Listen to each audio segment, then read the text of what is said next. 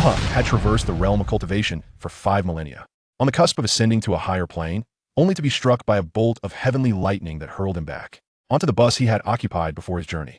All right, if I must die as the script dictates, I shall remain the sovereign of the cultivation world. Yet, in a flash of white light, Liu He found himself not dead, but instead alongside his classmates, transformed into heroes of an alternate realm. During the magical aptitude test, while his peers were hailed as prodigious talents brimming with innate magical ability, Liu He was branded the chosen one's shame, possessing an affinity for magic that was a resounding 0, a complete failure. Liu He chuckled, breaking through to the first layer of chi cultivation that very night. While his classmates toiled diligently to master spells, Liu He was already gliding through the city on a flying sword. Chapter 1. The script is incorrect. Liu He sat in his bus seat, surrounded by the boisterous chatter of his classmates. As he gazed out the window at the rapidly passing scenery, his thoughts drifted elsewhere. Just last night, he had returned. More precisely, he had returned from the realm of cultivation to this present earth. Once an ordinary high school student, his life had taken a fateful turn when he perished in a car accident. His soul transported to a world known as Qingxiao, a realm of immortals. Today was the day. According to his past experiences, the entire class would embark on a bus trip for a team-building exercise, only for the vehicle and its occupants to meet a tragic end in a catastrophic accident. Thus, Liu He found himself in the Qingxiao realm, where he struggled and thrived, living for a full 5,000 years. As for his return, Liu He described it as perishing in a struggle against the heavenly path. In simpler terms, he had failed his tribulation and was obliterated by heavenly lightning. Now, he had no intention of revealing to his fellow passengers what lay ahead. Firstly, they would likely not believe him. Secondly, Liu He himself yearned to return to the cultivation realm. Though life there was fraught with peril, it was also filled with hope. His cultivation advanced day by day, extending his lifespan and granting him glimpses of higher realms. But here, school, exams, work, marriage, childbirth, aging. A lifetime such as this seemed all too brief, with its conclusion clearly in sight. He had attempted to cultivate in this world, but it lacked the most vital element for practice: spiritual energy. Without it, even with his mind brimming with cultivation techniques, he could not manifest them. Thus, he had to return to S for how. It was quite simple. According to the script of his past life, he merely needed to die once more. This time, armed with the experience of his previous cultivation, he would evade all the pitfalls and forge straight toward enlightenment, completing the path to ascension he had left unfinished. As for the cost, he glanced at the 20-odd classmates chattering around him. Lippy, if it was their fate to face this calamity, he could not alter it with his current self. In any case, he was destined to die today, and no one could stop him. Hey, Liu He, what are you thinking about? A male classmate beside him handed over a bag of snacks. Liu He turned to look at the familiar youthful face, struggling to recall the name. After 5,000 years, the details of his time in the cultivation realm had grown hazy, let alone the memories of his life on Earth. He instinctively accepted the snack, his mind racing to dredge up recollections of this face that he remembered this boy as a good friend with whom he often gamed. What was his surname again? Wang, Li, Zhang, Zhao? He searched the recesses of his memory until a vague name surfaced. Thank you, Li Ming. The boy beside him was taken aback. You haven't woken up, have you, Liu He? What does your father's name have to do with anything? My name is Liang. Liang, have you lost your mind staying up late? Haha, I didn't sleep well last night. I'm a bit dazed, Liu He quickly explained. All right then, I know you too well. Come on, spill it. Are you smitten with some girl and lost in daydreams? He winked and gestured toward the few girls sitting at the back, huddled together, wearing headphones and occasionally bursting into laughter. Liu He followed his gaze. The lively youthfulness radiated from them. Everything seemed so beautiful. What a pity the sigh escaped Liu He's heart. These vibrant lives would soon vanish in mere hours that, of course, they would disappear while he sought new life. Nothing, just suddenly feeling that life is rather mundane, Liu He turned his head to the window and said softly, Mundane? This is the last group activity before graduation. How could it possibly be dull? Liang clearly did not grasp his meaning, opening another bag of snacks and crunching away. Once we get to university, everyone will scatter. It'll be hard to gather like this again. Liu did not respond further. University? All going their separate ways? Such terms felt as distant as ancient history to him. He had witnessed the fall of sects and the rise and fall of dynasties. The joys and sorrows of ordinary people no longer stirred any emotion within him. Yet he did ponder one thing. Was he the only one who had traversed worlds? What those classmates who had perished in the accident alongside him? Did their souls disperse instantly into true reincarnation? Or like him, did they venture to another realm? The cultivation world was vast, with countless sects and prodigies emerging. Could it be that one of his classmates had also traversed back in time, becoming a gifted disciple of some sect and now striving for foundation establishment or golden core? Shaking his head, he dismissed the absurd thought, best not to dwell on it. They were merely passengers on his road to return, nothing more. The bus glided steadily along, the highway sparsely populated, sunlight streaming through the windows, warm and inviting. The atmosphere inside was filled with joy. Some played cards, others listened to music, chatted, or slept, enveloped in tranquility. Liu He closed his eyes and silently began to count. He remembered clearly that the accident in his past life occurred around 2 in the afternoon.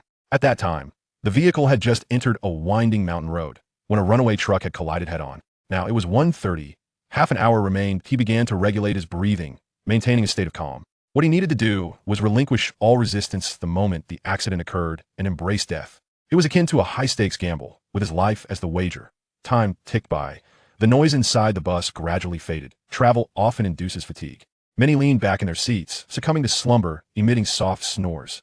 Liang, having tired of snacking, leaned against the window and drifted off, mumbling indistinctly. Liu He opened his eyes and glanced outside. The landscape had shifted. The flat plains were replaced by rolling hills. The road began to twist and turn. Here it comes, the mountain road. Liu He's heartbeat quickened slightly, not out of fear, but from exhilaration. He took a deep breath, forcefully suppressing the impulse. Patience, it's almost here. He watched the winding road ahead. Every curve, every sign was precisely as he remembered. 0.5 minutes remained. He spotted the yellow warning sign ahead that read, "Continuous sharp turns, slow down." This was the spot. Liu He instinctively straightened in his seat, clenching his fists tightly, his gaze fixated on the unseen curve ahead. The bus was quiet. Most classmates were asleep, blissfully unaware of the impending danger. Liu's eyes swept over their peaceful faces. The youthful, carefree visages, illuminated by sunlight, appeared so serene. Yet within his heart, he felt no remorse. This was fate. That my life is also your life. 0.3 minutes, 0.2 minutes, 0.1 minute. Liu witnessed a colossal red truck barreling forth from around the bend. Its speed unparalleled and utterly uncontrollable. Like a titan of steel, it surged towards their bus with an unstoppable momentum. "Watch out!" Someone inside the vehicle exclaimed, though the identity of the shouter was lost amidst the chaos. In an instant, a cacophony of voices erupted, as the sudden appearance of the truck left everyone in a state of shock. The driver swiftly maneuvered the steering wheel and slammed on the brakes, the tires emitting a piercing screech as they skidded across the asphalt, leaving behind a trail of black marks. All of this transpired in the blink of an eye. In Liu's eyes, the approaching front of the truck loomed ever closer. He could even discern the expression of sheer terror and despair etched on the truck driver's face. It was coming. Is this the sensation of death? It felt akin to the strike of heavenly thunder, an overwhelming sense of insignificance crushed beneath an absolute force. Unbidden, a peculiar smile curled at the corners of Liu's mouth. The plan had worked. Farewell, mundane earth. The realm of Qingxiao, your king has returned. Yet, just as the two vehicles were on the verge of collision, the front of the bus crumpling severely and shards of glass scattering perilously, Liu's smile froze in place. The anticipated excruciating pain failed to materialize. The expected sensation of his soul departing did not occur either. Instead, a gentle white light unexpectedly erupted from beneath everyone's feet, enveloping the entire cabin in an instant. Liu felt a sudden brightness before him, his body becoming weightless as though cradled by a warm and powerful force. He lost control over his own form, along with the 20 or so classmates who had just moments ago been screaming and weeping. All were completely engulfed by this radiant light. In that final moment, as the white glow consumed him entirely, the smile on Liu's face became frozen. What is happening? This was not part of the script. Chapter 2. A misstep within the sacred temple. An atmosphere of profound gravity enveloped the space. Above, a colossal dome adorned with an elaborate mural depicted the valiant struggle between a hero and a demon lord. At this moment, every gaze within the grand hall was intently fixed upon the magical array at its center. This intricate formation, composed of myriad colorful runes, embodied the essence of magical power accumulated over millennia. At the very heart of this array stood a young maiden clad in a flowing white robe, her staff raised high as she chanted an arcane incantation. She was the saintess, Aisha. Her complexion was notably pale, and beads of sweat adorned her forehead, clearly indicating the immense strain she was under. "Your Majesty, the saintess's magical energy is nearly depleted," an anxious elder mage in a white robe reported. The monarch, the weary middle-aged king, clenched his fists tightly upon hearing this. A millennium. This ritual could only be invoked once every 1,000 years. The last successful rite had summoned the legendary hero, sealing the demon lord and bestowing a millennium of peace upon the kingdom. Yet now, 1,000 years had elapsed. The demon lord was on the verge of awakening, and the demon horde threatened once more.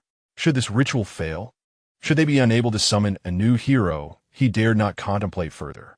Behind him stood his children, Prince Alan and Princess Lena, equally tense as they observed the unfolding events. The entire temple was ensconced in an eerie silence.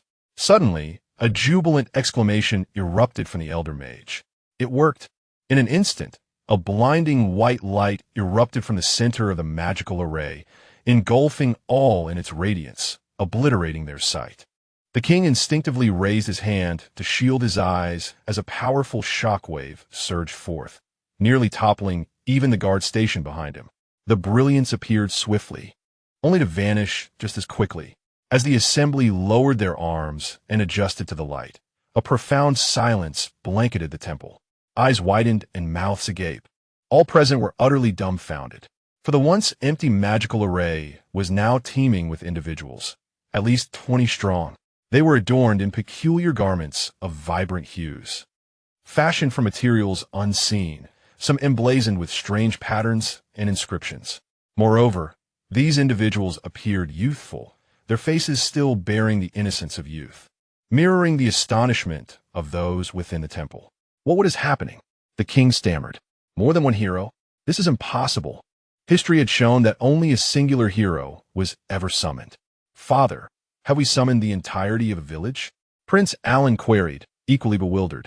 While chaos reigned on one side of the temple, the group of heroes at the center was not faring much better. Liu He felt as though the world were spinning around him, and when the enveloping white light dissipated and he found his feet planted on solid ground, he immediately opened his eyes. His expression was far more expressive than when he had braced for death in the carriage moments before. He was not dead, yet. He had not returned to the ethereal realm of Qingxiao either. He now stands within a resplendent grand hall, surrounded by a contingent of armored soldiers, alongside a few figures who appear to be nobles. At the forefront are an elderly gentleman with white hair and a strikingly beautiful yet pallid young girl. Where's this place? What realm have I been transported to? Is this still the Qingxiao? Goodness, where on earth am I? Did I not just have a car accident? How did I arrive here? My head is spinning. Could we be dead? Is this heaven or hell? Look at their attire. How peculiar. It's as if we are in a theatrical performance. The cacophony of startled exclamations from the surrounding students rises and falls. Liang, who had been dozing moments ago, is now thoroughly awakened by this unexpected turn of events. What is happening? Have we arrived at a service area? This service area has a rather unique decor. Liu He's gaze swiftly traverses the entire hall. He observes the mural on the dome, the exquisite armor of the guards, the astonishment in the king's eyes, and the magical array. This is not Earth. It is unequivocally not. Earth does not possess such formidable energy. Yet, this is also not the Qingxiao realm. Hence, a question arises. The realm he fervently wished to return to has eluded him, leading instead to this enigmatic location. This is not how the narrative was supposed to unfold. His meticulously devised plan for rebirth has been utterly thwarted by an inexplicable beam of white light. What is the meaning of this? Is this some sort of jest? Just as the atmosphere is steeped in mutual bewilderment, the breathtaking young girl at the edge of the magical array stirs. She suppresses her bodily weakness and steps forward toward the panicked visitors from another world. Despite her pale complexion, her gaze exudes an unsettling calm that transcends her years. Her presence acts as a soothing balm, quieting the previously agitated temple guards and instinctively silencing the raucous students. All eyes converge upon her. The girl bows slightly before the diverse assembly of youths and speaks. Brave ones, welcome to our world. At her words, a wave of astonishment ripples through the crowd once more. However, this time, it is only the students who react in astonishment. Brave ones? Did she just refer to us as brave ones? Who? Me? Don't be ridiculous. I barely passed gym class. What does being a brave one entail? Is it akin to being a hero who battles monsters? Dear sister, you must have mistaken us. We are merely high school students out for a team-building exercise. Liu He furrows his brow. Brave ones? It sounds like a title bestowed upon the chosen saviors. He is not particularly fond of this appellation. Aisha, seemingly anticipating their reaction, pays no heed to their murmurs and speaks again, her tone imbued with earnestness. I understand that this is all very sudden, and you may find it difficult to comprehend. But please believe me, we harbor no ill intentions. Summoning you here represents our last hope. Our world is on the brink of an unprecedented crisis. The Demon King is on the verge of breaking the seal, and when that occurs, the entire world will be plunged into catastrophe. According to ancient prophecies, only a hero from another realm possesses the power to vanquish the Dark Lord. Thus, we have exhausted a millennium of our kingdom's resources to conduct this age-old summoning ritual. Inviting you all here, we earnestly beseech you, valiant heroes, to extend your hands and assist our world in defeating the malevolent Dark Lord and rescuing our people. Upon finishing her plea, she bowed deeply once more. The grand hall fell into an eerie silence. The students stood dumbfounded. The Dark Lord? The demon race? Saving the world? What is this? More absurd than the calamity itself. Chapter 3. Enough noise. I must be dreaming. Yes, I surely haven't awakened yet. This is utterly ludicrous. Even more so than any novel I have ever read. Most individuals struggled to come to terms with reality, as the leap from ordinary high school students to brave saviors of another world was indeed monumental. Just as the crowd remained ensnared in confusion and the saintess felt somewhat at a loss, a voice rose above the murmur. I have several inquiries. It was Liu He. He stepped forward, emerging from the throng. His presence immediately captured everyone's attention. The people near the sanctuary were astonished at how this black-haired youth could remain so composed amid such chaos. Meanwhile, his classmates felt as though they had found their anchor. They noticed that Liu He appeared entirely unafraid, exhibiting remarkable calmness. Liu He paid no heed to the gazes surrounding him, his eyes fixated on Aisha. After all, he had lived for 5 millennia and traversed realms twice. Although he had cursed fate time and again in his mind, outwardly, he accepted this absurd reality in under a minute. Complaining was now futile. The paramount concern was to ascertain the nature of this place, how to survive, and perhaps even how to find a path back home. His life creed had never been one of passive acceptance, but rather proactive engagement. Seeing the calm determination in Liu He's gaze, Aisha paused slightly before nodding. Brave hero, please proceed. Where are we? Liu He asked directly. This is the kingdom of Orlan. Within the sanctuary, Aisha promptly replied. What exactly is this Dark Lord? How formidable is he? Liu He continued to press, his inquiries piercing to the core. This question darkened the king's expression gravely. He stepped forward, speaking in a grave tone. The Dark Lord is the supreme ruler of the demon army, possessing the malevolent power to annihilate all. Even our kingdom's most elite legion falters before him. His strength approaches that of a divine. Divine? Intriguing. Liu He raised an eyebrow. This description evoked memories of the legendary cultivators from the Qingshao realm who had successfully ascended. He, who had failed his tribulation, was but one step away from that pinnacle. After the king spoke, he added, to summon you all, the sanctuary has expended a millennium's worth of stored magical energy, and the saintess has sacrificed a significant portion of her life force. You are the final hope of this kingdom. This declaration elicited expressions of heartache from those within the sanctuary, while Liu He's classmates cast sympathetic glances toward Aisha. Subsequently, Liu He posed the final question, the one that weighed most heavily on his mind. Is there a way to return? This inquiry plunged the entire assembly into an immediate hush. Every student turned their anxious gaze towards Aisha, awaiting her response. After a moment of silence, her expression bore a look of remorse as she replied, I am sorry, but the ancient texts do not record any method for returning. Louis's heart sank. No record? No way back. He fell into silence.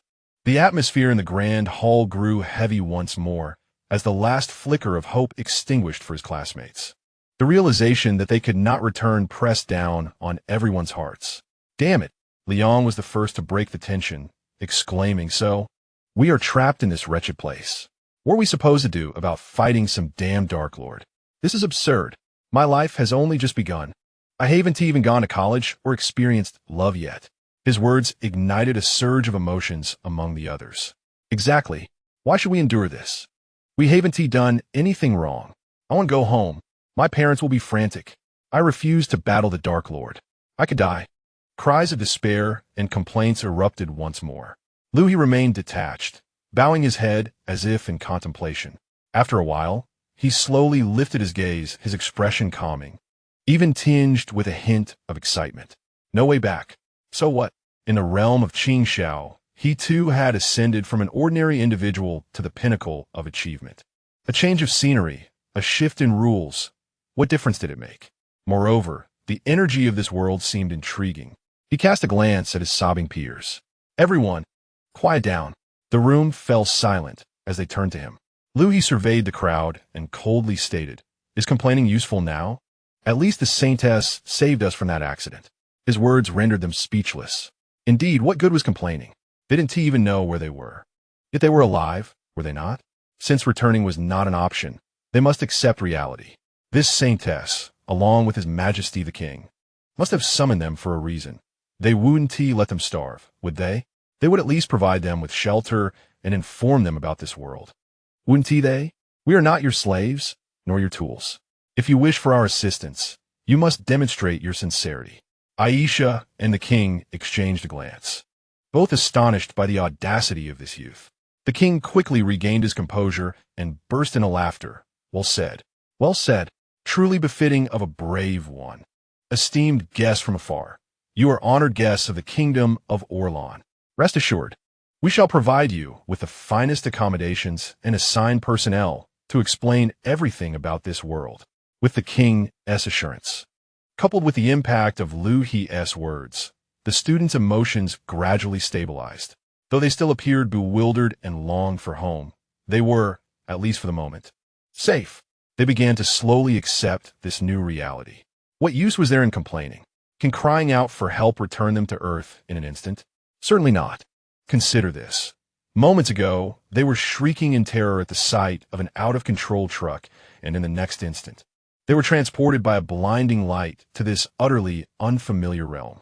According to the maiden and the king, they were rescued from an inevitable fatal accident. With this realization, much of their resentment dissipated, replaced by a profound sense of gratitude for having survived, along with complex feelings towards the frail girl before them. She appeared only slightly older than they, yet it seemed she had expended considerable strength to bring them here. Regardless, she was their savior. The tense atmosphere of confrontation within the hall began to ease. The king, perceptive to this shift, relaxed his previously taut demeanor. He understood that this was not the moment for negotiations or commands. This group of adventurers from another world were, after all, still rather young. What they needed most was reassurance. Having traveled from afar, you must be weary, he continued. Words alone cannot adequately convey the gratitude of the kingdom of Orlan. Allow me to prepare a modest feast for you, a token of hospitality. During the banquet, we shall arrange comfortable accommodations for you and provide detailed insights into this world and the challenges we are to face together. But before that, please allow me to escort you to the palace. His words were thoughtfully chosen, expressing gratitude while offering promises, and most importantly, directly addressing the essential matters of sustenance and shelter. The students' stomachs audibly protested. Having set off in the morning, they had scarcely eaten anything substantial apart from a few snacks. After a series of harrowing experiences, each one felt both famished and fatigued. Chapter 4. Playing the expert never mind. Let's fill our stomachs first, Liang said, patting his belly, the first to respond. With him leading, others nodded in agreement. After all, they were alive and had food awaiting them. This was undoubtedly the best scenario they could hope for at the moment. The king nodded in satisfaction and turned to the captain of his guards, instructing, "Prepare the scaled oxen carriage to escort our esteemed guests back to the palace." "Yes, your majesty," responded the captain, departing promptly. Scaled oxen? The students exchanged curious glances, wondering what kind of unfamiliar creature this could be. Liu He raised an eyebrow, intrigued about what unique wonders this Western-style world might present. Before long, the captain returned, accompanied by several guards clad in silver armor. They led not horses, but a creature that left all the students utterly astonished. It was a colossal beast, roughly the size of an adult bull, its body adorned with cerulean scales. Its head bore a resemblance to that of a lion. It sported a pair of spiraled horns, with robust limbs to match. What on earth is this? Is it a special effect? One boy exclaimed, unable to contain his astonishment. How magnificent! Those scales are incredible. Several girls in the front row even pulled out their phones, enthusiastically snapping pictures of the majestic creatures. This is the scale bull beast, one of the primary modes of transportation in our kingdom. Prince Onlun proudly introduces beside me. They possess a gentle disposition and can run with remarkable speed, reigning as the kings of the land. The students, however, were entirely captivated, their attention wholly absorbed by these fantastical creatures they had only encountered in films and games. One brave soul mustered the courage to cautiously extend a hand, attempting to touch the gleaming scales. The scale bull beast merely let out a gentle snort, releasing a puff of warm air, showing no signs of aggression. This reassured everyone, and they eagerly gathered around, chattering excitedly like a group of elementary school children visiting a zoo. Only Liu He remained stationary, his expression inscrutable. The scale bull beast? In his eyes, it barely qualified as a spiritual beast, at best a mundane creature with a rather unique lineage. Thick-skinned, strong, and swift, that was all it was. Compared to the eloquent demon lords he had encountered in the realm of cultivation, it paled in comparison. He had seen far more exotic beasts than these classmates had seen pigs. Before long, several elegantly designed carriages were brought forth. The carriages were crafted from an unknown white wood, intricately carved with elaborate patterns, their windows made of transparent crystal, exuding both sturdiness and comfort. The guards opened the doors for the students, who, filled with curiosity, boarded the carriages in succession.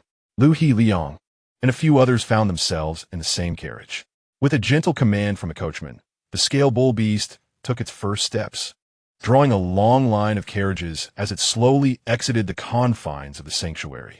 Inside the carriage, Liang and several boys excitedly pressed their faces against the crystal window, exclaiming at the sights beyond.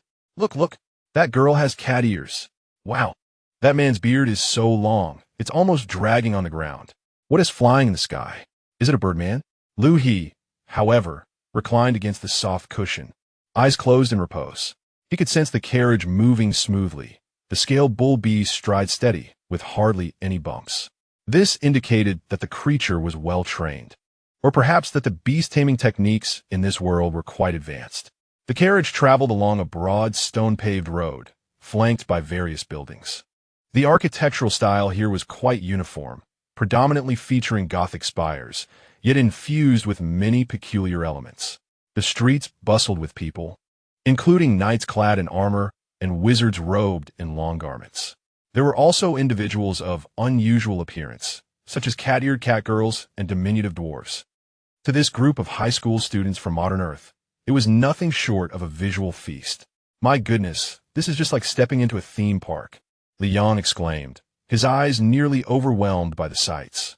Liu He, look, they're S.A. Catgirl. Liu He merely cast a fleeting glance before closing his eyes again, though his mind was busy analyzing the information about this world.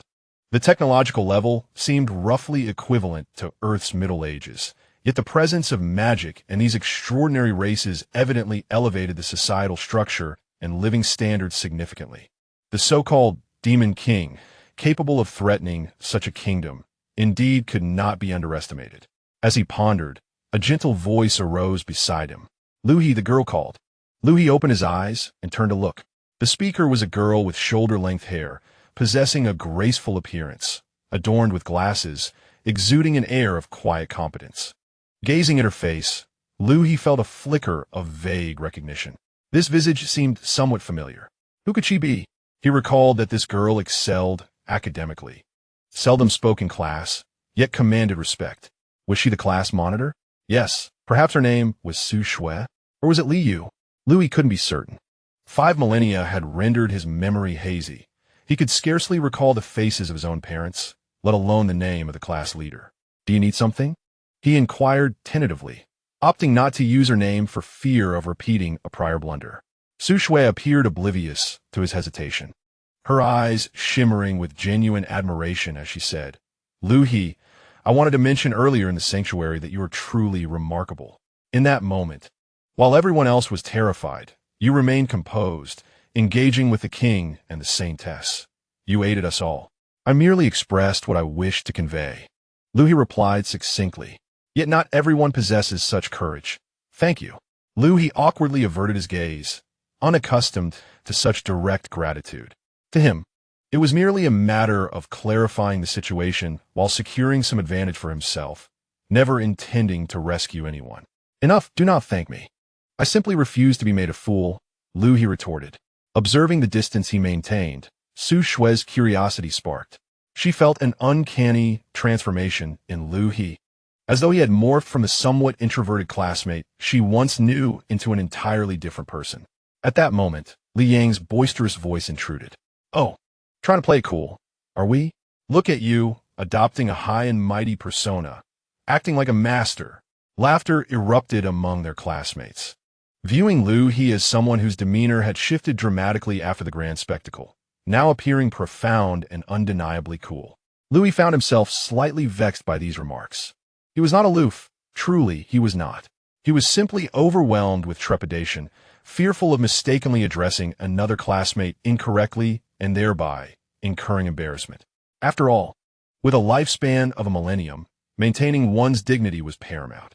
Thus, his current strategy with these simultaneously familiar and unfamiliar peers was to speak less, act less, and remain quietly observant. He sighed softly, resolving to disregard his youthful classmates, and resumed gazing out the window. The carriage traversed the bustling city, and the scenery ahead suddenly expanded. A magnificent castle, beyond description, radiated a breathtaking luminosity. The palace had arrived. Chapter 5. Magic before them. The grand gates of the palace slowly swung open. Crafted from pure gold, the doors towered at a staggering 10 meters, bathed in the glow of the setting sun. The entire structure shimmered with golden brilliance. Wow! The sight before this group of high school students from the information-saturated era rendered them momentarily speechless. They stepped into an exceedingly opulent grand hall. Oh my goodness, how much did this renovation cost? This is even more extravagant than in the movies, a young girl whispered, her eyes wide with astonishment. The king stood at the front of the hall, appearing quite pleased with the reactions of these visitors from another world. Brave adventurers from afar, please take your seats. Do not feel too constrained. Today, you are the most esteemed guests of the kingdom of Orlon. Following his gesture, the guests beheld several grand dining tables set up in the center of the hall, adorned with gleaming silverware, each table spacious enough to accommodate a dozen people. With a mix of curiosity and a hint of trepidation, the students found their places to sit. Liu He, Liang, and a few close friends naturally gathered at one table. Su Shui sat not far away, her gaze occasionally drifting towards Liu He. Further away, Prince Anlun and Princess Lina also occupied a table, observing the group of adventurers with keen interest.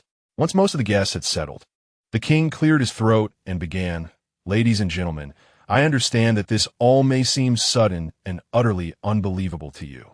You have been forcibly summoned from your familiar world, and I am sure your hearts are filled with confusion, anxiety, and even fear. Therefore, before the food is ready, I invite you to voice any questions you may have. We shall provide answers to all that we can.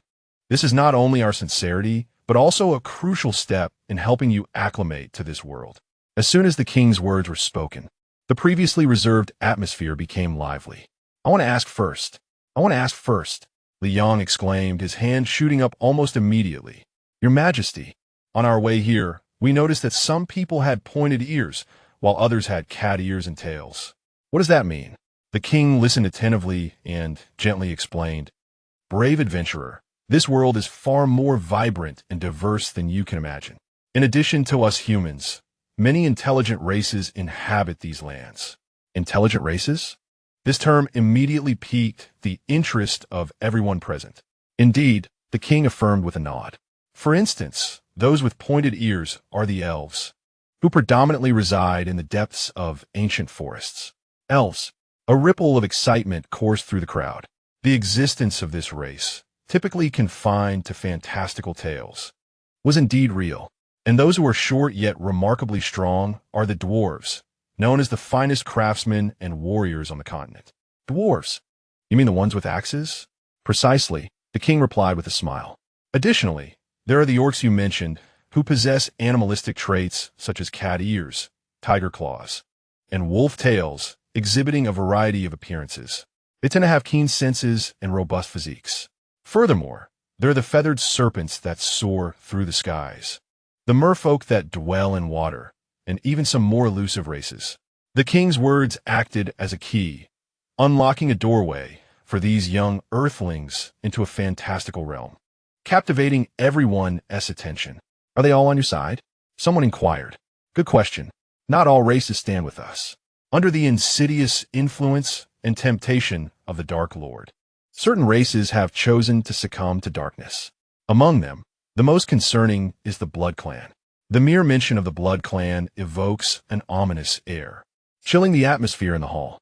Indeed, the Blood Clan sustains itself by feasting on the blood of living beings, wielding strange yet formidable powers and exhibiting remarkable vitality. They serve as one of the Dark Lord's minions and are a common foe to our kingdom of Orlon, as well as the Elven and Dwarven races. We have forged an alliance with the Elven and Dwarven kingdoms. For millennia, we have stood united against the onslaught of the demon race, safeguarding the order and light of the continent. Now, as the Dark Lord nears his resurrection, we fight side by side, drenched in blood to resist. The purpose of summoning you all here is to enlist you in this war that will determine the fate of the world. The king's words rang with conviction, instantly awakening the students from their initial excitement and curiosity to the harsh realities of this world. What about magic? Does this world truly possess magic? For instance, the casting of fireballs or the launching of ice arrows. Upon the utterance of this question, nearly every student held their breath, their eyes brimming with desire. This is magic, the supernatural power that countless individuals have fantasized about since childhood. A smile graced the king's face as he turned to the old mage who had been standing quietly at his side. Regarding magic, I believe our kingdom's grand mage, Master Green, is better suited to elucidate these matters to you. All eyes swiftly focused on the venerable elder known as Master Green, initially resembling a statue in his stillness. He nodded slightly when called upon and began to address the inquiries of the eager students. Brave souls, magic is one of the fundamental cornerstones that govern the workings of this world. It is the energy that flows between heaven and earth, serving as a bridge for communication between humanity and the will of the world. It exists in reality and is omnipresent. There are numerous types of magic, with elemental magic closely linked to the forces of nature being the most prevalent. For instance, the flame magic that incinerates all it touches, and the frost magic that conjures ice and snow. Beyond elemental magic, there exist more intricate and rarer forms, such as illusion magic that creates phantasms, and, as legends suggest, spatial magic that can tear through dimensions. Although the latter is exceedingly rare and demands an exceptionally high level of skill from its practitioners, it undeniably exists at the very pinnacle of this world. Spatial magic, teleportation, instantaneous movement. My word. The king observed the exhilarated adventurers and nodded in satisfaction, seizing the moment to continue. What Master Green has stated is indeed true. Magic is one of the most vital forces in our struggle against the demon race. Furthermore, you esteemed guests from another world, according to ancient prophecies, typically possess magical talents and potential far surpassing that of ordinary individuals in this realm. Therefore, after the banquet, we shall immediately conduct tests to assess your magical aptitude. Tests for magical aptitude. Is it true? How marvelous. Shall I become a mage? Just the thought of casting fireballs is exhilarating. The entire hall erupted with fervor. The students were utterly electrified. The prospect of wielding extraordinary powers lay tantalizingly within reach.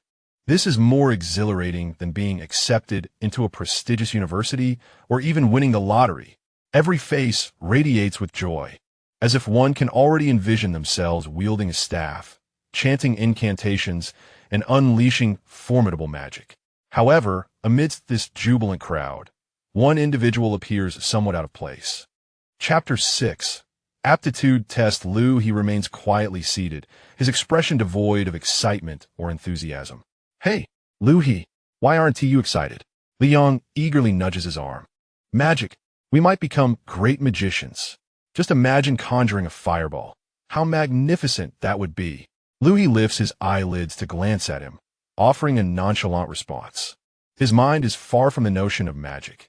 Instead, he is preoccupied with something of greater significance. His unusual calmness stands in stark contrast to the fervent atmosphere surrounding him. Su Shui, seated not far away, keenly observes Liu He's demeanor. Since their time in the temple, Liu He has exhibited a distinct difference from others.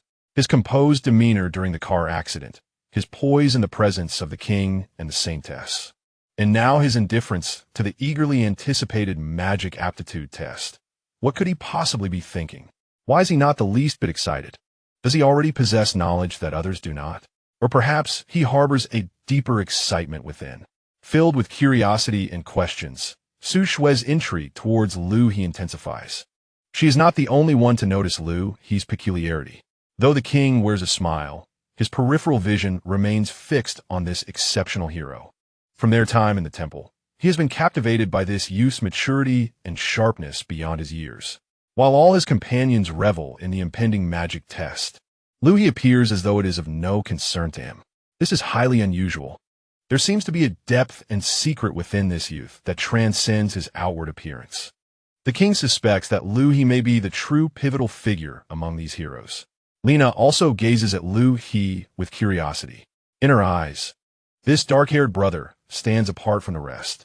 While others are brimming with excitement and anticipation, his expression remains tranquil, as if he is contemplating a complex dilemma. Though he dons the same peculiar attire, he exudes an indescribable aura. Lina tilts her head, her beautiful eyes sparkling with curiosity. Master Green, the Grand Mage, squints slightly.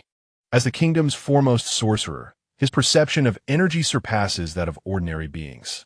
Despite the distance, he senses a certain gravitas emanating from this seemingly ordinary youth, as if he possesses an essence forged through countless ages. This fleeting sensation passes so swiftly that he questions its veracity. Yet, Liu He's tranquility, so at odds with his youth, is indelibly etched in his mind.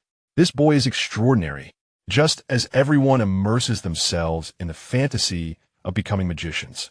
And as the king, princess, Grand Mage, and Su Shui each develop a profound interest in Liu He, a rich aroma suddenly wafts through the air. The rumbling sounds of stomachs echoed throughout the hall, a symphony of hunger that interrupted the daydreams of the students. They turned their heads in unison towards the source of the irresistible aroma wafting through the air. The side door of the banquet hall swung open, revealing a procession of impeccably uniformed servers, each bearing vast silver platters laden with dishes concealed beneath gleaming lids. The servers moved swiftly and gracefully between the tables, placing the covered dishes upon the long dining table. With a gentle chime, the first silver lid was lifted, unleashing a chorus of awestruck gasps from the assembly. The enticing fragrance enveloped the room, boldly invading every nostril and awakening their famished bellies. The tables overflowed with delectable dishes, each more enticing than the last. Li Yang's eyes widened in astonishment, his throat involuntarily bobbing as he nearly salivated. "I am starving. I could die of hunger," exclaimed a girl, clutching her belly as she gazed at a roasted leg of beast, her eyes sparkling with delight. The king surveyed the eager faces of the assembled heroes, who appeared as though they had not eaten in days, and a warm smile graced his lips. Rising once more, he declared with a resonant voice, "Brave warriors, please, do not hold back. Savor the lavish feast prepared for you by the kingdom of Orlan. Food will replenish your strength and soothe your spirits. After this banquet, we shall conduct your magical aptitude assessments." "Thank you, your majesty. Let's eat." With the king's words still reverberating in the air, the formalities were forgotten. The students, resembling famished refugees, descended upon the spread of food with fervor. Liu He surveyed the magnificent feast before him, then glanced at the plentiful fare on his own plate.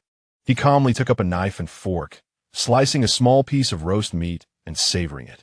The meat was tender and juicy, seasoned to perfection. Indeed, it was delicious.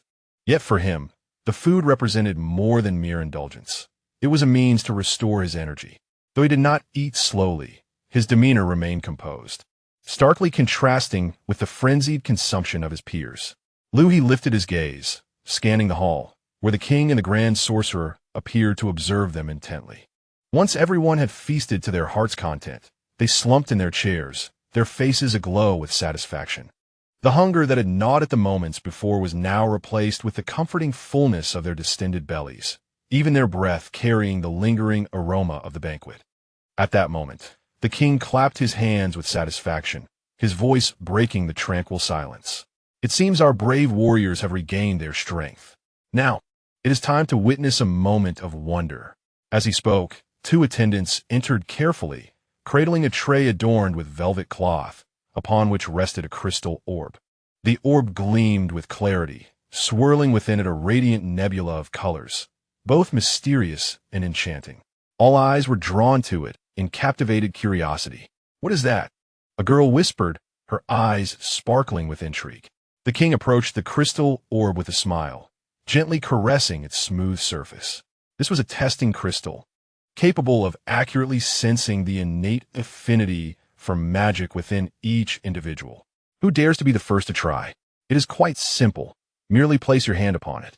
The word first seemed to possess an enchanting quality. Just as everyone hesitated, a resounding voice shattered the silence. I'll go. I'll go." It was none other than Liu, leaping from his seat with enthusiasm. He had been brimming with energy, and now he finally had the opportunity to shine. Haha. Allow me to demonstrate what it means to be the chosen one. Liu. Striding towards the crystal orb while casting cheeky glances back at Liu He and the others. Leaning against his chair, Liu He observed the scene, lost in thought. Chapter 7. The no-magic physique Liu stood before the crystal orb, taking a deep breath as if preparing for a monumental feat. He adjusted his collar and, with an expression bordering on the sacred, slowly extended his right hand. With a resounding shout, he slapped his palm against the surface of the orb. 1 second. 2 seconds. Nothing happened. The smile on Liu's face faltered, and he awkwardly glanced back at the king. Your Majesty, why is there no reaction? Just then, the testing crystal suddenly emitted a deafening buzz, followed by a blinding red light that erupted from within. This brilliance bathed the entire grand hall in a crimson hue. Everyone was startled by this sudden turn of events, instinctively rising from their seats, eyes wide with astonishment. Superior fire affinity. It is superior fire affinity. Master Green, the Archmage, exclaimed with excitement, his beard trembling. I have not witnessed such pure fire affinity in decades. The king's face also reflected unabashed admiration as he laughed heartily. Excellent. Excellent. Brave one, congratulations. You are naturally an extraordinary fire mage. Meanwhile, at the center of the spectacle, Liu stood utterly dumbfounded. He stared at his hand, then at the radiant red light, completely bewildered. After several seconds, he finally came to his senses.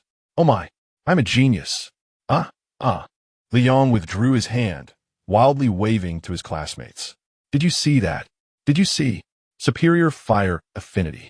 From now on, I shall be the fire god. Anyone who dares to provoke me, I shall set their house ablaze.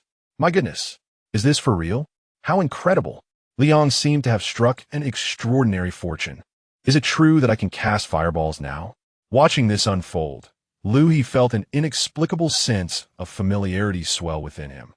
This scene mirrored the testing of new disciples in the Qingxiao realm, where a similar item was used to assess one's potential, radiating brilliance and eliciting joy for some and despair for others. He couldn't help but chuckle inwardly. A different world, yet the essence remains unchanged. Indeed, every realm has its own unique affinity. With Liu, the chosen one, setting an impressive precedent, the previously anxious students now appeared invigorated, each eager to raise their hands in fervent enthusiasm. I am next. It is my turn. The testing commenced in earnest. One by one, students approached the testing crystal, pressing their hands upon it.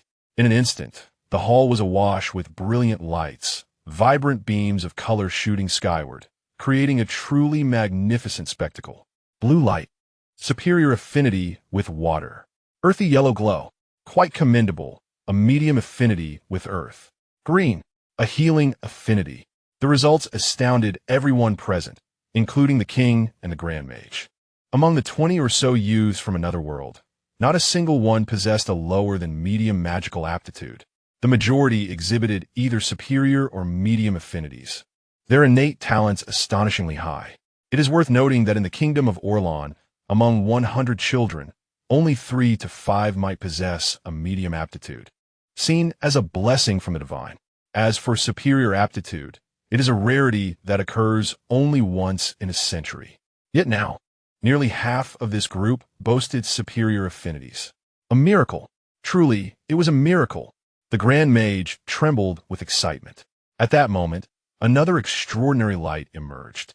A soft lavender hue, unlike the abrupt bursts of the others, flowed gently around the crystal sphere, as if drawing the onlookers into a dreamlike state.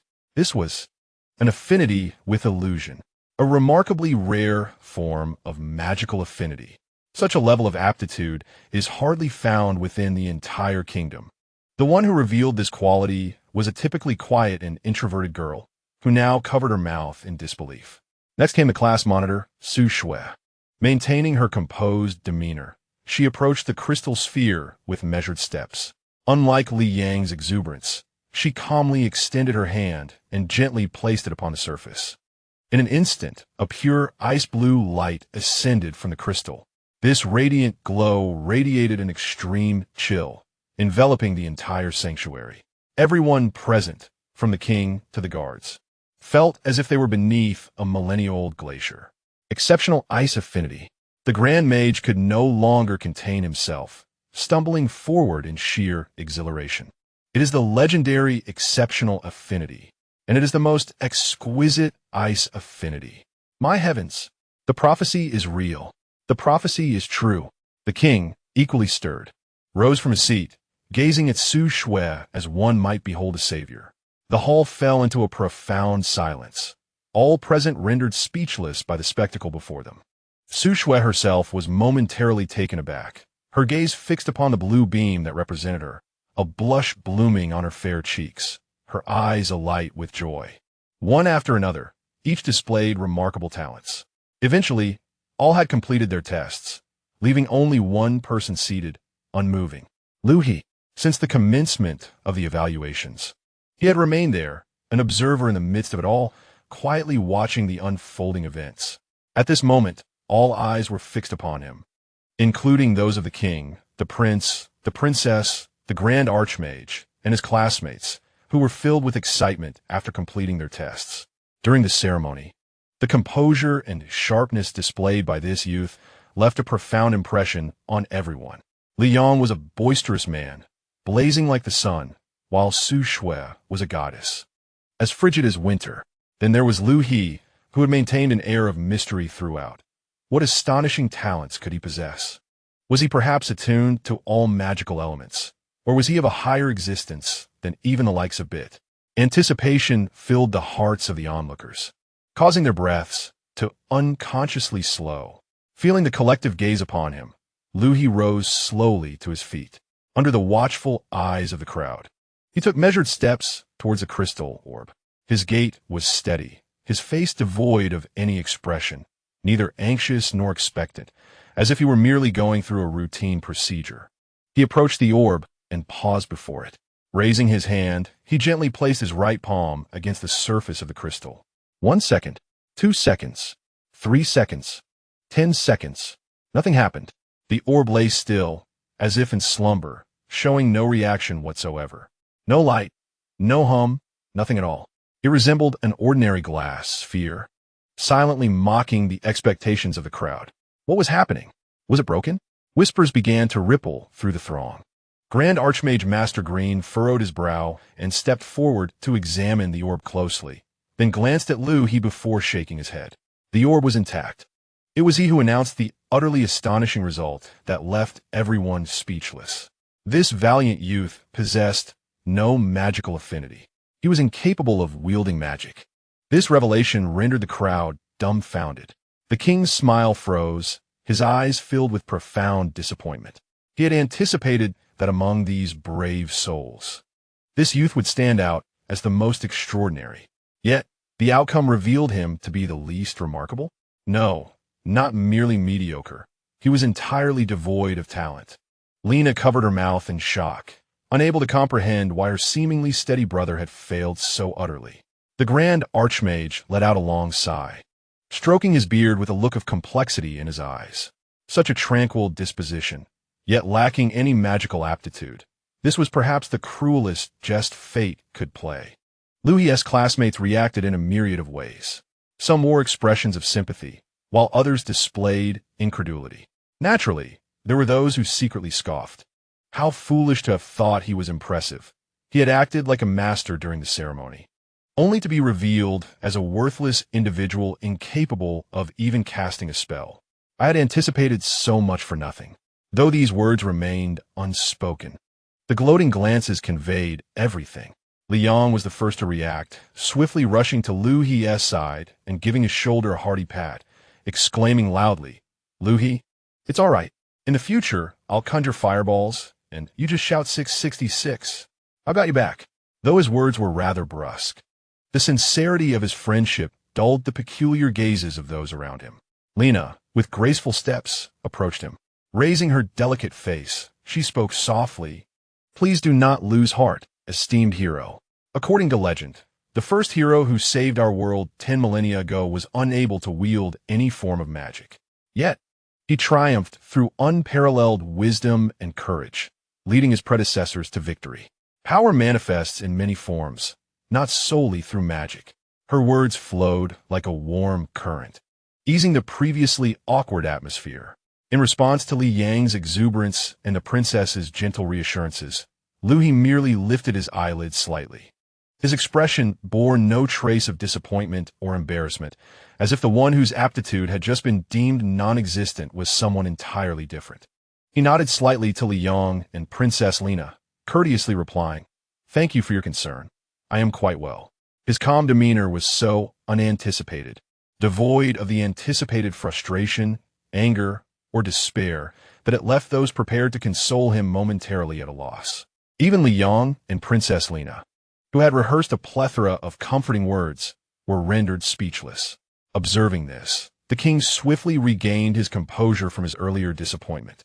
After all, he was a sovereign, possessing a breadth of character and grace that surpassed that of ordinary individuals. With a hearty laugh, he broke the tension. All right. The test has concluded. Regardless of the outcome, you are all esteemed guests of the Kingdom of Orlan, the hope for our world's salvation. Now, as night has fallen, I have prepared comfortable chambers for each of you. Please follow the attendants to rest. Tomorrow, we shall formally commence your instruction, assisting you in swiftly mastering your powers." He waved his hand, and a line of attendants in neatly pressed uniforms entered. "Please, brave heroes, follow me." Although the students still pondered the test results, the prospect of beginning their studies in magic the following day reignited their excitement, and they chattered animatedly as they followed the attendants out of the resplendent hall. Liu He, too, blended into the crowd, walking at a leisurely pace. They were led to a row of independent courtyards in the palace's rear. The environment was serene, each building exquisitely crafted, adorned with a small garden at the entrance. "Esteemed heroes, each of you shall have your own dwelling. Please rest well," the attendant respectfully announced. The students cheered, each finding their designated room marked with their name and eagerly pushing the doors open. Liu He also located his own room. He opened the door and stepped inside. The chamber was spacious, with a lovely view of the palace's nighttime splendor outside. The door behind him was gently closed by the attendant. The entire world seemed to quiet down. Chapter 8. Spiritual energy. The floor was carpeted with soft fabric, and a grand bed draped with silk curtains was positioned at the center of the room. Liu He approached the bed and fell back, sinking into the plush mattress. It was blissful. This was the first moment he had truly relaxed since returning to Earth and arriving in this other world. Yet, his mind refused to rest. The summoning of over 20 classmates had indeed taken him by surprise. His meticulously planned return was unexpectedly disrupted by a sudden collective transcendence. However, it cannot be said that his plans were entirely thwarted.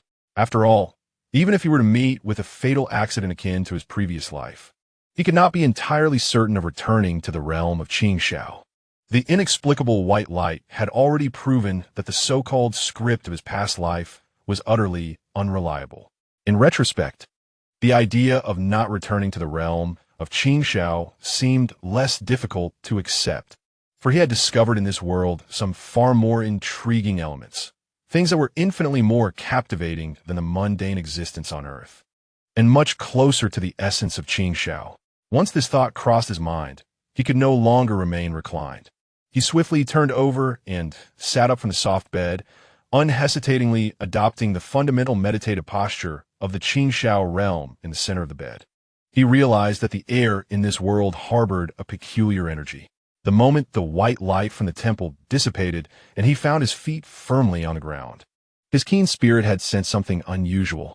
The atmosphere was imbued with floating specks of light, akin to motes of dust, existing everywhere. Red, blue, yellow, cyan, and a myriad of indistinguishable colors intertwined, forming the foundation of this world's magical system. The fluctuations emitted by these luminous points bore an astonishing resemblance to the spiritual energy he was well acquainted with, almost 8 or 9 parts similar. No, it was not merely a resemblance. With his eyes closed, Liu He concentrated intently, fully engaging his spiritual awareness to perceive the surroundings. Moments later, a tempest of realization surged within him. This was not merely similar, it was evidently a different manifestation, or perhaps a variant of spiritual energy. Its abundance surpassed even the most elite realms of his memories by several folds. Yet, it appeared that the beings of this world utilized this energy in an entirely different manner. They referred to it as magic, relying on a so-called affinity for magical power to guide and combine these energies, resulting in specific spell effects. In contrast, the realm of Qingxiao absorbed celestial spiritual energy through spiritual roots, circulating it through the meridians, refining it into spiritual power, and storing it in the Danshan to strengthen oneself and pursue the path of the heavens. Despite the cultural disparity and the fundamentally different systems, the foundational energies constituting these worlds were surprisingly similar. This revelation ignited a bold idea within Liu He. If the fundamental energies were akin, could the cultivation techniques of the Qingxiao realm be applicable in this world? Could he circumvent the magical affinity of this world and directly employ his cultivation methods to refine these dynamic elements? If successful, it would signify a renewed journey along the path of cultivation in this foreign realm. It would mean that his past experiences and the countless supreme techniques stored in his mind would no longer be mere relics. It would indicate that he possessed the means to establish his existence in this world, even to ascend to new heights. As for the demonic king, who was nearly divine, he held no concern. Should that being dare to obstruct his path to immortality, Liu He would not hesitate to extinguish him effortlessly. With these thoughts in mind, he no longer hesitated. He immediately quelled all chaotic thoughts and turned his focus inward. He was searching, seeking to determine whether there still existed a spiritual root within his current body. In his past endeavors on Earth, he had attempted countless times, all yielding results steeped in despair. The spiritual essence of Earth had become as barren as greenery in a desert, rooted yet devoid of water. Even possessing a spiritual root would not allow one to sense anything. However, now, in this energy-rich alternate realm, the circumstances were entirely transformed. He held his breath and commenced the well-known technique of energy absorption from the Qingxiao realm. This method was exceedingly simple, designed solely to assist novices in sensing and initially absorbing the spiritual essence of heaven and earth. Yet, at this moment, it was pivotal for validating his hypothesis. Initially, there was no response whatsoever. The vibrant motes of light around him continued to dance energetically, indifferent to his feeble pull. They seemed more drawn to those with affinity for magic, feeling alienated and repelled by this cultivation technique from another world. Nevertheless, Liu He remained undeterred. His patience was ingrained in his very being. He tirelessly repeated the energy absorption technique, diligently employing his consciousness to capture the most active energy motes. He adjusted the rhythm of his breathing, attempting to resonate with the frequencies of heaven and earth, striving to immerse himself in this ocean of energy. Time gradually passed. Beads of sweat formed on his forehead. Maintaining such intense concentration for prolonged periods was quite a burden for this unenhanced physical form. Yet he did not cease. Unbeknownst to him, time slipped by, perhaps a quarter of an hour or even longer. At last, a yellowish energy mote, under his relentless guidance, seemed to surrender its resistance. Following closely was a second mote, this one blue. It was as if they had discovered a breach and began to enter his body one after another. Though few in number and the process agonizingly slow, undeniably, energy was being absorbed. He had succeeded. This path was indeed viable. The cultivation methods of the Qingxiao realm were equally applicable in this world dominated by magic. Moreover, he felt a surge of joy upon realizing that his body truly possessed a spiritual root, although it was merely the lowest grade 5 spiritual roots, considered inferior in the Qingxiao realm, resulting in sluggish cultivation speed. Compared to his former life-vest talents, it was a stark contrast. Yet, as long as there existed a spiritual root, he possessed the key to entry. Alas, on earth, the lack of spiritual essence rendered even a spiritual root futile. Otherwise, he would not have to exhaust himself to return, for he could have directly cultivated to immortality on earth. As the initial few energy motes entered his body, subsequent absorption appeared to flow more smoothly. The foreign spiritual essence that had been absorbed began to traverse along the guiding paths he remembered, albeit at an exceedingly slow pace. He cautiously attempted to refine them according to the principles of the energy absorption technique, seeking to extract the essence and transform it into spiritual power he could wield. The process remained arduous. These energy motes possessed differing attributes and seemed to repel one another, far less easily tamed than the relatively gentle and balanced spiritual essence of the Qingxiao realm. However, his 5 spiritual roots in this instance became an advantage, allowing for a degree of tolerance towards various attributes of energy. Though chaotic, at least it would not lead to immediate demonic deviation due to attribute conflicts. Direct absorption and refinement may not match the efficiency of a specialized mage. However, the path of cultivation lies in embracing the vastness of the universe and transmuting all things for one's own use. He contemplated his classmates, who had tested various affinities for magical power, each one brimming with excitement as if they had struck gold. He wondered if they possessed spiritual roots. Once he reached a certain level of cultivation, he could discreetly probe their physiques with his divine sense. Perhaps these classmates, whom he regarded as mere passers-by, would prove unexpectedly useful in the future.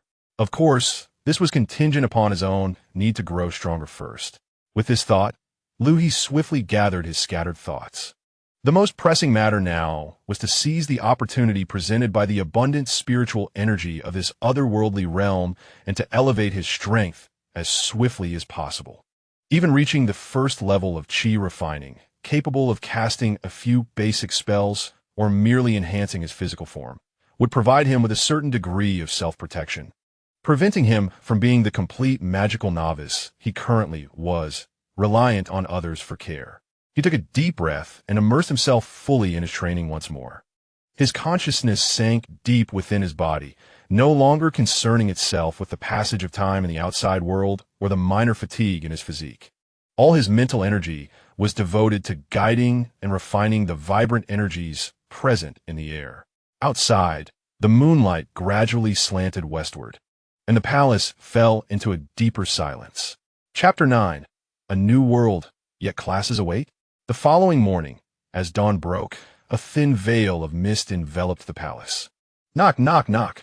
The crisp sound of knocking roused Liu He from his semi-conscious state of meditation. He slowly opened his eyes, a fleeting glimmer of brilliance flashing within them. He had spent nearly the entire night attempting to channel and refine the spiritual energy of this world. though progress was as slow as a snail's pace.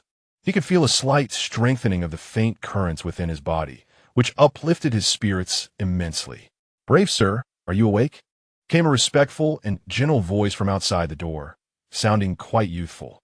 "Breakfast is ready, and shortly, a court instructor will come to explain the fundamental aspects of this world to you and your fellow heroes." Liu He rose, stretching his somewhat stiff limbs from sitting cross-legged for an extended period. He opened the door to find a young girl, approximately 15 or 16 years old, clad in a tidy servant's uniform. "Understood. Thank you," Liu He nodded. The servant slightly bowed, replying, "You are too kind. This is our duty. Please take a moment to prepare, as someone will escort you to the lecture hall in half an hour." A similar dialogue unfolded simultaneously at the entrances of various small courtyards in the palace's rear hall. These attendants had evidently undergone rigorous training, demonstrating decorum in their speech and actions, reflecting the royal family's respect and politeness toward esteemed guests. Half an hour later, the well-fed heroes were led into a spacious and elegant lecture hall. Unlike the extravagance of the banquet hall from the previous evening, every detail here was meticulously curated. In the center of the room, more than 20 comfortable cushioned chairs were neatly arranged, with a slightly elevated podium in front and a smooth blackboard standing at the back, accompanied by several chalk-like implements. "Brave warriors, please take your seats," announced the attendant, who then quietly stepped aside. The students exchanged glances, most opting to sit in the central positions. Liu He chose a corner seat by the window. "Goodness, this atmosphere feels reminiscent of returning to a school classroom," whispered Li Yong, nudging Liu He with his elbow. Liu He remained silent, scanning the entire room. He noticed a few taller chairs at the back, near the entrance's shadow, occupied by two individuals. One was the esteemed Grand Mage Green, who had introduced them to the magical system at the banquet last night, and the other was a middle-aged man clad in pure white official robes, wearing a serious expression.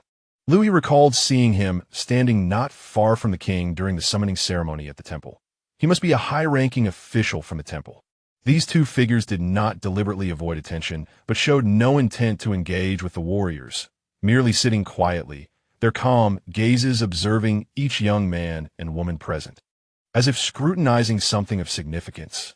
Soon, a middle-aged man dressed in scholarly robes ascended the podium. He appeared somewhat austere. "Greetings to you, warriors from another world. I am the royal instructor. At the behest of His Majesty the King, before you embark on your training, I shall provide a brief overview of the geography, history, racial distribution, and current circumstances of our world. This will assist you in better comprehending the challenges that lie ahead." The lesson commenced. The instructor's voice was neither loud nor soft, his pace steady. He grasped a white chalk pencil and began sketching simple outlines of maps on the blackboard, articulating his points fluidly. The material he presented was not overly complex. However, for this group of youths, who had been high school students just yesterday and now found themselves in a palace in a different world, the information proved overwhelming. Names of unfamiliar places, races, and historical events emerged one after another, leaving them in a state of bewilderment. By the time Li Yong heard the introduction of the third race, his eyelids began to droop. He had always struggled academically and had an inherent aversion to studying. On Earth, the subjects of mathematics and science were already enough to give him a headache. He never anticipated that upon crossing into another world, he would still be subjected to lessons. He felt like crying. "I came here to be a hero, to learn magic, to battle the Demon King, not to listen to lectures," he silently lamented, feeling even more desperate than when facing the out-of-control truck the previous day. In a bid to combat the overwhelming drowsiness, he began to doodle aimlessly on his paper. In stark contrast was the class monitor, Su Shui, sitting upright in the front row, her expression focused as her pen moved swiftly across the paper. Not only did she meticulously note every key point the instructor made, but she also recorded her own interpretations. On her sheet of paper, neat and legible characters swiftly filled the space, their content so detailed and their logic so clear that it surpassed even the richness and coherence of the lecturer's oral presentation. This was the quintessential essence of a top student, unwavering regardless of the world they inhabit. As for Liu He He appeared to be listening intently.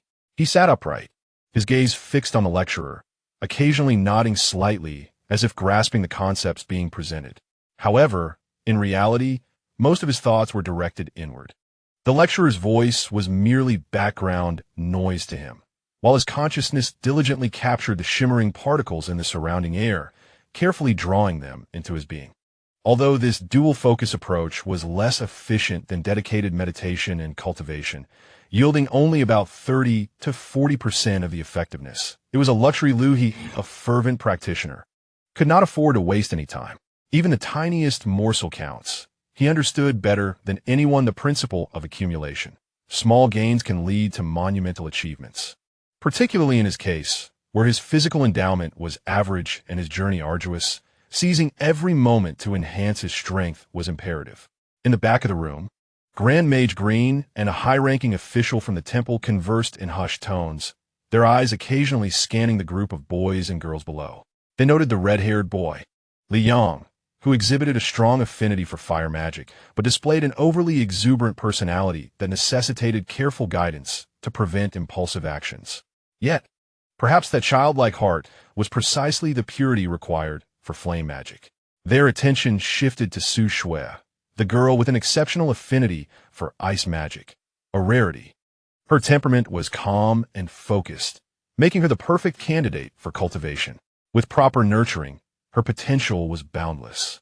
She might indeed become the key to combating the Demon Lord. Their evaluations briefly passed over the other students, each with their unique performances, until their gazes settled on Liu He, who sat in the corner. As for this boy named Liu He, it was regrettable that such a pure, magic-less body elicited no response from the testing crystal, a rarity in history. Indeed, it was a pity. During his time at the temple, his calm demeanor and keen insight far exceeded that of his peers, and I had held high hopes for him.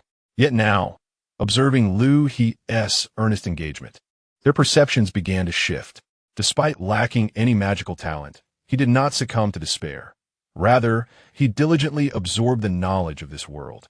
His ability to quickly adjust his mindset and choose to strive in alternative ways to compensate for his shortcomings was commendable.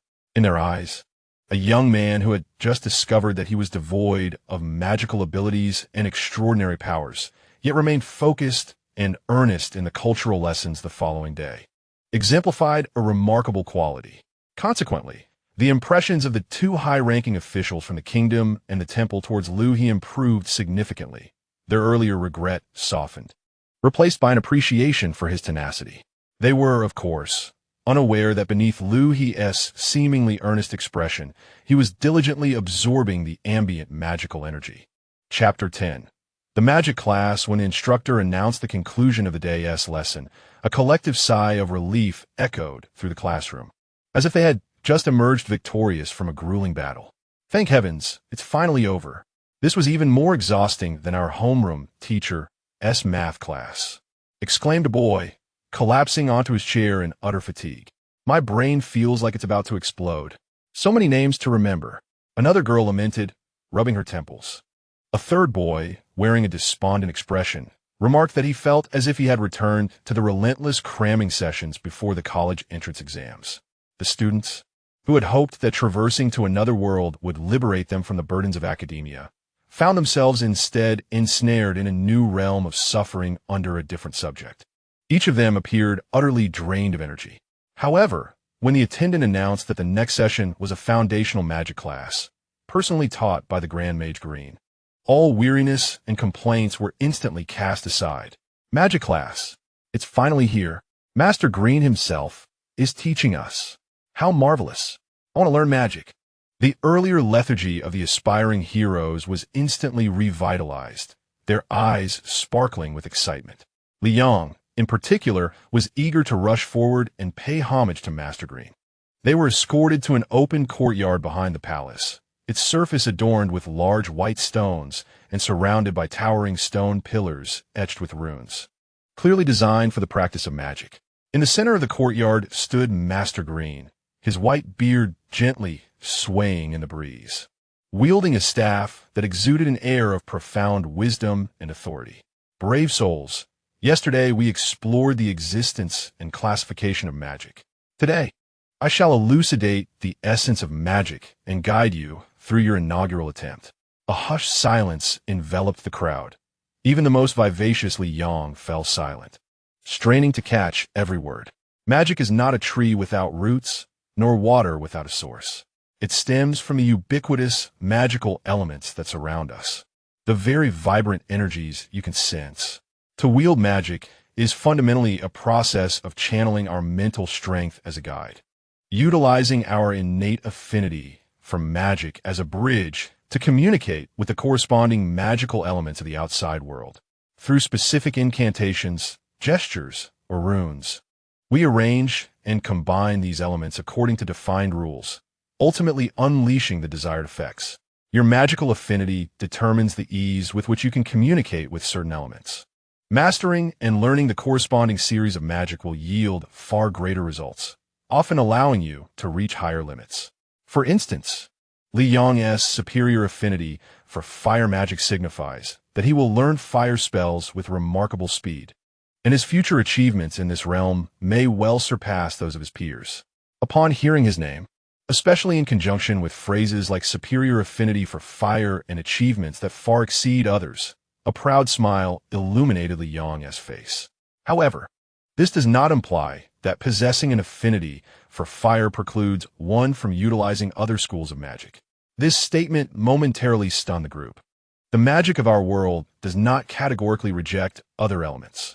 A mage with an affinity for flames, through diligent study and practice, can likewise conjure the spell of ice spire or raise earthen walls. However, this endeavor proves to be considerably more arduous than for a mage with an affinity for ice or earth, often demanding greater mental fortitude and magical energy, resulting in spells of lesser potency than those crafted by dedicated specialists. Your elemental affinity dictates your expertise and shortcuts, yet it does not entirely preclude other paths. Of course, this premise rests on the foundation of possessing magical affinity. Only with such affinity can one construct a bridge connecting their spirit to the external elements, thereby wielding the so-called magic and directing the elements. At this juncture, his gaze swept over the outskirts of the crowd, landing on Liu He with a tinge of regret.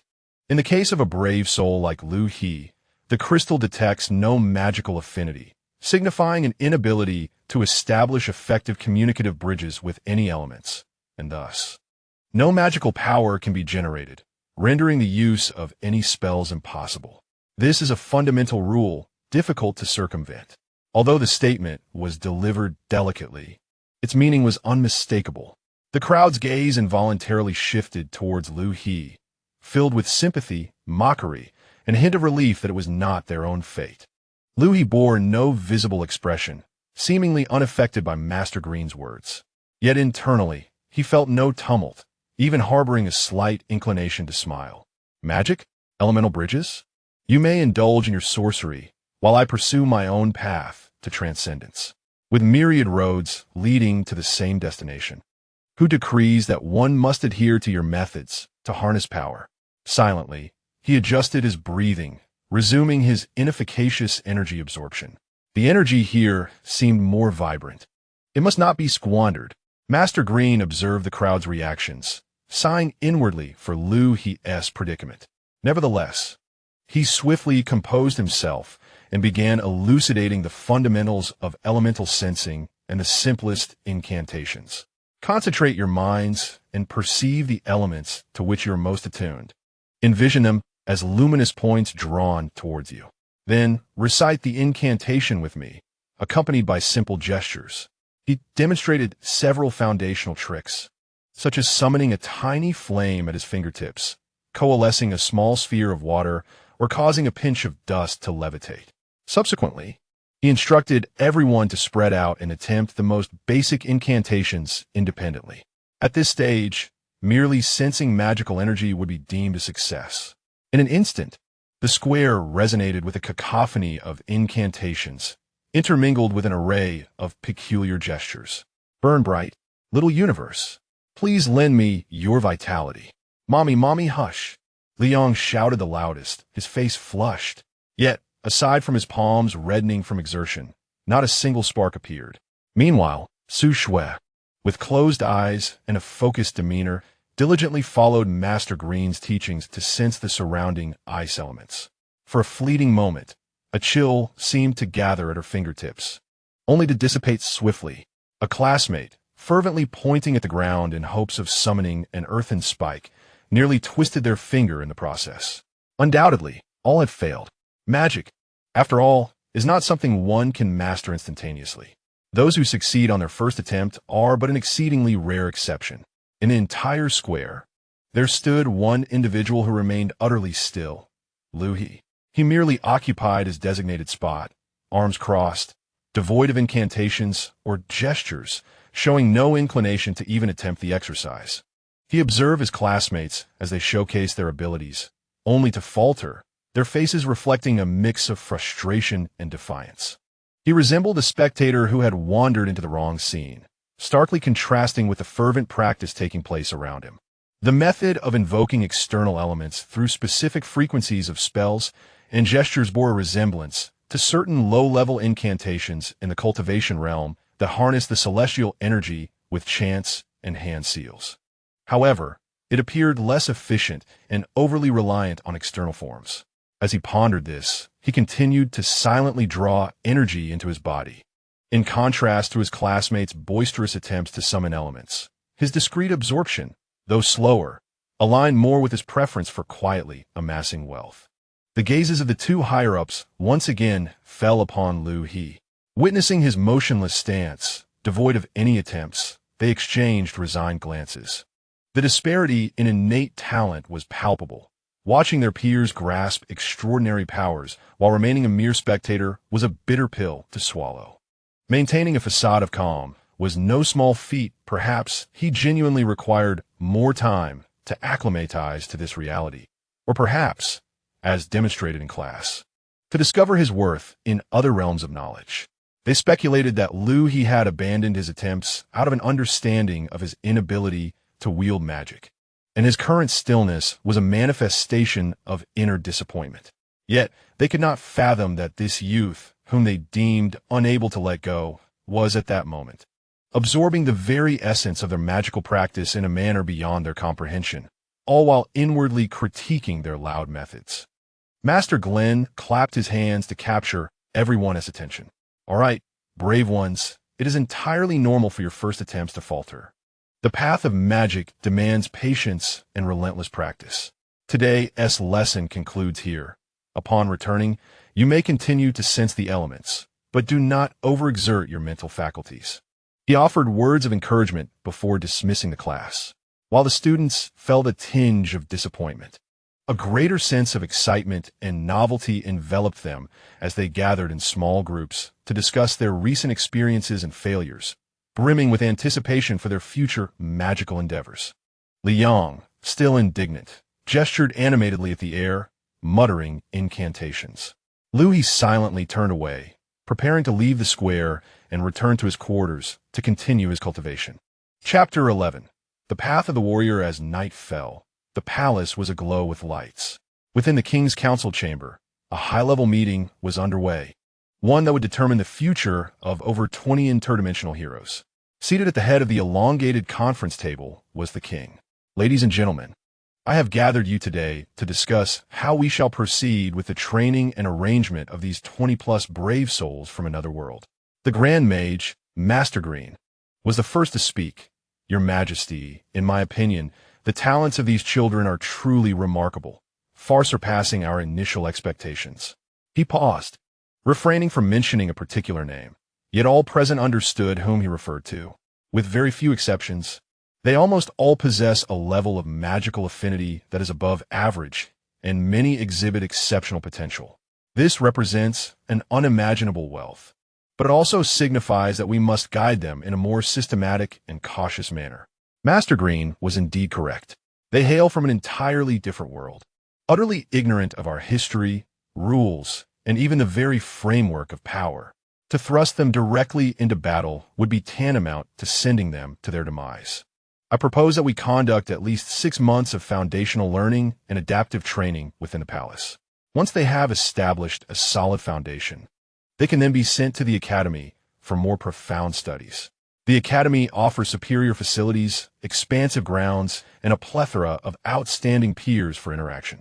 Father, I believe the adult suggestion is quite prudent. 6 months will be ample time for them to better integrate into our world. To simply place them in the academy might inadvertently lead to unnecessary complications due to the sudden change in environment. The king pondered for a moment. Very well. The burden of observation and preliminary guidance for these 6 months shall rest upon your shoulders. He then inquired, having observed their lessons today, what are your impressions? Aside from their known magical talents, have you discerned any noteworthy aspects regarding their temperament? Master Green stroked his beard, a look of contentment gracing his features. In response to your majesty, these children exhibit diverse personalities, yet most possess pure hearts. For instance, the lad named Liu has a high affinity for fire magic. He is indeed a promising candidate, though he requires guidance to temper his impulsiveness and channel it in the right direction. Regrettably, the boy named Liu He is a disappointment. His composure upon the emergence of the holy temple and his demeanor in your presence and that of the saintess led me to believe he might emerge as a leader among these brave souls. Alas, the testing crystal showed no response. He is unable to sense or manipulate any elemental magic. Indeed, I share your sentiments of regret. This child's steady character is indeed rare. During today's cultural lesson, he was particularly attentive, indicating strong adaptability and learning capabilities. Yet, lacking magical affinity, he will ultimately find it exceedingly difficult to navigate this world and master its core powers. A brief silence fell over the council chamber. At that moment, Liu suddenly spoke, shattering the stillness. Father, esteemed adults, since the brave Liu He cannot learn magic, might it not be a viable option for him to pursue the path of a warrior? A warrior? The king raised an eyebrow slightly. Yes, father. In the legendary accounts of past brave parties, not all members were mages. Powerful warriors also played significant roles. Particularly, the most renowned first brave hero, according to records, seemed unable to wield any magic. Yet, with his sword in hand, he ultimately led his party to successfully seal the Demon King. Your Highness's words remind me that indeed, the first brave hero did not rely on magical prowess. Indeed, formidable warriors possess the strength to combat the forces of darkness. At the very least, a robust physique will afford him greater self-defense capabilities on his impending journey. Observing the shifting expressions of the gathered assembly, the king nodded slowly. Onlun's proposal is indeed constructive. We cannot hastily abandon the path of magic for a single child unable to traverse it. Being a warrior is equally a noble and powerful vocation. Since there are precedents in history, perhaps we should also open this door for the bravely. The king then turned his gaze to Onlun. You shall communicate this matter with the bravely. Be mindful of your approach. Ensure he does not feel pitted or forsaken. Onlun's face brightened with a radiant smile as he rose to bow. Yes, father, I understand. Meanwhile, in Liu's chamber, he sat cross-legged upon his bed, his eyes gently closed. In the air, vibrant motes of light, guided by his consciousness, were absorbed in pairs into his meridians. The process remained frustratingly slow. Should a cultivator from the Qingxiao realm observe his sluggish pace in channeling energy, they would likely find it laughable. Yet, Liu's heart remained undisturbed. His patience had been honed to a resilience surpassing even the hardest of stones. As mountains are formed from accumulated soil, and storms arise from gathered winds, so too does a dragon emerge from the depths of a converging abyss. Moreover, the abundance of spiritual energy in this world far exceeds that found in most regions of the Qingxiao realm. As long as he perseveres and resumes his path of cultivation, it is by no means a mere fantasy. As for the magic that his classmates envied during the day, he held it in little regard. The reliance on specific incantations, gestures, and the resonance of external elements struck him as overly dependent on outside forces, akin to mere sleight of hand. It pales in comparison to the path of true cultivation, where one absorbs the spiritual energy of heaven and earth, refining it into true essence and magical power. each action imbued with immense potency, striving for transcendence and longevity alongside the cosmos. His current objective is to swiftly reach the first layer of chi cultivation, thereby enabling him to practice the profound arts of cultivation, significantly accelerating his progress, rather than merely absorbing spiritual energy as he does now. Of course, just as he prepared to attempt breaching a minor threshold, a rhythmic knock at the door interrupted his meditation. Liu He furrowed his brow slightly, gradually withdrawing his focus. Rising, he stretched his somewhat stiff limbs and approached the door, pulling it open. Standing outside was the young maid he had encountered earlier, her face still adorned with a respectful and gentle smile. "I apologize for disturbing your rest," bravely, the young woman said, giving a slight bow. "His Highness Prince Onlun wishes to see you. Please follow me." Prince Onlun? A flicker of confusion crossed Liu's mind. Why would he summon this so-called failure in magic? Did the royal family deem him a defective being, intending to cast him aside? Various thoughts raced through his mind, yet his expression remained impassive. "Very well. Please lead the way," he replied calmly. Having arrived, he resolved to remain at ease. What storms had he not weathered? He would simply meet with him. Following the maid, he traversed the brightly lit corridor. The maid paused before a door intricately carved with the image of a lion, gently rapping on its surface. "Your Highness, the valiant Liu He has arrived. Please enter," came the clear voice of Prince Onlun from within. The maid pushed the door open, gesturing for Liu He to proceed, then quietly stepped aside, refraining from entering. Liu He stepped into the room, which was a refined study, its walls lined with towering bookshelves brimming with an array of densely packed tomes. Prince Onlun, clad in comfortable attire suitable for movement, stood behind a desk, a smile illuminating his face as he regarded Liu He.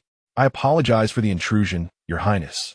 I hope you will forgive me," Liu He remarked, nodding slightly in acknowledgement.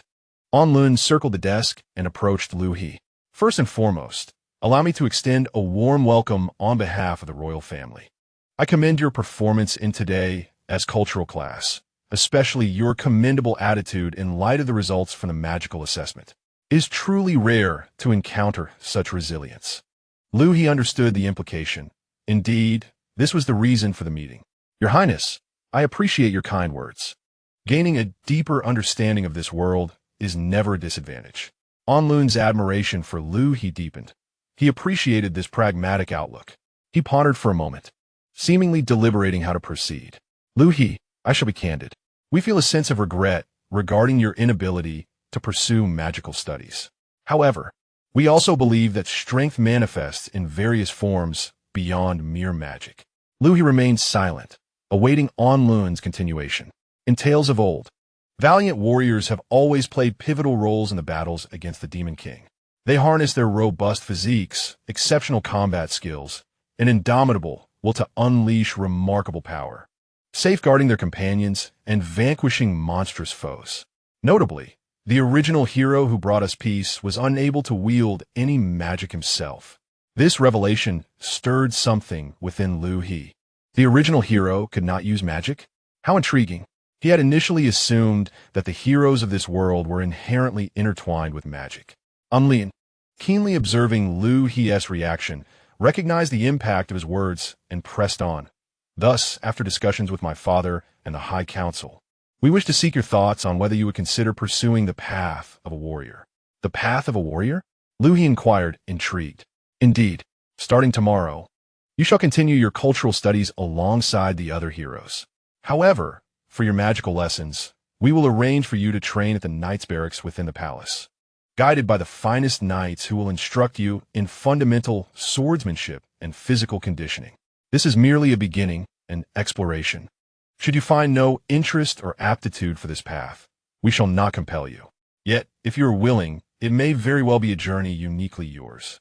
The mention of swordsmanship elicited a faint smile from Liu He as memories of his past life surged forth. Countless formidable foes had fallen to his blade, and countless perils had been vanquished by the sword he wielded. In his storage ring, he once housed countless exquisite flying swords and sword techniques. The path of the sword was, in many ways, one of the fundamental pillars of his existence in the Azure Sky realm. It was a skill he had honed over millennia, the most familiar and adept means of vanquishing foes, as well as a method of self-defense. Compared to the seemingly dazzling, yet somewhat superficial nature of magic, the straightforwardness of the sword truly resonated with his heart. Rather than standing idly in magic class, like a fool, watching his inexperienced classmates clumsily recite incantations and gestures, he preferred to grasp a true sword. Even if the swords in this world were merely ordinary iron blades, a sword remained a sword. Some things are etched into the very essence of one's soul. He raised his gaze to Prince Onlun, whose eyes sparkled with anticipation, and calmly nodded in agreement. Very well, I concur. Upon hearing this, a smile instantly illuminated Onlun's face. He clenched his right fist and gently tapped it against his left chest, executing a standard noble bow. Splendid. Brave Li, I believe you shall become an exceptional warrior. Tomorrow morning, I shall send someone to escort you to the knightly order's headquarters. Liu He regarded the enthusiastic prince before nodding once more. Please, your highness, do arrange it. He refrained from saying anything further, bowed, and departed the study. As he walked through the silent corridor, Liu He pondered. He was eager to discover how the swords of this world differed from the swordsmanship he recalled. Chapter 12. Fourth Order Night, the following day, cultural classes proceeded as usual. The lecturer maintained his steady tone while discussing the customs and intricate history of the Orlan kingdom, leaving the brave souls feeling dizzy. As though enduring high school mathematics was more enjoyable, Liu He continued to appear diligently attentive, though only he knew that his thoughts were focused inward. For him, this slow progress in cultivation was nonetheless foundational for his future existence. At last, when the cultural class concluded, everyone breathed a sigh of relief, eager to attend the subsequent foundational magic class. The mere thought of Master Green potentially teaching new spells made even Li Yang forget the drudgery of cultural studies. His enthusiasm palpable as he rubbed his hands together, eager to begin. Let's go. Today, I feel particularly invigorated. I'm sure I can conjure a larger flame. Li Yang excitedly grasped Li He's arm, ready to dash towards the open plaza. Just then, a young man clad in royal servant attire approached briskly, halting directly before Li He and bowing slightly. Brave Liu. The servant's voice was respectful and clear. Liu He paused, understanding the moment had arrived. Li Yang and several other classmates, who were about to head outside, also stopped, curiously observing the sudden appearance of the servant. Please follow me. The servant gestured invitingly. Yet the direction was not toward the open plaza. Huh? Li Yang's expression turned perplexed as he glanced between the servant and Liu. We're about to start magic class. Where are you taking him? Master Green is still waiting. The servant smiled but remained silent, maintaining his inviting posture. Liu He gently tapped Li Yang's hand that clutched his arm, encouraging him to release it. I will not be attending magic class. Huh? Li Yang's eyes widened even further. Several classmates nearby cast puzzled glances at me. Lacking any magical talent, I felt that attending would merely be a waste of time. Henceforth, during magic lessons, I resolved to study swordsmanship instead. Swordsmanship? Li Yang exclaimed in astonishment, at a time when the notion of magical supremacy had just been established. Hearing a companion abandon the esteemed path of a mage to become a mere swordsman was quite a shock to them. Liu He nodded, acknowledging my decision. He wished to elaborate no further and instructed the attendant, let us depart. With that, he followed the attendant, turning away from the rest of the group. Li Yang stood frozen, watching Liu He's indifferent retreat, unsure what to say. He felt a sense of injustice on Liu He's behalf. Why was this the case? We had all been summoned together. Why was Liu He the one unable to wield magic? Why was he compelled to pursue swordsmanship? Clearly, during our time at the temple, Liu He had exhibited greater composure and prowess than anyone else. Cursing silently, he did not direct his frustration at Liu He, but rather at the unfairness of fate. Meanwhile, Liu He followed the attendant through the intricate corridors of the palace. As they progressed, the surrounding decor grew increasingly austere and robust. After approximately 15 minutes, the view suddenly opened up. A vast arena appeared before Liu He's eyes, where an array of weapon racks stood neatly arranged, filled with swords, axes, spears, and warhammers among various other arms. Upon closer inspection, many of these were revealed to be unsharpened training implements. Further in the distance, one could see practice dummies for thrusting exercises, stone locks for strength training, and some apparatuses whose names Liu He could not recall, but were clearly designed for physical conditioning. Numerous men clad in matching leather or light armor were engaged in training within the arena. Some were paired off, wielding practice swords wrapped in cloth, engaged in fierce sparring. Others were repetitively executing the monotonous yet essential motions of slashing and thrusting, their hair soaked with sweat. Yet others were running with weights. The entire arena was suffused with a rugged atmosphere. This was the stronghold of the Black Wolf Knights, in stark contrast to the opulence of the palace. This place resembled a factory for the manufacture of instruments of slaughter. The attendant brought Liu He to the edge of the arena and came to a halt, standing respectfully to the side. Soon, a particularly imposing and muscular man approached Liu He with powerful strides. This man appeared to be in his 40s, standing nearly 2 meters tall, clad in gleaming silver-gray knightly armor. His broad shoulders and robust back seemed to harbor explosive strength. His eyes, sharp as an eagle's, exuded a fierce aura forged through countless battles. Just from his appearance, it was evident that he was a formidable character. He stopped before Liu He, casting a shadow so large that it nearly enveloped him entirely. "You are the hero from another world, Liu He?" "Yes, that is I," Liu He replied, raising his gaze to meet the man's, his expression devoid of fear.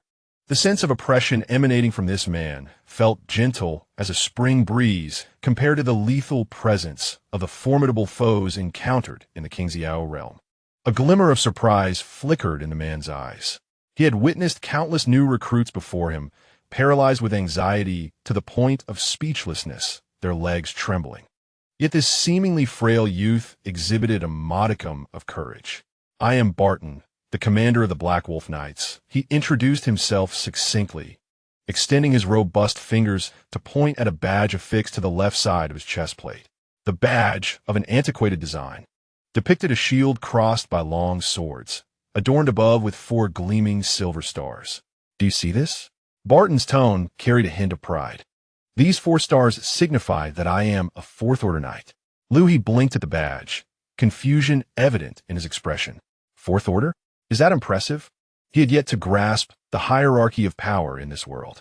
Noticing Liu He's bewilderment, Barton realized that this individual hailed from another realm and was unfamiliar with their customs. "It seems you are not fully aware.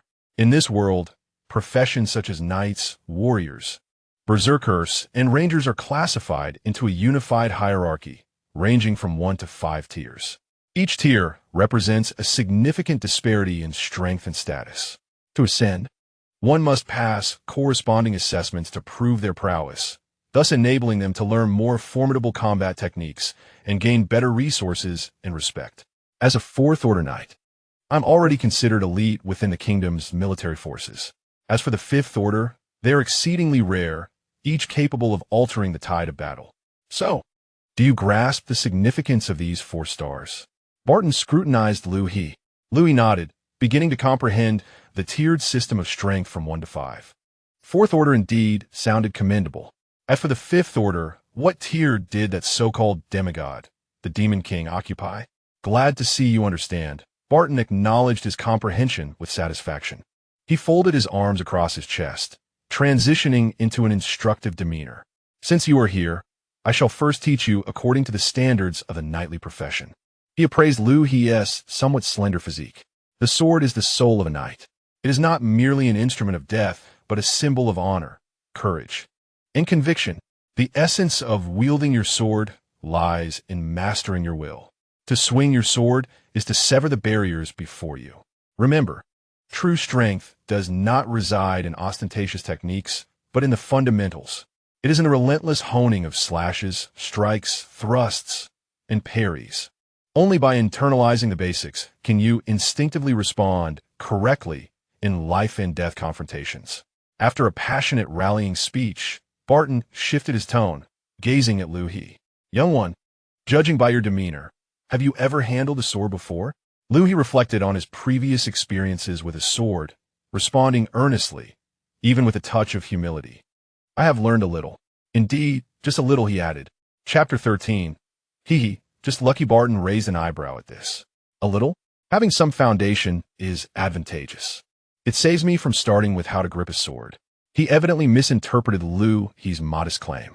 In Barton's view, this young lad, who claimed to have acquired some knowledge, had likely only undergone basic training.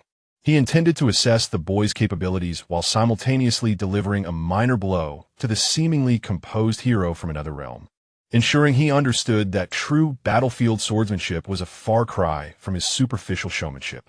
"Cod," Barton called out towards the center of the training ground. A young knight, engaged in sword practice, immediately rushed over. He appeared to be in his early 20s, radiating the vigor characteristic of youth. "Commander," the knight, named Carl, stood at attention. "This is the hero Liu He, who claims to have studied a bit of swordsmanship. You shall accompany him in practice and impart to him what true knightly swordsmanship entails." He deliberately emphasized his words, casting a knowing glance at Carl. Carl quickly grasped the implication. He was to gauge the hero's abilities while ensuring he faced some difficulties. "Yes, Commander," Carl responded loudly, turning to Liu He with a hint of condescension in his smile. "Hero Liu He, I look forward to your guidance. We shall begin with practice swords, for safety is paramount." Before long, 2 unsharpened iron swords were delivered. Liu He accepted the sword, feeling its weight in his hands. The material and texture of the weapon fell far short of his expectations, significantly inferior to even the most mundane iron swords of the Qingxiao realm, let alone the enchanted flying swords. However, as his fingers grasped the rough hilt, an overwhelming sense of familiarity surged through him, emanating from the depths of his soul. After countless life-and-death battles, his understanding of the sword had been etched into his very marrow, intertwining with his essence. At the moment he gripped the sword, his aura underwent a profound transformation. If Liu He had previously resembled a bottomless ancient well, he now resembled a blade unsheathed, poised for action. Carl, standing closest to him, felt his smile freeze. An unexplainable chill coursed through him. He gazed at Liu He, bewildered as to why this seemingly ordinary lad transformed so dramatically upon grasping the sword. Even Barton, who stood a short distance away, arms crossed and prepared to observe, furrowed his brow. Why has this lad's demeanor changed? Was it merely an illusion? Liu He, holding the sword with one hand, executed a casual yet flawless opening stance. Carl shook off the strange sensation, convincing himself it was an illusion. What prowess could a newcomer from another world possibly possess? Surely, it was mere pretense. He tightened his grip on the sword, let out a low growl, and with a powerful push from his feet, launched into a standard lunge, swinging his iron sword towards Liu He's right shoulder with a swift and forceful arc, a clear indication of his practiced skill, embodying the simplicity and brutality characteristic of battlefield swordsmanship. In his estimation, even if this strike failed to topple Liu He, it would certainly leave him flustered and embarrassed. However, in the face of this formidable attack, Liu He did not even shift his stance. His eyes narrowed slightly, and in the instant Carl drew his sword, he had already discerned every trajectory of his movements, the manner of exertion, and the subtle flaws therein. Too slow, too many vulnerabilities. In the eyes of this master of swordsmanship, Carl's assault appeared as childish and laughable as a young child waving a branch. Just as Carl swung his sword down, Liu He's blade arrived first, its tip precisely poised against Carl's throat. Carl froze in place, unable to comprehend how the sword had materialized. This strike encapsulated the essence of Liu He's refined swordsmanship. It did not rely on sheer strength or speed. It merely touched upon the sole flaw in his opponent's technique to determine the victor. The chilling sensation coursed through him, and it felt as though all the blood in Carl's body had crystallized at that moment. He maintained his forward, slashing posture, frozen in place, his eyes wide with disbelief. What just happened? How did I lose? He had scarcely seen how Liu He had struck. The entire training ground fell into a profound silence. All the knights who had been training or covertly observing halted their actions, mouths agape, as if ensnared by a spell, staring blankly at the bizarre scene unfolding before them. The second-tier knight Carl had been defeated in a single move by a frail newcomer. Barton, arms crossed, was unaware when he had lowered them. The ease and amusement that once graced his features had vanished. He perceived the situation more clearly than the ordinary knights present. Liu He's seemingly casual movement encompassed astonishing eyesight, impeccable timing, and mastery over force. Truly exquisite. This was not merely the result of some basic training. It was a skill honed through relentless practice, embedded into instinct. Who exactly is this young man? Liu He slowly sheathed his sword, his expression remaining unperturbed, as if he had merely accomplished a trivial task.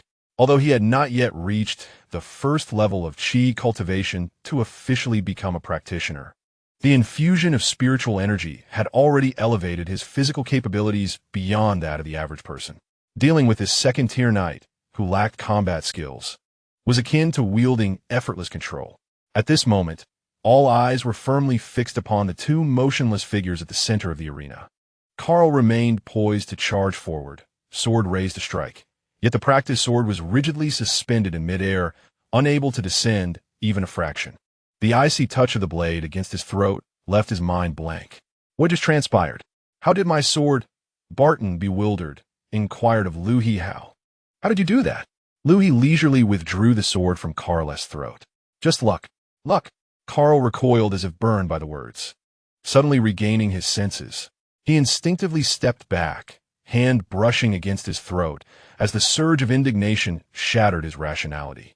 Surely, he had been overly careless. Indeed, that must have been the case. Observing the youth's tender age, coupled with the title of a hero from another world, he felt a twinge of disdain, which led him to hold back during the duel, allowing that peculiar sword strike to exploit his lapse.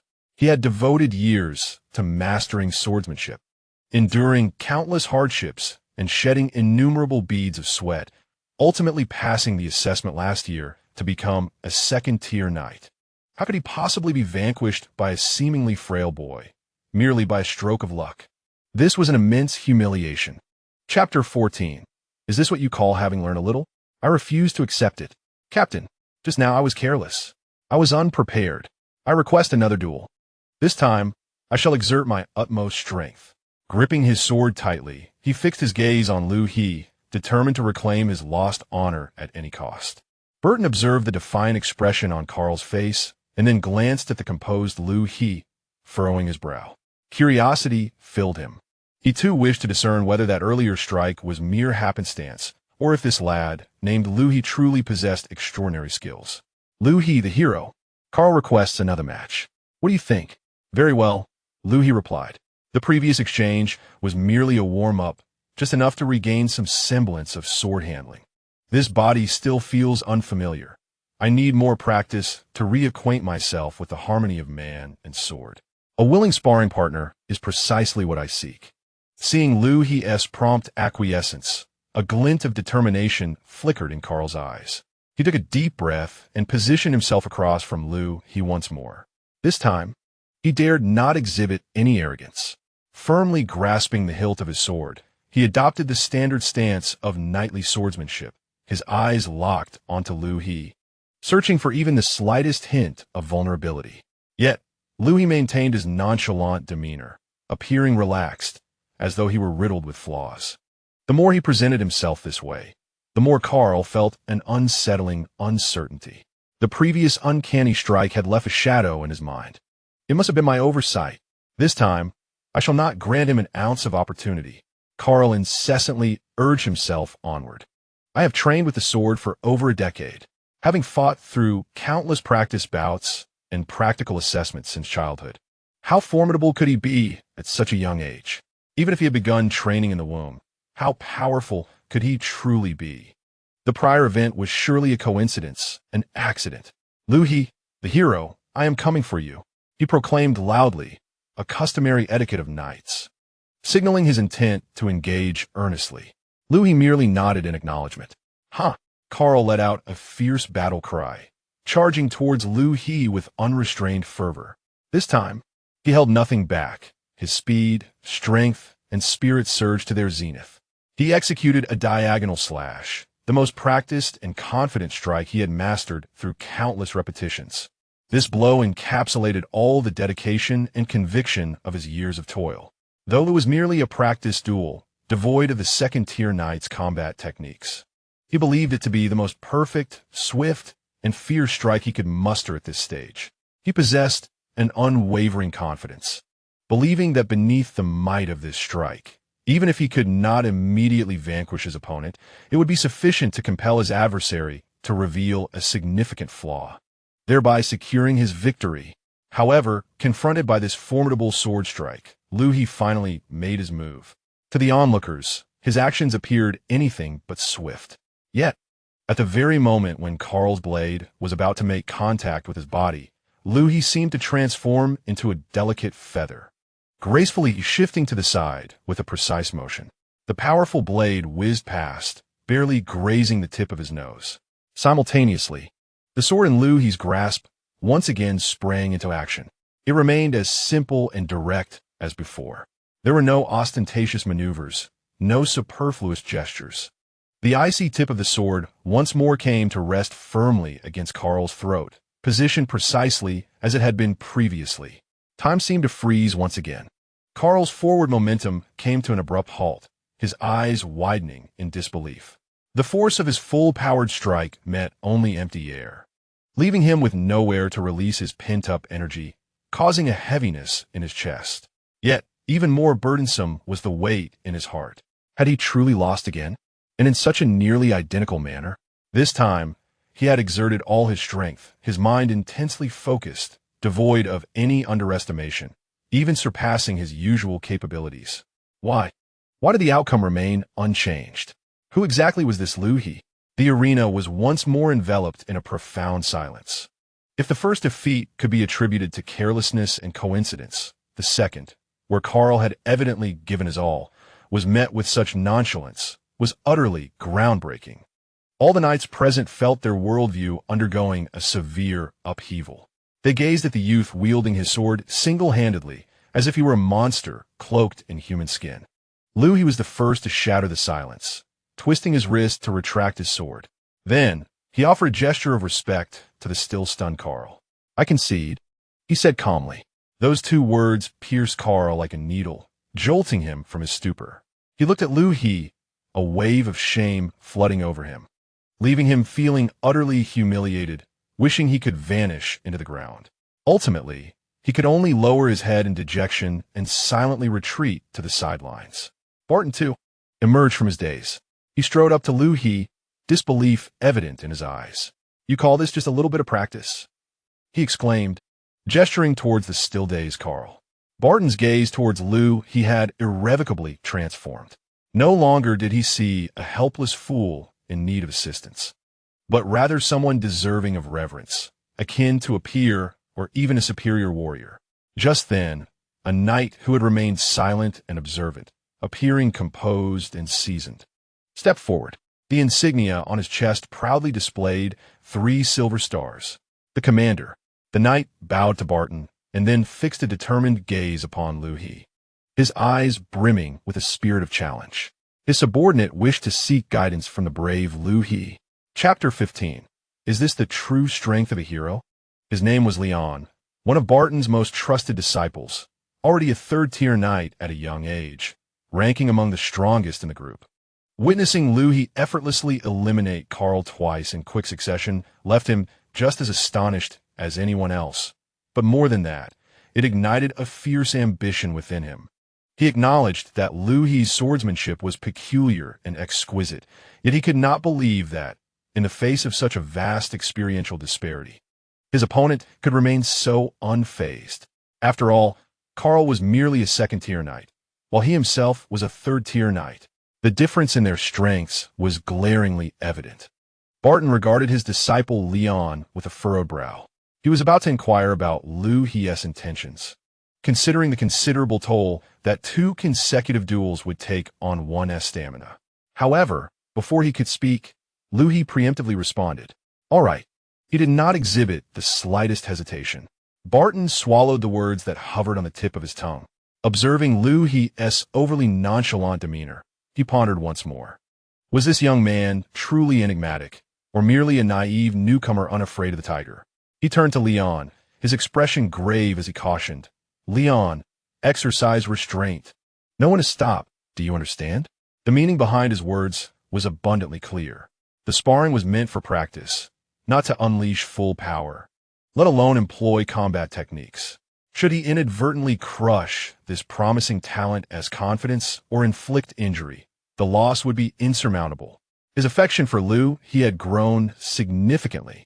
Although the young man's swordsmanship was indeed unusual, he appeared physically ordinary.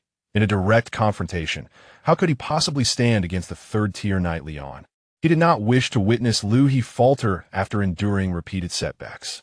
Leon certainly grasped the underlying message from his commander, responding respectfully, "Yes, Commander, I understand." He, too, harbored similar plans, intending to leverage his solid foundational skills and superior strength and speed to firmly suppress Liu He. He aimed to make him realize that, in the face of genuine disparity in strength, no amount of clever swordplay could suffice. Of course, he would temper his force to ensure that the brave hero was not overly humiliated. The two resumed their positions in the arena. Leon's initial stance was more composed than Karl's, his breathing steady and prolonged.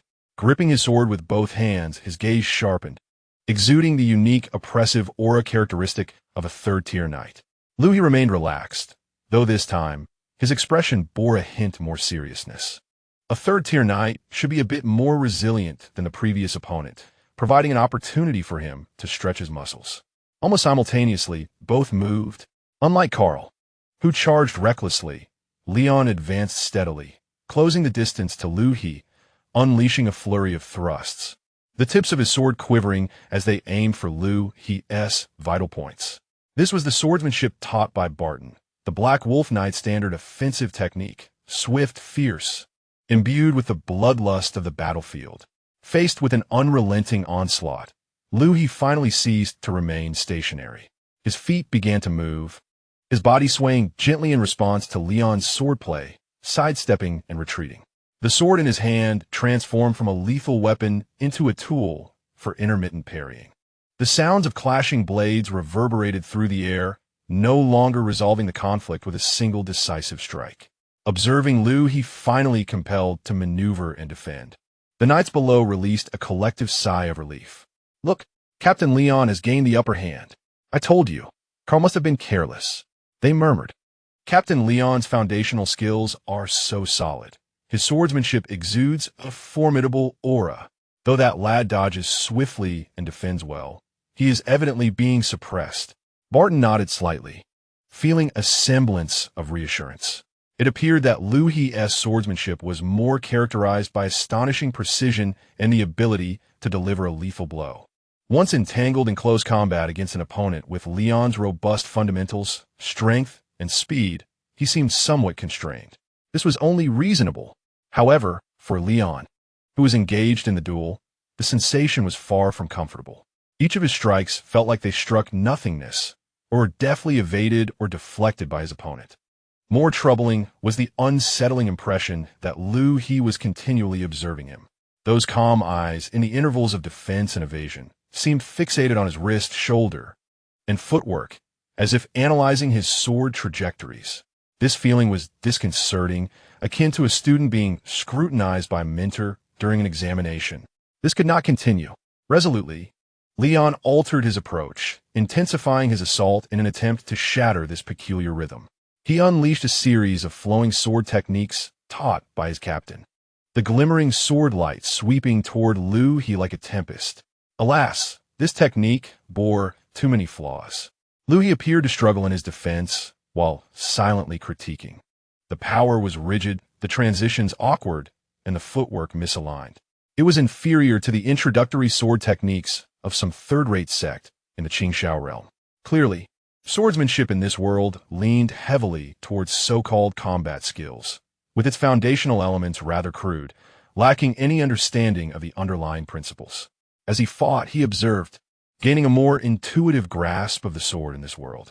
Simultaneously, his body, amidst this not overly intense confrontation, further loosened up, and the long-dormant instinct of swordplay gradually awakened. They had already exchanged blows for about a dozen rounds. He had shown ample leniency, hadn't he? Liu He pondered. He caught sight of Leon growing impatient after failing to break through, revealing a fleeting vulnerability while defending after a powerful slash. Now was the moment. A glint of determination flashed in Liu He's eyes. The sword in his hand transformed once more into a blurred shadow, piercing through the hastily erected defenses of Leon.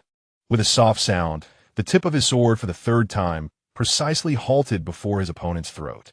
However, this time, the opponent was the third-tier knight, Leon.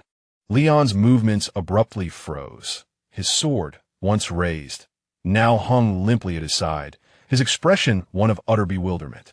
Had he truly lost? And after the other had toyed with him through several exchanges, he was still dispatched so effortlessly? How could this be? The arena once again fell into a profound silence. If the previous two defeats of Karl had evoked a sense of incredulity, this time, the triumph over the mightier third-tier knight Leon instilled an unsettling horror deep within everyone present. A collective gasp echoed through the crowd. No one dared to attribute this outcome to luck or carelessness any longer. Barton's eyes widened in disbelief, nearly bulging from their sockets. He fixated intensely on the black-haired youth standing poised with his sword, his mind racing with a chaotic torrent of thoughts, each more frantic than the last. A monster. What in the world is this creature? Is this the power of a hero from another realm? Unable to wield magic? To hell with magic. With such swordsmanship, who needs it? At that moment, his worldview was utterly shattered by Liu He. Chapter 16, How is it? All eyes were drawn to the two figures at the center of the training field. One was the familiar third-tier knight, Leon. The other was Liu He, the young hero from another world. Leon's sword drooped weakly towards the ground. His chest heaved dramatically, not from exhaustion, but from the disbelief weighing heavily on his heart. I lost. How on earth did you achieve this? It was only then that the knights around, seemingly frozen in time, suddenly sprang to life, erupting into a cacophony of chatter. Did you see that? Captain Leon lost too? In just a matter of exchanges. It had seemed at first that Captain Leon was in the lead. In the lead? Look closely. That boy was merely toying with Captain Leon. Observe his footwork. Witness how he deflected those blows with such nonchalance, without exerting any real effort. How could this be? Captain Leon is a third-tier knight. His swordsmanship has even been praised by the commander. Are heroes from other realms truly this formidable?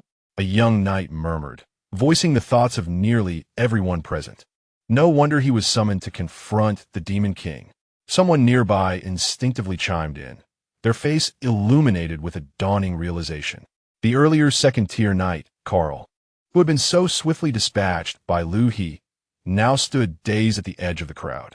He observed the somewhat dazed Leon in the arena, and the indignation and unfairness he had felt from being defeated in an instant evaporated, leaving behind a strange sense of balance. See, it's not that I'm incapable. This fellow is simply not human. Even Captain Leon has been bested. What does it matter if his swordsmanship is exceptional? True combat relies on skill. If I were to unleash my techniques, I could guarantee he would fall in a single strike. This was declared by another knight adorned with 3 silver stars, named Matt, who was known in the regiment for his fiery temperament and competitive spirit. He crossed his arms, casting a sidelong glance at Liu He within the arena. However, his close friend, sensing the gravity of the moment, jabbed him sharply and admonished in a hushed tone, Matt, have you no shame? To consider employing combat techniques against a child who barely seems of age? What has become of your knightly honor? Has it been devoured? I see you are merely afraid of losing in pure swordsmanship and are seeking an excuse. Matt's face flushed crimson, and he opened his mouth to retort. But upon noticing the disdainful gazes from their companions who overheard their exchange, he faltered. He mumbled a few words, but ultimately chose silence, begrudgingly turning his head aside. His friend was correct. He truly lacked confidence in his ability to triumph over the peculiar youth without resorting to combat techniques. Given the thorough defeat suffered by Leon, his own outcome would likely be no different. After Matt's outburst, the knight's perception of Liu He had undergone a complete transformation. If there had been any lingering condescension due to his youth, it was now wholly supplanted by astonishment and an instinctive respect for the formidable. In the center of the arena, Liu He regarded the still-dazed Leon and spoke in a calm tone. I concede. These two words freed Leon from his self-doubt. His defeat was entirely justified. The opponent's swordsmanship had transcended the bounds of his comprehension. Taking a deep breath to quell his tumultuous emotions, Leon allowed a smile of realization to grace his face. He stepped forward, no longer adopting the stance of a peer or a senior addressing a junior. Instead, he clenched his right fist and struck it firmly against his left chest, honoring Liu He with a solemn gesture reserved for knights facing a worthy adversary or elder. Brave warrior Liu He, your swordsmanship is truly admirable. I am thoroughly convinced. With a hero such as you, I believe that vanquishing the Demon King and restoring peace to the world is no mere empty promise. His words resonated powerfully across the training ground, silencing all present. Observing Leon's earnest demeanor, the last vestiges of doubt dissipated. Even the proud Captain Leon had made such a declaration, affirming that Liu He's prowess had garnered the most genuine recognition from the Black Wolf Knights. Liu He gazed at Leon, who was bowing before him, slightly taken aback. He had not anticipated such a swift and unreserved change in attitude following a decisive defeat. In his extensive experience, vanquished opponents typically harbored resentment, bitterness, or fear. It was rare to encounter someone who could so promptly adjust their mindset and express respect. Your foundation is commendable as well. Liu He nodded in acknowledgement. This was not mere politeness. According to the standards of this world, Leon's fundamentals were indeed solid, though they appeared somewhat immature from Liu He's perspective as a master of the sword. At this moment, Barton, who had remained in a state of shock, finally regained his composure. As he gazed at Liu He, the initial condescension had vanished, replaced by growing admiration and an increasing sense of wonder. This was undoubtedly a prodigious talent in swordsmanship, inadvertently fallen into the realm of mortals. After the initial excitement subsided, a stark reality confronted Barton. His Highness had summoned him to instruct Liu He on the fundamentals of combat. Yet now, what could he possibly teach? How to wield a sword. The young man's grip was already more proficient than his own. How to slash and thrust. With a mere flick of his wrist, he could vanquish a third-tier knight. How to share battlefield experience. Observing Liu He's effortless demeanor moments ago, Barton even began to suspect that this lad had faced more life-and-death struggles than the soldiers under his command had ever encountered. What more was there to teach? A wave of helplessness washed over Barton. Were it not for the absence of the essential fighting aura necessary for practicing combat techniques within Liu He, he might have thought this young man was a fifth-tier expert in disguise, playing a jest upon him. Barton rubbed his hands together, forcing a somewhat ingratiating smile as he spoke. Ah, brave warrior Liu He, you see, with your level of swordsmanship, remaining here to train with us mere mortals is a complete waste of your time and will yield little in the way of improvement. Liu He regarded him with an impassive expression, patiently awaiting his continuation. I propose this. With your prowess, you could directly participate in our knightly order's formal assessment.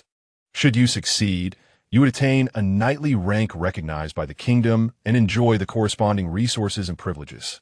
Moreover, all the tomes of martial techniques housed within our order would be at your disposal for study and practice.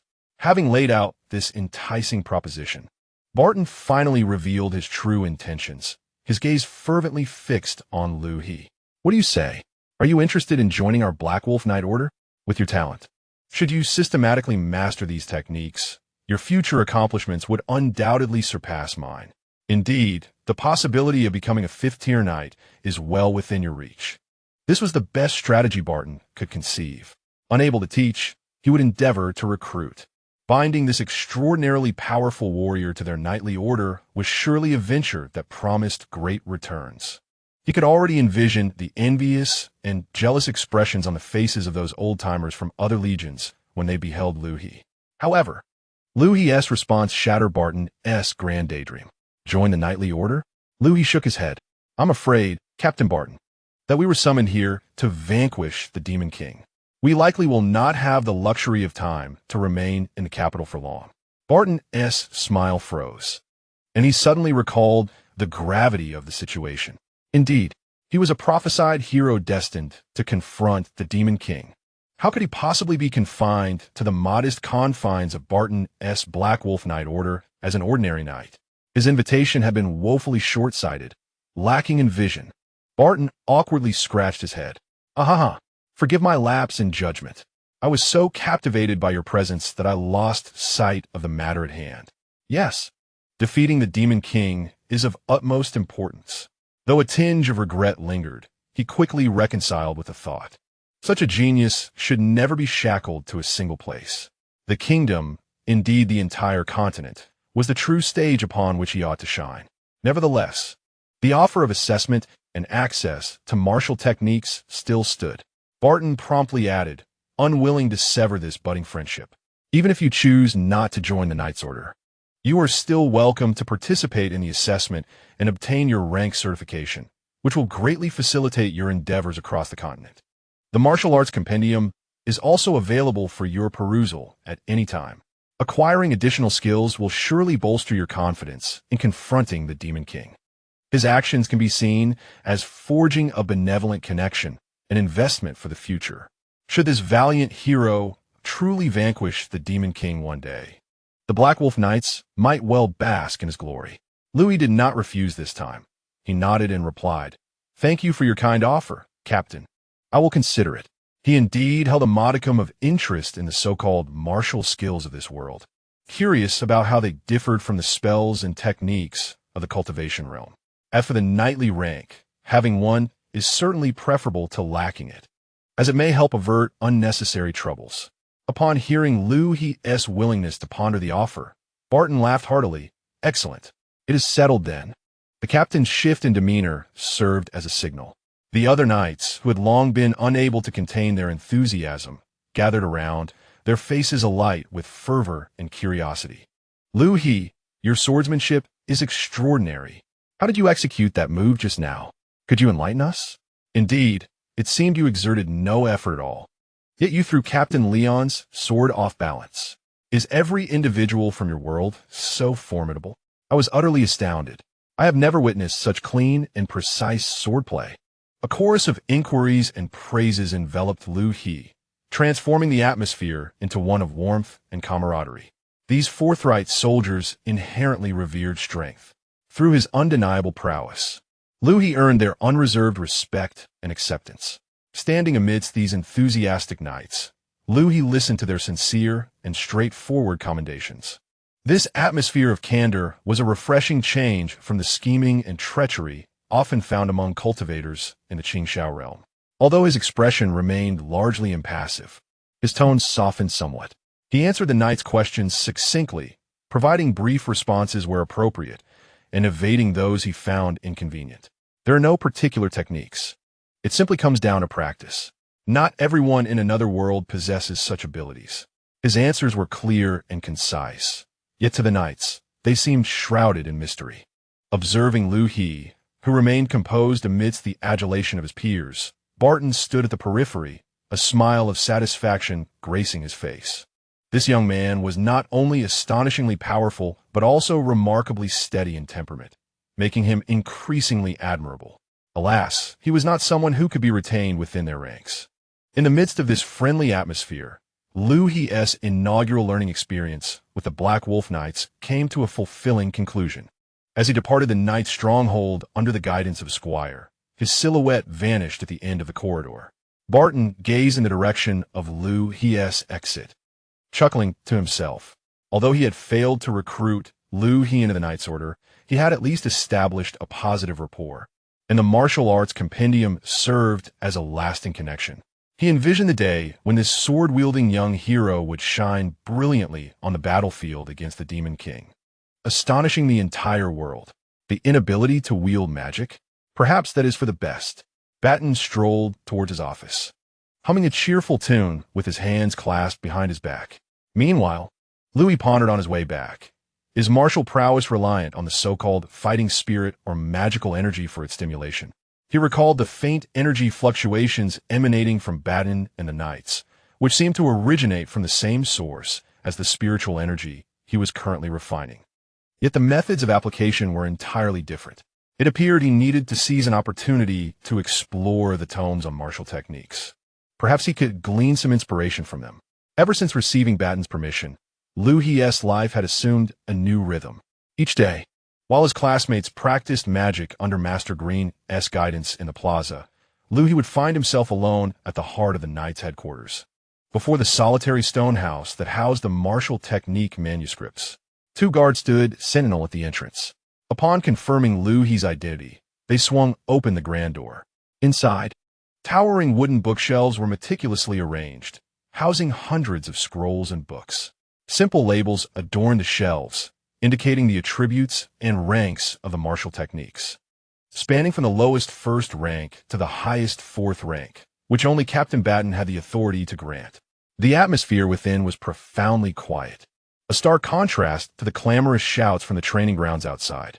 Batten had assured him that he could study martial techniques here undisturbed, an arrangement that suited Liu He perfectly as he sought a tranquil environment for his cultivation. Of course, he harbored a genuine interest in the martial techniques of this world. He casually withdrew a tome from the 3rd-rank shelf, its leather cover embossed with the bold title Titan Strike. Upon opening its pages, he found not only textual explanations, but also simple diagrams illustrating the mechanics of human strength. After a brief glance, Liu He's expression shifted to one of subtle complexity. The so-called Titan Strike, in his estimation, was strikingly straightforward. It taught the practitioner how to more effectively harness the internal energy known as fighting spirit, instantaneously channeling it into their weapon while employing specific muscular techniques to unleash a striking force far surpassing the ordinary. The application of this fighting spirit bore a remarkable resemblance, by nearly 80 to 90%, to the true energy utilized by the mortal martial artists he recalled from the Qingxiao realm. Chapter 18. The first layer of Qi cultivation. Indeed, the Qingxiao realm was vast and boundless, home not only to celestial beings capable of soaring through the skies, but also to a myriad of mortals. Among these mortals existed a rich tapestry of martial arts, sects, and time-honored martial manuscripts that had been passed down through the ages. Throughout thousands of years, Liu He had encountered a multitude of experiences, occasionally even taking a moment to offer guidance to several mortal martial artists he found commendable. To him, although the martial arts of these mortals could not touch upon the essence of the Great Path, they possessed unique techniques that were worthy of admiration. He continued to peruse several other martial techniques, only to discover that their core principles were fundamentally variations on the application of fighting spirit. In comparison to the cultivation techniques of the Qingxiao realm, which harness the ethereal energies of heaven and earth to refine oneself and aspire for a transcendent leap in the essence of life. The experience felt akin to elementary arithmetic before a scholar, so simple that it rendered him somewhat weary. A thought emerged in his mind. Since the foundational essence of combat skills, the battle aura, bears closer resemblance to the true Qi cultivated by mortal warriors in the Qingxiao realm, differing only in manifestation and application, could he not utilize the spiritual energy he was on the verge of mastering to simulate this battle aura and thereby activate these combat techniques? Theoretically, it appeared feasible. After all, spiritual energy is a higher-order force, and simulating a lower-order energy form should not pose significant difficulty. However, all of this would have to await his true entry into the first layer of Qi refinement. Liu He sensed that a breakthrough was imminent within the next few days. Once he transcended to the first layer of Qi refinement, he would truly step across the threshold of a cultivator, able to commence the practice of specific cultivation techniques, rather than merely absorbing spiritual energy as he had been. As for which technique to pursue, he had already contemplated several alternatives in his mind. He surveyed the tranquil study, recognizing it as an excellent temporary retreat for his cultivation. Moving to a dimly lit corner against the wall, where he was least likely to be disturbed by the occasional knight seeking to consult literature, he settled into a cross-legged position with practiced ease, hands resting on his knees in a mudra, and closed his eyes, swiftly entering a state of absorption where self and surroundings faded away. Time flowed quietly, and in the blink of an eye, 3 days had elapsed. On the surface, all seemed normal during this period. Liu He continued to attend his cultural classes punctually during the day. When it came time for magic lessons, he would promptly vanish, reappearing in the stone chamber of the night order, immersed in his solitary cultivation. Yet, amidst this seemingly tranquil routine, small incidents unfolded. That afternoon, having just finished his cultural class and en route to the stone chamber, Liu He fortuitously encountered Carl. Upon seeing Liu He, Carl's face lit up with a delighted smile. Liu He met his gaze, nodding in acknowledgement. "I have a small request. After our last spar, I reflected for quite some time and felt that my swordsmanship still harbors numerous flaws. Might I seek your guidance?" he inquired, his eyes brimming with a fervent desire to grow stronger. Observing the young knight, who had once fallen to his blade, yet bore no resentment, but rather approached with humility, Liu He felt a stirring within. After all, he had borrowed this space for his own training. Offering guidance would be a form of reciprocation. "Certainly," he replied. Carl was elated, eagerly articulating the confusions he had encountered during his recent practice, as well as the areas where he struggled to harness his power effectively. Liu He listened intently, occasionally posing a key question. His insights proved remarkably precise, addressing the very crux of the issues. "So that's how it is. I understand now. Thank you, Liu He the Brave," Carl exclaimed, his face flushed with excitement, bowing deeply to Liu He before departing, fully satisfied. In the following days, it seemed as though Carl had an epiphany. His victories during the routine sparring sessions within the Knight's Order noticeably increased. Initially, when confronted with the astonished inquiries of his comrades, Carl hesitated to divulge the truth. However, one day, a few close companions cornered him, insisting he join them for drinks. After a few mugs of ale, amidst their persistent questioning, Carl finally blushed and, with a hint of pride, confessed, "Yes, it was Liu He, the brave one. He offered me some guidance." This revelation astonished everyone present. From the following day onward, the number of people Liu He encountered on his way gradually increased.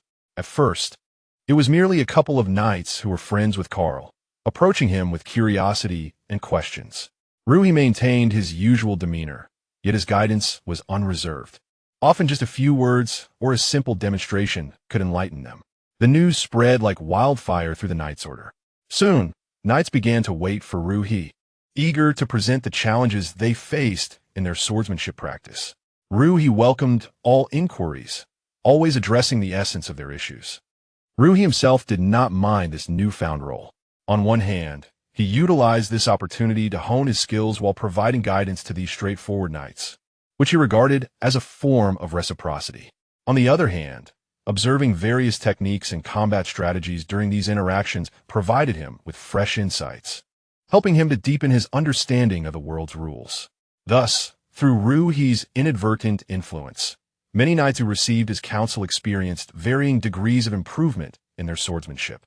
The intensity and overall level of their daily training sessions subtly ascended to a higher echelon. During one of his inspections, Captain Barton keenly noticed this change. A few inquiries revealed the cause. He stroked his chin, gazing towards the stone house, a knowing smile spreading across his face. "What a clever lad. I didn't just acquire a student. I've welcomed a top-tier mentor for free. This investment is worth its weight in gold." Meanwhile, Liu He paid little attention to the burgeoning developments. He continued at his own pace, attending cultural lessons, offering advice to knights, secluding himself in the stone house. And at night, he persisted in striving to breach the thin barrier leading to the first layer of chi cultivation. On one evening, 3 days later, Liu He sat alone on his bed, eyes closed, concentrating all his spirit towards that final threshold. Suddenly, his body trembled slightly, and he felt as though the entire world had transformed. A sensation of unprecedented lightness and strength surged throughout him. He abruptly opened his eyes, a flash of brilliance igniting within them. The first layer of chi cultivation. He had succeeded. From that moment forth, he had truly embarked upon the path of spiritual cultivation in this extraordinary world, bidding farewell to his mundane physical form and establishing the foundation for casting spells and cultivating techniques. Chapter 19. Who says I cannot use magic? Liu He directed his focus inward, perceiving the energy coalescing within his dantian. It was spiritual energy, the essence belonging to cultivators. though it seemed minuscule, akin to a mere speck of dust compared to what he once wielded in the Qingshao realm. This seemingly insignificant amount of spiritual energy signified that he had regained the key to ascendancy. It represented the true starting point for his ascent in this unfamiliar realm.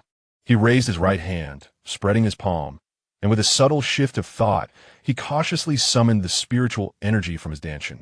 Employing the most fundamental method from the Qingshao realm, a stream of energy flowed into his palm, and with a soft pop, a fist-sized, orange-red fireball materialized above his hand, radiating a warm glow. This fireball technique was one of the simplest spells in the cultivation world. It barely qualified as a true spell, merely a rudimentary application of spiritual energy.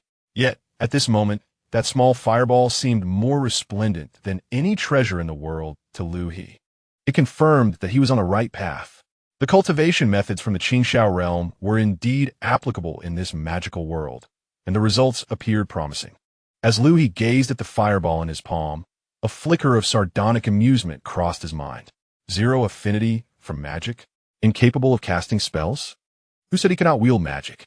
This flame, born of his spiritual energy, possessed stability and potency far superior to the feeble flickers produced by his peers, who relied on so-called affinity. He gently closed his fingers, and the fireball vanished instantly, as if it had never existed. Having verified the viability of the cultivation techniques in this world, it was now time to test another hypothesis: the simulation of the combat energy of this realm using spiritual energy. Based on his perusal of the combat manuals in the Knights Guild library and his observations of the energy fluctuations exhibited by Captain Barton and the Knights, it appeared that the so-called combat energy bore some resemblance to the true qi cultivated by mortal warriors in the Qingshao realm, albeit lacking the purity of his refined spiritual energy. Theoretically, he should be able to replicate the effects of combat energy using his spiritual energy. With this thought, he hesitated no longer. He once more summoned the spiritual energy from his danshan, this time deliberately controlling its output, while diluting and transforming it to mimic the coarse energy fluctuations he had memorized from the Knights. This process required exquisite precision. Without his 5 millennia of experience, it would have been utterly impossible to achieve with merely his foundational cultivation and spiritual awareness. Soon, an energy emerged at his fingertips that bore a striking resemblance, about 70 to 80% similarity, to the aura exhibited by the Knights when they activated their combat techniques. A glimmer of satisfaction flickered in Liu He's eyes. The next step was practical application. The technique he chose to practice was the first-tier combat skill, Knight Slash. This was a fundamental skill that every knight must master, serving as a core component of the first-tier assessment. He recalled vividly that a few days ago, a young knight who sought his counsel had casually mentioned that one of the assessment criteria for a first-tier knight was the ability to perform 5 consecutive standard knight strikes within a minute. The principle of this martial technique was quite straightforward. It involved channeling a subtle flow of fighting energy into the weapon to execute a reinforced slash, aiming for an instantaneous burst of power, serving as the foundational element of all advanced combat skills. He required a weapon. His gaze swept across the room before finally resting upon the sturdy wooden rod used to hang the curtains beside the bed. He approached it, exerting a bit of force, and successfully broke off a suitably sized stick. In the palace, aside from specific areas like the Knights' Barracks or with special permission, individuals were not permitted to carry weapons freely.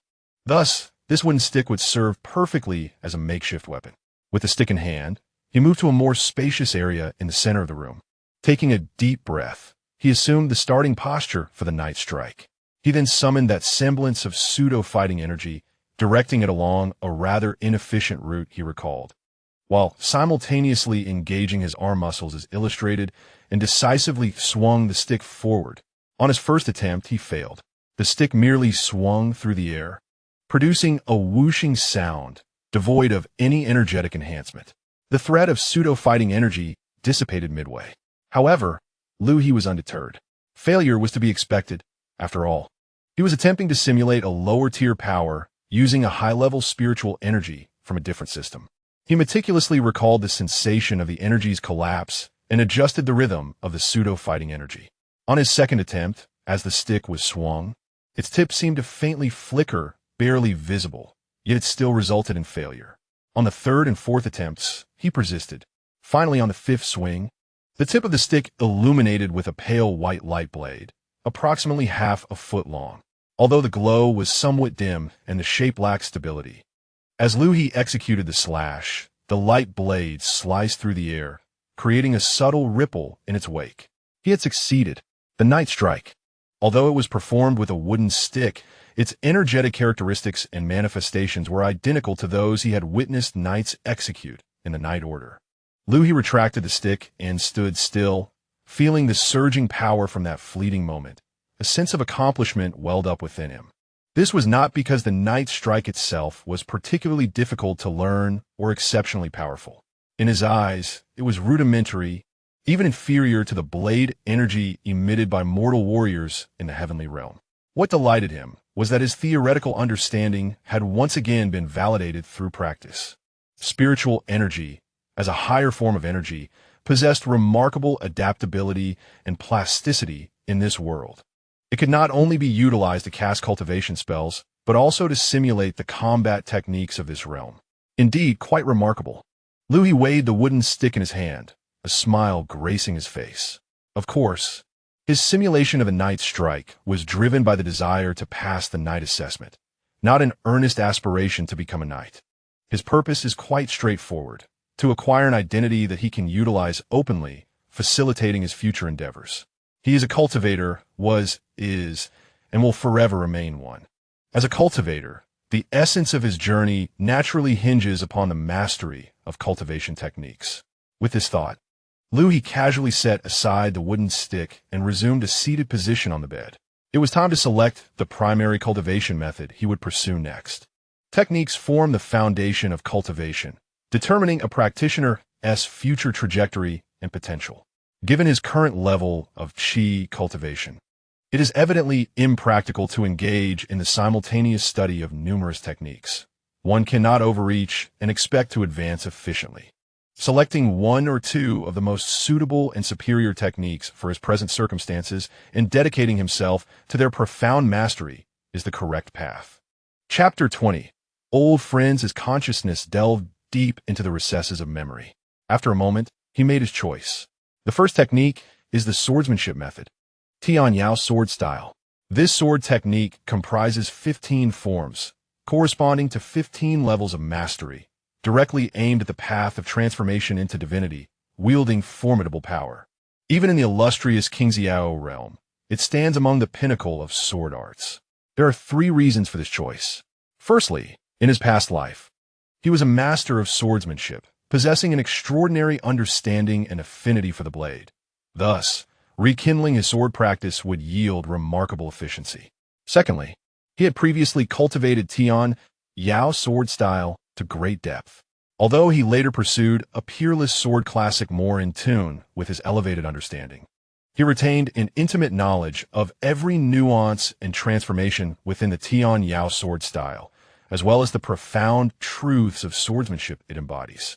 Resuming this practice feels akin to reuniting with an old friend, with virtually no bottlenecks or obstacles in sight. Thirdly, and most crucially, the Tianyao sword style is overwhelmingly powerful, with exceptional offensive capabilities. When cultivated to advanced levels, it can condense 2 entirely distinct and terrifying sword energies: the Yang-Yao sword energy, blazing like the sun and incinerating all in its path, and the Yin-Yao sword energy, chilling as the winds of the netherworld, freezing the very soul. The interplay of yin and yang, the balance of rigidity and flexibility, produces astonishing might. In this perilous alternate world, he requires formidable means to safeguard himself against potential formidable foes in the future, such as the Demon King who nears divinity. While beginning the cultivation of this domineering sword technique aimed at transformation into divinity during the qi cultivation phase may seem fanciful to others, it poses no challenge for Liu He, who possesses the wisdom of a past life. The second technique he chose is a method of consciousness cultivation, the Tonghai Shu. This is a remarkable technique focused on enhancing one's consciousness. The significance of consciousness in the realm of cultivation cannot be overstated. Whether it be probing the environment, foreseeing danger, manipulating magical artifacts, practicing spells, or anticipating an opponent's actions during combat, a robust consciousness is indispensable. The Tonghai Shu greatly amplifies the strength and coverage of one's consciousness from the early stages, sharpening his perception of the surroundings, and in the later stages, the consciousness can expand boundlessly like an immense ocean. Not only does the exploration range extend remarkably, but also evolves into a myriad of wondrous applications, even allowing for attacks to be unleashed directly through one's spiritual consciousness, striking down foes unseen. The choice to embrace this path is a means to compensate for the current deficiencies in one's tangible strength. A formidable spiritual awareness enables him to better discern opportunities and avert risks, proving essential in both future adventures and combat. One technique focuses on offensive capabilities, while the other emphasizes supportive exploration. The harmonious interplay of these two disciplines lays a solid foundation for his early endeavors. He silently recited the names of the two familiar techniques, the Celestial Sword Style and the Great Ocean Technique, a wave of nostalgia washing over him. Particularly the Celestial Sword Style, which had accompanied him through many years in his previous life, vanquishing countless formidable adversaries. Old friend, we meet again. With the techniques now determined, the path ahead became clear. He no longer hesitated, suppressing all distractions and achieving a profound tranquility of mind. Following the first form of the Celestial Sword Style, he began to channel the spiritual energy from his danshin, guiding it along a complex and mystical route within his body.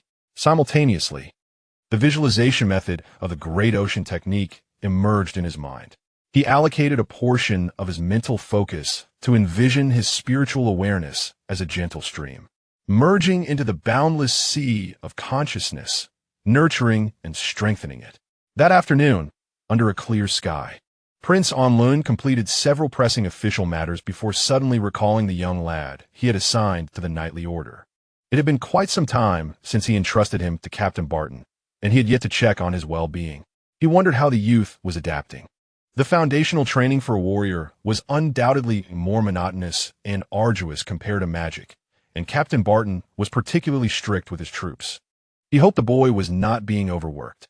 As this thought crossed his mind, Onlun felt a pang of concern. After all, it was he who insisted on Liu He pursuing the path of a warrior. If Liu He were to abandon this path due to the hardships, what would that mean for Onlun's reputation? No, he must go and see for himself. Rising from his seat and adjusting his attire, he resolved to visit the knightly order's headquarters in person. He traversed the lengthy corridor connecting the royal palace's main hall to the knightly order's base.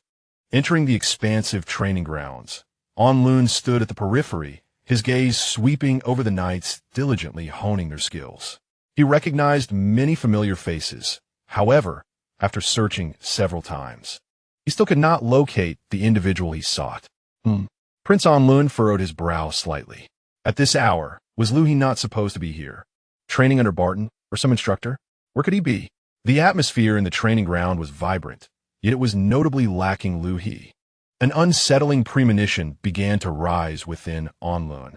Could it be that his fears were confirmed? Did the lad find it too exhausting and simply chose to skip out? Or did Barton deem him unfit for the path of a warrior and send him away? An unsettling unease settled in Onlun's heart. Though he was not one to cling to appearances, if Liu He truly had given up or been dismissed, it would undoubtedly tarnish his own reputation as a recommender and could inflict a significant blow to Liu He himself. Contemplating these matters, he resolved to approach Colonel Barton directly for clarification. He confidently made his way to the colonel's office, situated beside the training grounds. Knock, knock, knock. Who is it? Colonel Barton, it is I, Onlun. The sound of hurried footsteps and the scraping of a chair echoed from within the office. Soon, the door swung open, revealing Barton's resolute visage. Upon seeing Onlun, a warm smile instantly illuminated his face. Ah, Your Highness Onlun, please come in, come in. Barton gestured for him to enter. Onlun nodded with a smile and stepped into the office. What brings your highness to my humble abode today? Is nothing of great importance, Colonel Barton. I happened to be passing by and thought to check on the training progress of the hero Li. I just took a stroll around the training grounds, but did not see him. However, upon hearing Onlun's inquiry, Barton's expression shifted to one of complexity. Your Highness. Barton seemed at a loss for words, taking a moment to compose himself. Regarding hero Li, he is indeed not here. However, I assure you, he is not absconded, nor have I sent him away. Oh, then where is he? Your Highness, I shall be candid with you. Barton then recounted the events that transpired that day within the knightly order. As Onlun listened, the smile upon his face froze. Chapter 21. Half a year later, Your Highness. You see, I have not merely acquired a student. I have welcomed a master capable of instructing us all. Onlun sat dazed in his chair, absorbing Barton's words.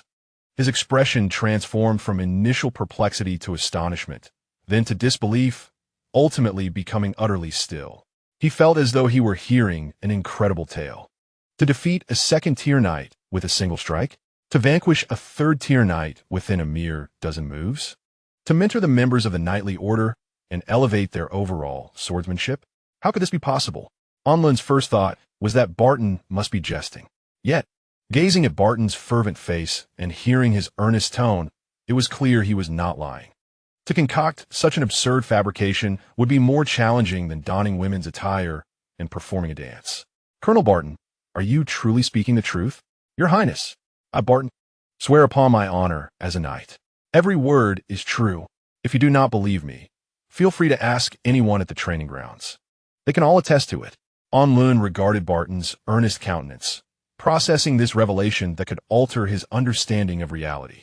He found himself believing it. It was precisely because he knew Barton's character that he felt compelled to accept the truth. Yet, the very act of believing made it seem all the more ludicrous. To possess the ability to instruct third-tier knights in swordsmanship? What level of mastery was this? In the kingdom's most prestigious academy, there were scarcely any instructors whose swordsmanship reached such heights. Those were renowned figures, revered masters of long standing. And Liu He, a youth from another world, younger than himself by several years, possessed swordsmanship that could rival that of the Academy's elite instructors. This is no longer merely a matter of talent. It is truly monstrous. A prodigy. Onlun felt his mind in disarray and realized he needed a moment of tranquility. I certainly trust you, Captain, he said, forcing a smile in an attempt to appear composed, though his slightly trembling hands betrayed his inner turmoil. The news was simply too astonishing to digest.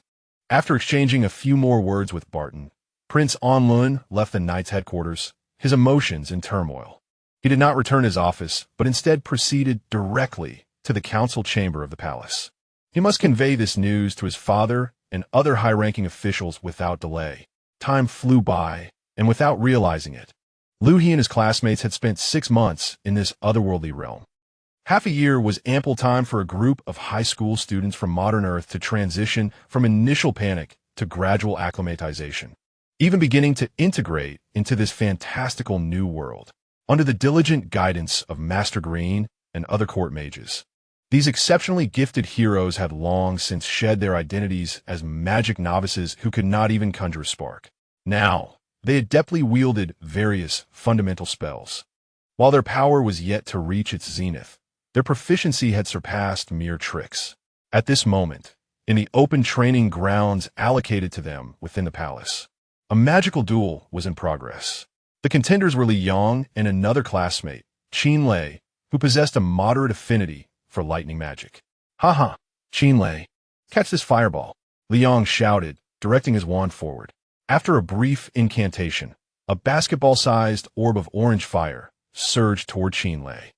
6 months of training had significantly enhanced Li Yang's control over his superior fire affinity. The explosive fireball's power, speed, and stability far exceeded that of the timid novice he had been half a year prior. Qin Lei, undeterred, focused intently as he swiftly chanted a spell, the tip of his wand flickering with electric sparks. Lightning strike! The fireball and the lightning collided in mid-air, producing a deep, resonant explosion. Flames and electric sparks scattered in all directions, creating a powerful shockwave that rustled the hair of the onlooking classmates, compelling them to squint against the force. As the smoke began to dissipate, Liu seized the opportunity afforded by the explosion, gracefully sidestepping to once again swing his wand. Fire arrow. 3 arrows composed purely of flame formed a triangular formation, radiating a searing heat as they shot toward Qin, who had exposed a vulnerability in his spell casting. Clearly taken aback by Liang's swift follow-up attack, Qin could only hastily evade. Puff, puff, puff. 3 soft sounds echoed as 2 fire arrows were dodged. But the final arrow grazed Qin's shoulder, disrupting his spell-casting rhythm. The outcome had been determined. Yay, I won, Liu exclaimed triumphantly, leaping into the air. He quickly approached Qin, extending his hand. Are you all right, old Qin? Did I hurt you? I'm fine, just a little scratch. You're still as fierce as ever. Qin replied. Of course. Have you forgotten who I am? Superior fire affinity. A genius among geniuses. Upon receiving the praise, Liu became even more exuberant, his hands resting on his hips as he threw back his head and laughed heartily. Ha ha ha. Am I not impressive? Let me ask you all, am I not impressive? His unabashed demeanor immediately drew the collective disdain of his classmates. Umph. They chorused, accompanied by a wave of derisive jeers. Liu, could you not be so self-satisfied? A mere compliment, and you're already floating on air. Indeed, one should never flatter him. It merely reveals his true nature. Stay humble, do you understand, comrade Liu? In the face of their collective mockery, Liu remained unfazed, even more buoyant in his pride. He had long grown accustomed to this interaction style, and his peers had equally adapted to his vivacious personality. Their playful banter had become a rare moment of levity amidst the challenges of their 6-month life in this otherworldly realm. In the midst of this jovial atmosphere, a solitary figure quietly leaned against the corner of the training ground. It was Liu He, donned in his simple casual attire, unlike his classmates who wore robes. Liu He observed the entire contest with a calm demeanor, his expression unperturbed. Liu, with his keen eyes, quickly spotted Liu He in the corner. He dashed over, plopping himself down beside Liu He and casually draping his arm over Liu He's shoulder. Hey, Liu He, did you see that? Was I impressive just now? I saw. Not bad, but almost missed the mark. Hey, could you not be such a killjoy? Look at how magnificent I am. I'm destined to become a great mage. When that happens, I'll have your back. Perhaps you should focus on yourself first. Ugh, it's impossible to have a proper conversation with you. Liu He, uninterested in engaging further, remained silent. However, Liu continued, but seriously, Liu He, time flies. Can you believe it's been half a year? Tomorrow, we will part ways. Liang's words prompted Liu He to recall recent memories. About half a month prior, the king had officially summoned all the heroes to announce a significant decision. After 6 months of foundational learning and adaptive training, they had developed the initial skills necessary to live and learn independently in this world. To foster their growth and ensure their safety, the kingdom decided to send them to several prestigious academies for further education. Indeed, separation loomed. Chapter 22. A dose of harsh reality, these 20-odd heroes remained one of the kingdom's most closely guarded secrets, known only to a select few within the palace and the temple. Housing them collectively in the palace for half a year had reached its limits. Dispersing them, breaking them into smaller groups, was undoubtedly the safest and most beneficial method for their development. The kingdom had exerted considerable effort to ensure their smooth transition into various academies. The court clerks toiled late into the night, crafting perfect false identities for each of them. Typically, they were portrayed as exchange students from remote regions or as descendants of long-forgotten, untraceable minor nobility. According to the arrangements, Liu He, along with Su Shui, Qin, and another girl endowed with healing abilities, were assigned to the prestigious Silver Star Academy in the capital. Indeed, this was the highest institution of education in the kingdom. They need not venture far, for they have already resided in this city for half a year. However, unlike the other 3 who entered the academy as specially recruited transfer students, Liu He did not come to Yinxing Academy as a student. One day, within the royal council chamber, the atmosphere grew somewhat tense. Prince Enlun recounted to the king and several high-ranking officials what he had witnessed firsthand, corroborated by information from Barton. Initially, disbelief clouded everyone's reaction. How could this boy from another world possess such remarkable prowess in swordsmanship? To effortlessly defeat a third-tier knight in combat, and even to instruct members of the Black Wolf Knights, thereby enhancing the entire team's swordsmanship? With skepticism in their hearts, the king and several core officials embarked on a discreet visit to observe the Black Wolf Knights' training grounds. What they beheld was not a scene of intense duels featuring Liu He, but rather a surprising sight. Liu He was encircled by 7 or 8 robust knights, usually proud and haughty, now appeared as humble students, wholly engrossed in his explanations. Even more astonishing to the high-ranking officials was the palpable aura emanating from those knights who had received Liu He's guidance. It was evident that their presence had become more refined and sharper than before. Subsequently, to validate the results, Captain Barton arranged a friendly match against a squad of holy knights from the temple. The outcome was truly unexpected. Members of the knightly order, who typically struggled in battles of the same tier due to the lack of holy magic support, found themselves evenly matched with the holy knights this time. Though they ultimately faced a slight disadvantage, the gap had significantly narrowed, with some even managing to surpass their opponents with exquisite swordplay. The results of this sparring session astonished the temple authorities as well. The strength of the holy knights lies not only in their martial skills, but also in the unique sacred light magic of the goddess Myrna. That the Black Wolf Knights could contend with them on pure martial prowess to such an extent was unprecedented. Facts speak louder than words. All doubts dissipated in the face of such undeniable truth. The kingdom's high-ranking officials were compelled to accept this reality. The boy from another realm, Liu He, was indeed a prodigy endowed with an extraordinary talent for the sword. Somehow, this news reached the ears of Master Philly, the vice principal of Yinxing Academy, renowned for his appreciation of talent. Master Philly, a powerful high-ranking mage and the chief professor of combat theory at the academy, possessed a profound understanding and passion for various combat techniques. He was also among the few who were aware of the heroic initiative. Upon hearing of Liu He's exploits, Master Philly could hardly contain his excitement and promptly made his way to the royal palace, requesting an audience with this legendary swordsman. Thus, one afternoon, following a cultural class, Liu He was summoned to a reception room. Mr. Liu He began, Captain Barton has shared with me the details of your situation. Indeed, heroes emerge from youth. I never anticipated your astonishing talent and prowess in swordsmanship. Even the Black Wolf Knights have been thoroughly subdued by you. Truly remarkable. Liu He remained silent, patiently awaiting further discourse from the other party. Master Philly, noticing Liu He's composure, proceeded directly to the crux of the matter. Our Silver Star Academy has always held talent in high regard, particularly individuals of your caliber. I have heard that you will soon be assigned to our academy for further study. Indeed. Excellent. However, given your current level of swordsmanship, to merely become an ordinary student would be a grievous waste of time and a disservice to your exceptional gifts.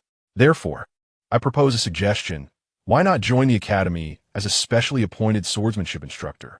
You would not be burdened with an extensive curriculum.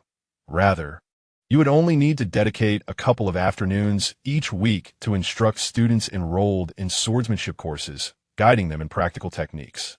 Rest assured regarding remuneration. We will compensate you according to the highest standards for official instructors at the academy. All facilities, including the library and training grounds, will be unconditionally accessible to you. Furthermore, we can negotiate the schedule to fully respect your personal time.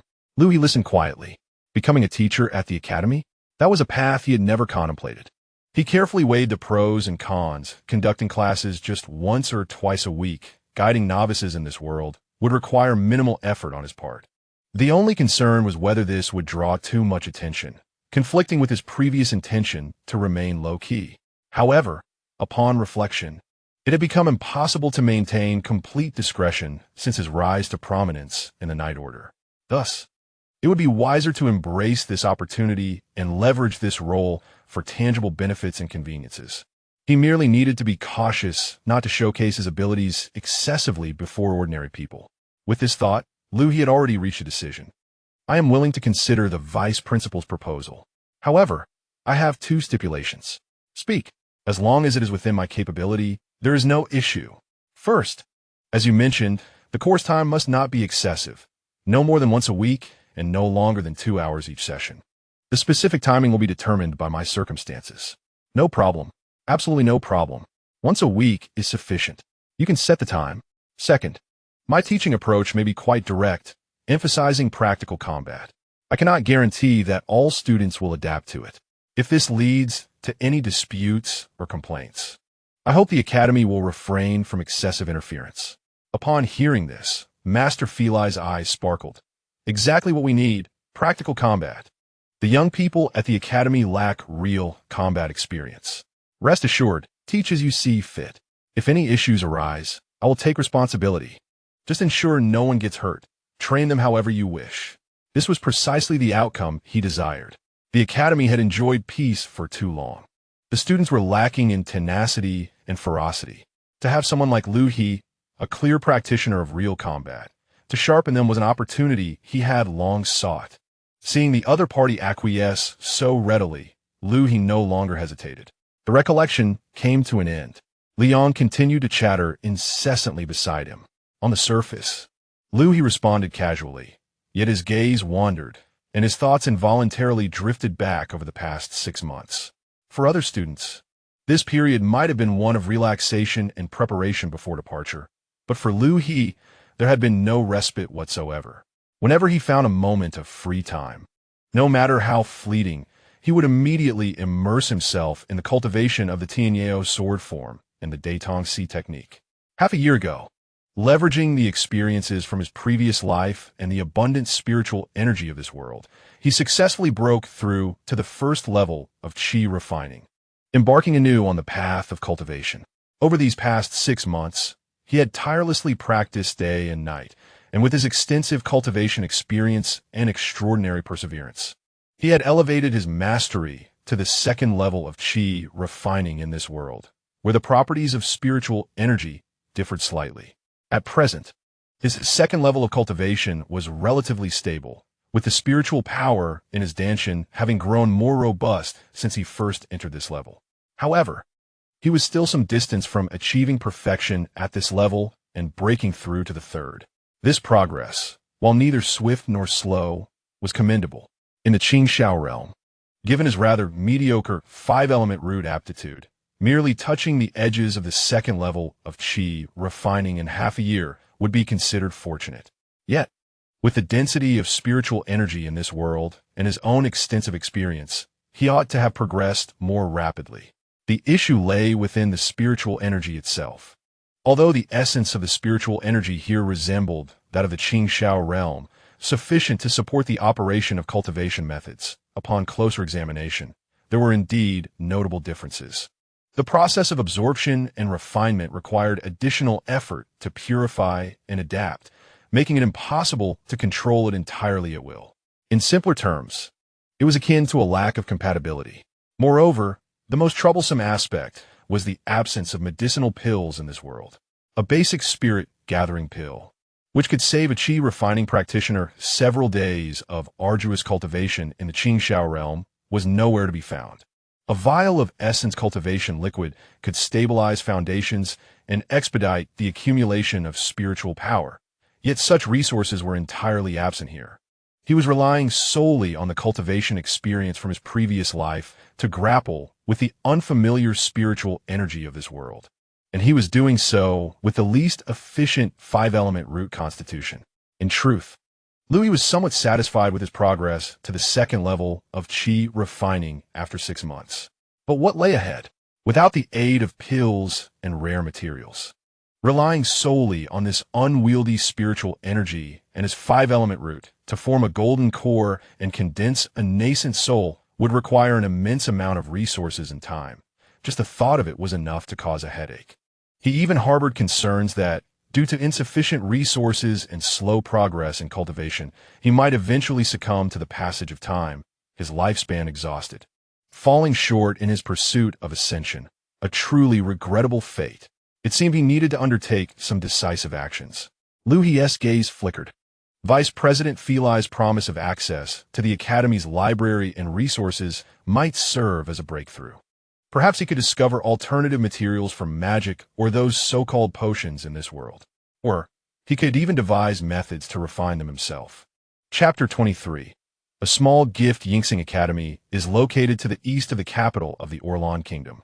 Resembling not merely an institution of learning, but rather a city within a city, expansive in scale. This place is a sacred ground for many young people throughout the kingdom. A realm of dreams. The history of the Academy can be traced back 10 millennia, following the legendary battle that vanquished the Dark Age. According to lore, several legendary heroes who fought alongside the first brave warrior and ultimately sealed the Demon Lord felt an intrinsic need to pass on knowledge and power once peace was restored. Thus, they devoted their efforts and wealth to establish this esteemed institution. Their noble intention was to cultivate the seeds of light and order in this world, preparing to ward off any darkness that might arise anew in the future. As millennia passed, the Academy underwent numerous expansions and renovations, growing in scale while maintaining its core spirit. It has remained the heart of elite education for the next generation in the royal capital and throughout the kingdom. Here, noble scions, gifted commoners, and young individuals from diverse backgrounds with extraordinary abilities converge to acquire knowledge, hone their skills, forge friendships, and lay the groundwork for their futures. The academic structure within the institution is meticulously organized, encompassing a broad spectrum of disciplines, from the most prominent fields of magic and martial arts to alchemy and beast taming, and even scholarly pursuits in the history of the continent and ancient languages. Each department boasts experienced mentors, renowned in their respective fields. Graduating from Silver Star Academy is considered a prestigious accolade, opening doors whether one aspires to join the kingdom's army, become a guest of a noble, or serve as a chief protector in a major merchant guild. Even if one merely wishes to affiliate with the Adventurers Guild, seeking companions to explore ruins or combat monsters. Presenting the credential of an academy graduate typically ensures access to suitable partners or respectable employment. This esteemed recognition is a testament to the Academy's rich heritage accumulated over millennia and the exemplary performances of its countless graduates. Liu He followed a young assistant named Eric along the tree-lined path leading to the Academy's residential area. Eric, possessing eloquence, enthusiastically recounted the Academy's numerous proud aspects, from its founding history to its faculty strength, from its facilities and equipment to its alumni resources. His tone imbued with a sense of pride. While Liu He appeared to listen attentively, occasionally nodding, his consciousness was discreetly expanding to survey his surroundings. The energy here was denser and more chaotic than he had anticipated. The levels of activity in structures like the Magic Tower and Alchemy Building, as well as the training grounds, surpassed even those in the royal palace. This place was indeed suitable for cultivation, though the heterogeneous nature of the energy made it laborious to purify. Over the past 6 months, he had confirmed that the energy of this world shares a fundamental essence with the spiritual energy he was familiar with, albeit manifested in a distinctly different manner, abundant in power, yet challenging to harness. This disparity was one of the primary reasons for his slow progress in cultivation.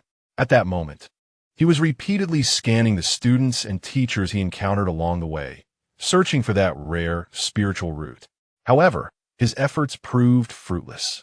From the palace to the academy, he had discreetly assessed thousands of individuals, encountering many promising magical talents similar to his classmates, yet not a single one possessed a spiritual root. Likewise, he had scrutinized his fellow transmigrators long ago, yielding the same disappointing result. It seems that even among his fellow villagers, not all of the Earth students who accompanied him possess spiritual roots. The desire to find a kindred spirit with whom to discuss cultivation appears to have been in vain. Sighed Liu He inwardly. Eric continued to diligently provide introductions. Soon, the two traversed through the academic district and arrived at a quieter area.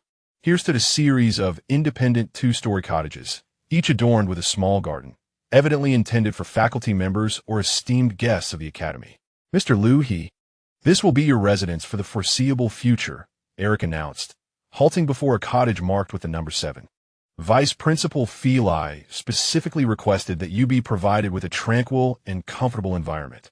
He produced a delicately crafted brass key and presented it to Liu He with both hands. This is the key to your room, imbued with a simple authentication spell, allowing only you or those you authorize to unlock the door. Liu He accepted the key, sensing the stable magical energy within it. Thank you for your trouble. You are too kind, Eric replied, inclining slightly, a hint of a mysterious smile gracing his features.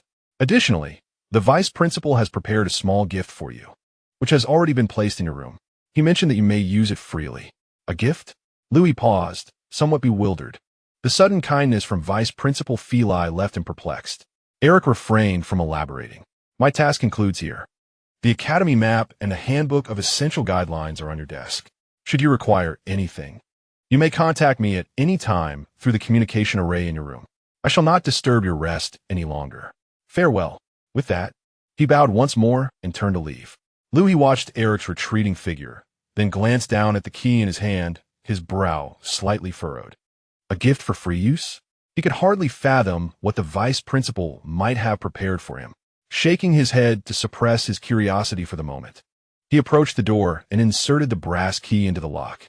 The moment the key met the lock cylinder, a faint magical glow flickered, accompanied by a soft click as the lock disengaged. Pushing open the door, he was greeted by a room far more spacious and exquisite than he had anticipated. The floor was adorned with a plush carpet that muffled his footsteps. Against the wall sat a set of inviting sofas and a low table. Outside the window lay a meticulously tended small courtyard. The entire room was elegantly decorated, clearly crafted with care. However, Liu He's gaze lingered only briefly on the furnishings before fixing upon a figure in the center of the room that should not have been there at all. It was a young girl, unmistakably not human, as anyone could discern. She appeared to be around 15 or 16 years old, petite in stature, clad in a black and white maid outfit embellished with lace, the hem reaching her knees and revealing her slender calves clad in white stockings. Yet, what drew the most attention were her distinctive features. Two twin tails cascading over her shoulders, her skin an unusual pale lavender, and her ears pointed like those of an elf. The most striking feature is the devilish horn on her right forehead, a dark and somber shade of purple that starkly contrasts with her pale lavender skin. Her crimson eyes, tinged with a hint of anxiety, were fixed upon Liu He, a member of the demon race, often referred to as the magical clan by the populace. A living, breathing young demon girl had suddenly materialized in his room. Liu He felt a twitch at the corner of his mouth.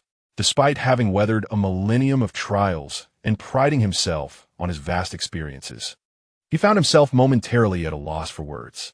Was this the small gift the vice principal mentioned, a demon maid? As Liu He stood in stunned silence at this utterly unexpected present, the demon girl appeared to grow even more anxious under his gaze.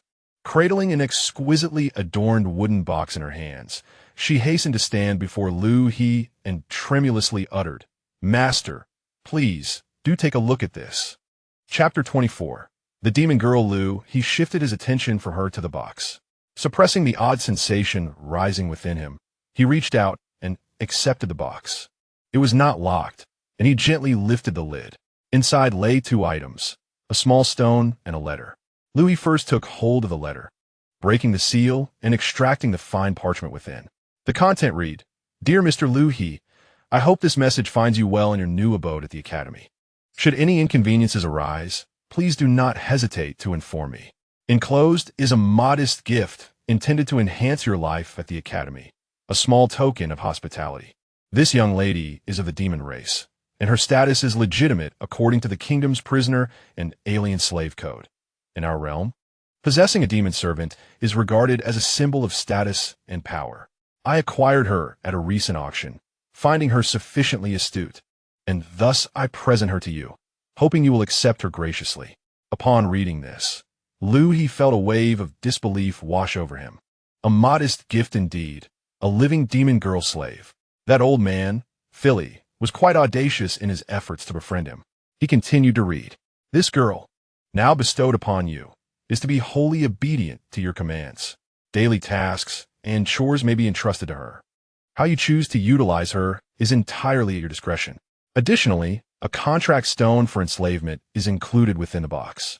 This artifact, crafted from ancient magical techniques, requires only a drop of your blood upon it, alongside your mental affirmation to accept this servant.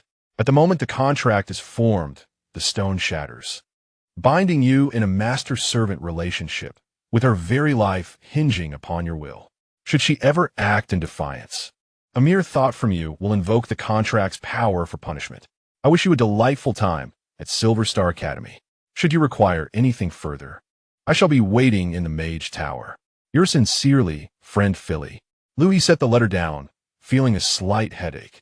At last, he comprehended the ambiguous smile from Eric and the implications behind the term used.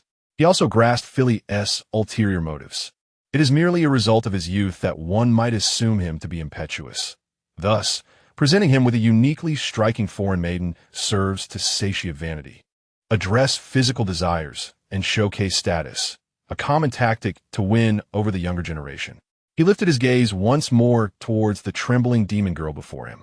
With her pale lavender skin, ebony horns, and crimson slit-like pupils, she appeared utterly out of place in this human kingdom, akin to a drop of ink in clear water. What a troublesome situation I find myself in, Liu He thought, feeling a headache begin to throb. He was accustomed to solitude, relying solely on himself for all matters.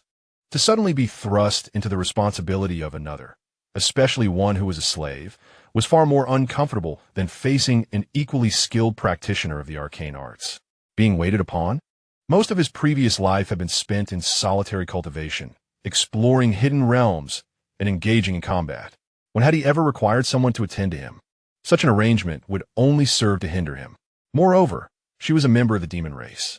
While he held no inherent prejudice against any race, having encountered all manner of creatures in the Qingxiao realm, it was evident that in this world, demons were positioned on the opposing side of society. Carrying such an obvious burden would only invite calamity. He longed to cultivate discreetly, to elevate his strength swiftly, and to either find a way back or establish a foothold here, without becoming the center of attention. With this in mind, Liu He made his decision.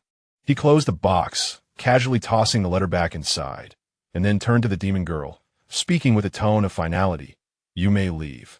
The girl instantly raised her head, her eyes widening in disbelief. "I do not require a servant, nor do I need a slave. Please return to the vice principal and convey my gratitude for his kind intentions, but you may leave now." His words were crisp and devoid of any room for negotiation. In his mind, this was the most straightforward and least troublesome course of action.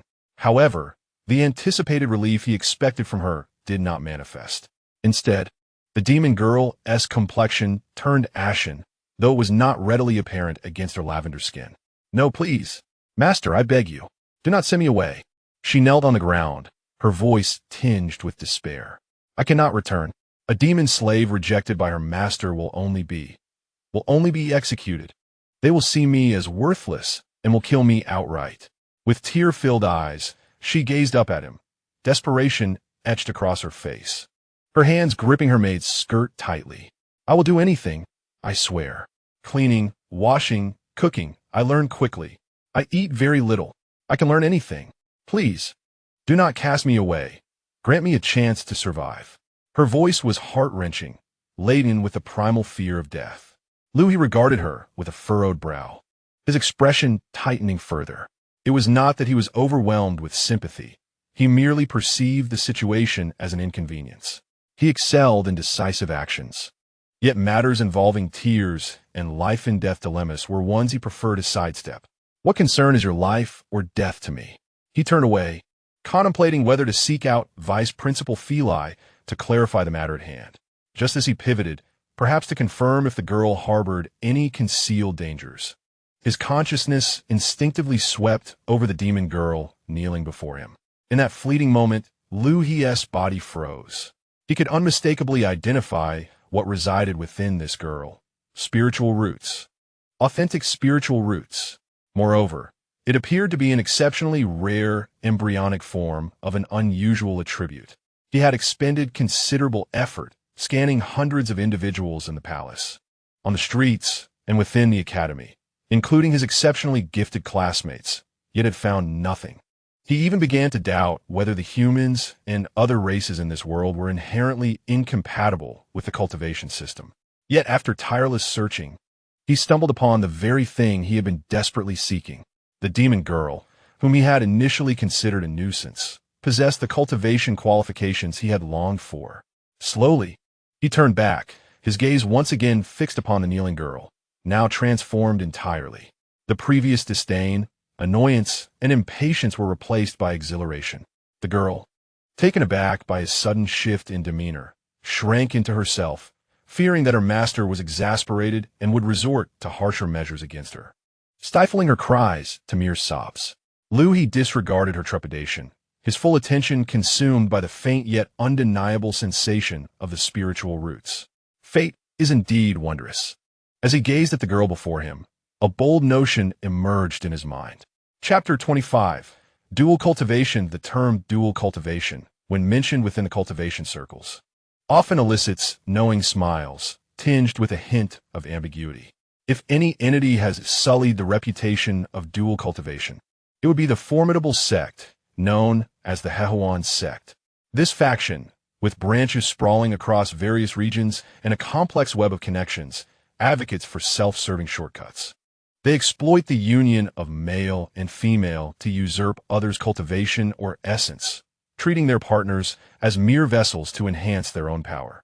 Such a predatory approach is naturally scorned by the righteous practitioners of the Qingxiao realm, branding them as a heretical sect.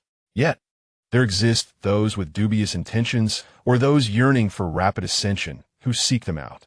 Liu He regarded the girl before him, her possession of spiritual roots igniting thoughts of this very method. The harsh realities forced him to acquiesce. In this world, there were no elixirs to aid cultivation, nor were there any rare treasures. The means to enhance one's abilities were painfully scarce. Without resorting to something extraordinary, he would be left to endure the arduous path with his mediocre 5 spiritual roots in an unfamiliar spiritual environment, progressing at an agonizingly slow pace. How long would it take to reach even the threshold of foundational establishment? By the time he finally grasped that elusive stage, his lifespan would likely be nearing its end. He might very well perish of old age in this alien world. Thus, he found himself with no choice. The instant he realized the girl possessed spiritual roots, the path of dual cultivation immediately came to mind. However, he did not intend to employ those ruthless, transient methods. In the realm of the azure skies, practitioners are abundant, and acquiring a new furnace companion after using one is a simple matter. Yet here, the chance to find a kindred spirit endowed with spiritual roots is akin to finding a needle in a haystack, perhaps even a singular occurrence. How could he possibly engage in such folly? One must always adhere to the principles of gradual progress and sustainable development. Furthermore, the dual cultivation technique he possesses is far from the crude methods employed by the Hehuan sect, which necessitate physical union. Why is it that when the concept of dual cultivation is mentioned, society instinctively associates it with carnal relations? This is entirely due to the overwhelming reputation of the Hehuan sect, which has skewed public perception and led many astray. Once, by fortunate coincidence, he had acquired an enigmatic dual cultivation technique from a uniquely eccentric companion, known as the yin-yang harmonization classic. Its essence lies in enabling both male and female practitioners to cultivate complementary energies, solar and lunar, then exchange and harmonize these energies through the contact of their palms, achieving a balance of yin and yang, thereby enhancing their cultivation together. This is a mutually beneficial and righteous path, certainly not one that seeks to usurp another's progress. Please rise. I have changed my mind. Master? She timidly called out, hesitant to move. I said, you need not return. The young girl hurriedly wiped away the tears from her face, flustered as she scrambled to her feet. Having knelt for too long, coupled with her emotional turmoil, she swayed slightly and nearly fell again. Thank you, Master. I will surely perform well. I will work diligently and absolutely not disappoint you. Her voice was laced with a sense of relief from narrowly escaping despair. Liu He disregarded her fervent vows of loyalty, his gaze fixated on the wooden box. He extended his hand and retrieved the contract stone within. Liu He could feel a binding energy emanating from the stone. Under the girl's watchful eyes, he applied a slight pressure with his fingers. Crack! A sharp sound of shattering echoed.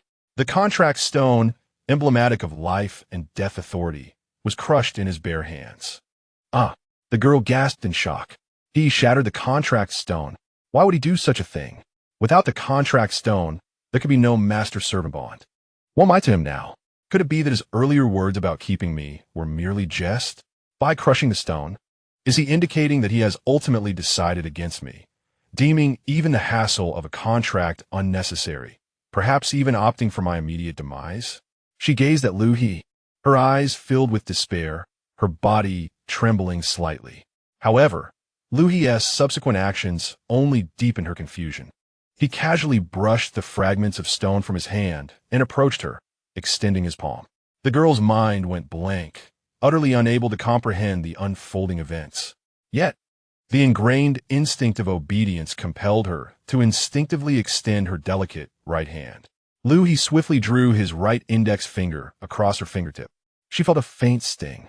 Seeing a small cut appear on her fingertip, a drop of crimson blood oozed forth. Before she could process this, Liu He had already collected the droplet with his fingertip.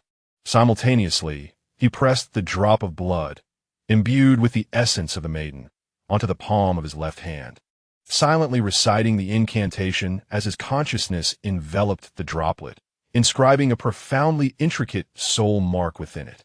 The entire process transpired with the swiftness of lightning, leaving the girl with an inexplicable sensation of constraint, as though an invisible chain tethered her soul's depths, its other end firmly grasped by the young man before her. This feeling was 100-fold more intense than the oppressive weight of the contract stone. Liu He, sensing the connection forged with the other's spirit, nodded slightly. It is done.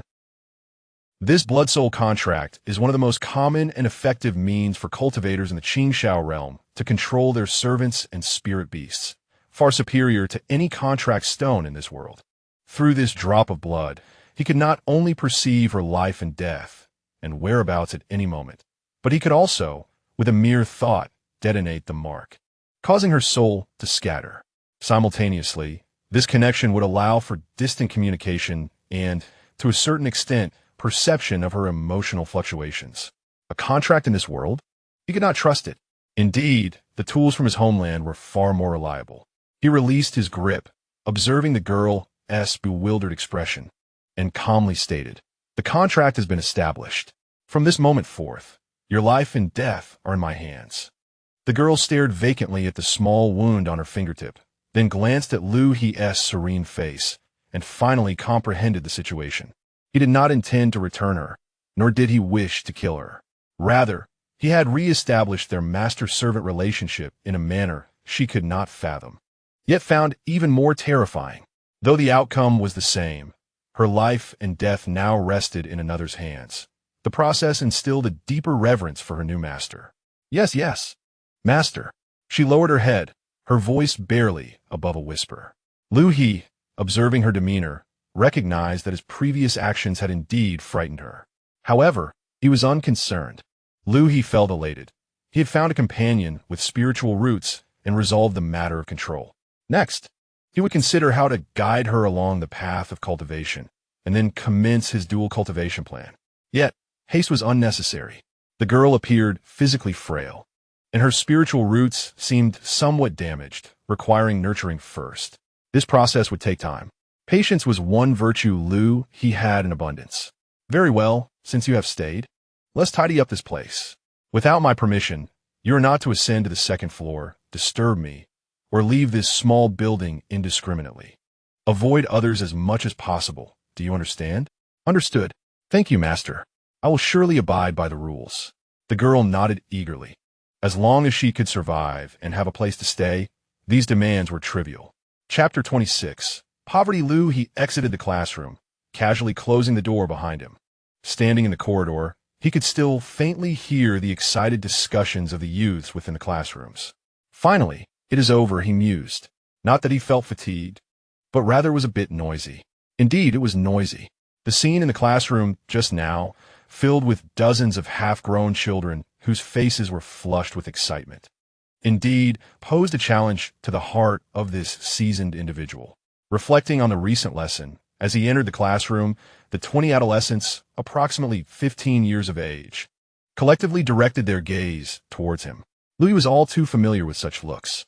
In the realm of Qingxiao, during his days as an unknown novice, every time he stepped into places inhabited by the so-called prodigies, he was invariably met with this very gaze.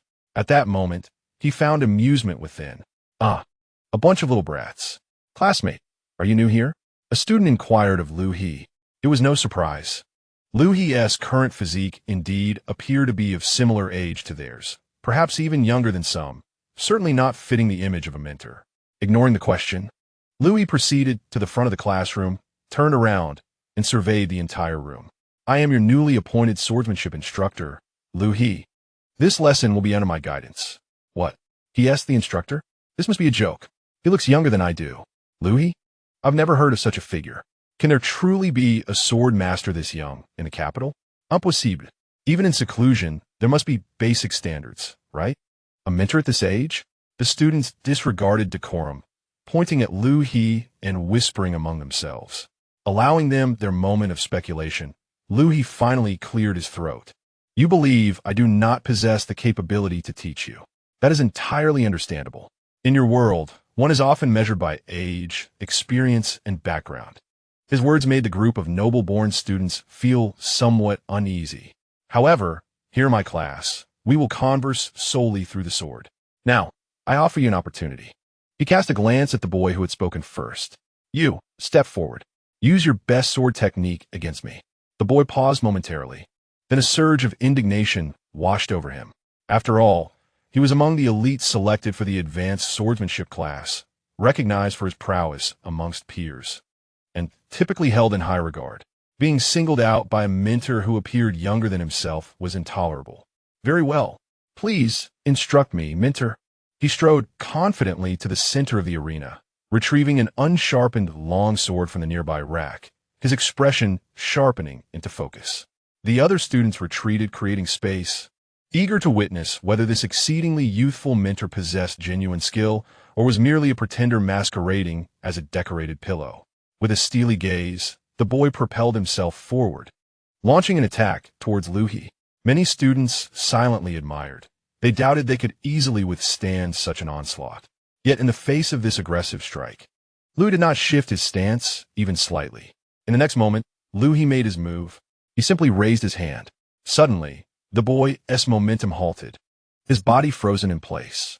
The sword he wielded had inexplicably slipped from his grasp, clattering to the floor several meters away. A profound silence enveloped the room. The young man was utterly bewildered. He could not comprehend what had transpired. All he felt was a sudden numbness in his wrist, and then his sword was flung away.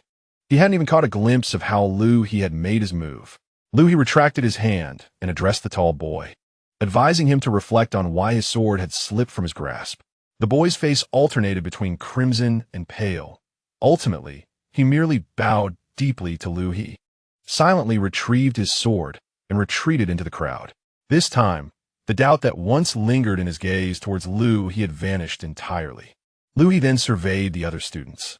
This time, no one dared to meet his gaze. Now, who among them still harbored objections? The students uniformly shook their heads.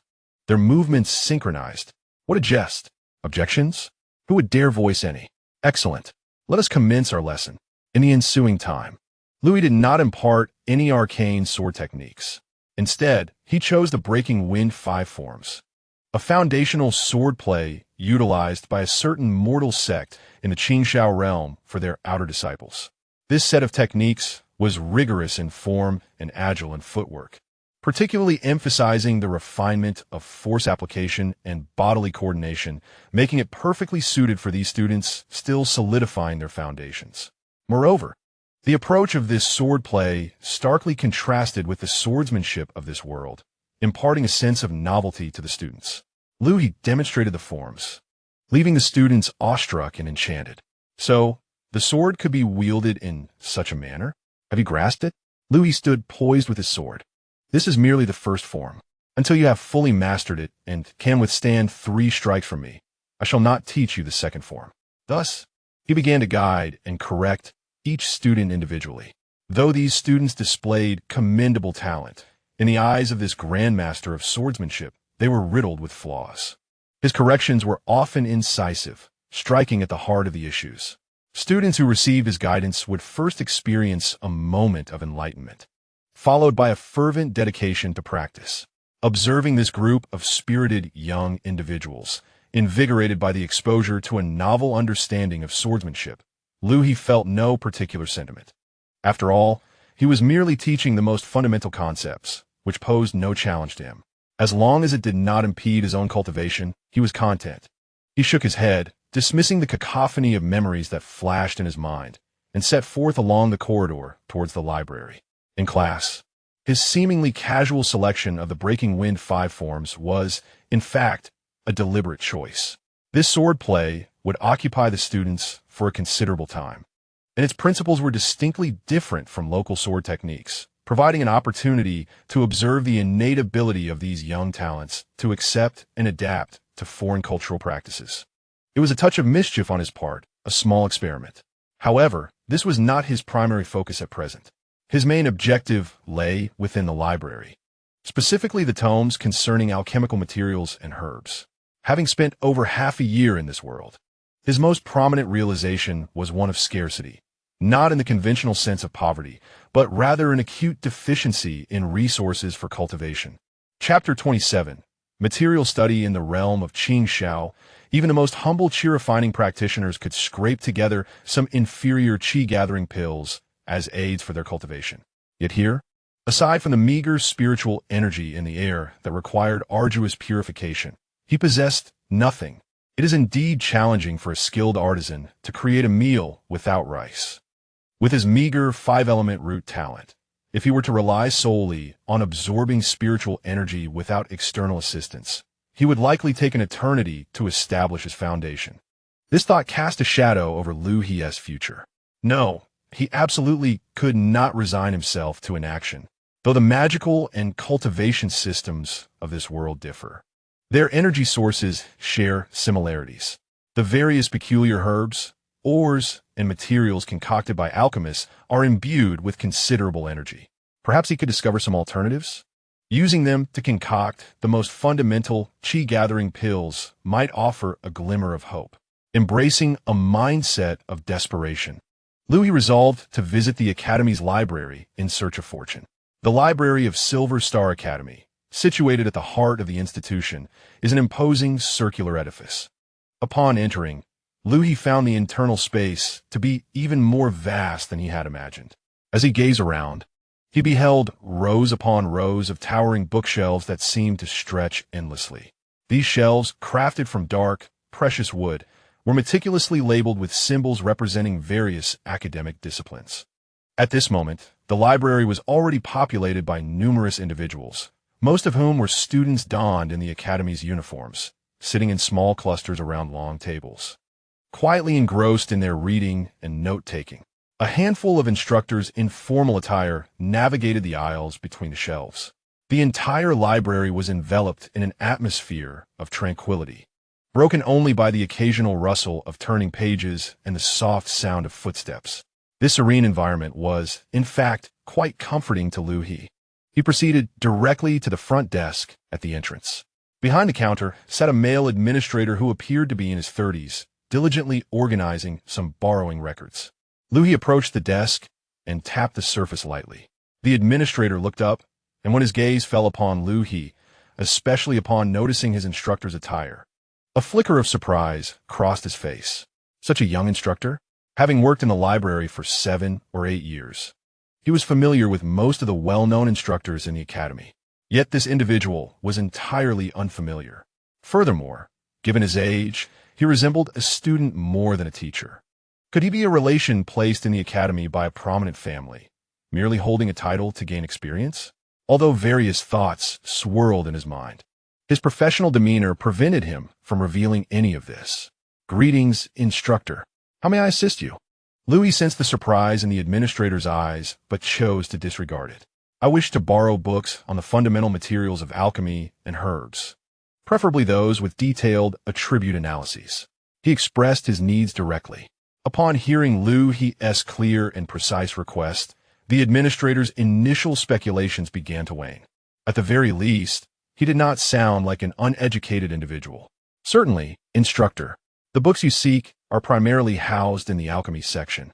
Please proceed along this main corridor until you reach the end, then turn left. The third and fourth shelving areas will be there. However, according to the Academy's regulations, these specialized texts, some of which pertain to rare materials, are generally restricted to on-site reading and cannot be borrowed. Your understanding in this matter is appreciated. Liu He nodded in acknowledgement, indifferent to the location of his reading. Thank you, he expressed, then followed the administrator's directions. Once he had distanced himself, the administrator couldn't help but glance back at his retreating figure, murmuring softly to himself, "How peculiar! When did such a young instructor arrive?" Shaking his head in confusion, he resumed his duties. As Liu He wandered among the shelves, he sensed the occasional gaze directed his way. Some students, engrossed in their own studies, noticed this unfamiliar young instructor, revealing expressions of curiosity as they exchanged glances, speculating about his background. Ignoring the whispers around him, Liu He soon located the target area. Gazing at the densely packed volumes on the shelves, even with prior preparation, Liu He couldn't help but be slightly taken aback. The Silver Star Academy indeed possessed a remarkable collection. Merely the sheer volume of its holdings was extraordinary. He extended his consciousness, swiftly scanning the books on the nearby shelves. Under his mental perception, the titles and illustrations on the covers became vividly clear, and the summaries of their contents flickered through his mind. This method of searching was far more efficient than sifting through each book individually. In no time, he pinpointed his desired texts, overview of basic alchemical materials and applications of monster materials. Cradling these two hefty tomes, he found a well-lit spot nearby and settled down. His attention was now wholly absorbed in the books before him. He first opened one of them. Before his eyes unfolded a variety of plants, each distinct in form, accompanied by annotations detailing their names, growing conditions, harvesting methods, and most importantly, their inherent magical properties and common uses. Moonlight grass thrives in shade, absorbs lunar essence at night. Commonly used in the preparation of tranquil potions and low-level mana recovery elixirs. Flame mushroom, found in volcanic regions or areas rich in fire elements, contains volatile fire attribute mana, serving as a primary ingredient in fire resistance potions and berserk potions. Ice thorn flower, exclusively growing in icy plains, its flower core harbors pure ice attribute mana, essential for crafting various ice magic potions. He turned the pages with great focus. Students came and went around him, while the sunlight outside gradually softened, transitioning from gentle to golden hues. This state of complete immersion in reading and research was familiar to him. In his past life, dedicating decades, even centuries, to comprehend a profound sword manual or alchemical formula was commonplace. In contrast, spending a few hours reading felt like a mere respite. Time slipped away unnoticed. When Liu He finally closed the book, the sun had set, and the sky was adorned with a splendid evening glow. The library was illuminated by soft, magical lights, enveloping the bookshelves and reading areas in a gentle glow. The number of individuals present had significantly decreased since the afternoon, rendering the atmosphere even more serene. Liu He exhaled deeply, stretching his somewhat stiff neck and shoulders.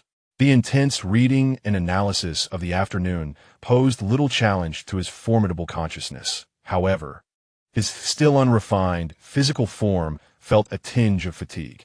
The rewards were substantial. He closed his eyes, and a myriad of images and information regarding various herbs and magical materials flickered through his mind like a revolving lantern. Although he had yet to discover a complete substitute for the main ingredient of the chi-gathering pill, he had unearthed several alternatives with similar properties, which, with special processing and combinations, might yield comparable effects. In particular, several magical plants rich in wood energy and some peculiar materials piqued his interest. For instance, slime secretions, goblin ears, and the fangs of giant spiders indicated that the materials of this world indeed possessed unique qualities. A preliminary plan began to take shape in his mind. Of course, it would require extensive experimentation and validation. Yet at the very least, the door of hope had been slightly ajar. It was time to return. Liu He rose and carefully placed the two books back on their respective shelves. He glanced out at the deepening twilight and, not lingering, stepped out of the library. By the time he returned to his independent small building in the faculty residential area, night had fully descended. Chapter 28. Dinner. This is an order.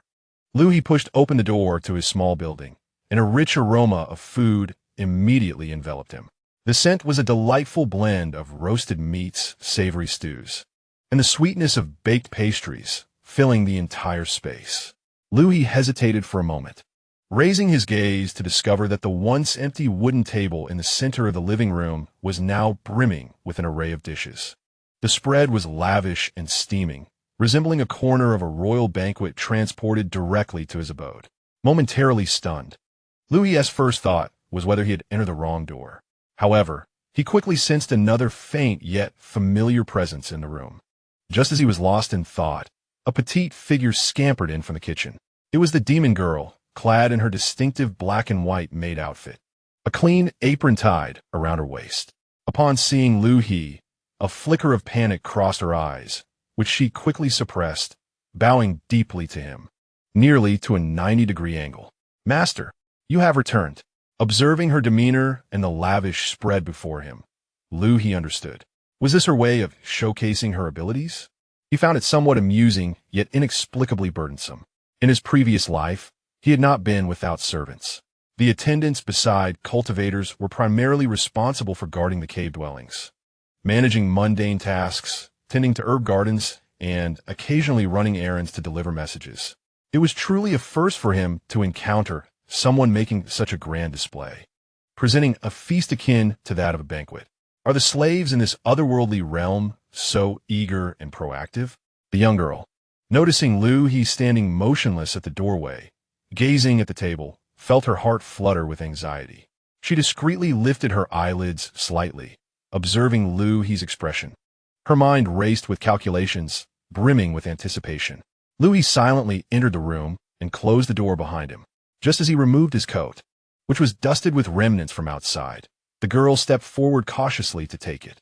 Her movements were somewhat awkward, yet exceedingly gentle, as she meticulously smoothed out the wrinkles before hastening to the wall-mounted coat rack, tiptoeing to hang it properly. After completing this task, she hurriedly returned to stand before Liu He, her hands at her sides, her head slightly bowed, but her eyes gleaming with a desire for affirmation. Liu He's gaze swept over the lavish dinner spread before him, and he finally spoke in a flat tone, devoid of discernible emotion. "Did you prepare all of this?" The girl's heart raced, and she nodded vigorously, akin to a chick pecking at grain. Yes, master. I made all of it." As she spoke, her eyes furtively darted toward Liu He, eagerly awaiting his subsequent reaction. However, a frown creased Liu He's brow. He regarded the table laden with dishes that appeared to be a feast for the senses, yet his thoughts were elsewhere. Food. For him, having attained a high level of cultivation, he had long since mastered the art of fasting, drawing sustenance from the essence of the universe. Now, having returned to a mortal form that depended on food for energy, he found it a necessity rather than a choice. To him, the act of eating was merely a means to provide the basic energy required for the body's operation. It was a vital step for sustaining life, akin to fueling a machine. As long as it filled his belly and contained adequate nutrients, the taste or abundance of the meal held no significance. Thus, under the girl's hopeful gaze, Liu He doused her enthusiasm with a cold reality. There is no need for this in the future. The girl's smile and anticipation froze instantly. Just something simple will suffice. She stared blankly at Liu He, her mind buzzing. The praise she had envisioned was absent, replaced by what felt like a dismissive critique. After toiling tirelessly all afternoon to demonstrate her worth, she discovered that her efforts were deemed trivial in her master's eyes. A wave of grievance surged, causing her nose to tingle and her eyes to well up with tears. She bit her lip tightly, struggling to suppress the tears that threatened to fall. "Yes, master, I understand. I won't do it like this again." Her voice betrayed an unmistakable sense of disappointment. Despite feeling utterly wronged, She dared not retort nor question. The contract bound her fate to his will, leaving her with no choice but to obey. Liu He seemed oblivious to her distress, or perhaps he sensed it but chose not to acknowledge it. He walked directly to the head of the dining table, seated himself, and picked up the clean utensils prepared beside him. The aroma of the food remained enticing. Yet his actions of grasping the knife and fork resembled the completion of an obligatory task, devoid of any excess emotion. He sliced a piece of roasted meat and placed it in his mouth. The texture was indeed tender and juicy, cooked to perfection. However, his act of chewing and swallowing resembled less an indulgence in culinary delight and more a mere necessity for sustaining life, devoid of any expression of pleasure typically associated with savoring fine food. After a couple of bites, he noticed the diminutive figure still rigidly standing in place, head bowed, akin to a forsaken little creature. Liu He set down his knife and fork, directing his gaze toward her. "Why are you standing?" The girl, startled by his voice, flinched like a frightened rabbit. "A master is dining. I am waiting. Sit down and eat with me." Liu He interrupted her. In her previous understanding, an insurmountable chasm existed between master and slave. Sharing a meal at the same table? Such a notion was beyond her wildest imagination. "No, that is unacceptable. Master, this is against the rules. I am a slave. I should wait until you are finished and merely eat the leftovers." "That would suffice." She incoherently declined, observing her demeanor. Liu He felt a twinge of impatience. His insistence on her sitting down to eat stemmed not from any misguided sympathy or desire to be a benevolent master, but purely from the urgency of time. How long would he have to wait for her to dawdle at his side before he could sneak into the kitchen and nibble on the remnants? Tonight held pressing matters. The dual cultivation plan that pertained to his future required him first to nurture and stabilize her incomplete spiritual root. There was no leisure to indulge in a dramatic display of master-slave affection. Consequently, Liu He's expression darkened. "I said sit down. Do not compel me to repeat myself a third time. Otherwise, I would not hesitate to let you experience the consequences of defying my command." Chapter 29. "Come to my room." These words instantly shattered the girl's hesitation. Consequences? She promptly recalled the contract stone that had been crushed barehanded yesterday, and the tremor deep within her soul. She had no doubt that this seemingly youthful yet inscrutable master could indeed deliver on his threats. The mere thought of that excruciating pain, one that reached into her very essence, sent waves of dizziness washing over her. "Ev's seat. I will sit immediately." She nearly stumbled as she rushed to the dining table, choosing the farthest seat from Liu He, cautiously pulling out the chair, daring only to perch half of herself on its edge, her body rigid as stone. Then she grasped the utensils before her hands trembling violently. With her head bowed, her gaze fixated on the food in front of her, she even softened her breathing. Liu He observed her as though she were undergoing a form of torment. Too indifferent to say more, resuming his meal with knife and fork in hand. The atmosphere grew stifling, almost suffocating. The girl remained seated stiffly for a while. Noticing that Liu He seemed genuinely engrossed in his meal, no longer casting glances her way or indicating any intent to punish her, her taut nerves began to relax slightly. Stealing a quick glance with the corner of her eye, she dared to observe Liu He once more. She gazed at the calm profile of his face, her heart swirling with confusion. Gathering her courage, she furtively glanced again. She mechanically stuffed food into her mouth, the taste as bland as chewing wax. While her mind wandered in disarray, her eyes furtively glancing at Liu He from time to time. Liu He, of course, could sense her furtive gaze. With his enhanced perception honed through extensive training, he could easily discern not only her trivial actions, but also the chaotic thoughts swirling within her mind. However, he chose to disregard her. What did the curiosity and fear of a mere maid matter to him? He simply wished to conclude this dinner, which he deemed utterly meaningless, and proceed with more pressing matters. Under his influence, the meal progressed at an astonishing pace. Liu He swiftly cleared his plate as if a tempest had swept through. Upon witnessing Liu He finish, the young girl seemed to be activated by a switch, immediately putting down her cutlery and rising abruptly, nearly toppling her chair. "And master, Have you finished? I'll clean up right away, she exclaimed, moving to gather the dishes. Sit down, Liu He said coolly. The girl froze, looking at him in bewilderment. Finish the food in front of you. Why yes.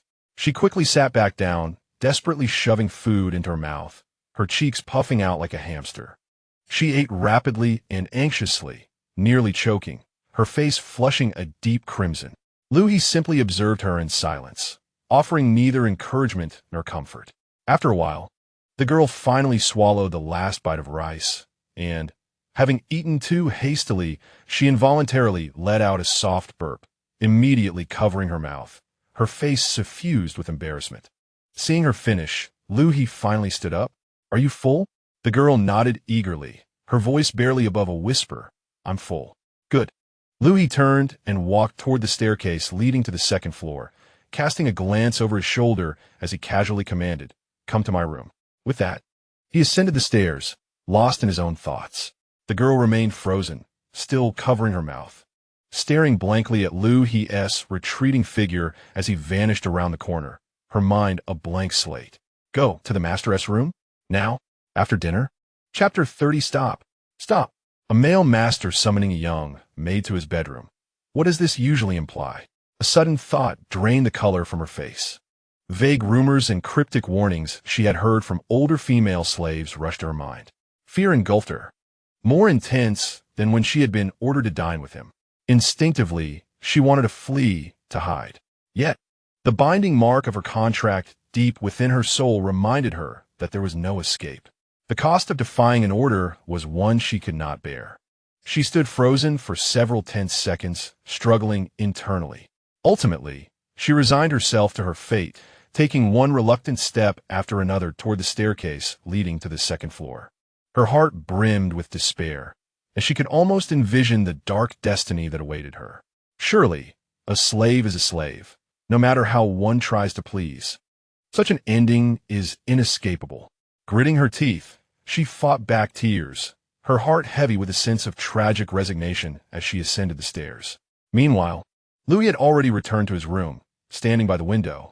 In her mind, she meticulously calculated how to nurture her fragile spiritual root with the most prudent methods. Unbeknownst to her, the young girl downstairs wrestled with her inner turmoil. Even if he were aware, he would likely find it utterly perplexing. The girl, feeling a tumult of emotions, gradually ascended the staircase leading to the second floor. Confusion enveloped her thoughts. What business could await her in the master's bedroom at such a late hour? Was it true that she could not escape her fate? She paused before the door to Liu He's room, her fingers trembling slightly as she gently knocked. A calm voice from within called out, Enter. Taking a deep breath, she pushed the door open. She beheld Liu He standing by the window, gazing at the distant lights, only turning when he heard the door creak. Observing her hesitant entrance, Liu He furrowed his brow in annoyance. She was taking too long. His time was precious, and he needed to assist her in nurturing her spiritual root tonight. A task critical to their future plans. Delays were intolerable. This little maid was perpetually sluggish, and he resolved that she must rectify her inefficiency. He beckoned her with an impatient tone, Come here. The girl obediently lowered her head, taking small steps to the center of the room. Halting a few paces from the bed, her hands tightly gripping her skirt, Liu found her timid demeanor increasingly irksome. He pointed to the large bed adorned with plain sheets and commanded, Get on the bed. Indeed, it was as she suspected. There was no escaping this fate. What did she do now? Resist? Flee? The indelible mark within her soul constantly reminded her that such actions would only lead to a more dreadful outcome. Submission was her only option. She bit down hard on her lower lip, nearly drawing blood. Countless thoughts flashed through her mind, ultimately leaving only the most humble of prayers. She prayed that her master might show her some semblance of gentleness. After all, this was her first time. With a resolve akin to facing death, she closed her eyes. Then, trembling, she raised her hands to begin unbuttoning her maid's blouse. One button, two buttons, her delicate collarbone gradually emerged. Liu He, witnessing her sudden action, was momentarily taken aback. Soon, however, he grasped the chaotic thoughts swirling in her mind and felt a wave of exasperation wash over him. Did he truly appear to be a ravenous leche? In his past life, he had encountered countless stunning fairies and enchanting sorceresses. Those who sought his affections could be lined up from the sex to the borders of the demon realm. If he harbored such intentions, would he have waited until now? Would he even deign to target a frail little maid? It was utterly absurd, ridiculous. As she reached the third button, her garment parting to reveal her slender silhouette, Liu could no longer contain himself and exclaimed, "Stop." The command instantly interrupted the girl's actions. She opened her eyes wide, her hands still frozen on the button, gazing at Liu He with a mixture of confusion and fear, uncertain why her master had called a halt. Did he find her movements too slow? Or had he changed his mind, opting for a more forceful approach? Chapter 31. Cultivation awaits you. Liu He gazed at her pitiable demeanor, helplessly rubbing his temples. Communicating with someone whose mind resembled a muddled mess was indeed taxing. When I instructed you to get on the bed, I meant for you to sit cross-legged and assume a meditative posture. Why did you undress? The girl was utterly bewildered. Sit cross-legged? Meditative posture? What could this possibly mean? In her limited understanding, she could not fathom the connection between getting on the bed and cultivation. Could this be a new form of play? Pretend to cultivate. And then, her thoughts spiraled, her face alternating between crimson and pale, her eyes filled with confusion. Yet, the master's command was unequivocal, and she dared not defy it. "Yes, master," she murmured softly, her hands flustered as she fumbled to rebutton the garment she had just loosened, her fingers clumsily misaligning several times due to her nervousness. Cautiously, she approached the edge of the bed, hesitating briefly before removing her shoes, revealing her petite feet. She climbed onto the bed, awkwardly attempting to mimic the meditative stance she had observed from human mages. Her body felt stiff, and her movements were uncoordinated. After much effort, she managed to assume a crooked cross-legged position, her hands uncertainly resting on her knees, her back straightened. Liu observed her awkward pose and shook his head. Never mind. It wasn't crucial for her to master cultivation at this moment. It was merely a posture that would facilitate his energy manipulation. He stepped to the edge of the bed, swiftly removing his shoes and climbing onto the bed with decisive grace. As she noticed him sit behind her, any semblance of relaxation she had felt evaporated in an instant. Was he going to approach her from behind? What peculiar preference was this? Her palms became clammy with tension, and she held her breath. At that moment, she felt two warm hands gently press against her slender back. The girl trembled all over, nearly gasping in surprise. It was happening. Despair washed over her as she closed her eyes, her long lashes glistening with a hint of moisture, bracing herself for the humiliation and pain she anticipated. However, the anticipated roughness did not transpire. The hands merely remained firmly in place, emanating a soothing warmth. Close your eyes, relax your body, and do not resist. Carefully sense the changes within, guiding that warmth. Warmth? What warmth? Her mind swirled with confusion, but the authoritative tone of the command left her no room for negligence. She endeavored to relax her tensed muscles, albeit with little success. Then, she felt it, the gentle yet powerful energy flowing from the palms resting on her back. Gradually seeping into her being, it resembled a warm stream, coursing through her frigid organs, imparting an indescribable comfort wherever it traveled. As if parched earth were receiving the nourishing rain. A sigh of exquisite relief escaped her throat involuntarily. Upon realizing the sound that had escaped her, she was taken aback, her face flushing in an instant, overwhelmed with embarrassment. My heavens! How could she have uttered such a sound? Could the master think she is being intentional? Focus. Liu He's stern voice resonated once more. Feel it, guide it, delve deep into your body. The young girl dared not lose her concentration again. Forcefully suppressing the embarrassment and distractions within her heart, she began to diligently focus her spirit to sense the warm current flowing within her. Chapter 32. Those who achieve greatness do not concern themselves with trifles. Liu He, with his eyes closed, had already immersed his consciousness within the girl's body. His spiritual energy cautiously traversed, avoiding the fragile meridians, and directly sought the direction he had previously sensed. Soon, through his exploration, he discovered the nascent form of her spiritual root, faintly visible near her dantian. The condition was even worse than his earlier rough perception. Dim, slender, like a candle flickering in the wind, it seemed on the verge of extinguishing, and its structure was exceedingly unstable. It was indeed miraculous that the nascent spiritual root could naturally come into being, and to have survived to this point was sheer luck. Liu He understood. He calmed his mind, controlling his gentle spiritual energy, wrapping it tenderly around that fragile spiritual root, beginning to nurture it slowly. This process demanded immense mental focus and spiritual energy. He had to carefully manage the output's intensity, not too strong, lest it collapse the already precarious structure, nor too weak, or would fail to provide the nurturing effect. It was akin to carving flowers on tofu, requiring utmost concentration. Time gradually passed. The girl had completely immersed herself in an unprecedented sense of comfort. The warm current circulated within her, ultimately seeming to converge at her lower abdomen, where there appeared to be an endless void, greedily absorbing this warm energy. She felt that the emptiness which had long plagued her was being gradually filled. Unbeknownst to her, her tense body completely relaxed, and her consciousness began to blur, sinking into a state of half-dreaming comfort. All prior worries and fears were temporarily forgotten in this warmth. She even unconsciously leaned back slightly, drawing closer to the source of warmth. Liu He sensed the changes in her body and the stabilization of the nascent spiritual root after receiving nourishment. He knew that today, as initial nurturing could come to an end, this kind of endeavor, haste makes waste, requires a gradual approach. He slowly withdrew his spiritual energy, ceasing the flow. A sudden wave of intense weakness washed over him. Maintaining high precision in outputting spiritual energy was no small burden for one at merely the second layer of chi training. He let out a long sigh, adjusting his somewhat chaotic breath, and then addressed the girl before him. "All right, that will be all for today. Return to your own room."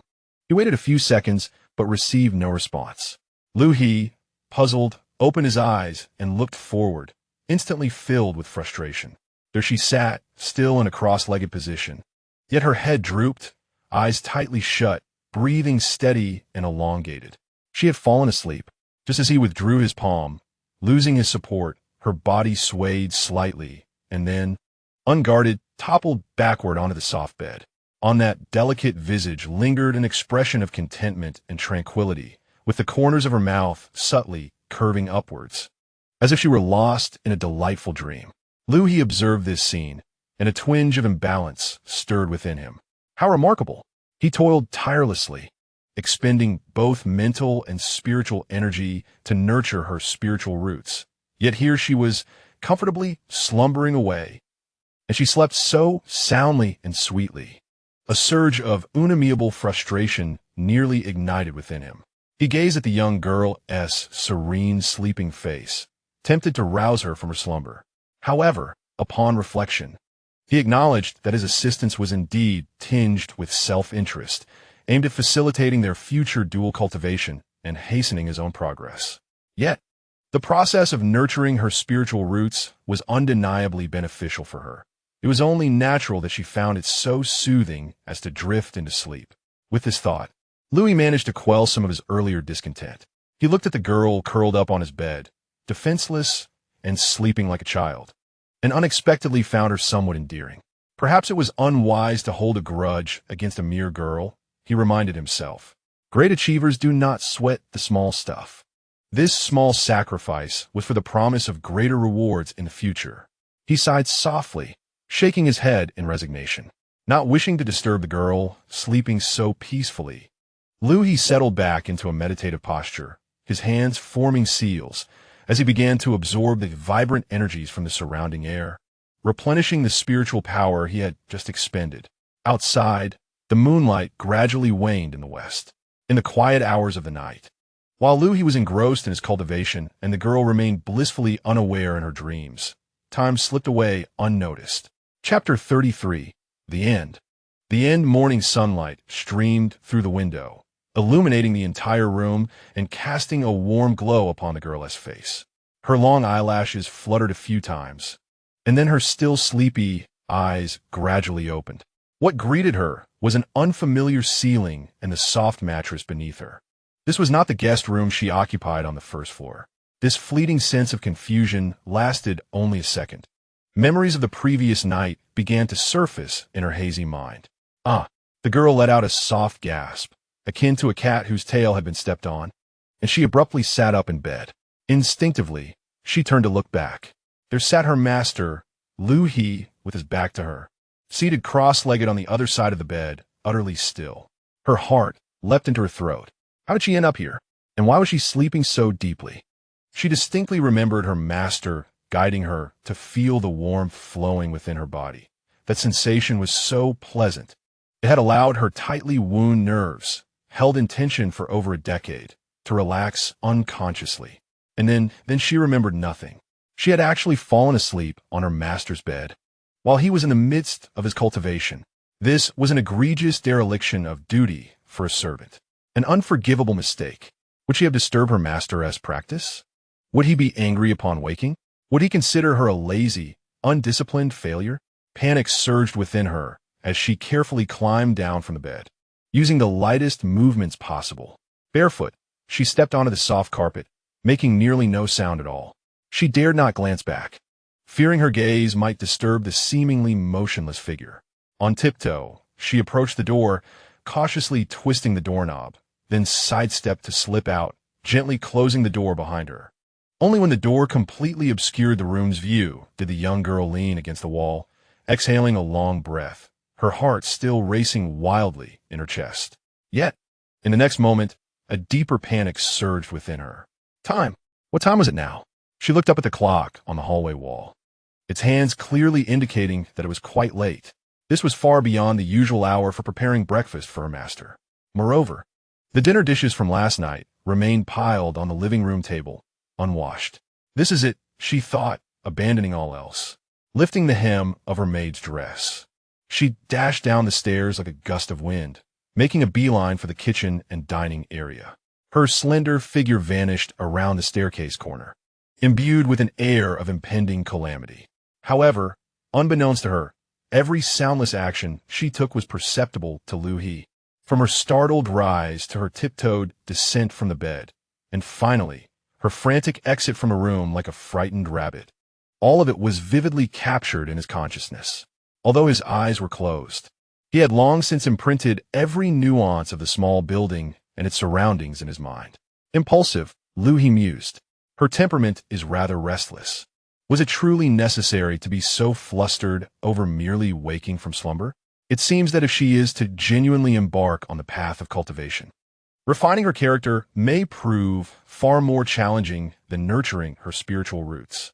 Nevertheless, he felt little inclination to concern himself with such trifles at the moment. Last night, he had expended considerable spiritual energy and focus to cultivate the fragile embryonic form of her spiritual roots. Now, he was replenishing his depleted reserves. Downstairs, a series of deliberately muted sounds emerged. Liu He observed as she hurriedly gathered the remnants of last night's meal, swiftly washing the dishes before setting about preparing a new breakfast. The entire process appeared frantic yet earnest, reminiscent of a small creature striving to rectify its mistakes. He remained with his eyes closed and lips sealed. For him, as long as she did not disturb his cultivation, her flurry of activity was inconsequential. Chapter 34. I have a name now. As Liu He sensed that breakfast was ready, neatly arranged on the dining table, he gradually withdrew from his meditative state and opened his eyes. Though he was still far from complete restoration, he had at least replenished some of his energy. Rising, he stretched his limbs, stiff from prolonged meditation, then pushed open the door and descended the stairs at a leisurely pace. Hearing the footsteps on the stairs, the girl, anxiously waiting by the dining table, instantly tensed.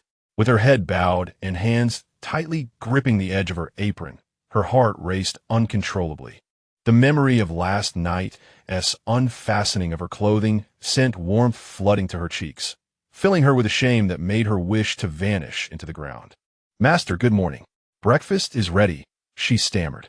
Liu He merely responded with a faint acknowledgement, his gaze sweeping over the dining table. Indeed, it was much simpler now. No longer was it the extravagant feast of the previous night, Only perfectly toasted bread and well-cooked eggs remained. He approached the head of the table and sat down, picking up a piece of bread and slowly beginning to eat. The flavor was mediocre, yet as he had requested, it sufficed to satiate his hunger.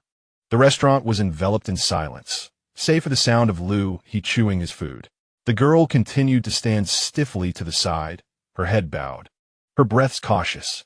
As Liu He consumed his bread, his gaze inadvertently fell upon the girl as profile.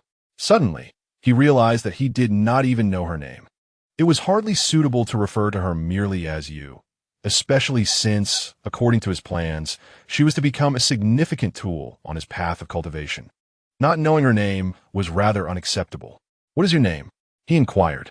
The girl lifted her head, her eyes reflecting a hint of bewilderment. "Name?" She hesitated, her gaze drifting as if ensnared in some distant, unpleasant memory. I do not have a name." Liu He raised an eyebrow, observing her.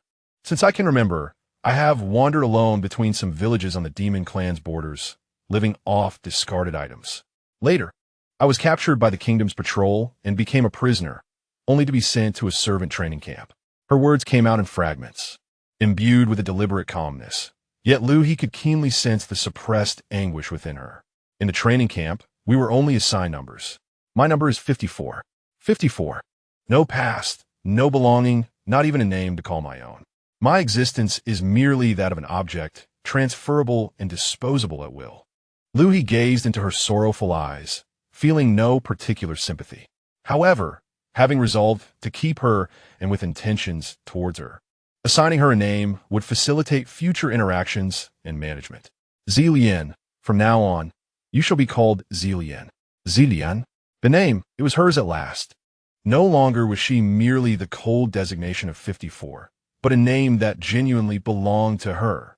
A name bestowed upon her by her master. She inhaled sharply, fighting back tears. Then, lifting her head, she looked earnestly at Liu He, her voice tinged with emotion yet resolute as she declared, "Zilian thanks her master. I truly like this name. I am called Zilian." She then bowed deeply to Liu He, her tone filled with solemnity and determination. "Master, Zilian will strive even harder from now on. She will become the best servant, one of great use to her master. I shall never disappoint you." Liu He regarded her, on the verge of tears from the mere acquisition of a name, feeling a sense of bewilderment. Was a name truly worth such emotion? Throughout his long life, titles and honorifics had changed countless times, fading into mere wisps of memory. He found it difficult to comprehend what this meant to a being who had never possessed a name. Withdrawing his gaze, he chose not to dwell on her tearful gratitude. He replied nonchalantly, acknowledging her words. Chapter 35. An interest in alchemy. The library was as serene as ever on this day. The front desk attendant was diligently organizing records when suddenly the light dimmed, indicating someone had approached the counter. He lifted his head, ready to greet the visitor with a smile, but upon seeing who it was, his expression shifted to one of utmost respect, even tinged with nervousness. "Princess Lina, what brings you to the library today? Is there anything I can assist you with?" Standing at the front desk was none other than the jewel of the kingdom of Orlan, Princess Lina.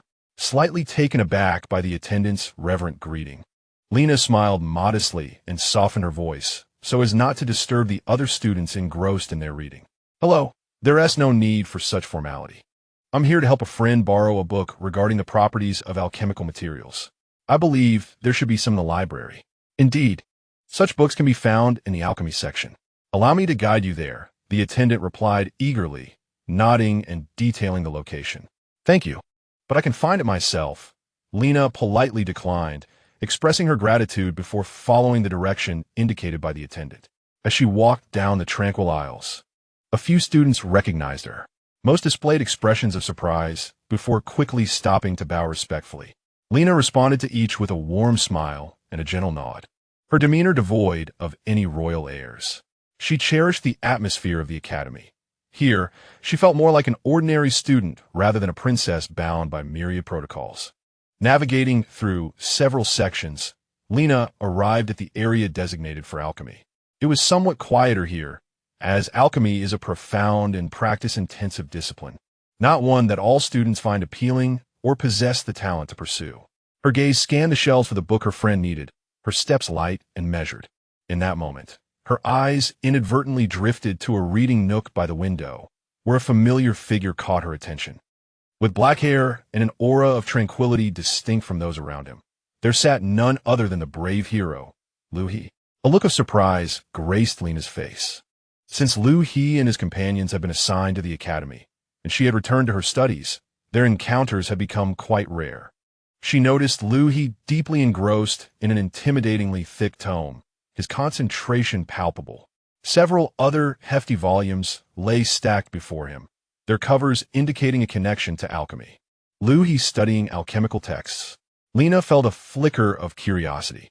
She recalled distinctly that Liu He lacked any affinity for magic. Moreover, had he recently joined the Black Wolf Knights to study swordsmanship? What had sparked his newfound interest in alchemy? With these questions swirling in her mind, Lena altered her course. Rather than seeking out the book she intended to borrow, she approached Liu He's corner with soft footsteps. As she neared him, the necessity for silence in the library compelled her to bend slightly and whisper softly into his ear, "Liu He, brave hero?" Liu He was entirely absorbed in comparing various materials in the book, analyzing their potential as substitutes for the stabilizing agents in the qi concentration elixir. Suddenly, a gentle voice resonated in his ear, drawing him back to reality. He turned his head to find Princess Lena, her face adorned with a warm smile and her clear blue eyes sparkling. "Princess Lena." Liu He merely nodded slightly, acknowledging her presence. He felt a tinge of surprise at encountering Lena here, but it was nothing more than that. To him, meeting anyone was largely the same, as long as they did not disturb his reading. Seeing Liu He respond, Lena's smile grew sweeter. She naturally pulled out the chair beside him and sat down, unconsciously leaning a little closer, as if to facilitate a whispered conversation. She pointed to the book before Liu He, filled with illustrations of various exotic herbs, and, lowering her voice, inquired, "Liu He, brave warrior, why are you reading these books? Are you perhaps interested in alchemy?" Liu He gazed into Lena's eyes, so close that he could catch a hint of the delicate fragrance she wore. He leaned back slightly, creating a bit of distance. Interest? It was hard to say. It was merely a necessity. Rather than interest, it would be more accurate to describe it as a need. He was not truly interested.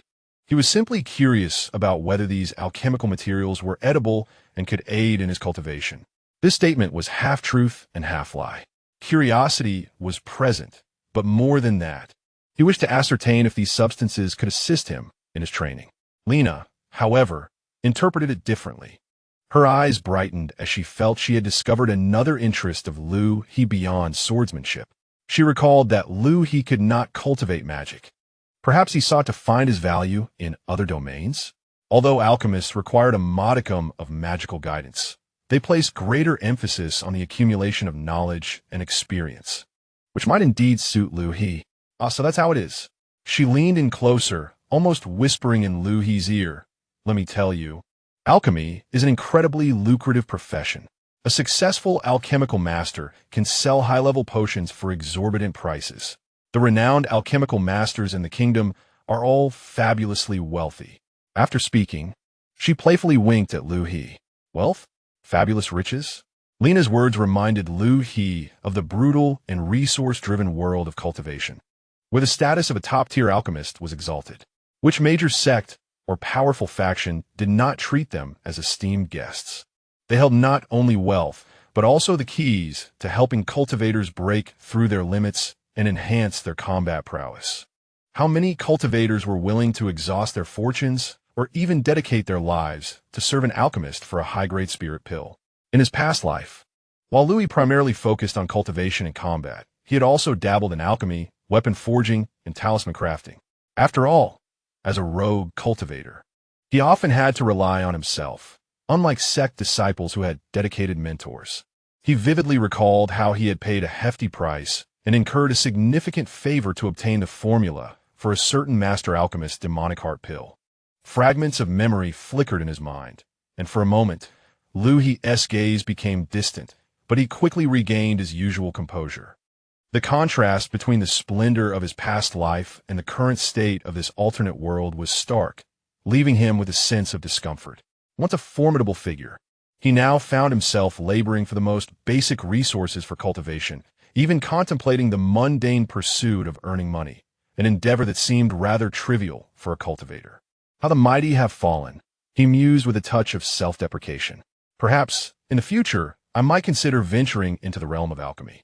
His words were somewhat ambiguous, yet he felt that an alchemist bore the same status as a pill master.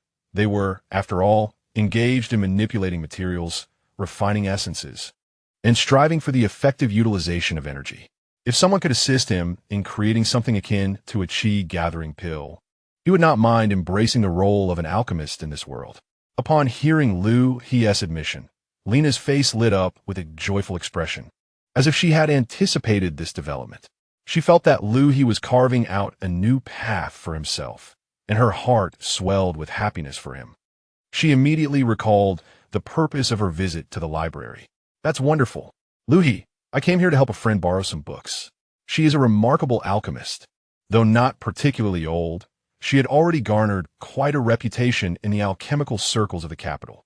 Shall I introduce you? Lena said, her eyes sparkling with anticipation. She believed that if Liu He was genuinely interested in alchemy, having a mentor would undoubtedly be more beneficial than solitary study. Moreover, her friend, despite her peculiar personality, possessed an absolute wealth of professional knowledge. Liu He felt a flicker of intrigue at the prospect of being introduced to a skilled alchemist. This was a path he had not previously considered. He had spent the past few days immersed in the library, utilizing his formidable memory to absorb a wealth of material knowledge, yet remained mere theoretical understanding. The energy systems and material properties of this world differed from those of the Azure Sky realm. Many crucial processing techniques could not be mastered solely through reading. If someone could provide guidance, even in addressing fundamental questions, it could potentially save him from many detours and significantly accelerate his progress. Isolating himself in a vacuum was proving to be far too inefficient. What he needed most at present was time. With his gaze lowered, Liu He contemplated swiftly, weighing the pros and cons. The alchemist that Princess Lena was introducing must possess commendable skills.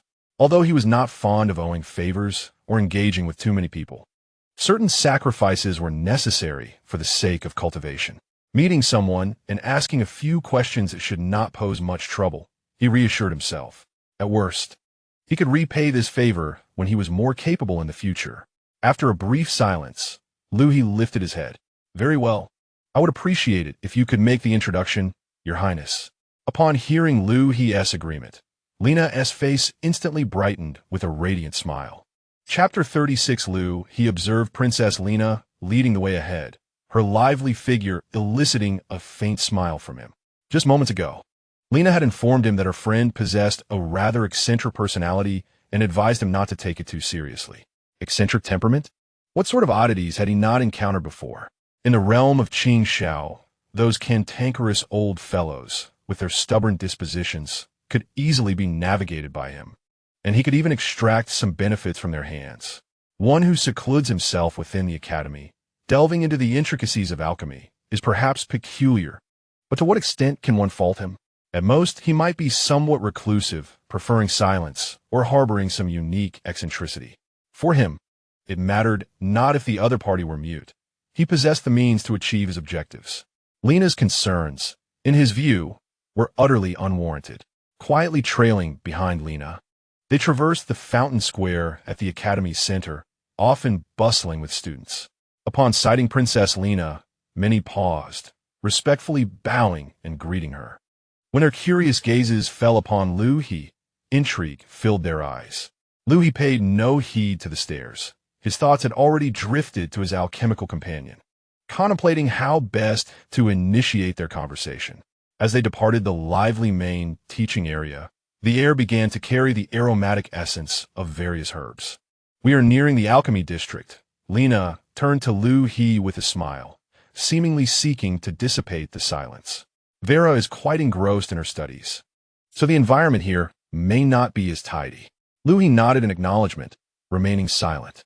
Eventually, Lena came to a halt before a building marked with signs of soot and scorch. The entrance appeared significantly more robust than others. Upon pushing the door open, a complex and pungent aroma rushed forth to greet them. The corridor was somewhat dim, illuminated by magical lamps, though the brightness seemed to be devoured by the dense atmosphere, rendering the space somewhat hazy.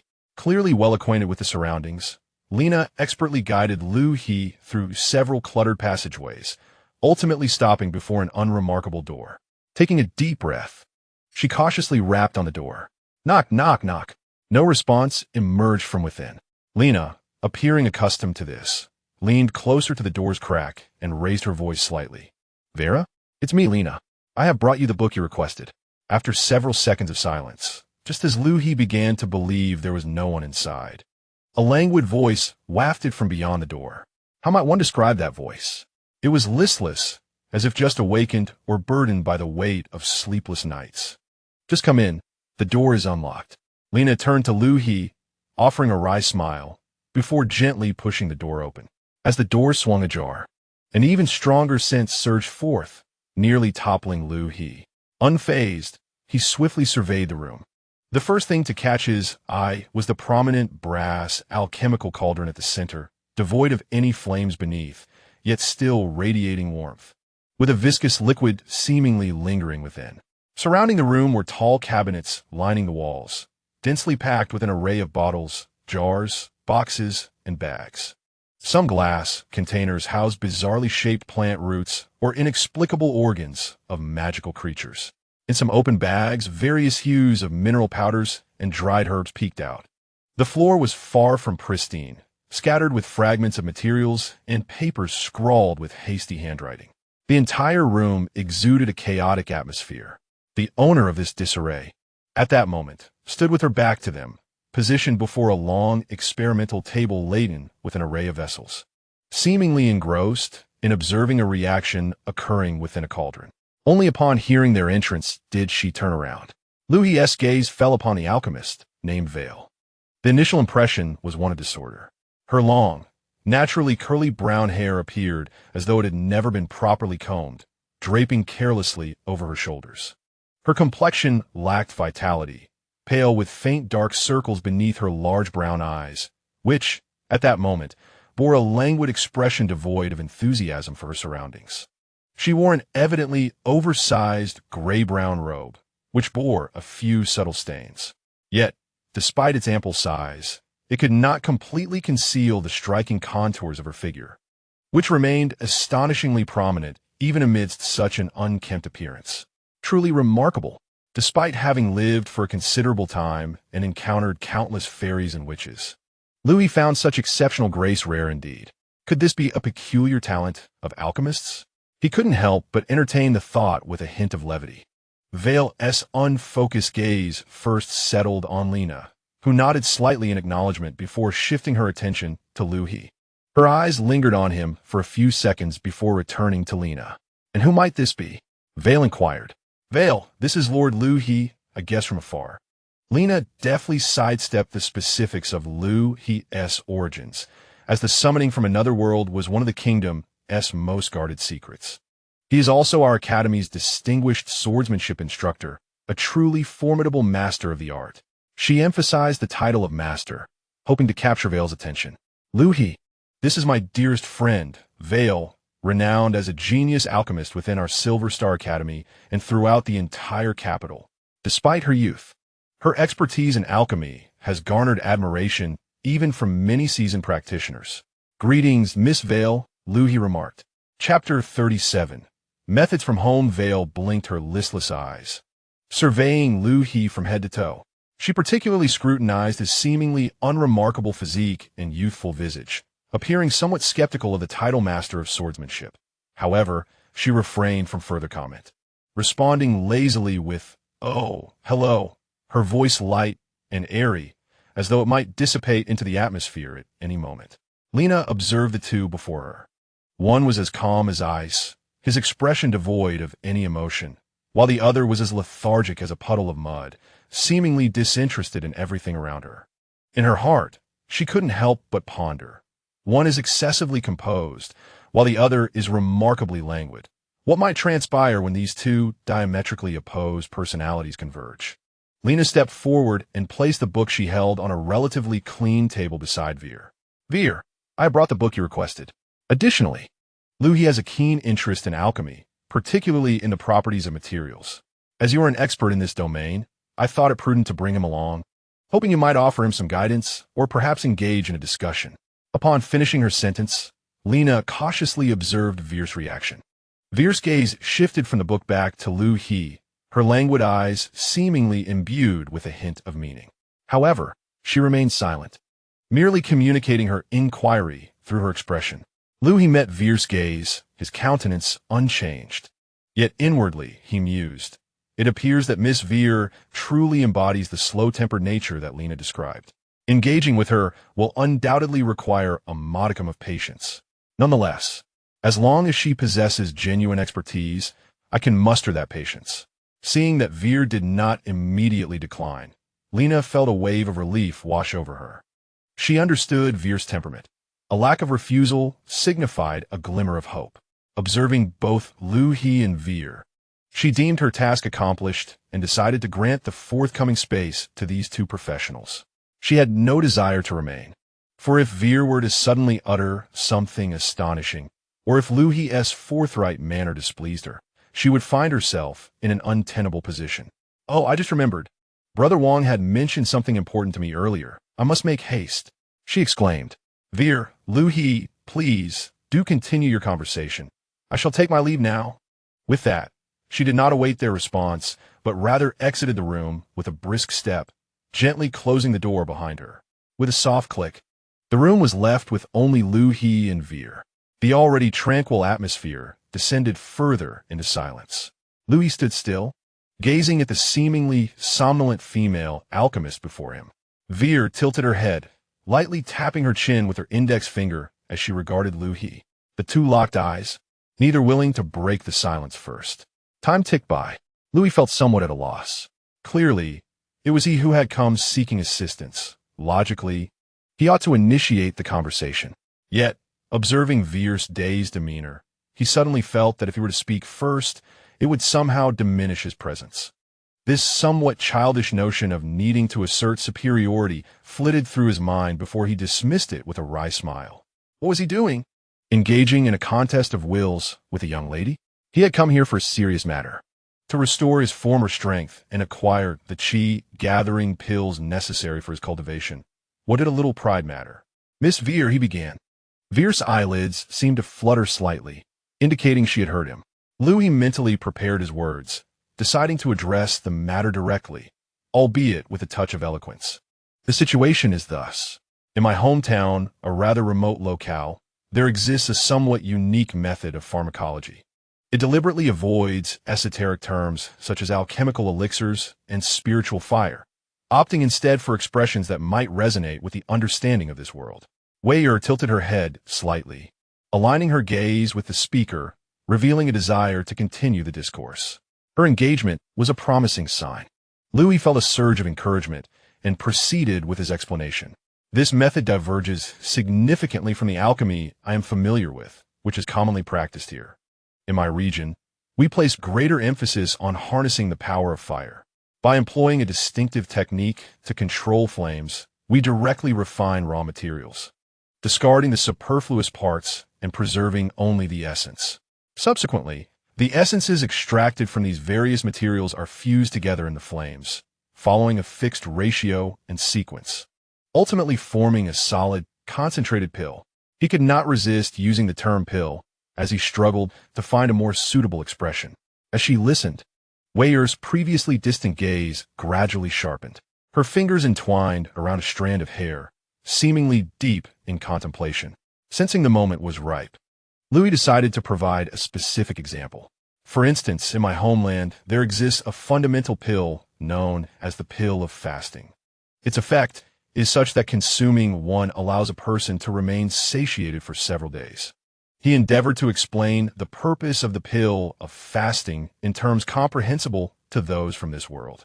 Indeed, upon hearing that a single pill could stave off hunger for days, Where, as previously expressionless face, underwent a noticeable transformation. Her chin rested on her hand, and her brows arched slightly. Liu He's heart leapt with joy, seizing the opportunity. After arriving here, I have also acquainted myself with the alchemical materials and potions you employ. I have discovered that some materials seem to bear similarities to those used in my homeland as pill of fasting. He mentioned several names of materials he had researched in the library. Thus, Miss Weyer, I would like to inquire, if we were to apply the fire refining technique from my homeland and amalgamate the essences of these similarly effective materials, do you believe it might be possible to create a potion akin to the pill of fasting? Upon uttering these words, Liu He felt a twinge of uncertainty. This was a bold conjecture, entirely derived from his own theoretical understanding, akin to attempting to merge two disparate systems from entirely different worlds. He himself deemed the notion rather fanciful. Yet, he found himself devoid of alternative methods. This was, in his estimation, the most plausible approach to swiftly acquire resources for cultivation. He gazed at Weyer, awaiting her response. Would she deem it absurd and dismiss him? Or would she? Chapter 38. Where is your hometown? Weyer remained silent. She ceased twirling her hair, seemingly processing Liu He's earlier words. Her languid demeanor gradually transformed into one of focused attention. After nearly a minute had passed, just when Liu He assumed Weyer had drifted into a reverie, she finally turned her head towards him. Where's your hometown? The question sent a jolt through Liu He's heart. It was not an easy query to answer. He responded ambiguously, a rather distant little place. You probably wouldn't have heard of it. Weyer scrutinized him for a few seconds, seemingly attempting to glean something from his expression. Ultimately, she appeared to accept his response, or perhaps her attention was entirely captivated by the peculiar method of alchemy Liu He had just described. What you mentioned about directly using fire to extract materials and then merging them into solid pills is truly unique. It contrasts starkly with our current practice of using water or alcohol as a base to resonate with magical energies, relying on simmering to extract, ultimately resulting in potions or powders. She seemed visibly impressed by this novel approach, her speech becoming considerably more fluid than before. Liu He breathed a sigh of relief. It seemed she had at least developed an interest in this method, which made things much easier. Weyer fell into contemplation once more, and, after a considerable pause, she lifted her head to pose her first question. You mentioned using fire for the refinement? How exactly does that work? Ordinary flames fluctuate in temperature and can easily reduce materials to ash, not to mention the challenge of controlling them for purification and fusion. It sounds exceedingly difficult. Liu He nodded inwardly, recognizing that she had hit upon a crucial point. The alchemical fire in the cultivation realm is not mere fire. It is a flame summoned by a cultivator's own spiritual energy, with temperature and intensity easily manipulated.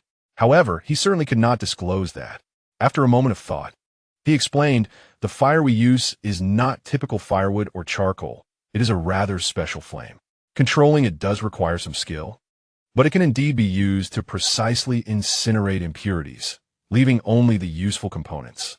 Then, the different essences can be combined within the fire, akin to kneading dough, ultimately forming a pill. He endeavored to articulate this, yet felt his language fell short. Weyer listened attentively, her brow gently furrowing as she struggled to visualize the scene. It sounded quite unimaginable. She then lifted her head to ask a second pivotal question. Moreover, according to your description, ordinary alchemical cauldrons would surely be inadequate. She gestured towards the large brass alchemical pot in the center of the room. This pot is primarily designed to hold liquids, heated externally, with internal magical guidance to catalyze reactions. If, as you say, one were to directly use that special fire to burn the materials themselves, this pot would likely be ruined, and it would be impossible to achieve the melding process you described. Liu He readily concurred. Exactly. So in my hometown, we do not use such pots. We employ a specially designed furnace. As he spoke, he rapidly recalled the simplest structure of an alchemical furnace. This type of furnace has a unique interior design, featuring dedicated spaces for materials, channels for guiding flames, and mechanisms for controlling the intensity of the fire. I have the blueprints of that medicinal furnace in my mind. Miss Veer, Do you happen to know if there is a place within the academy or in the royal capital that can customize such apparatuses according to these blueprints? This is a critical step in his plan. Without the alchemical furnace, all efforts would be in vain. Upon hearing this, Veer lazily shook her head without much thought. There isn't one in the academy. A sense of despair washed over Liu He. However, Veer then leisurely added, her index finger moving away from her chin and casually gesturing in a direction. Yet, in the Silver Star district of the royal capital, there is indeed a skilled artisan who accepts such custom work. Liu He's eyes instantly lit up. There's hope. The Silver Star district? How far is it from the academy? He hastily inquired. Veer pondered for a moment, then resumed her languid pace of speech. It's not too far, just exit the gate. Turn right, walk past 2 intersections, and when you see a tavern, proceed into the alley. His shop is at the end. Her description was somewhat vague, but he had a general idea of the location. Just as Liu He was about to memorize it carefully, he heard Veer add, however, he charges quite a hefty fee. Liu He, all right, that is indeed a pragmatic concern. He currently has no money whatsoever, and he is uncertain whether his salary as a swordsmanship instructor at the academy would suffice to commission an alchemical furnace. Money may not be everything, yet lacking it renders one virtually powerless in any realm. Liu He sighed inwardly. It seems that finding a way to earn money has become an urgent task for him to resolve, although he had yet to receive a definitive answer. At the very least, Veer had not outright dismissed his idea and had provided information regarding the customization of tools. This was at last a step in the right direction. Chapter 39. The assessment at this moment, within the assessment chamber of the Black Wolf Knights. The atmosphere in the chamber was neither particularly tense nor as relaxed as usual. Typically, the promotion examination for a first-tier knight would require only the presence of 2 seasoned instructors for evaluation. However, today the commander of the Black Wolf Knights, Barton, stood with his arms crossed at the edge of the arena. His eyes were fixed unwaveringly on the young figure in the center, Liu He, who was wielding a sword. Even Barton himself could not articulate why he had chosen to observe such a fundamental assessment. Perhaps it was because this young man had brought him an abundance of surprises. So many that he felt, even if Liu He were to declare he could fly at that moment, he would likely instinctively nod in agreement. Indeed, if it were this lad, flying might seem quite plausible. Barton mused to himself. On the opposite side of the arena, the 2 examiners, personally supervised by the commander, wore expressions far more serious than usual. They had heard countless tales of the legendary prowess of this swordsman from their comrades. Now, they were about to witness firsthand how this reputed swordsmanship genius would perform in a formal assessment requiring the use of combat energy. Liu He stood at the center of the assessment area, wielding a standard examination sword. He exhibited neither the anxiety commonly seen in recruits nor the arrogance typically associated with prodigies. Instead, he was quietly reviewing the techniques of the knight's strike in his mind. Let the assessment begin, brave Liu He. 4 or 5 consecutive standard knight strikes. Each interval must not exceed 10 seconds. And the force of the strikes must meet the required standard, with the manifestation of fighting spirit clearly evident. One of the examiners spoke up to remind him. Liu He nodded gently in acknowledgement. He then summoned the thread of transformed fighting spirit within him. Simultaneously, the muscles in his arms tightened. His feet stepped forward steadily, and the sword in his hand swung forth with the strength of his body. With a shout, at the moment the blade was unleashed, a white light blade approximately a foot long flashed forth from the tip of the sword. The light blade sliced through the air, producing a sound reminiscent of rushing wind. The first examiner instinctively glanced at the measuring stone pillar beside him, where the embedded sensing crystal immediately illuminated with a green glow, signifying success. Night Strike once qualified. The examiner announced the result with a loud voice. A standard first-tier strike. Nothing to be astonished about. How peculiar. Stealing a glance at the composed Liu He from the corner of his eye, he secretly felt a twinge of doubt. This lad, executing combat techniques, seems as effortless as eating and drinking. He is nothing like the typical newcomers participating in the first-tier assessment. Has he truly trained for only half a year? Liu did not pause. He sheathed his sword, retracted his stance, stepped forward again, and struck. The second white light blade appeared in response. nearly identical to the first. The green light on a measuring stone pillar once again shone steadily. Night strike, twice qualified. The third strike. The fourth strike. His movements flowed as if he had practiced them thousands of times. Each strike was executed with such precision that it left no room for error.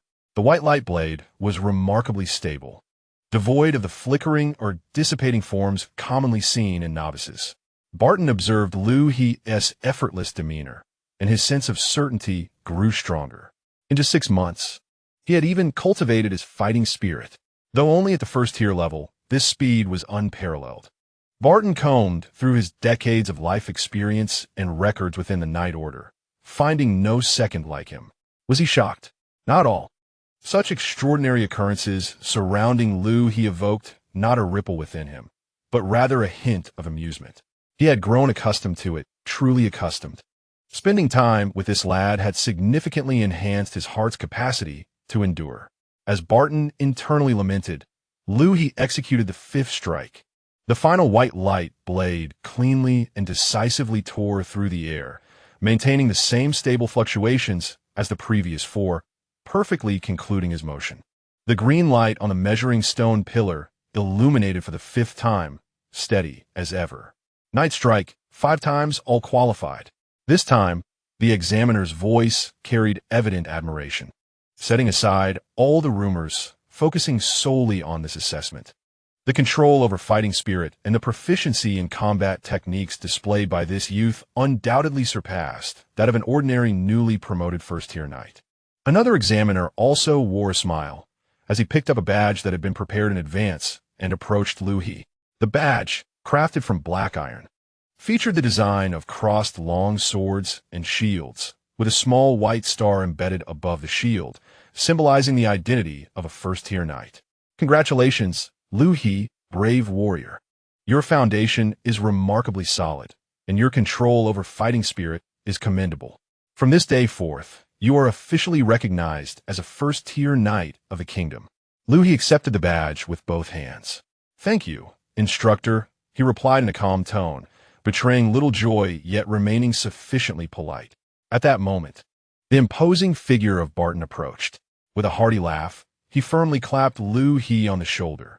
Well done, lad. You've truly excelled. Just over half a year, and you've already condensed your fighting spirit, passing the assessment in one go. When I was your age, I was still fretting over whether I could pass the new recruit evaluations. I am at a loss for words. Liu He felt the weight of Barton's hand on his shoulder, his expression tinged with a hint of helplessness. He wished to clarify that his mastery of fighting spirit might not align with Barton's understanding. You flatter me, Captain. I merely stumbled upon a few insights. There remains much for me to learn. Oh, still playing modest, Barton exclaimed. Though you haven't joined the Night Order, feel free to visit the base whenever you need anything. I can't promise much, but you're welcome to peruse the combat manuals. And should you encounter any challenges in cultivating your fighting spirit, do not hesitate to ask. Barton spoke with genuine sincerity. He held a favorable view of Liu He, and even if he could not recruit him into the order, forming a bond would be worthwhile. Who knows how far this extraordinary lad might grow in the future. Certainly. Thank you for your guidance during this time, Captain, Liu He expressed, nodding in gratitude. His words were not merely formalities. The Night Order's library had indeed provided him with significant insights into the application of fighting spirit. He carefully stored the first-tier knight badge, for this small emblem represented a crucial step in his forthcoming plans. His sudden participation in the Knight assessment was not motivated by the fleeting fame or the Night Order subsidies. His true ambition lay in the Adventurers Association Hall in the royal capital, specifically the task posted in the corner of the mission board, which offered a reward of a substance known as Red Liu Metal. The previous afternoon, following the vague guidance of the Alchemist Veil, he had ventured into the depths of a narrow alley in the Silver Star district of the royal capital, where he encountered a rather irascible dwarven craftsman. Upon seeing the astonishing furnace blueprint in Liu He's possession, the dwarf had studied it intently for a good half hour, muttering words like ingenious and unbelievable. However, when Liu He explained that the furnace needed to withstand a continuous and exceptionally high special flame to melt various material essences, The dwarf's excitement abruptly froze. Scratching his beard, he informed Liu He that ordinary steel and even some commonly enchanted metals would warp or melt under such harsh conditions. You need red Liu metal, lad. Only a core furnace belly crafted from red Liu ingots can endure the heat you've described. This material has a high melting point and exceptional stability, but, well, it's a bit challenging to procure. Chapter 40. Red Liu, or according to the Dwarven Master, red Liu or itself is not particularly rare. But due to its specialized properties, its applications are limited to a few unique alchemical experiments or the crafting of certain high-temperature components. Incorporating a unique mining site belonging to the kingdom, it had inexplicably fallen into the clutches of a troublesome horde of cave-dwelling magical spiders in recent years. The location of the mine was remote, its yield undervalued, and the effort required to eliminate the creatures demanded significant manpower and resources, rendering it an impractical endeavor.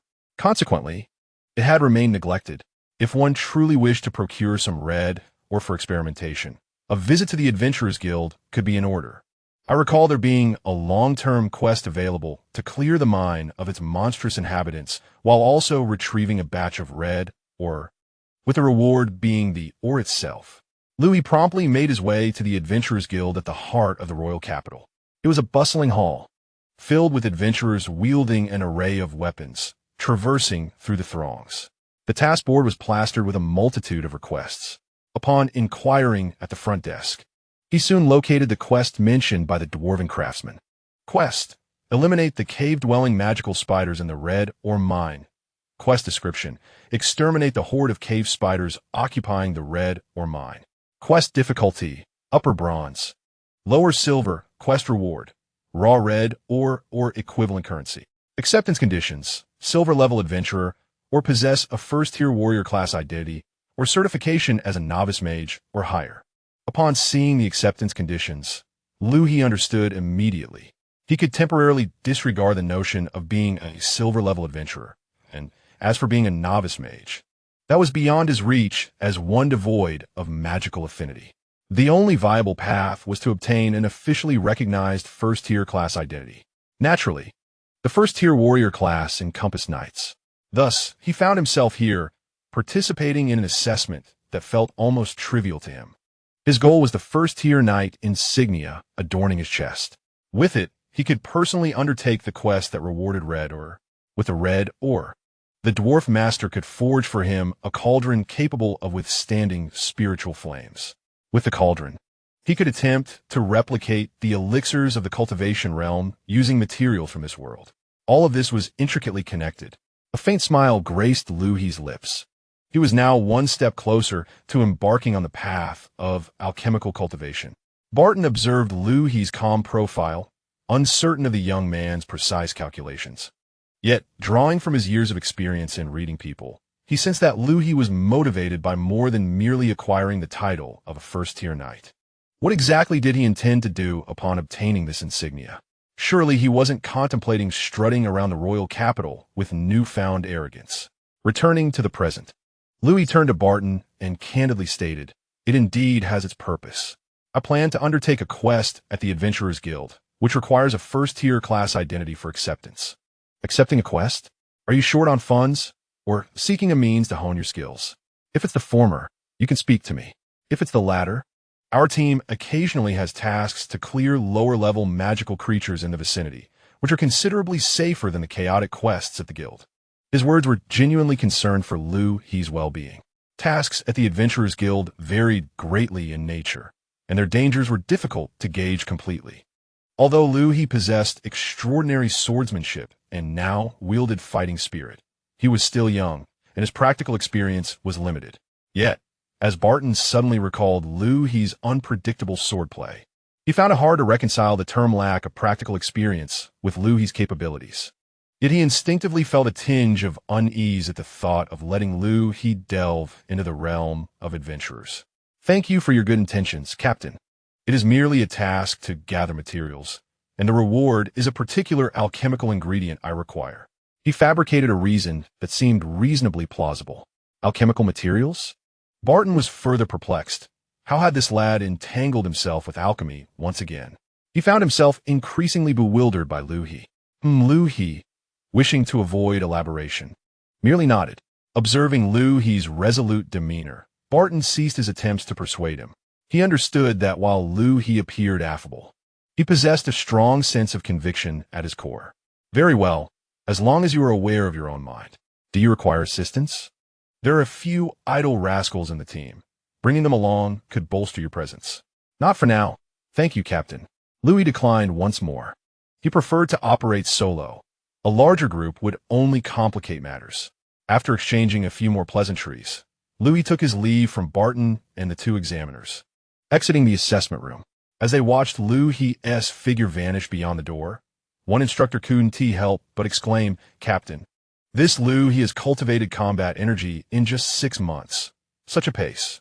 Barton scoffed, speaking with an air of familiarity regarding Liu He. "What is this in the grand scheme of things? Just wait and see. If this lad stirs up any significant commotion in the future, I shan't be the least bit surprised." He had wholly accepted that Liu He was an extraordinary anomaly. Chapter 41. Ice Spirit Root. That evening, after dinner, Liu set down his utensils and took a napkin to dab at his mouth. Zillion immediately stood up, deftly beginning to clear the dining table. After more than a week, she had grown entirely accustomed to the post-dinner routine. She would proceed to her master's room for that particular kind of special training that filled her with both anticipation and a hint of bashfulness. Just the thought of the forthcoming sensation, so pleasurable it nearly drew forth a hum, made Zillion's cheeks flush subtly, and her hands moved more swiftly in her task. She harbored no aversion to this endeavor. In fact, she felt a burgeoning eagerness to commence. The feeling of being enveloped in warmth, as if her very soul were being caressed, washing away all fatigue, was utterly enchanting.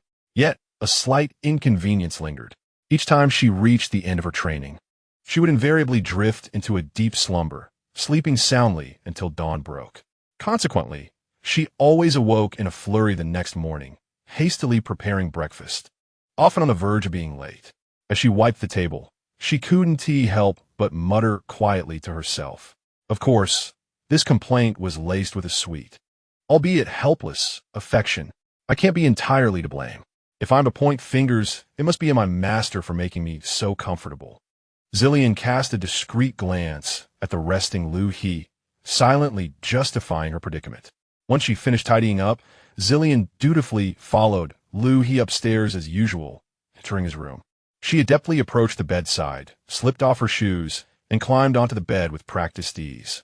Sitting cross-legged and properly, she placed her hands on her knees, lifted her face, and gazed at Liu He with bright, sparkling eyes, brimming with uncontainable expectation. Let's begin. Today is bound to be quite comfortable as well. Liu He gazed at Zillion, who resembled a small creature eagerly awaiting nourishment, feeling a bit at a loss for words. He approached the bedside. Yet unlike his usual self, he did not immediately ascend the bed. Instead, he settled on the edge, calmly observing Zillion. Today, we shall forego our previous training. Huh?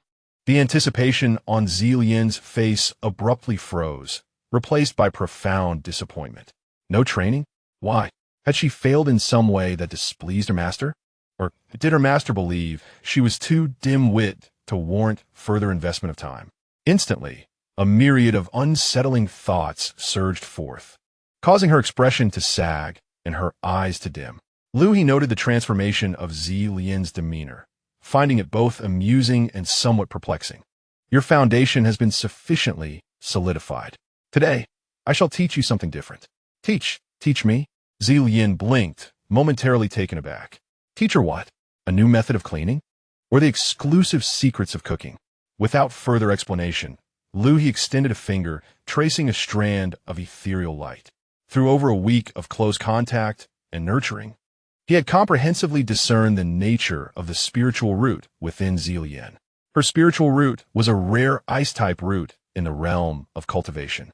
Naturally attuned to the power of ice, when cultivated to a profound level, its might would be astonishing, far surpassing that of ordinary 5-element roots. It was unexpected that a mere maid, casually acquired in this other world, possessed such talent. This revelation not only surprised Liu He, but also instilled greater confidence in his investment.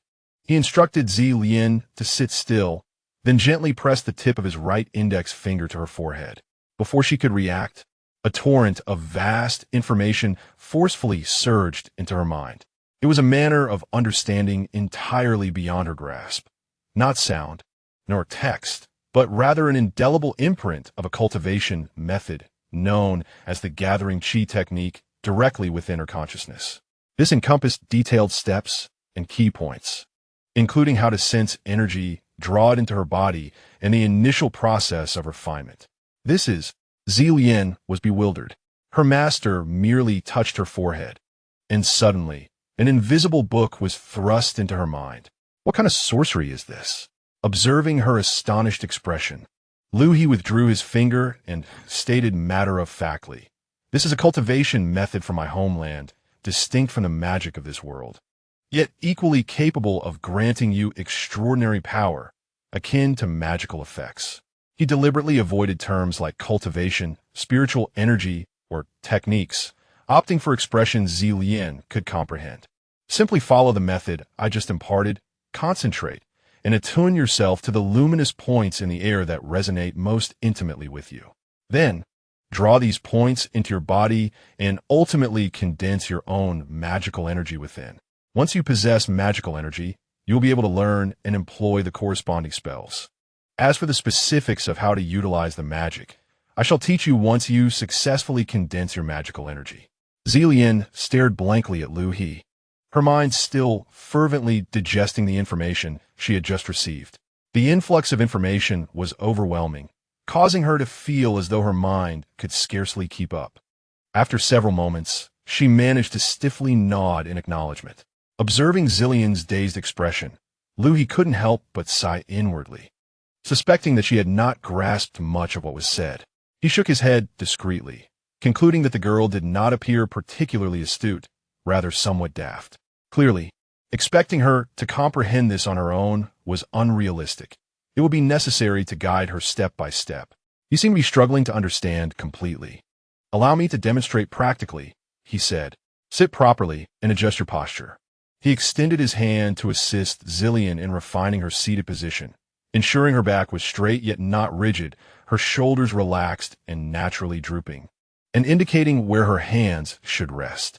As his hands made contact with her body, Zillian instinctively tensed, yet she diligently followed Liu He's instructions. "All right, maintain this posture. Relax your body, but keep your mind focused. Now, close your eyes and clear your thoughts. Use the method I imparted to you, and let your consciousness attune to your surroundings. Pay particular attention to those blue light points that feel the most familiar to you. Attempt to communicate with them and guide them into your being." Zillian obediently closed her eyes, striving to recall the breathing technique from her memory. She attempted to empty her mind, directing her attention to the vast emptiness surrounding her. Liu He stood quietly beside her, observing. He did not harbor high hopes. While the breathing technique appeared straightforward, it represented the first hurdle on the path of cultivation. With countless individuals having stalled for months or even years at the stage of sensing energy. Although Zillian possessed an ice spirit root, her temperament seemed a bit erratic, and she did not appear particularly clever. Coupled with the unique energy environment of this world, Liu He had mentally prepared himself for a prolonged period of guidance. He anticipated that he would need to invest considerable effort into teaching her this foundational step over the coming time. As time passed quietly, something unexpected occurred. While Liu He began meditating beside her, Zillian, who had been concentrating with her eyes closed, suddenly trembled slightly. A flicker of joy crossed her face. After a while, she opened her eyes, turned to Liu He, and spoke with a quavering voice, "Master, I think I have succeeded. I sensed a small blue light, and it entered my body." "What? You succeeded? You've drawn energy into your being? How is that possible? How long has it been? 15 minutes at most? How could you achieve such a feat so swiftly?" Even in the Qingxiao realm, those with exceptional talents do not sense energy so quickly. This was entirely beyond Liu He's comprehension. He scrutinized Zillian's face for any signs of jest or deceit, but all he saw was pure exhilaration. After a brief moment of astonishment, Liu He's mind raced. Of course, it was her extraordinary spirit root, and a natural ice spirit root at that. This extraordinary spiritual root possesses an affinity for specific elemental energies that reaches unimaginable levels, far surpassing that of ordinary five-element spiritual roots. Furthermore, as a native being of this world, her body and soul have long since adapted to this particular energy environment, resulting in a compatibility that greatly exceeds that of an outsider like him. The combination of these factors has culminated in an astonishingly rapid cultivation pace. Realizing the crux of the matter, Liu He swiftly quelled the tumult within his heart. This was not the time for astonishment. He immediately admonished, "Do not lose focus, and do not rejoice too soon. Quickly, follow the method I taught you to refine it into your own magical power. Merely absorbing it without refining will eventually disperse it, potentially burdening your body." "Ah, yes, master." The sternness in Liu He's voice startled Zilian, prompting her to promptly close her eyes again and center her thoughts. She cautiously guided the faint energy within her body along her meridians, adhering to the refining method in her mind. Liu He, now acutely aware of the importance of the situation, remained vigilant beside her, meticulously observing the conditions within Zilian while continuously offering verbal guidance and correcting her missteps. Chapter 42. The third layer of Qi refinement. Observing the tightly shut eyes of Zilian, an odd thought arose in Liu He's mind. What is this phenomenon? Is it a case of profound wisdom appearing as foolishness? Or do individuals who seem less astute and possess a simple mindset actually draw closer to the enigmatic state of natural law, thereby exhibiting exceptional talent and cultivation? Reflecting on his own journey, he recalled how long it took him to first sense the spiritual energy and draw it into his body in the Qingxiao realm. 3 days? Or perhaps 5? He could no longer remember, but it certainly exceeded a quarter of an hour.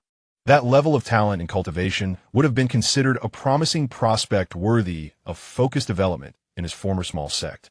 Yet here was this young lady.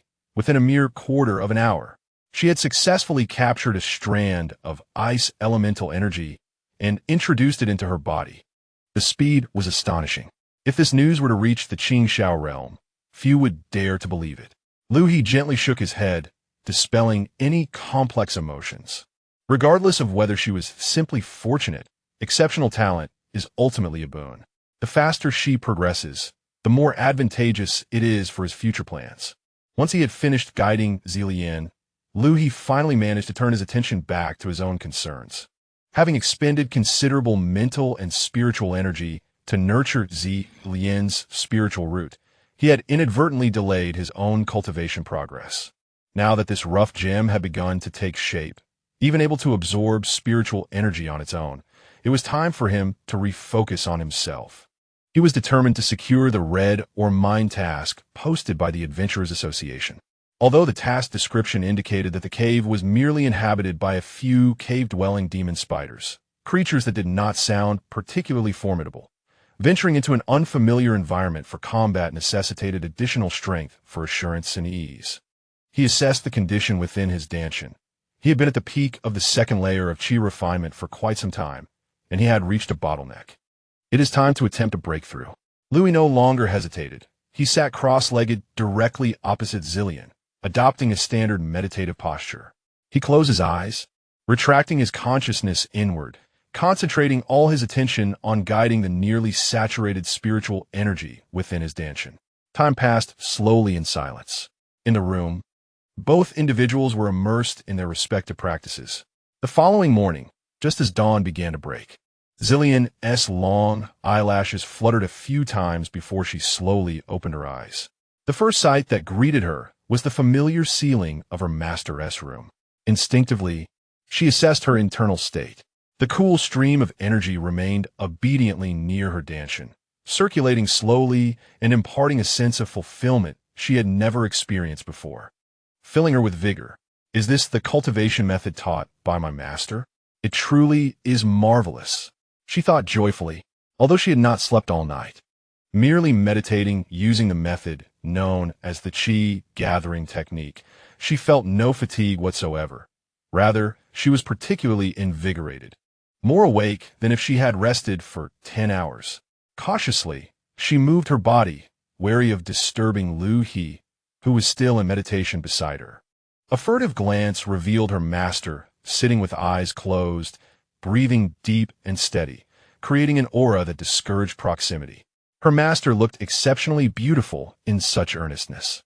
As this thought flitted through Zillian's mind, her cheeks flushed slightly, prompting her to shake her head and cast aside such distractions.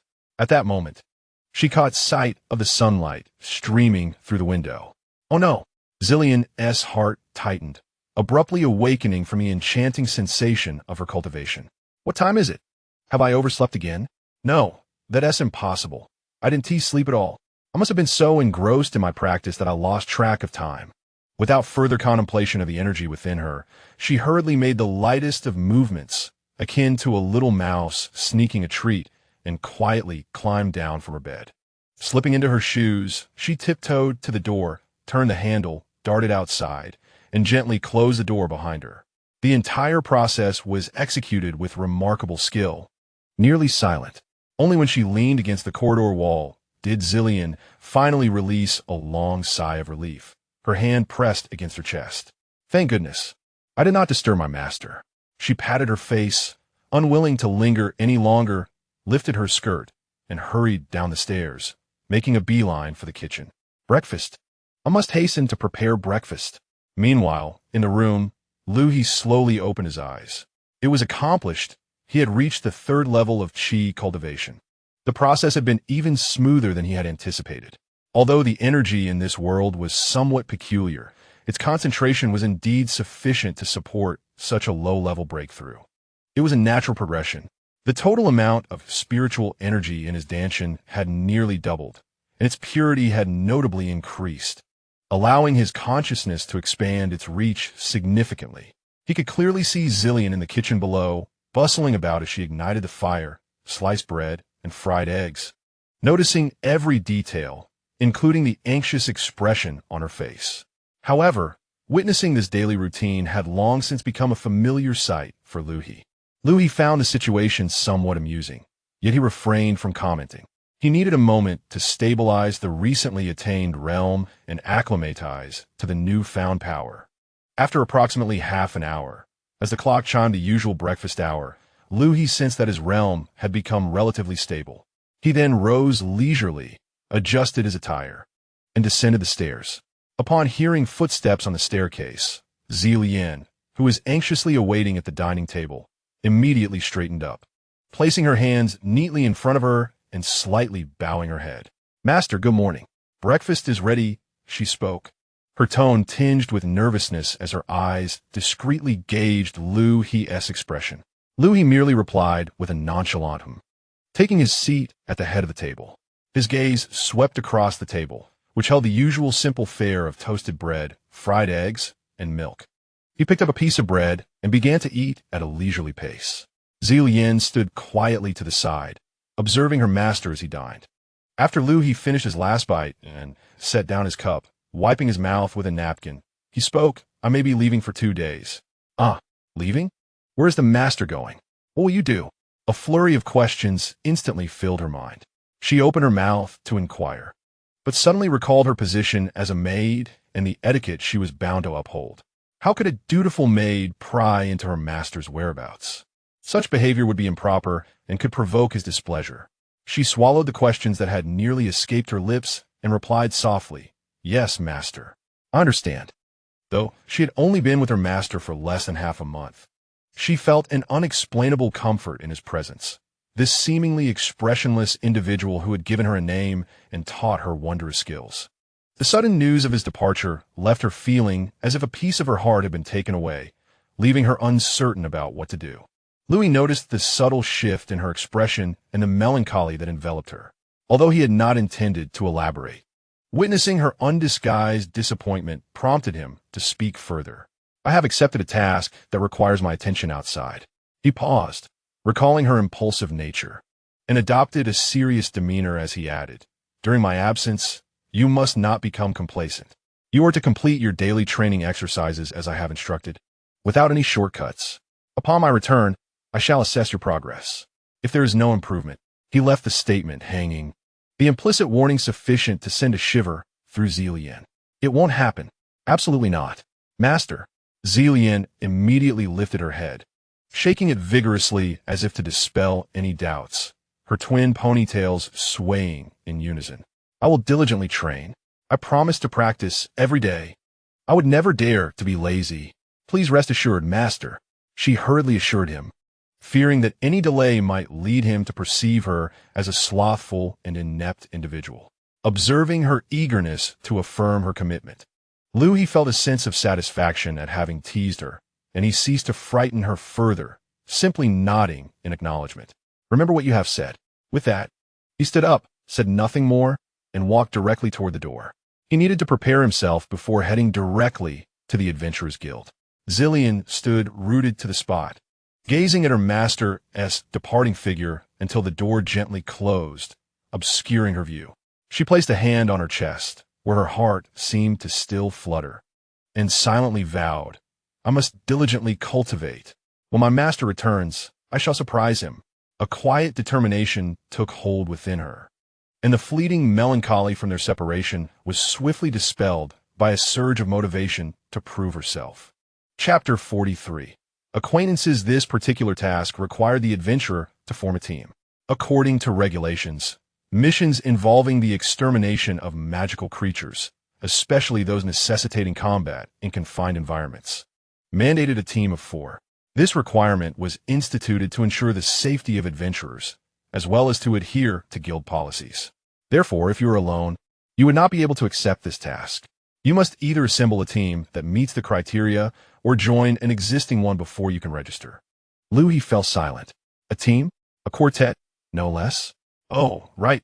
When he had inquired about the task and its requirements yesterday, he had neglected to ask about the necessity of forming a group. Subconsciously, he believed that such a task of clearing low-level magical creatures could easily be managed alone, without the need for companions. How troublesome. Liu He furrowed his brow. He genuinely disliked teaming up with others. Throughout his past life, he had spent the vast majority of his time as a solitary figure. Occasionally, he would collaborate with others, but such alliances were often based on mutual benefit or temporary convenience. Once the matter was resolved, they would part ways. Teaming up implied the need for coordination, cooperation, and consideration of others' thoughts and rhythms. At times, it even necessitated safeguarding the teammates' well-being. To him, these were mere distractions, inefficient uses of time. With that time, he could have completed the task himself long ago. Moreover, he harbored too many secrets. Joining forces with strangers significantly increased the risk of exposure. He certainly did not wish to inadvertently reveal techniques beyond this world's comprehension during a mission, only to attract unwanted attention. Yet, without a team, he could not undertake the task. Without the task, he could not acquire the red Liu, or without the red Liu, or he could not forge an alchemy furnace. Without the furnace, he could not refine elixirs. Without elixirs, his cultivation speed would stagnate. This chain of causation left Liu He in a state of contemplation. Noticing his silence, the staff member assumed he was unfamiliar with the regulations and explained, Esteemed adventurer, this may be your first time accepting a task, correct? The guild indeed has such rules, particularly for missions involving the extermination of magical creatures or the exploration of ruins, which carry certain risks and thus require team participation. After all, there is strength in numbers, and mutual support ensures everyone has safety. Liu He nodded in acknowledgement. Thank you for the reminder. He retrieved his knight's badge, temporarily held the task list in hand, and turned away from the window. Standing in the center of the hall, he surveyed his surroundings. The bustling atmosphere remained, with adventurers coming and going, accepting and submitting quests, haggling and engaging in idle chatter. A glance around revealed that nearly everyone was accompanied by companions. Liu He lowered his gaze to the gleaming knight's badge adorning his chest. To recruit allies under this identity, that seemed rather challenging. Who among the seasoned veterans would be inclined to take a seemingly frail, first-tier youth on a mission, unless he were willing to pay a hefty commission, which he could scarcely afford at the moment? What if he presented himself as the swordsmanship instructor from Silver Star Academy? This identity once revealed, would likely entice many to join his team. After all, being an instructor at Silver Star Academy, regardless of his youth, signified a certain level of skill and status. However, as Liu He envisioned that scenario, him, a boy who appeared no older than 16 or 17, approaching a group of adventurers to declare, "I am the swordsmanship instructor from Silver Star Academy, seeking a team to undertake a quest," he pondered their potential reactions. They would likely be taken aback, then burst into laughter, assuming he was jesting. Alternatively, they might look at him with incredulity, questioning his sanity. A swordsmanship instructor from a prestigious academy, yet merely a first-tier professional? Who would believe such a tale? Others might suspect he was a fraud masquerading as an instructor or an arrogant youth oblivious to his limitations. What a hassle. Too much of a hassle. Liu He rubbed his temples. He would rather face a horde of cave spiders than deal with such troublesome social interactions. As he stood in the center of the hall, grappling with his dilemma about forming a team, his peripheral vision caught sight of a familiar figure. It was the silhouette of a girl. Her light blue hair not particularly conspicuous in the crowd, yet something about her struck Liu He as familiar. She stood before a quest board on the opposite side, seemingly searching for a suitable task. Liu He's gaze lingered on her for a few seconds before it settled on her profile, particularly her distinctive glasses. Wait a moment. That hairstyle and those glasses, could it be Li Shui? No, it seemed more like Su Shui. Yes, it was Su Shui. He recalled her vividly. He had anticipated encountering her here. Chapter 44. The Great Deceiver. After all, Su Shui was a classmate who had traversed into this world alongside him. In a sense, they were kin. At the very least, Su Shui was aware of his identity as an otherworldly visitor and knew he was one of the summoned heroes. Before her, certain secrets need not be meticulously concealed, except for his identity as a cultivator. More importantly, Su Shui appeared to be the diligent, responsible type, someone reliable. She was the perfect teammate, practically presented on a silver platter. No longer hesitating, he strode towards Su Shui. She seemed engrossed in studying the commission slips on the task board and had yet to notice his approach. Liu He reached her side and gently tapped her shoulder. "Hello." Startled by the sudden touch, Su Shui jumped, her body quivering as she turned to face him. Upon recognizing that the figure standing behind her was Liu He, a look of surprise initially crossed her face, swiftly followed by an expression of unexpected joy. "Liu He? It's me." Su Shui scrutinized Liu He as if verifying her vision. Suddenly, a realization dawned upon her. "Oh, you're in this academy too. I completely forgot. We were assigned to the same academy. However, I have yet to see you around. I major in the Department of Magic, where I am either attending classes or practicing spells at the training grounds every day. What about you? Which department are you in?" Liu He pondered for a moment, deciding to conceal his identity as an instructor for the time being, as explaining it would be too cumbersome. "I am in the Department of Swordsmanship." This was not entirely a lie. He indeed taught in the Swordsmanship department, and one could say he held a position there without any discrepancies. Su Sui nadie inagnaliment, harbiting no doubts. After all, the teaching areas for the Swordsmanship and Magic departments were quite distant from one another, making their lack of encounters quite reasonable. "What brings you to the Adventurers Association? Are you here for a task as well?"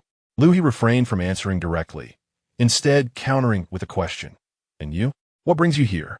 A hint of exasperation crossed Su Shui's face. "I came for credits." "Credits?" Liu He raised an eyebrow. "Yes, the academy has a magic tower, which houses numerous rare, magical tomes and training resources. However, I can only access the first floor. To reach higher levels, I need sufficient credits. I have completed all my theoretical course credits, but I still lack a few practical credits. I consulted my instructor, who informed me that aside from completing practical tasks assigned by the academy, taking on suitable commissions at the Adventurers Association could also yield corresponding practical credits. Thus, I came to see if there were any tasks suitable for me." Liu He found her reasoning quite sound. Su Shui's studious nature aligned perfectly with her willingness to seek out tasks for credit. Moreover, she needed credits, and he required a companion.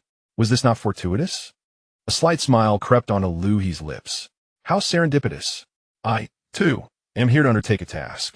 Su Shui blinked in surprise. "You are? What task have you accepted?" Liu He unfolded the task list in his hand and presented it to her. This one, the Red Liu Mine Cleanup Task. Su Shui took the task list and began to read. Cleaning the cave spiders in the Red Liu Mine? I have heard that tasks involving magical creatures typically require a team to undertake. Have you already found a companion? Liu He shook his head. No, in fact. I am here struggling precisely because I cannot find a partner. His gaze landed on Su Shui's face, and he began to persuade her. This task is actually quite fitting for us. The cave spiders, although numerous, are not particularly formidable individually. They primarily rely on venom and webs. You are an ice mage, and ice magic is highly effective against such arthropods. Low temperatures can slow their movements and make their exoskeletons brittle. Furthermore, the enclosed environment of the mine allows your area of effect spells to reach their maximum potential. Liu He spoke with conviction, as if he had meticulously planned the entire task process. In truth, his analysis just now was half grounded in common sense reasoning and the other half purely improvisational. Nevertheless, it sounded quite plausible. As Su Shui listened, the eyes behind her glasses gradually brightened. She had indeed never considered that her ice magic could confer such an advantage against cave magic spiders. With Liu He's remark, she suddenly felt that this task seemed particularly well suited for her. As for me, my swordsmanship is quite proficient, allowing me to manage close combat and protect you. Together, our efficiency in clearing the magic spiders should be commendable. Su Shui pondered for a moment and found merit in Liu He's words. She had previously thought about the issue of forming a team, but had yet to find a suitable partner. Among her peers in the magic department, some were already committed to established teams, while others either lacked the requisite strength or were incompatible in temperament. Although she was not intimately acquainted with Liu He, they were classmates who had traversed together, thus naturally fostering a foundation of trust. Moreover, Liu He's calm demeanor during their time at the temple had left a profound impression on her. Partnering with him should yield favorable results. All right, I will join. She acquiesced decisively. Liu He felt a surge of joy within. He had successfully secured his first teammate. Suddenly, he recalled something. By the way, there are level requirements for accepting this task. One must possess a first-tier occupational certification or a silver adventurer status. I hold a first-tier knight's certification. What about you? Su Shui raised her hand and produced a badge from her attire. I have already passed the Academy's assessment, advancing from an apprentice mage to a junior mage. Her tone carried a hint of pride. Liu He nodded. A junior mage equated to a first-tier occupation. Thus, both of them met the minimum requirements to undertake the task. As for the other two members, what should they do? Chapter 45. The Helpless Liu He. Should they simply seek out Captain Barton to borrow two individuals? Given his standing in the Black Wolf Knights, it should not be overly difficult to request two idle knights to temporarily fill the ranks. Although employing two palace knights for adventurer duties seemed somewhat excessive, it was certainly preferable to engaging in lengthy negotiations with strangers here. As Liu He contemplated the feasibility of this approach, a coarse shout suddenly pierced the air, attracting considerable attention. Upon hearing such a sound, Liu He did not flinch. He could hardly be bothered to lift his eyelids, feeling no stir in his heart, and even found it somewhat noisy. However, the next moment, out of the corner of his eye, he noticed that Su Shui, who had been standing beside him, had vanished in a flash. Liu He. He instinctively turned his head to look at the now empty space beside him. When he lifted his gaze to scan the crowd, he quickly spotted his target beyond the swaying heads. He saw Su Shui, having moved swiftly to the corner of the hall, standing tall before a bowed figure. Opposite her were three adventurers with grim expressions, two men and a woman. The trio, comprising two men and a woman, appeared to be of considerable age, likely a full generation older than Su Shui and Liu He, emanating an aura of ferocity. Shielded behind Su Shui was a young woman clad in a priestess robe, seemingly even younger than Su Shui, her small hands clenching a staff tightly, her head bowed, faint sobs barely audible. Did I err? If it weren't for her wretched healing spell suddenly failing, would the mission have faltered? The man beside her chimed in. Exactly. All those flashy practices are useless when it truly matters. The sole woman in the group sneered coldly. Crying? Does that serve any purpose? A useless person is simply a burden to their comrades. Do they even have the right to complain?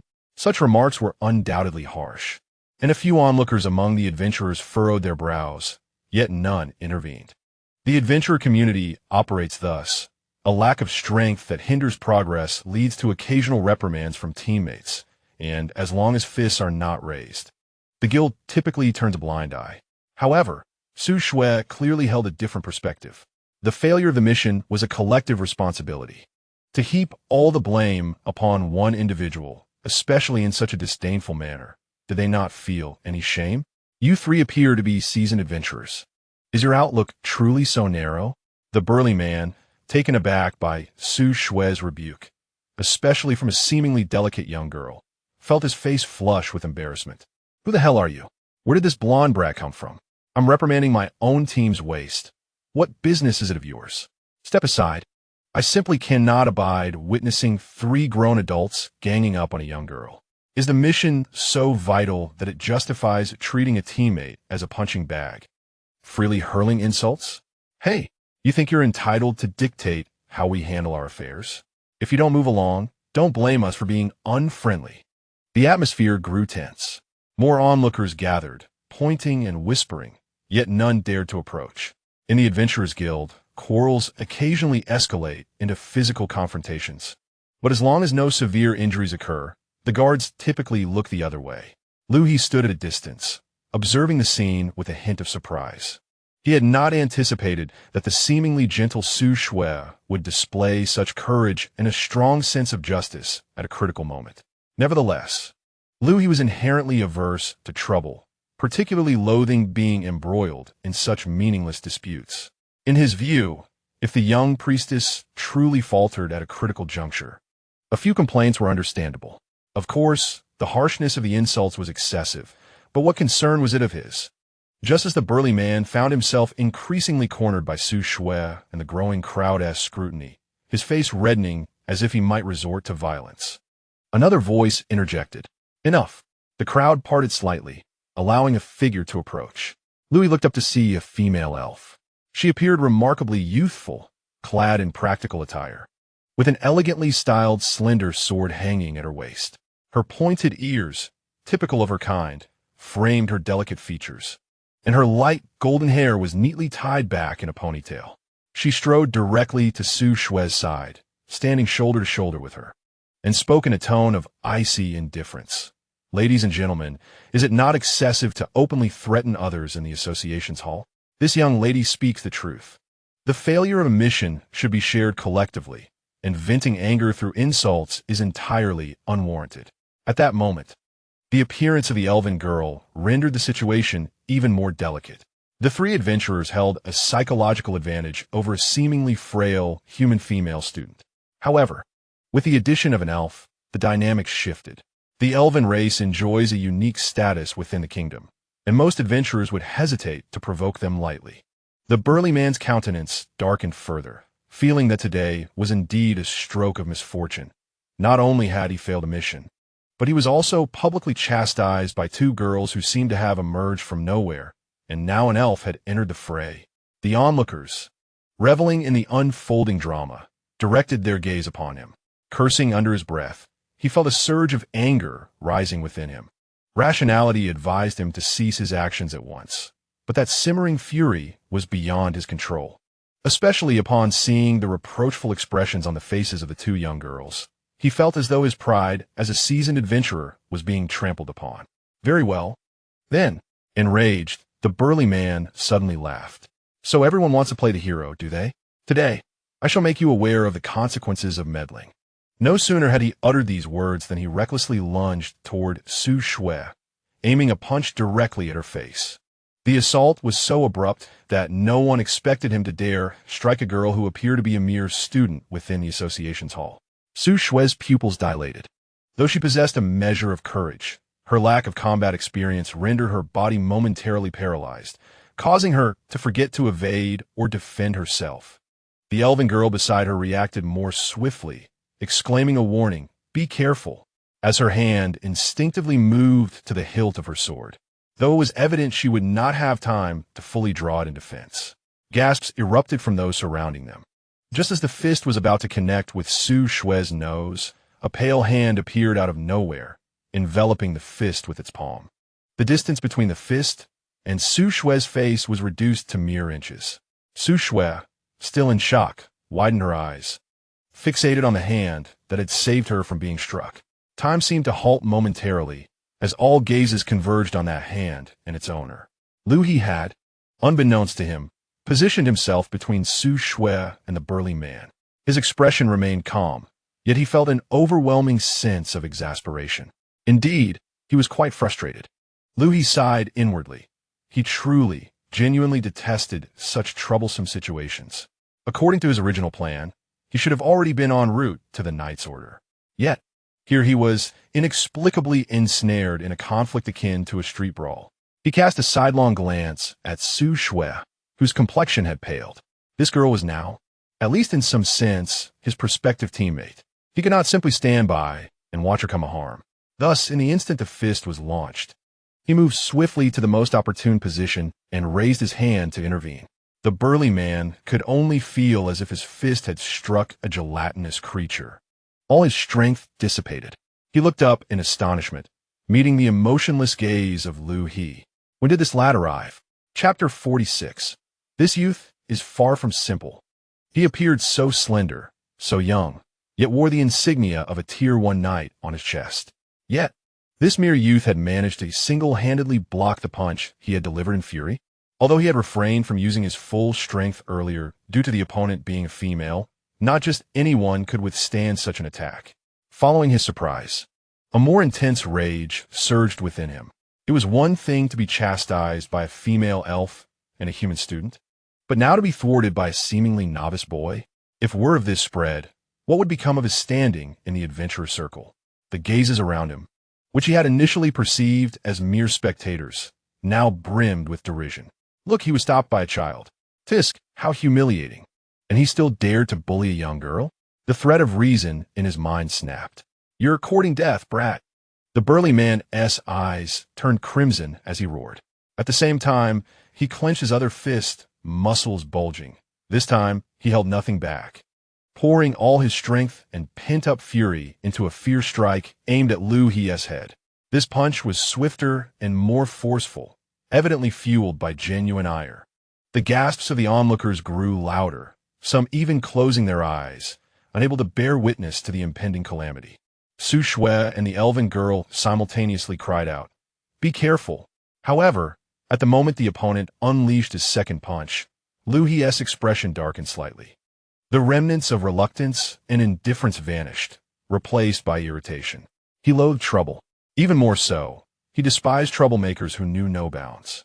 The first block had been a warning, an attempt to diffuse the situation. Since the other party failed to comprehend, there was no need for courtesy any longer. As the massive fist approached his forehead, Louis made his move. His other hand, which had remained empty, also formed a fist, arriving first. Ugh!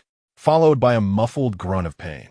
The burly man's eyes bulged, his anger replaced by agony. Under the astonished gazes of everyone present, his robust frame, weighing over 200 pounds, lifted off the ground and flew backward. He soared 3 to 4 meters, crashing into an empty wooden table, sending cups and task sheets scattering across the floor.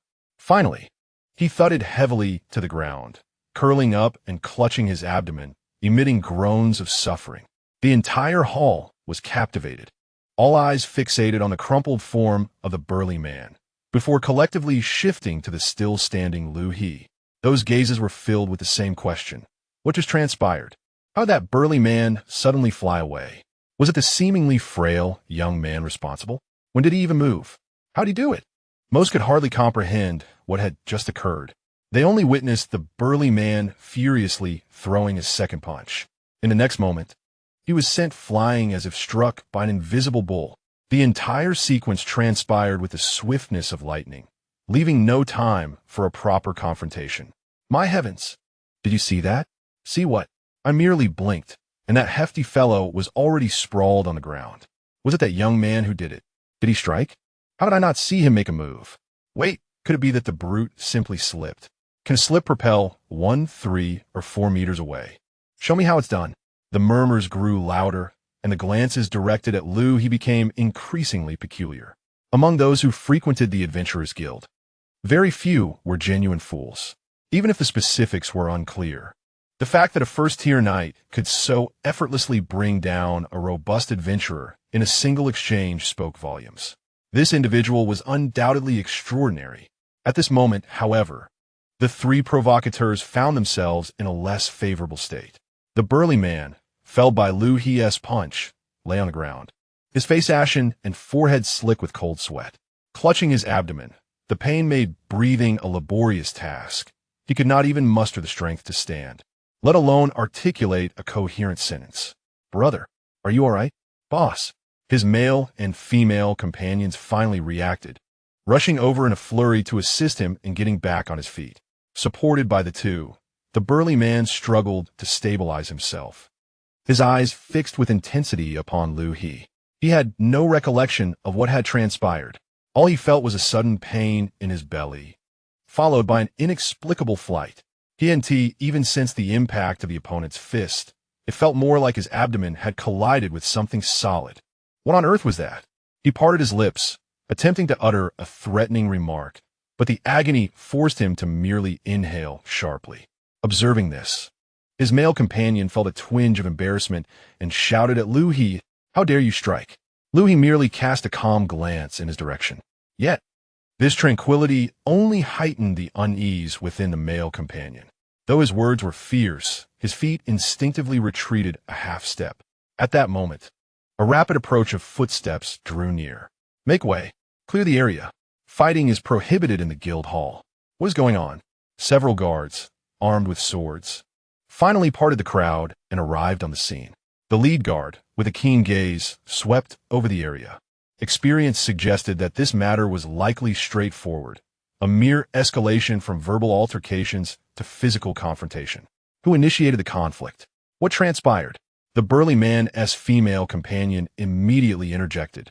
"Guard captain, this young man struck first. Look at what he did to our captain." The lead guard disregarded her outburst and turned his attention to Liu He. "What do you have to say?"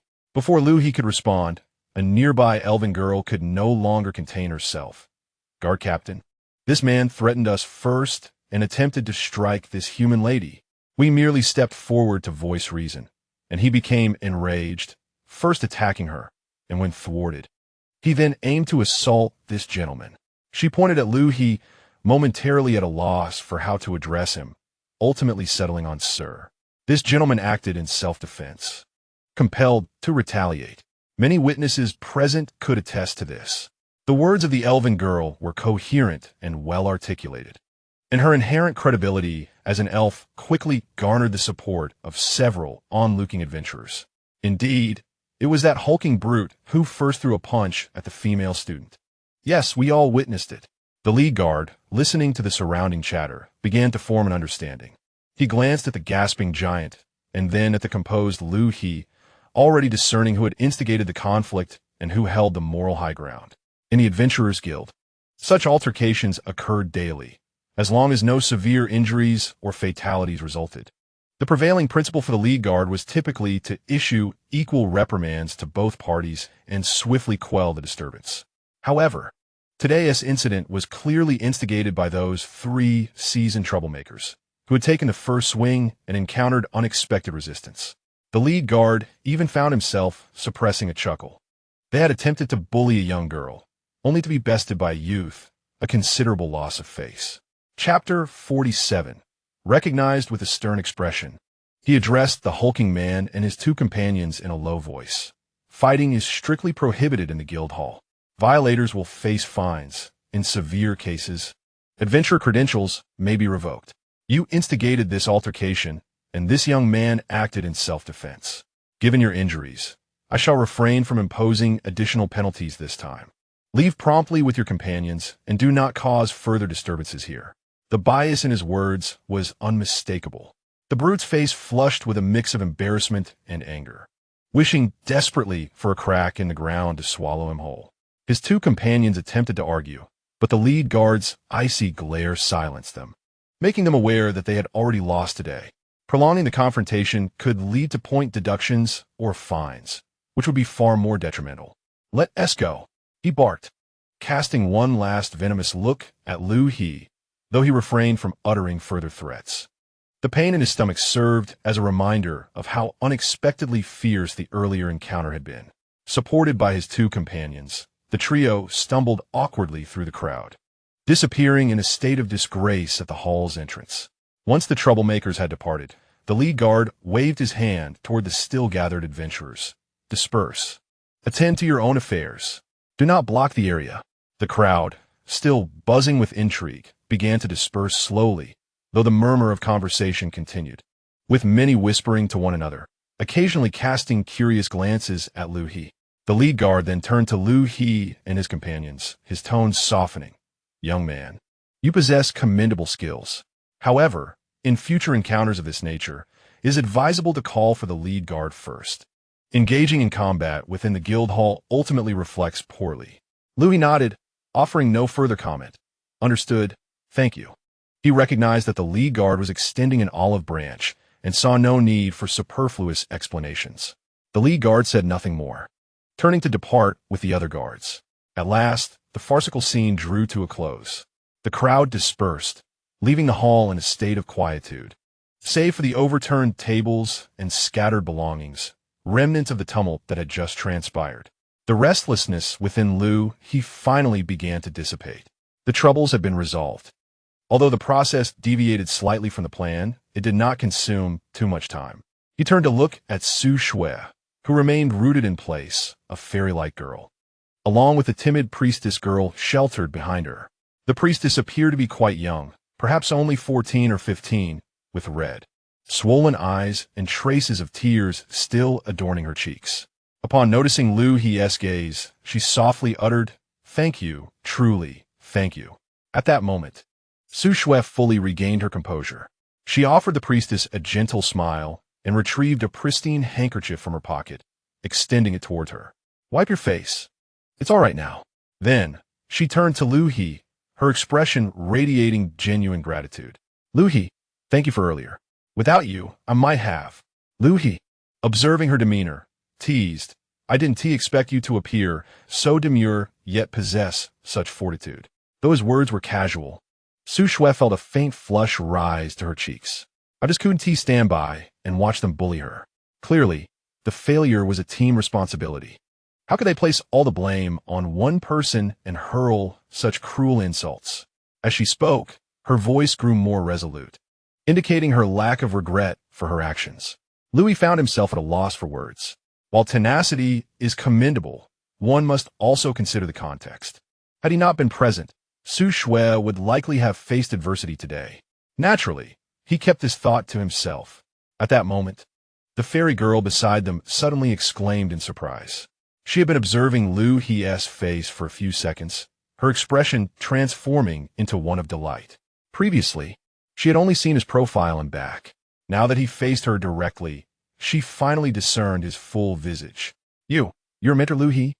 Liu He replied, "Ah, I've been recognized. So swaying Guayir, mentor? What mentor? Who is mentoring whom?" The priestess blinked in confusion, glancing between the excited fairy and the composed Liu He, utterly bewildered by the situation. Liu He scrutinized the flushed face of the fairy before him, swiftly rummaging through his memories. Silver Star Academy, Swordsmanship Department. Indeed, there was someone by that name.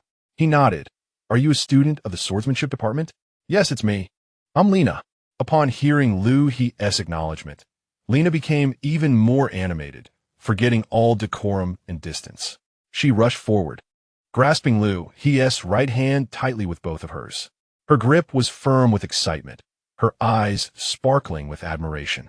"I thought your silhouette seemed familiar, but I never expected it to truly be you. The wind-breaking 5 styles you taught are incredible. I've been practicing them for the past few days, and they feel far more exquisite than the sword techniques I learned in my clan. Truly, I have never seen such a fierce sword style." She spoke rapidly, clearly overwhelmed with exhilaration. After all, within the academy, Liu He was the mentor, and she was the student, separated by a layer of hierarchy. She dared not overstep her bounds. Yet now, outside the academy, in the aftermath of their shared battle, she found herself momentarily liberated from any constraints, allowing the spirited nature characteristic of the elven race to surface fully. Beside her, Su Shui was utterly bewildered, observing Lina, who was excitedly clasping Liu He's hand, and then glancing at Liu He, whose expression conveyed a desire to withdraw his hand. Her mind resembled a rusted gear, creaking and failing to turn. Mentor? Liu He is a mentor? A mentor at Silver Star Academy? Each of these words made sense in isolation, yet when combined with Liu He's youthful visage, it struck her as profoundly absurd. At that moment, her mind crashed, leaving her speechless. Meanwhile, the shy priestess inquired timidly, "Is this gentleman a mentor at the academy?" She was addressing Lina. Lina nodded vigorously, still gripping Liu He's hand. "Yes. Mentor Liu He is our swordsmanship instructor at Silver Star Academy. He is incredibly skilled. Let me tell you," during class, Lina, finally unable to endure any longer, Liu He interjected, discreetly withdrawing his hand. He was not accustomed to such physical contact, especially not being so fervently grasped by his own student. Realizing her lapse in composure, Lina's face flushed slightly as she released his hand. Liu He turned towards Su Shui, observing the bewildered expression on her face, and inwardly sighed. It seemed that the truth could no longer be concealed. Chapter 48. The Mysterious Park Elder. He had initially intended to concoct a casual excuse to deflect the situation, perhaps claiming he was merely assisting in the swordsmanship department. However, with his student revealing the truth before him, any further pretense would appear too contrived. "Well, I teach swordsmanship at the academy," he nodded at Su Shui. "But how could you be a mentor? You arrived here only 6 months ago, just like us. Moreover, how could the academy appoint someone?" She hesitated, struggling to articulate her thoughts. "A person who appears to be of similar age to us, to stand before a classroom?" The scenario felt utterly peculiar to her. Liu He had anticipated her question. Maintaining his composure, he offered a ready explanation, one he had previously devised for such contingencies. "I learned some techniques from an elderly gentleman practicing swordplay in the park. Perhaps the style differs from that of this place. Somehow, the academy took notice and found it intriguing, inviting me to teach a few basic concepts." An elderly gentleman from the park? Learned for a few years? Noticed by the academy? Invited to teach?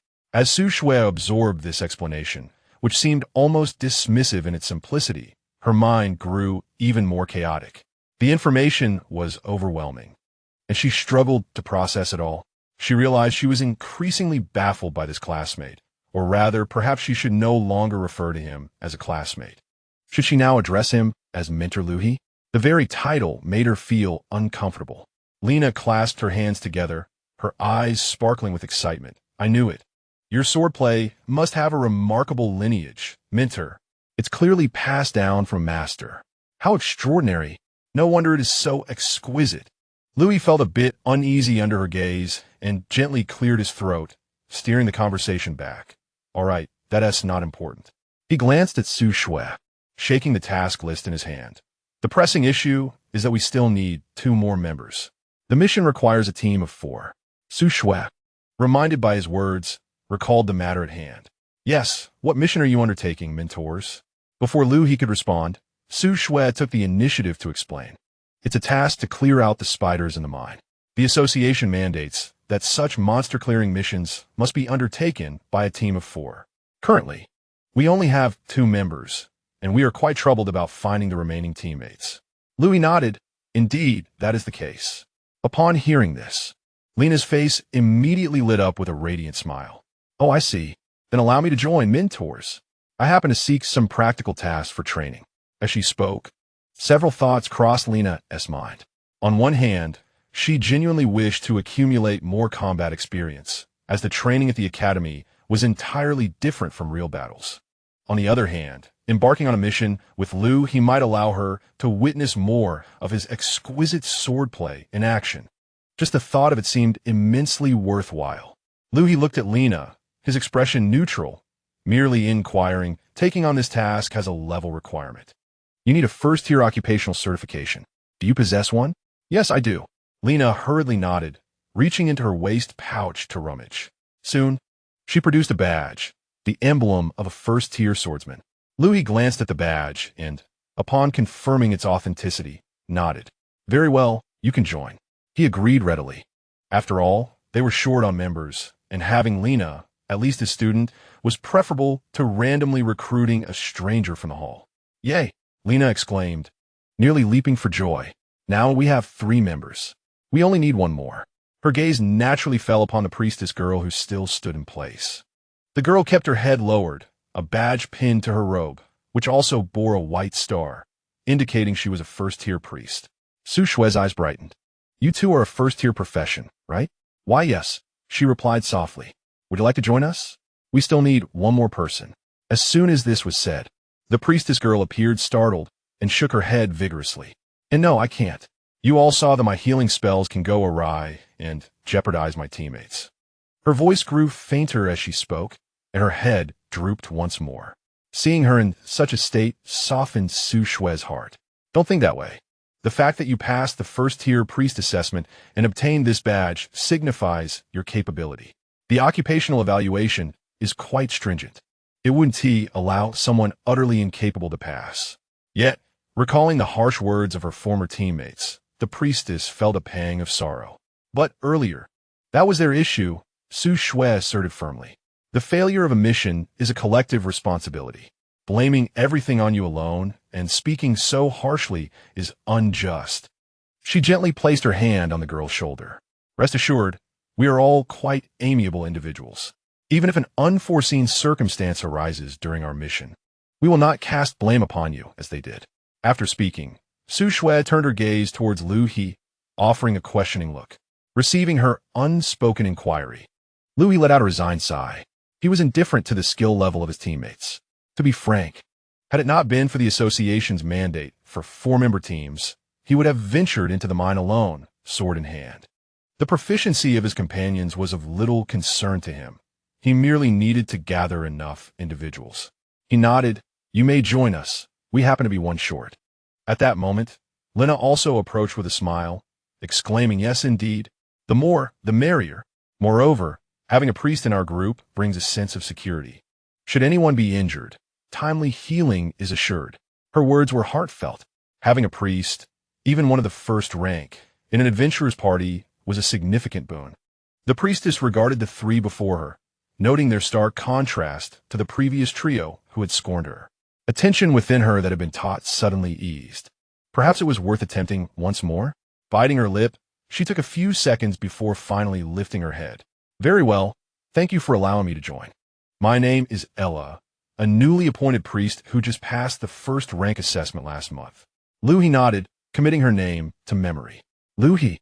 He introduced himself succinctly, then gestured towards Su Shue and Lena. This is Su Shue, an ice mage, and Lena, a swordswoman, my student. This straightforward style of introduction was indeed characteristic of him.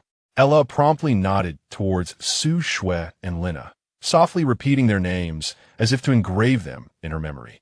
Su Shue smiled at Ella, while Lena enthusiastically waved her hand. Hello, Ella. We will be teammates from now on. Seeing that their numbers had finally been made whole, Liu He wished to waste no more time. He shook the mission slip in his hand. Since we are all here, let us proceed with the registration. With that, he turned and strode towards the service window, his steps brisk and decisive, clearly eager to avoid further conversation. Su Shue and Ella hurried to follow suit. Lena, however, was brimming with excitement, quickening her pace to catch up to Liu He. Instructor, should we not come up with a team name for our quartet? I've noticed many adventurer teams have captivating names. Her mind was already racing with several impressive titles, her eyes sparkling as she awaited his response. Liu He did not slow his pace or turn back, abruptly interrupting her daydreams. It's merely a temporary team. We will disband after completing the task. What need is there for a name? Lena's enthusiasm was instantly dampened by his dismissal. She let out a small "oh," her shoulders sagging slightly, yet she continued to closely trail behind him. Chapter 49. 2 rooms in the kingdom of Orlan. At Red Liu Town, the sky had darkened. At this hour, the townsmen gathered at the tavern after a day's toil to indulge in drinks and engage in light-hearted conversation. The tavern was furnished with 7 or 8 square tables, nearly all occupied by patrons. At that moment, the door swung open, revealing unfamiliar faces to the townsfolk. Leading the way was a youth who appeared to be merely 17, followed closely by 3 young women. Conversations at several tables halted as curious gazes turned towards them. In a border town like Hurled, outsiders were a rarity, especially a quartet so youthful. Unfazed by the attention, the boy strode directly to the bar and requested 4 rooms.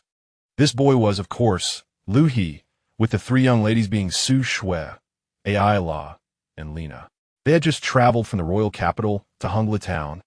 As their mission target, the Hurled mine lay in proximity. However, with nightfall upon them, the 4 decided to lodge at the tavern for the night and commenced their task the following day. Only 2 rooms remained, both doubles. Liu, Su Shui, Lina, Ayla. The 4 were momentarily stunned. Liu frowned slightly. 2 rooms for 4 people? How would they manage that? With only 2 double rooms available, it meant 2 individuals would have to share a room. The arrangement with 3 girls did not seem quite appropriate. Su Shui pondered the same dilemma. Who would she share with? Liu He? No, that would be far too awkward. Lina? Or Ayla? It was feasible, yet she discreetly glanced at Liu He's profile. His expression remained stoic, but the slight furrow of his brow indicated he was contemplating the matter. Suddenly, a thought struck Su Shui. If she were to share a room with Liu He, then she could share with her mentor as well. The moment she voiced this, an immediate silence fell around them. Not only Liu He and his companions, but even the townsfolk at nearby tables paused, their attention riveted upon them. Several pairs of eyes flicked between Lina and Liu He, wearing expressions that suggested an understanding. Liu He turned to look at Lina. Her face radiated sincerity, oblivious to how her words might be misinterpreted by others. Su Shui opened her mouth. She had intended to say that she could share with Liu He, not out of any ulterior motive, but simply because it seemed reasonable given her familiarity with him. However, since Lina had spoken first, she glanced at Lina's candid demeanor, then at Liu He's impassive face, and finally let out a soft sigh. Very well, let it be. The tavern owner observed the reaction of the 4 young individuals with an amused expression. Having run the tavern for over a decade, he had encountered a myriad of patrons. It was not uncommon for young men and women to arrive in pairs, fretting over room arrangements. The owner's gaze casually swept over the quartet's chests, where badges were prominently displayed. For individuals, each a novice in their respective professions, clearly indicating they were a team. Are you a team? Here for mission? The owner inquired, his tone laced with curiosity. Liu He nodded slightly, refraining from elaborating further. Suggu, sensing Liu He's reluctance to provide a detailed explanation, took the initiative to speak up. Indeed, we are here for the task of clearing the Hurled mine. The Hurled mine? The one involving the cave spiders? Yes. The boss clicked his tongue and shook his head. That task has been hanging there for over 6 months, I believe. The rewards are meager, and the situation is quite troublesome. The cave spiders tend to swarm, with a nest housing dozens at the very least. Their venom is no trifling matter.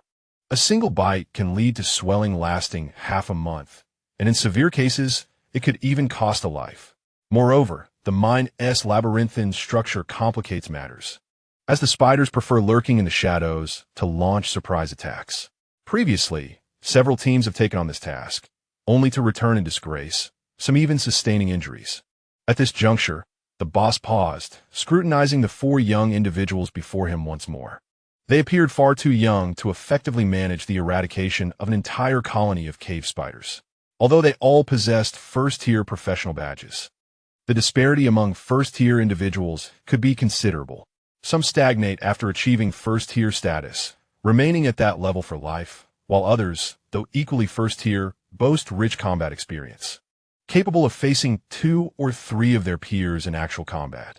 The boss couldn't shake the impression that these 4 belonged to the former category.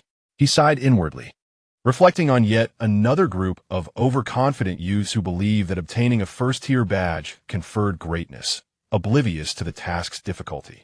He contemplated offering further counsel, but ultimately swallowed his words. Over the years, he had encountered too many such young aspirants. Advice proved futile, as they often had to learn through hardship. Just then, Lina suddenly interjected. Boss, don't underestimate us. Our mentor is incredibly powerful. He can send a burly man flying with a single punch. Liu He felt a strong urge to inform Lina that such statements were best kept private. And Yu, she possesses exceptional affinity for ice magic. Lina's knowledge of Yu's talent stemmed from their casual conversations during their journey. The carriage ride from the capital to Hurled town took a considerable amount of time, and with limited space, sitting in silence would be unbearably tedious. Lina, unable to remain idle, soon began initiating conversations. She first inquired how Ella became a priest, prompting the young girl to stammer in response. The topic then shifted to Suggs, where she asked how Yu chose ice magic and how her experience at the academy had been. Although Yu was typically reserved, Lina's enthusiastic questioning, coupled with their budding camaraderie as teammates, gradually coaxed her out of her shell. When the discussion turned to the magical talent assessment, Lina's eyes widened in anticipation as she pressed for details regarding the level. Feeling bashful under Lina's gaze, Suggs softly mentioned her exceptional affinity for ice magic. Lina immediately exclaimed in delight. Of course, it was primarily Lina and Yu who engaged in lively conversation, while the protagonists, Liu He and Ella, remained largely silent and observant. Amidst the chatter, Yu refrained from mentioning her and Liu He's true identities as heroes from another world. This matter is confidential. She understands the implications and would not casually divulge it, no matter how familiar she becomes. Thus, Lina is only aware that Su Shui is a remarkably gifted prodigy from the academy, and that Liu He is an exceptionally skilled young mentor in swordsmanship. Beyond that, she remains oblivious. Upon hearing this, the proprietor's eyes widened in disbelief as he scrutinized her from head to toe. A truly extraordinary affinity for ice? Su Shui felt somewhat uneasy under his gaze and nodded gently. The proprietor gasped in astonishment. Such exceptional talent. He had only heard of such a level of ability in whispered legends throughout his life. It is said that those endowed with extraordinary gifts, if they progress steadily, are destined to become high-level mages, with the potential to even brush against the threshold of the extraordinary. In the kingdom, any individual possessing such an exceptional affinity would be fiercely sought after by various powers, treated like a precious gem. How could such a genius possibly be here in the remote Red-Lu town to undertake a task of exterminating magical spiders? A multitude of thoughts flashed through the proprietor's mind. Which prominent family scion was out here honing their skills? Or was it a genius student from a top-tier academy accepting a practical assignment? Whichever the case, they were not someone he could afford to provoke lightly. His demeanor immediately shifted to one of respect. My apologies, I did not realize the caliber of your company. As he spoke, he retrieved 2 brass keys from his drawer and presented them to Liu He with both hands. The 2 double rooms are on the 2nd floor, the 1st and 2nd on the left. Should you require dinner, feel free to order downstairs. Liu He accepted the keys and nodded in acknowledgement, expressing gratitude. No need for thanks, the proprietor insisted, waving his hands dismissively. He refrained from further conversation and turned back to polishing his glass. Though his peripheral gaze could not help but linger on Su Shui, an extraordinary affinity for ice, he mused internally once more. One could only wonder how far such a talent would grow in the future. Perhaps decades from now, he could boast of having hosted that legendary ice mage in his establishment. Liu He, holding the keys, turned to the 3 young women. "Let us proceed," he declared, making his way toward the staircase. "Excuse me, may I have a word?" A voice called from within the tavern. Liu He halted his steps. He had indeed heard it, yet his instinct was to feign ignorance and continue upstairs. Avoiding unnecessary complications had become one of his guiding principles. Unfortunately, the 3 young women behind him came to a stop. Liu He sighed inwardly and slowly turned back. A man stood by a table near the window, appearing to be in his 30s, clad in a scholar's robe. His hair was neatly styled, and he wore gold-rimmed glasses, exuding an unmistakable air of erudition. He appeared tidy and composed, sharply contrasting with the casually dressed townsfolk in the tavern, clearly not a local. The man approached, a gentle smile gracing his features. "I apologize for the interruption. My name is Gao, a traveling scholar currently residing in Red-Lu town to conduct some research." His voice was mild and indeed conveyed the essence of a cultured individual. Liu He nodded in acknowledgement, though he remained silent. He awaited the other party's explanation, eager to conclude the conversation swiftly. Gal's gaze lingered for a moment on the first-tier badges adorning the chests of the four, before shifting to Liu He, his tone imbued with concern. I inadvertently overheard a discussion between you and the proprietor regarding your undertaking of the task to clear the Hurled mine. As someone who has been investigating this vicinity for some time, I feel compelled to offer a word of caution. The mine may pose dangers far exceeding those described in the task brief. I have resided in this town for over 2 months, diligently studying the local ecological environment and the distribution of magical creatures. The cave spiders within the Hurled mine should, by all accounts, be mere ordinary first-tier entities. Though they swarm in numbers, a well-prepared standard first-tier team should suffice to handle them. However, based on my observations and information gathered from local hunters, it appears that the spiders in the mine exhibit some anomalies. Anomalies? Lena blinked, her curiosity piqued. Indeed, Gal nodded. Recently, during my inspection of the mine's periphery, I encountered individual spiders whose sizes were markedly larger than the norm, their exoskeletons exhibiting a deeper hue. These signs suggest that the spider population within the mine may have undergone some form of mutation, or perhaps a state of frenzied aggression. Their threat level has escalated beyond that of typical first-tier creatures. A hush fell over the tavern. The townsfolk, who had previously been engaged in jovial conversation, now listened intently. Gal's gaze swept over Liu He before settling on Su Shui. In his eyes lingered a sense of regret, or perhaps disapproval. "Especially you, miss," he remarked, gesturing to the mage's badge adorning Su Shui's chest. "I heard just now that you possess an extraordinary affinity for ice magic. Forgive my candor, but a prodigy such as yourself, rare as a millennium, is destined for remarkable achievements, provided you continue to flourish. Ascending to the rank of senior mage is nearly a foregone conclusion, with the potential to even touch the threshold of elite status. Such talent and promise should not be risked in a perilous mine. The environment there is complex, the number of spiders is substantial, and unknown mutations may have occurred. Should any misfortune befall you, the repercussions would extend beyond your personal loss, affecting the entire kingdom." His sincerity was palpable, and he appeared genuinely concerned for Su Shui's well-being. Upon hearing this, Su Shui found herself at a loss for words. She was unaccustomed to such direct praise regarding her abilities. At the academy, while her peers and instructors expressed admiration or envy upon learning of her talents, the interactions felt more natural among contemporaries. Yet, the gravity with which this unfamiliar scholar spoke of losses to the kingdom and even the continent made her feel somewhat ill at ease. Instinctively, she glanced towards Liu He, who maintained an impassive expression, quietly observing Gal. At that moment, the tavern owner interjected. "Mr. Gal makes a valid point. Although he has not been in our town for long, he has extended considerable assistance." The owner nodded respectfully to Gal. "His extensive knowledge and experience are commendable. You young ones would do well to heed his words." With the boss's endorsement, Gal's words carried more weight. Chapter 51. Suspicion. Several elderly townsfolk in the tavern nodded in agreement. Indeed, Mr. Gal possessed genuine skills. The youthful appearance of the children was striking. Lena heard the surrounding murmurs and felt a twinge of indignation. Just as she was about to speak up, Liu He silenced her with a glance. It was then that Liu He finally spoke. "Thank you for your reminder." A smile of satisfaction spread across Gal's face, believing his persuasion had borne fruit. However, Liu He's next statement froze that smile in place. "Nevertheless, we have already taken on this task."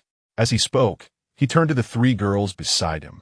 His gaze swept over Su Shui, Lena, and AI-La before uttering a line that left everyone dumbfounded. "How about this? You 3 stay in town. I will handle the mine alone." He said it so casually, as if he were merely stepping out for a brief errand, rather than preparing to confront an entire mine of magical spiders. Su Shui's eyes widened in disbelief. "Liu He, what on earth are you saying? We are a team. How can you venture out alone?" Su Shui was genuinely alarmed. While she recognized Liu He's exceptional swordsmanship, the mine was teeming with magical spiders. They could spit venom and weave webs. What if he were surrounded? No matter how skilled he was, could he truly withstand an onslaught from dozens, even hundreds of spiders? Lena quickly shook her head. No, Minter, I want to accompany you. I am a first-tier swordsman. I can surely be of assistance. AI-La remained silent, yet she vigorously shook her head, her eyes reflecting disapproval.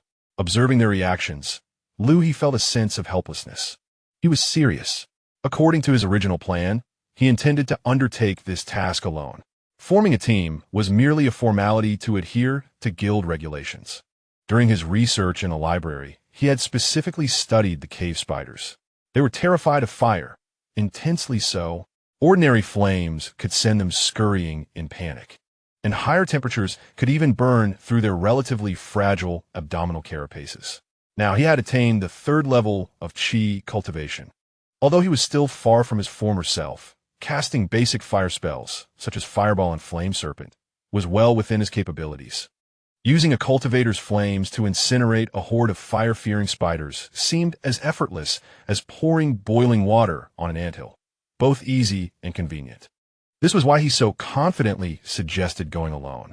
It would save time, eliminate the need to divide attention in caring for teammates, and allow for a swift resolution.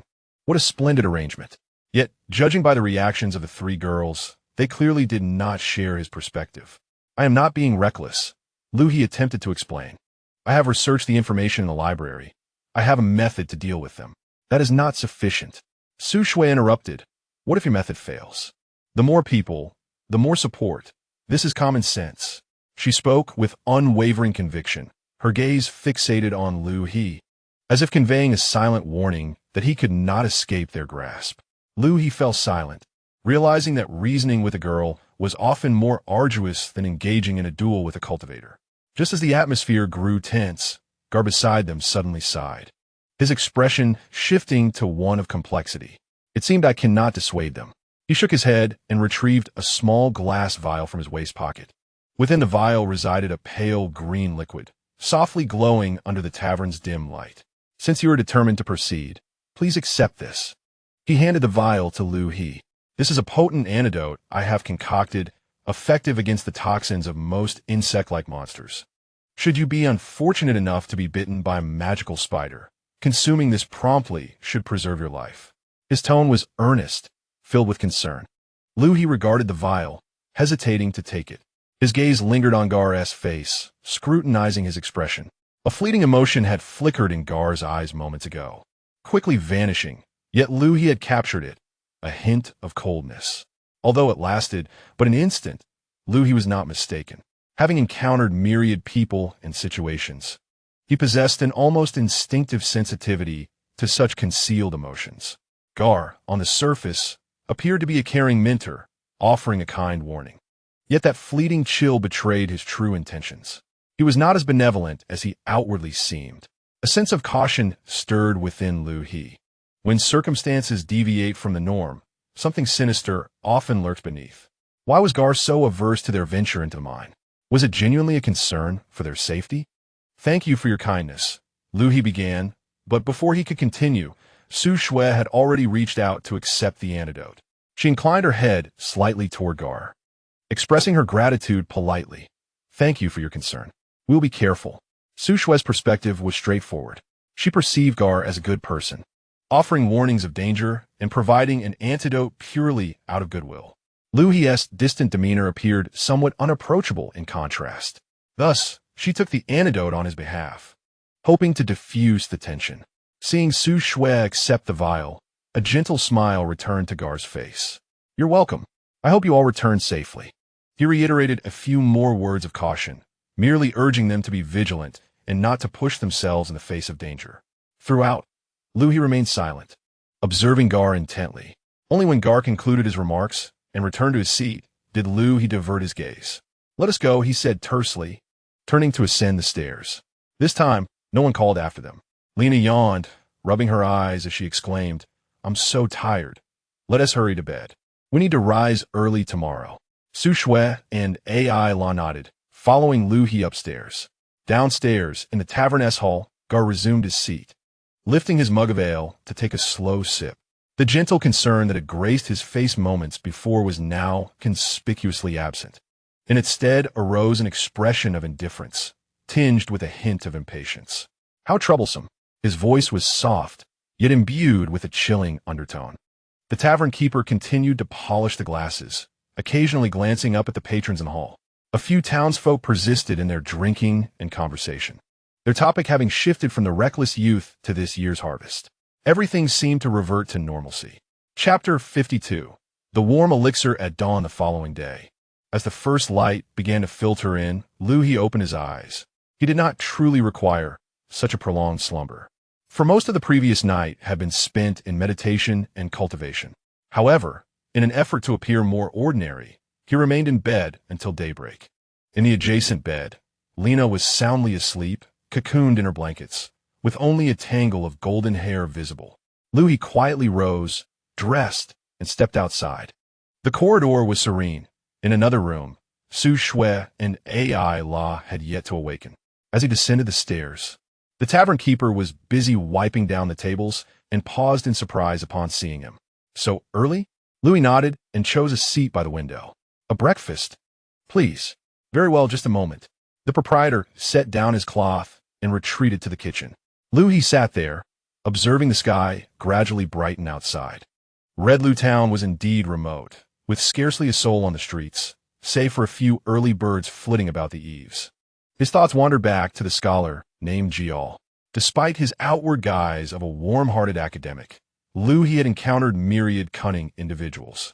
That gaze was all too familiar to him. Yet, this was not the time for such musings. He shook his head, pulling his thoughts back to the matter at hand.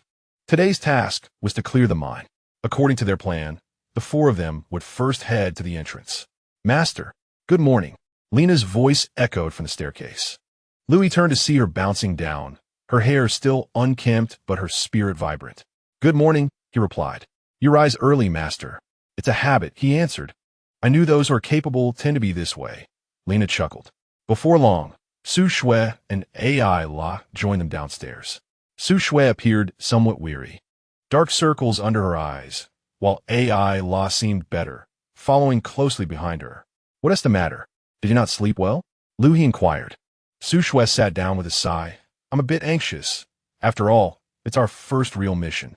No worries, Su Shui, Lena reassured, patting her chest. With the master here, we're bound to succeed. Besides, our plan is solid. Isn't it? Su Shui nodded, though her expression remained tense. Breakfast soon arrived, consisting of simple black bread, slightly overcooked, accompanied by a bowl of vegetable soup and a few slices of smoked meat. It was not extravagant, yet sufficient to satiate their hunger. The four of them ate in silence, the atmosphere somewhat heavy. Liu He sensed that, apart from Lena, the other two were rather anxious. Particularly Ai-La. He felt a pang of helplessness. He genuinely believed that going alone would have been less cumbersome. However, voicing such thoughts would likely provoke a rebuttal from Su Shui. Very well, so be it. After finishing their meal, Liu He settled the bill, and the four of them exited the tavern. The owner stood at the entrance, hesitating as he gazed at them. Finally, he spoke. Are you really leaving? Liu He nodded. The owner sighed, shook his head, and without uttering another word, turned and returned inside. The walk from Hurled town to the Hurled mine would take approximately half an hour. The path was deserted, consisting of a well-trodden dirt road flanked by sparse woods. The morning air was invigorating, infused with the scent of earth and fresh grass. Liu He led the way, his pace unhurried. Su Shui walked beside him, with Lena and Ella trailing behind. After a time, Su Shui could no longer contain herself and asked, Liu He, our plan, there won't be any issues, right? Liu He replied affirmatively. Su Shui fell silent for a moment before continuing. What do you think about what Gao mentioned? Is it possible that the magical spiders in the mine have mutated? Liu He glanced at her. It's possible. Then will our method still be effective? Indeed. Su Shui regarded him for a moment, then nodded, refraining from further inquiries. After walking a bit longer, Ella quietly asked, will it be very dark inside the mine? It should be, Lena responded, but I have brought a light crystal. She produced a fist-sized crystal from her bag and shook it in the sunlight. The crystal emitted a gentle white glow. Look, It can illuminate quite a large area. Ella nodded, but still appeared somewhat apprehensive. Liu He cast a sidelong glance at her, sighing inwardly. This girl was far too timid. However, since she was part of their group, he felt compelled to look after her, especially since Su Shui had insisted on including her. After approximately 15 more minutes, the path ahead began to grow uneven. The dirt road transformed into a rocky trail, and the trees on either side thickened. Indeed, as they turned a corner, a hillside came into view. At the foot of the slope, a dark, gaping cave entrance loomed before them. The entrance stood about 3 meters high and 2 meters wide, with clear signs of artificial excavation around its edges.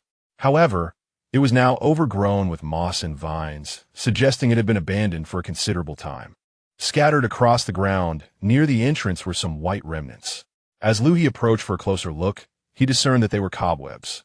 "Is this the web of the magical spider?" Su Shui inquired, frowning. "It appears so," Liu He replied, crouching down to gently prod the cobwebs with a twig. The web was sticky and emitted a pungent odor. "It's poisonous. Do not touch it." Su Shui quickly retracted her hand. Lina, however, bold as ever, used the tip of her sword to poke at a strand of the web, examining it closely. "Instructor, should we enter now?" "Wait." Liu He stood up and surveyed their surroundings. The area around the entrance was eerily quiet, aside from the rustling of leaves and the songs of birds. There was no other sound. Yet Liu He sensed a presence within the cave. Many presences. "Let us proceed according to plan. First, we will prepare near the entrance. Then venture inside." He looked at the 3 of them. "Do you all remember the plan?" Su Shui nodded. "I remember. First, we will consume the warming potion in the shallow area. I will cast the ice domain, and Ella will use the sound mimicry to attract the magical spiders." Upon entering the domain, the monstrous spider moved sluggishly, prompting you and Lina to advance for the kill, while I provided cover from the rear. And Ella offered enhancements and healing. "Indeed, Ella, the sound mimicry is no issue, is it?" I remarked, recalling my studies at the academy, although I had yet to apply it in actual combat. Liu He nodded reassuringly. "No worries, just release it as usual. Then it's settled. Now, drink the warmth potion." The 4 of us retrieved potion vial from our bags. The warmth potion, a light red liquid housed in small glass bottles, was prepared for consumption. Liu He uncorked his vial and took a hearty swig. The potion had a slightly sweet flavor, accompanied by a warm sensation that flowed from his throat to his stomach, swiftly radiating warmth throughout his body, as though he were wrapped in an invisible blanket. Soon after, Su Shui, Lina, and Ella followed suit, consuming their potions as well. "All right, let us proceed. I will lead, with Su Shui following closely behind, Lina next, and Ella bringing up the rear. Maintain a safe distance, neither too close nor too far." "Understood," Lina affirmed with a nod, echoed by Su Shui and Ella. Chapter 53. The domain of magic. Liu He and his companions stepped into the cave entrance. The darkness enveloped them immediately, with only a faint glimmer of light from the entrance barely illuminating the path ahead. Lina hastily produced a luminous crystal, casting a gentle white glow that brightened their surroundings. The cavern appeared larger than the entrance suggested, its walls rugged and marked by signs of excavation. The ground was littered with rubble and discarded tools, rusted pickaxes, dilapidated carts, and various unidentifiable remnants. The air was thick with the scent of minerals, tinged with an inexplicable, fishy odor. Su Shui wrinkled her nose at the smell. "It's the scent of the monstrous spiders. They have dwelled here for quite some time," Liu He remarked, treading lightly as he advanced. The others mimicked his cautious approach, carefully following behind. The light from the illumination crystal only penetrated a few meters around them, beyond which lay an abyss of darkness. From within the shadows, faint rustling noises could be discerned, as if something were crawling. Ella tightened her grip on her staff in fright. "Fear not," Su Shui whispered reassuringly. "We are here with you." Ella nodded in response. After traversing a short distance, Liu He came to a halt in a relatively open area, roughly the size of half a basketball court. The cavern ceiling was high, the light from the crystal failing to reach it, leaving only darkness above. "This will suffice. The space is ample for battle." Liu He turned to Su Shui. "Shall we commence?" Taking a deep breath, Su Shui nodded. "Very well, I will unleash the ice domain now. She closed her eyes, grasped her staff, and began to chant the incantation. The spell was lengthy, its tones rising and falling with a peculiar rhythm. As she recited the incantation, the temperature in the air began to drop. Initially cool, it swiftly became frigid. Tiny ice crystals began to form on the cave walls, while a thin layer of frost spread rapidly from Su Shui, radiating outward. Ella could not help but shiver. Although I consumed a warming potion, the chill still permeates the air. Thankfully, I'm not completely frozen. Lena, however, is quite exhilarated, her eyes sparkling as she observes the transformations around her. Is this the power of domain magic? How remarkable! Liu He remains silent, quietly observing the scene. He can sense that this icy domain is indeed effective. The air within has turned viscous, and the temperature has plummeted. If any ordinary magical creature were to enter this realm, their movements would undoubtedly be severely hampered. However, Liu He glances at the cave walls, noticing that the rustling sounds seem to have sharpened. Isla, prepare the sound mimicry spell. All right. Isla grips her staff and begins to chant. The incantation for sound mimicry is considerably shorter than that of the icy domain, completed in mere seconds. A faint white light emanates from the tip of her staff as she gestures, sending the light soaring to the distant ground. Subsequently, the white light begins to produce sound. The essence of the sound mimicry spell lies in its ability to replicate specific noises to attract or confound magical creatures. Isla mimics the sound of a small creature akin to a mole, a favored prey of the cave-dwelling magic spiders. The sound reverberates through the cavern, echoing into the depths. Liu He furrows his brow. Is the effect of this sound mimicry spell excessively potent? He originally believed it would only attract nearby spiders. But now it seems the sound travels far and wide. Indeed, the very next moment, the rustling from the depths of the cave suddenly intensifies, drawing ever closer. They're coming. Liu He tightens his grip on his sword. Lena draws her sword as well, assuming the initial stance of the breaking wind technique. Su Shui clutches her staff, and a cerulean light begins to coalesce at its tip. Isla hastily casts a blessing spell on Liu He and Lena. Two gentle beams of white light enveloping them. Liu He feels a slight lightness in his body, as if his strength has been marginally enhanced. Though the augmentation is minor, it is certainly better than nothing. After bestowing blessings upon Liu He and Lena, Isla casts a magical recovery blessing on Su Shui. Having completed her tasks, Isla retreats behind Su Shui, gripping her staff tightly and anxiously observing the front. The sounds persist, the rustling growing ever closer. At last, within the illumination provided by the crystal, several dark figures emerge. These shadows move with remarkable speed, almost skimming the ground as they crawl. As they enter the light's reach, Liu He finally discerns their true form. Indeed, they are cave magic spiders, approximately 1 meter in height, their rotund bodies cloaked in a dark purple exoskeleton. 8 slender legs scurry rapidly across the rocky floor, producing a clicking sound. 2 pairs of crimson eyes glimmer with an eerie light in the darkness. Their mouths are equipped with massive pincers, glistening with a viscous substance. As described in the library's records, they are as depicted. However, there is one notable difference. The eyes of these spiders are an unsettling shade of red. Not the ordinary hue, but a dark crimson that seems almost as if it could drip blood. Furthermore, their movements. Liu He squints his eyes. Despite the influence of the frozen domain, the speed of the demon spiders has indeed diminished. However, they remain considerably swifter than ordinary first-tier magical creatures. A mutation has undoubtedly occurred. Lena, the one on the left is yours. I shall handle the 2 on the right. Understood. Lena's voice brimmed with excitement. The demon spiders had entered the frigid territory, their movements visibly slowing, becoming rigid, with frost beginning to crystallize upon their exoskeletons. Nevertheless, they charged towards the 4 adventurers. The pincers in their mouths snapped open and closed, producing a harsh, grating sound. Liu He sprang into action, forwent any flamboyant maneuvers. He simply stepped forward, his sword slicing through the air. A flash of milky white light emanated from the blade, a manifestation of spiritual energy disguised as fighting spirit. Yet, The effect remained unaltered. Before the first demon spider could react, the blade cleaved through its shell. Dark purple blood spurted forth as the spider emitted a piercing shriek, collapsing on the ground, convulsing briefly before falling still. Without pausing, Liu He pivoted, the sword arc carving towards the second demon spider. This one appeared to sense the impending danger and attempted to retreat, but the frozen domain hindered its movements. The blade struck precisely at its head, the sound of shattering exoskeleton echoing. The demon spider's cries ceased abruptly, its body going limp. Liu He sheathed his sword and turned his gaze towards Lina, who was entangled with the third demon spider.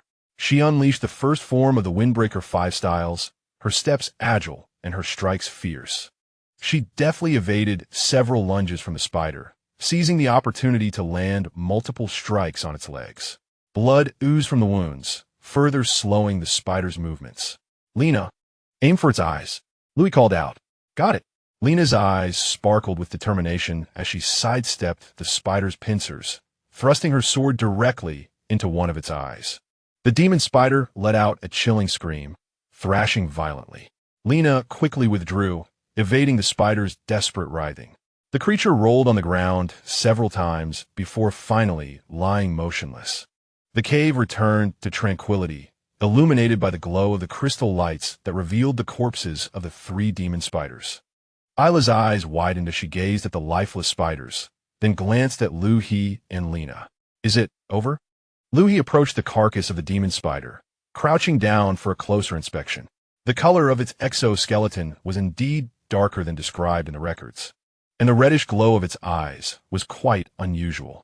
He pried open one spider's mouth with the tip of his sword and observed its venomous fangs, which were longer and glimmering with a strange purple light. The toxicity seems enhanced. Be cautious not to get bitten. Understood. Lina nodded earnestly. Master, how did my move fare? It was adequate, Liu He replied, though your footwork was somewhat erratic. Be mindful next time. He got it. Lina scratched her head. Su Shui approached, surveying the demon spider corpses with a somewhat conflicted expression. They have truly mutated. Yes, but fortunately, they remain within manageable bounds. Liu He gazed at Ayla, complimenting her on the effectiveness of the sound mimicry technique. Ayla paused momentarily, her cheeks flushing. And no, it's nothing, it's the least I could do.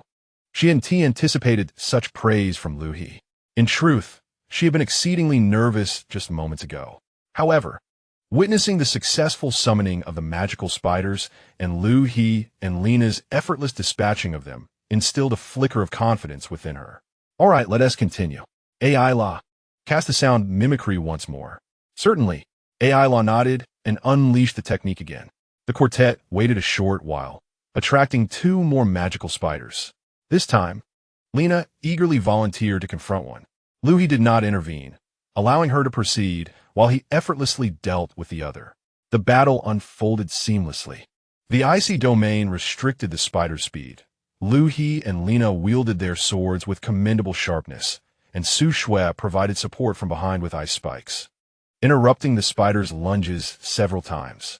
Ayla also promptly bestowed blessings upon the 2. Their coordination was commendable, suggesting that the plan was indeed viable. Su Shui exhaled in relief. If they continued at this steady pace, they should be able to clear the mine thoroughly. Indeed, Liu He nodded. However, as we delve deeper, the number of magical spiders may increase, and their mutations could be more pronounced. We must not be careless. Understood. Thus, the 4 rested in place for a few minutes. Liu He opened his eyes and surveyed the 3 girls beside him. It's about time, he announced, rising to his feet. The others turned their gazes toward him. Shall we proceed? Yes, Liu He nodded. This time, let us amplify the sound of the mimicry. Ayla hesitated for a moment. Increase the volume? Precisely. The previous sound only attracted nearby magical spiders. If we raise it, we can lure those deeper within. Liu He glanced into the darkness of the mine's depths. His consciousness had already scanned the area. The number of spiders in the shallow regions was sparse and scattered. It would be more efficient to draw a larger group at once. Ayla felt a twinge of anxiety. But if the sound is too loud, won't it attract too many? Not to worry. We coordinated well earlier. We can handle a few more. Su Shui's icy domain has a sufficient range. As long as the spiders enter it, their speed will diminish. Lina and I can manage them without much difficulty. Su Shui, reassured by his words, relaxed slightly. She had confidence in her magic. The exceptional affinity for ice not only granted her formidable power, but also allowed for meticulous control over the ice elements.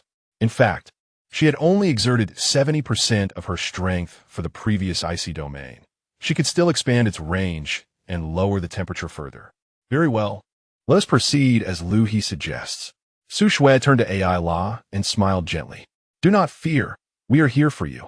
AI-La glanced at Su Shui, then at Liu He, finally nodding in agreement. She rose from the ground, gripping her staff tightly. The four of them resumed their positions, Liu He at the front, Su Shui at the back, Lina slightly behind and to the side of Su Shui, and AI-La at the rear. Ready, Liu He instructed. Su Shui closed her eyes and began to chant her incantation. The icy domain unfurled once more, chilling air radiating from her, frosting the ground and freezing the cave walls. This time, Su Shui slightly increased the output of her magical energy. The expanse of the realm has broadened, and the temperature has dropped slightly. Liu He can sense the moisture in the air rapidly crystallizing into fine ice shards.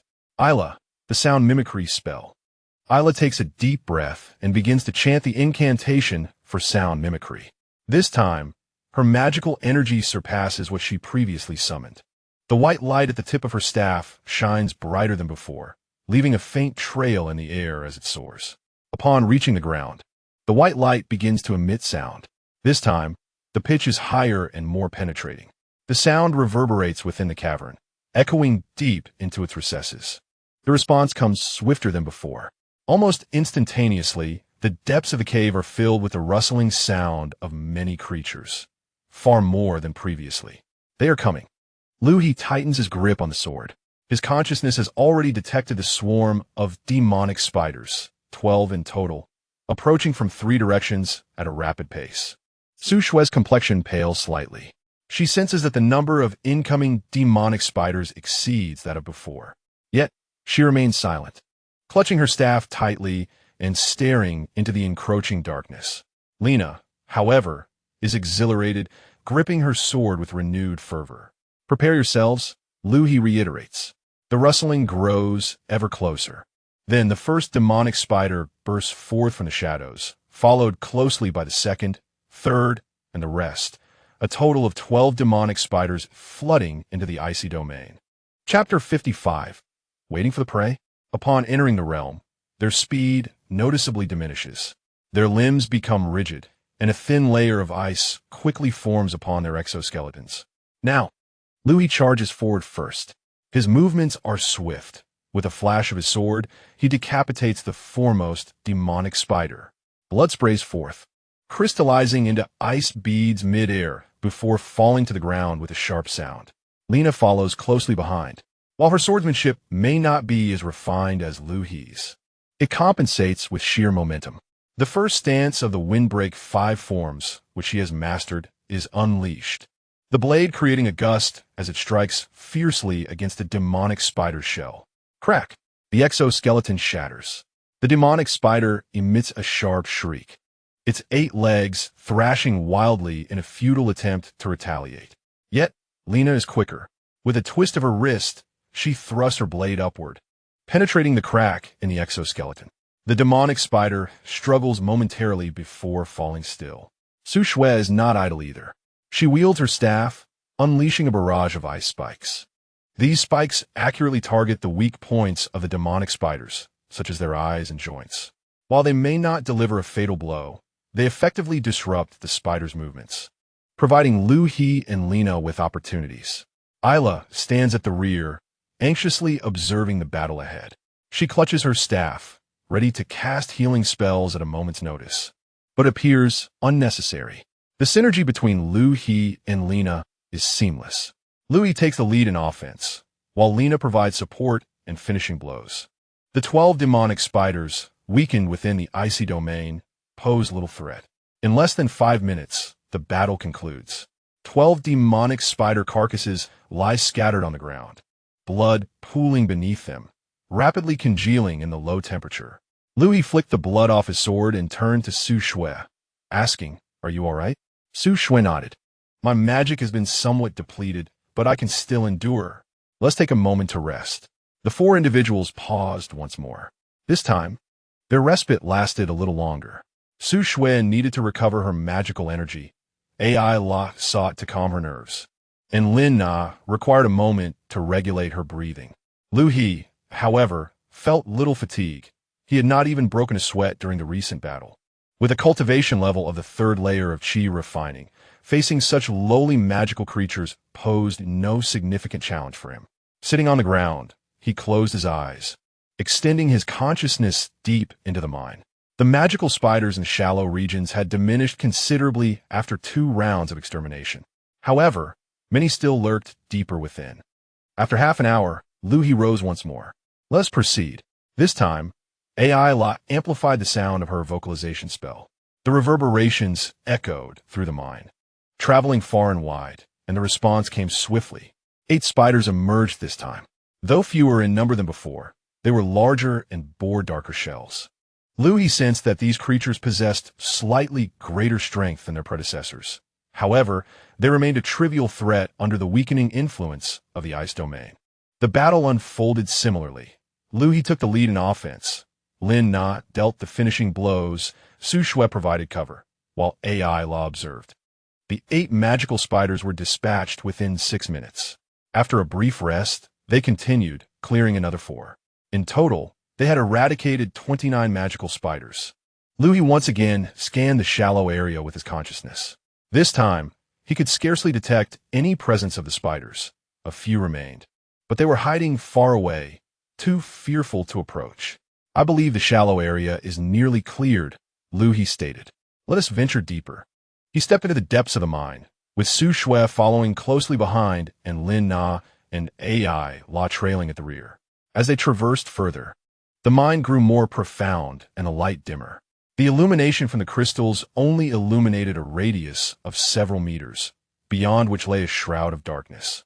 The marks of excavation on the cave walls became increasingly indistinct, giving way to naturally formed rock structures. Puddles began to accumulate on the ground, producing a splashing sound as they walked. The air grew thick with a metallic scent. Liu He extended his consciousness forward, probing the situation ahead. Strangely, despite having walked a considerable distance, not a single magical spider had appeared. While the shallow area had indeed been mostly cleared, one would expect to encounter more in the depths. However, as his consciousness swept through nearly 100 meters ahead, he felt no trace of the spiders. None whatsoever. This was abnormal. Liu He slowed his pace. "What is it?" Su Shui inquired. "Nothing," he replied, continuing forward but with a more meticulous sweep of his consciousness. After walking a bit further, he still encountered no spiders. Lin Na could not contain her curiosity and spoke up. "Instructor, why do we persist in advancing deeper? Wasn't our plan to proceed gradually?" Liu He halted, turning to face her. He looked at Lin Na, then at Su Shui and AI. The 3 girls regarded him with questioning eyes. "There are no magical spiders in this vicinity." "None?" Su Shui furrowed her brows, asking, "How do you know?" Liu He, somewhat at a loss for words, could not possibly reveal that he had perceived it through his spiritual sense.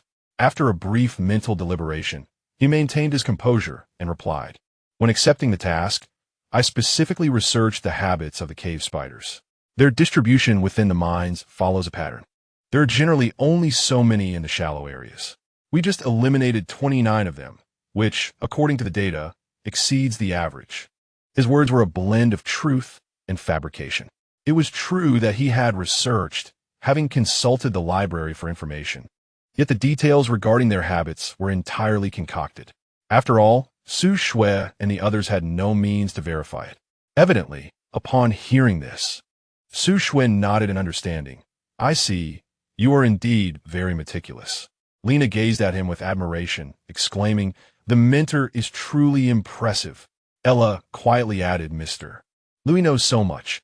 Liu He maintained his serene demeanor, feeling a sense of relief within. Thankfully, he had managed to deceive them. Therefore, to find the cave spiders, we must venture deeper. The trio nodded in agreement, finding his reasoning sound. Liu He turned around and led the three women further into the cave. After traversing a stretch, Liu He's spiritual sense suddenly detected something. Approximately 150 meters ahead, there was a multitude of spider auras, dense and abundant, at least 70 or 80. Moreover, alongside the spiders, there was a singular presence of a particularly powerful creature. This creature shared similarities with the spiders, but was denser, more ferocious, and larger in size, a likely leader of the swarm. Liu He meticulously scanned the gathering of spiders. They were congregated in a relatively open area, remaining utterly still, neither moving nor foraging, as if waiting for something. A cold smile crept upon Liu He's lips. Waiting for prey? This group of spiders exhibited a degree of cunning, aware enough to set an ambush.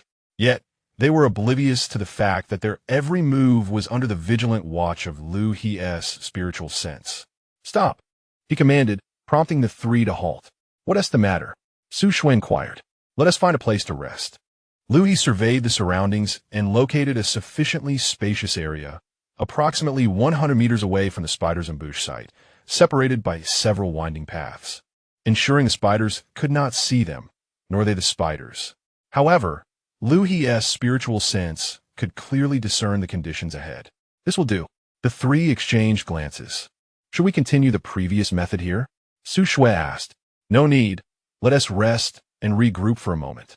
He found a dry spot to sit, closed his eyes, and began to meditate. Su Shui, Lina, and Ella looked at one another, their expressions filled with questions. Nevertheless, they complied with Liu He's directive and remained still, each taking a moment to rest. Su Shui settled beside Liu He, feeling a twinge of unease. She wondered what was on his mind. Wasn't he the plan to gradually advance and clear out the spiders? Why had they suddenly stopped to rest? Moreover, Liu He appeared entirely unhurried. Lina, however, seemed unconcerned. She found a spot to sit, pulled out her water bottle, and took several gulps. Exhausted, a rest is welcome. Time ticked by slowly. Chapter 56. The queen of the demon spiders, Su Shui, waited for a moment before she could no longer contain herself. "Liu He, how much longer must we rest?" Liu He opened his eyes slightly, just a little longer. "Waiting for what?" she inquired. "For them." Su Shui was taken aback. "Them? The demon spiders?" "Indeed. How could they possibly come to us? Shouldn't we be the ones seeking them out?" Liu He cast a sidelong glance at her, but remained silent. He could not reveal that he was aware of their ambush ahead, lying in wait for them to unwittingly walk into their trap. Thus he chose to wait, anticipating their impatience to draw them nearer. Seeing Liu He's reticence, Su Shui refrained from pressing further. She sighed and continued to bide her time. After approximately another 10 minutes, faint movements emanated from the depths of the cavern, as though something was stirring. Many things. "They are coming," Liu He announced, rising to his feet and brushing off the dust from his attire. His consciousness had already sensed it. The swarm of demon spiders could no longer hold back. They began to advance towards them, a formidable horde of 70 or 80 spiders, accompanied by their leader. A subtle smile crept onto Liu He's lips. They indeed could not wait any longer. "Prepare for battle. Su Shui, unleash your domain." Su Shui nodded and began to chant the incantation for her ice domain. A chilling aura spread forth, and frost crystals formed upon the cave walls. "Ella, cast a blessing spell." Ella hurriedly bestowed the blessing upon Liu He and Lina, a gentle white light enveloping them both. Once completed, Ella instinctively prepared to cast the sound mimicry spell. She raised her staff and began her incantation. "Wait," Liu He interrupted her. "Ella posed, momentarily bewildered." "No need for the sound mimicry." "Why not?" Lina queried, recalling that they had always done so before. "This time, it is unnecessary," Liu He replied without further elaboration. He turned, facing the depths of the cave, and awaited in silence. Though Ella did not comprehend his reasoning, she nodded in agreement. Su Shui maintained her ice domain, her heart racing with uncertainty. What exactly was Liu He waiting for? Why the sudden shift in strategy? The sound of footsteps grew increasingly close. Soon, the first demon spider emerged from around the corner, followed closely by a second, then a third. A multitude of demon spiders surged forth from the shadows, filling the passageway ahead. 70 to 80 of them clustered together, resembling a moving wall. Their crimson eyes flickered in the darkness, akin to countless ghostly flames. Su Shui inhaled sharply, overwhelmed by the sheer number. There were simply too many. She had initially estimated that there would be no more than 30 or 40 within the cavern. Yet what lay before her was at least 70 or 80, and that was not all. Behind the swarm, a colossal figure loomed, the demon spider leader. When Su Shui discerned the leaderess form, she was momentarily stunned. It stood 3 meters tall, its lower half a grotesque spider-esque body, supported by 8 robust legs. Its black exoskeleton was riddled with menacing barbs. The upper half, however, bore the visage of a human woman, pale skin, flowing black hair, and a face that, while still fair, was marred by blood-red eyes and razor-sharp fangs. What is this? Su Shui's voice quivered. Lena, too, was rendered speechless. She had encountered magical spiders, orcs, and various bizarre creatures before.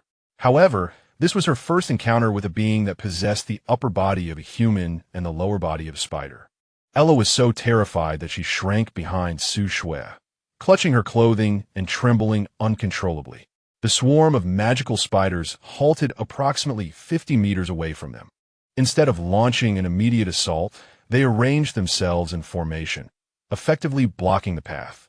The humanoid spider queen emerged from the mass of spiders, her blood-red eyes sweeping over the 4 of them before finally resting on Liu He.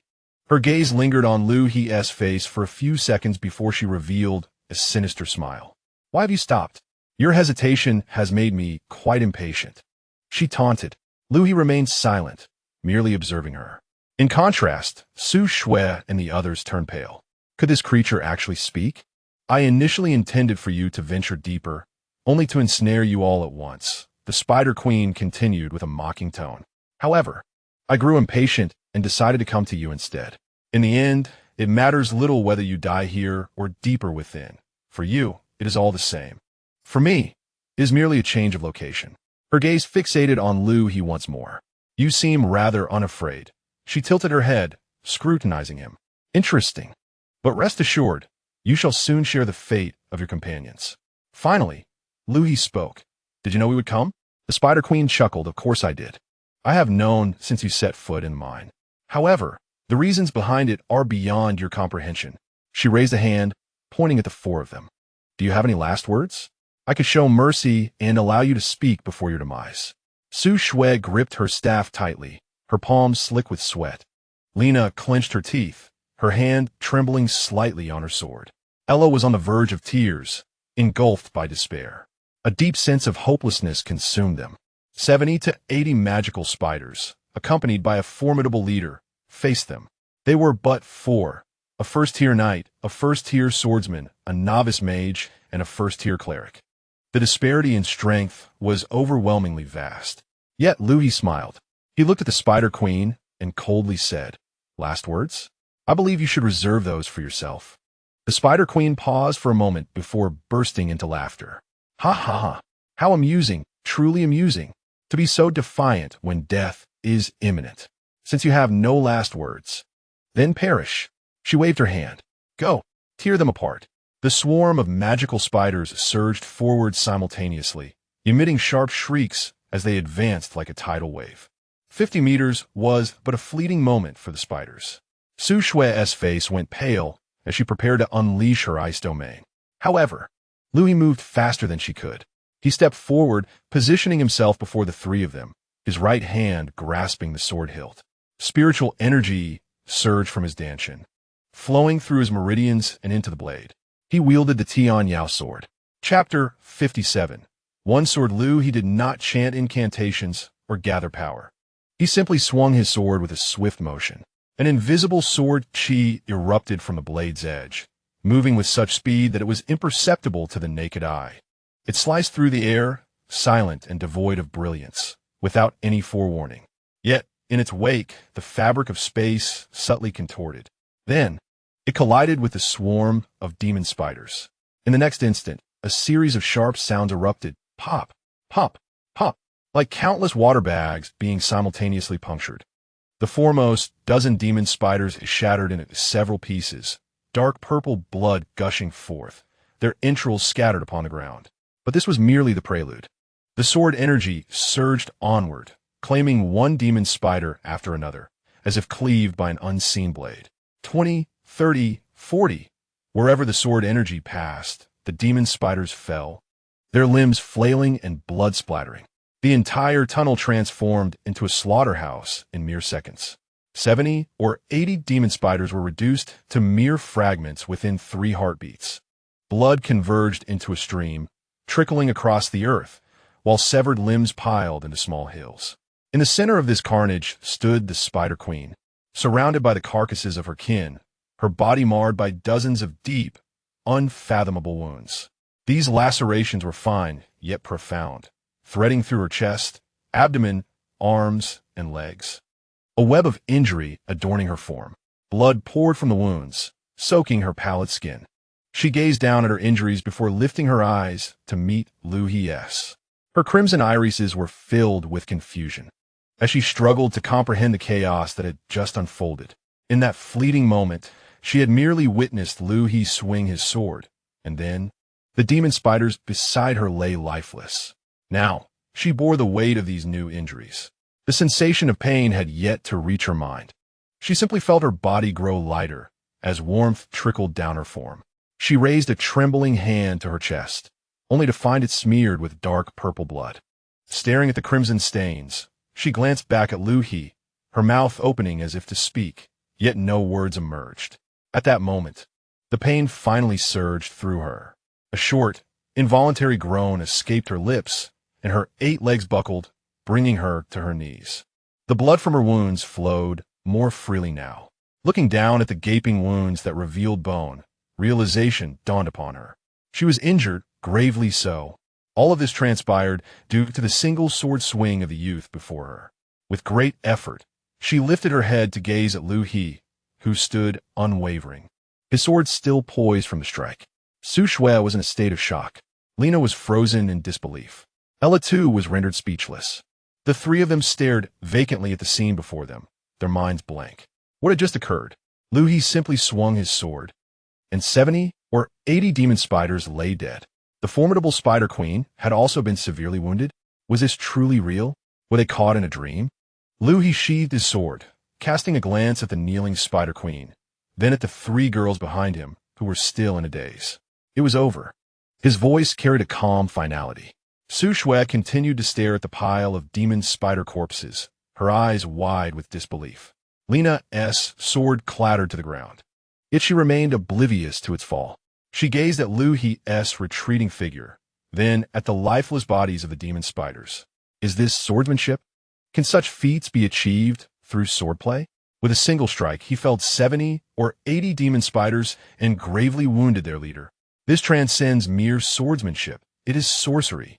Era collapsed in shock, utterly terrified. In that fleeting moment, she believed her demise was imminent. When the horde of demon spiders charged, she had already prepared her last words. Yet, in the next heartbeat, those creatures were reduced to mere fragments. The disparity was overwhelming, rendering her mind incapable of processing the reality.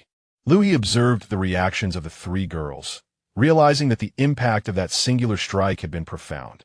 However, he had no alternative. He could not allow the swarm of demon spiders to approach, even with the ice domain to weaken them. Facing 70 or 80 of those creatures would be insurmountable for both him and Lina. As for Su Shui and Era, once they were within striking distance, their fates would be sealed. Thus, he was compelled to act, resolving the battle with the utmost swiftness and severity. The first form of the Tianyeo sword technique, though merely an introductory move, was more than sufficient to handle such lowly adversaries. Of course, that strike had also drained nearly half of his spiritual energy. Subsequently, Liu He turned his attention to the Spider Queen still kneeling on the ground. The Spider Queen was watching him, her blood-red eyes filled with terror. She finally comprehended the truth. This youth was beyond her capacity to contend with. The power of that strike exceeded her understanding. It was neither martial skill nor magic, but rather a force of a higher order. Who? What are you? The Spider Queen managed to stammer. Liu He offered no response. He approached her, the tip of his sword hovering perilously close to her throat. The concentrated spiritual energy at the blade's edge had locked onto her life force. A mere inch further would spell her doom. He had no intention of extracting answers from her. These creatures either stubbornly held their silence or spewed forth lies, with very few willing to divulge the truth. Thus, it was far more expedient to eliminate her outright. Just as the blade was about to pierce her flesh, the Spider Queen suddenly raised her head and, summoning every ounce of strength within her, let out a desperate, piercing scream into the depths of the cavern. The sound was shrill and jarring, infused with the despair of impending death and frenzied rage. Liu He's sword halted, not out of fear of her words, but because, at the moment she screamed, a thick, ominous black mist erupted unexpectedly from the shadows deep within the mine. The emergence of the black mist was instantaneous, as though it had materialized from thin air, swiftly positioning itself between Liu He and the Spider Queen. His pupils constricted in alarm. He had just scanned the entirety of the cavern with his spiritual sense and detected only the presence of the demon spiders and their queen. Where did this black mist originate? Before he could ponder further, a scarlet energy beam shot forth from the mist. Though slender as a finger, it was alarmingly swift, imbued with a malevolent aura that sent chills down his spine, hurtling directly toward Liu He's face. Liu He reacted with remarkable speed. Almost simultaneously with the appearance of the crimson light, he altered his stride, swiftly retreating backward. He moved rapidly, gliding back 7 or 8 meters before landing steadily in front of Su Shui and her companions. The scarlet beam grazed the edge of his garment, striking the cavern wall behind him. A hissing sound ensued, yet there was no explosion, no deafening roar. Where the ray had impacted, the rock melted like butter subjected to high temperatures, forming a bottomless pit. A peculiar black smoke emanated from the edges of the hole, and the air became saturated with a foul stench. Su Shui and her companions turned pale. They had not seen clearly. They only witnessed Liu He retreat abruptly, followed by a flash of red light, leaving a gaping hole in the wall behind them. If that had struck a person. Liu He. Su Shui instinctively grasped Liu He's arm. Are you unharmed? I am fine. Liu He gently extricated himself from her grip, his gaze fixed unwaveringly on the swirling black mist. The mist ceased its assault, slowly coalescing in the air until it ultimately formed a humanoid shape. As the vapor dissipated, the true identity of the newcomer was revealed. Su Shui's eyes widened in shock. Lena gasped, and Ella covered her mouth in disbelief. Standing before them was someone they all recognized. Neatly combed hair, gold-rimmed glasses, and a pristine scholar's robe. None other than Gal, the traveler who had kindly warned them about the perils of the mine the previous evening and had even given them an antidote. However, the Gal before them now bore little resemblance to the amiable figure they had encountered last night. Chapter 58. The first encounter with the Demon King's army, the gentle, concerned smile that once graced his face had vanished, replaced by a frigid, indifferent expression. Behind his gold-rimmed glasses, his pupils had transformed into a sinister dark red. The corners of his mouth curled slightly upward, revealing a smirk that was more unsettling than humorous, exuding an unsettlingly cold aura. Mr. Gao? Su Shui's voice trembled. What are you doing here? Just now, she yearned to inquire why he had attacked Liu He, yet the words remained lodged in her throat. For the answer was painfully evident. Lena reacted more directly than Su Shui, gripping her sword tightly and pointing it at Gao, her voice brimming with fury. Why? Why are you aiding that monster? Aren't you a scholar? Didn't you warn us about the dangers here? Gal adjusted his glasses and let out a soft chuckle. A scholar? That was merely a fabricated identity for convenience. He continued, allow me to formally introduce myself.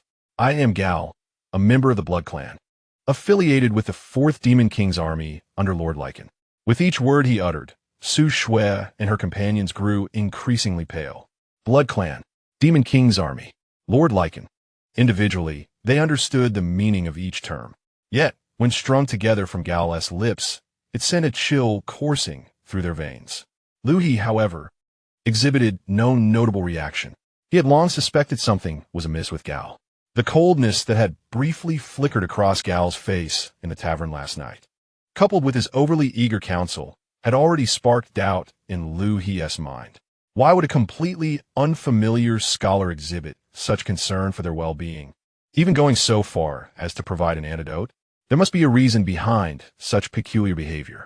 Thus, when he ventured into the mine today, he maintained an extra layer of caution.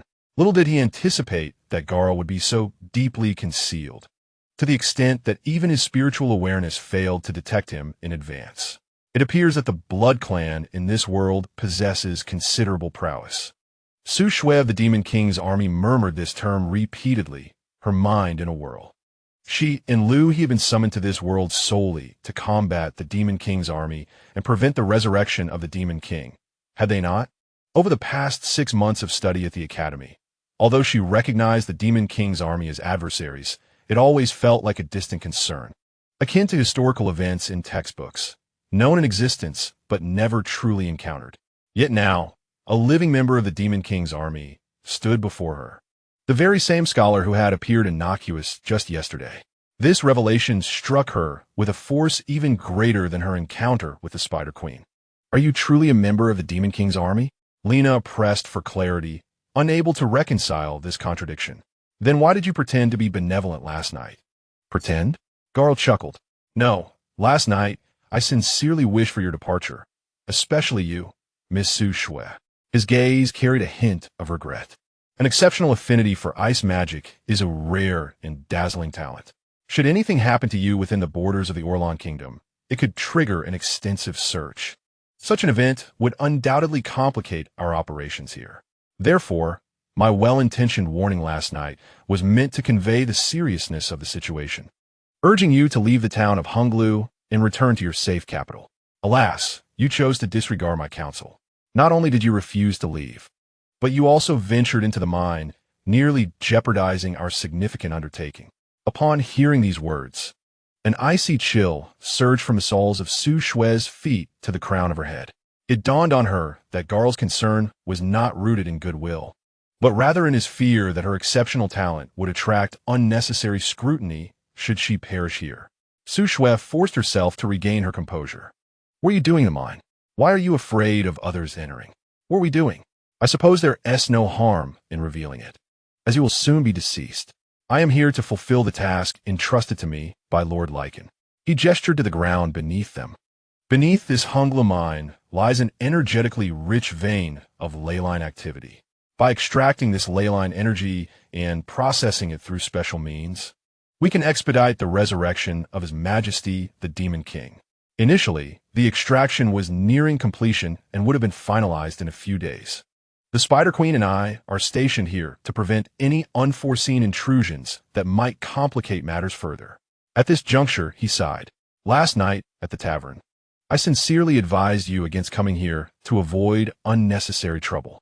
Alas, Garl shook his head. You chose to ignore my warning and insisted on coming. Since persuasion has failed, we must now eliminate all of you here. His tone dripped with derision.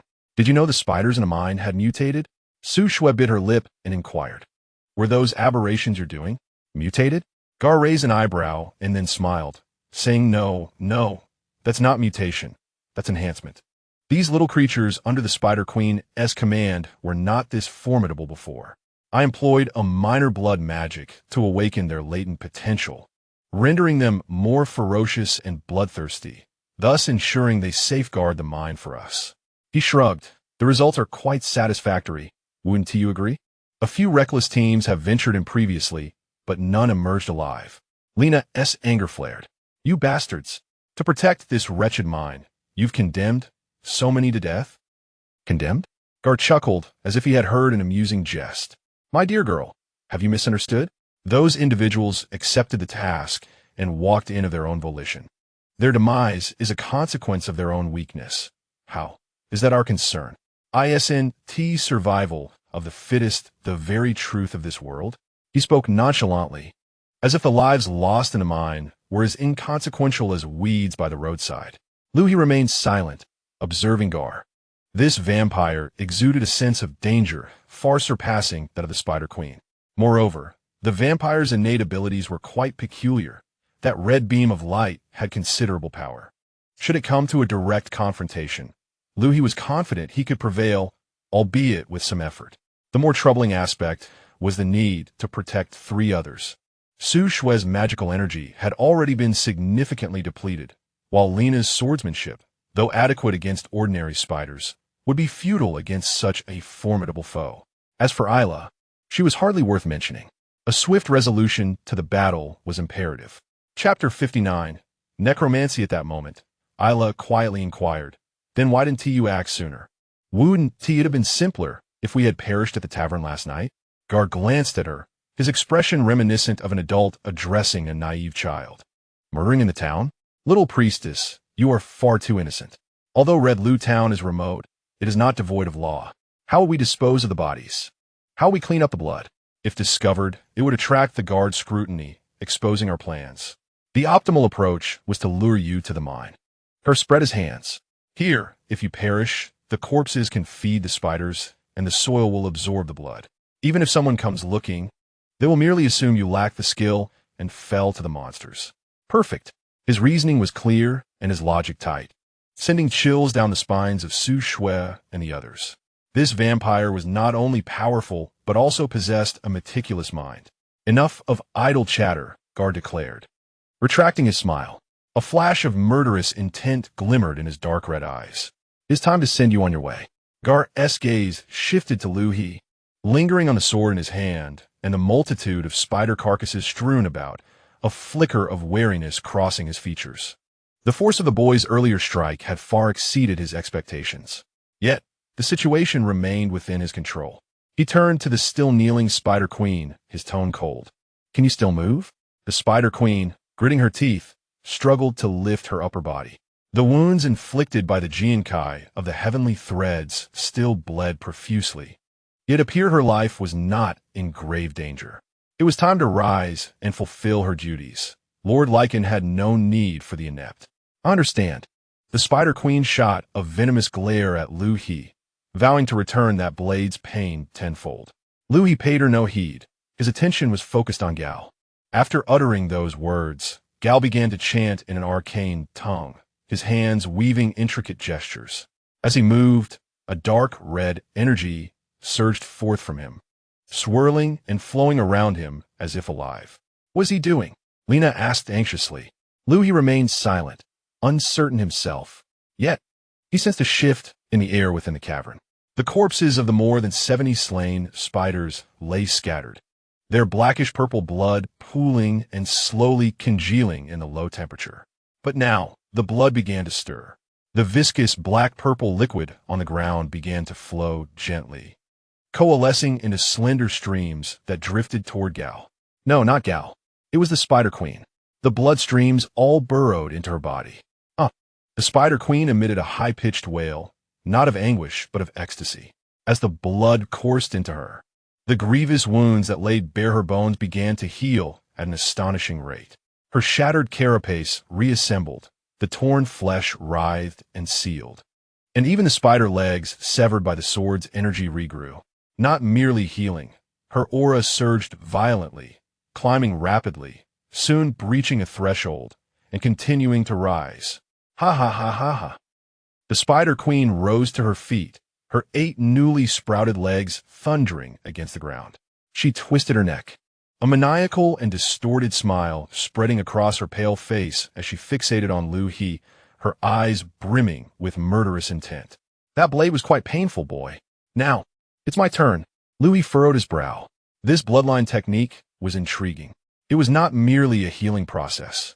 The blood of the fallen spiders was being used to empower the queen, not only mending her wounds, but forcibly augmenting her strength. Such methods existed in the Qingxiao realm as well, known as blood sacrifices or blood feeding, which temporarily elevated one's prowess by offering the essence of others. The side effects were considerable, yet undeniably effective in the short term. Once Gao completed his ritual, his complexion paled slightly, though his aura remained steady. He elegantly adjusted his glasses and turned to Liu He, inquiring, "How do you find this gift?" Liu He ignored him. The Spider Queen's power now exceeded her previous state by at least 30%. While Liu He pondered, Gao made his move again. This time, he did not form seals, but raised his right hand, fingers spread wide, and grasped the air above the spider corpses on the ground. "Arise, my servants!" As his voice faded, a dense wave of black necrotic energy surged from his palm, sweeping through the entire passage like a tide.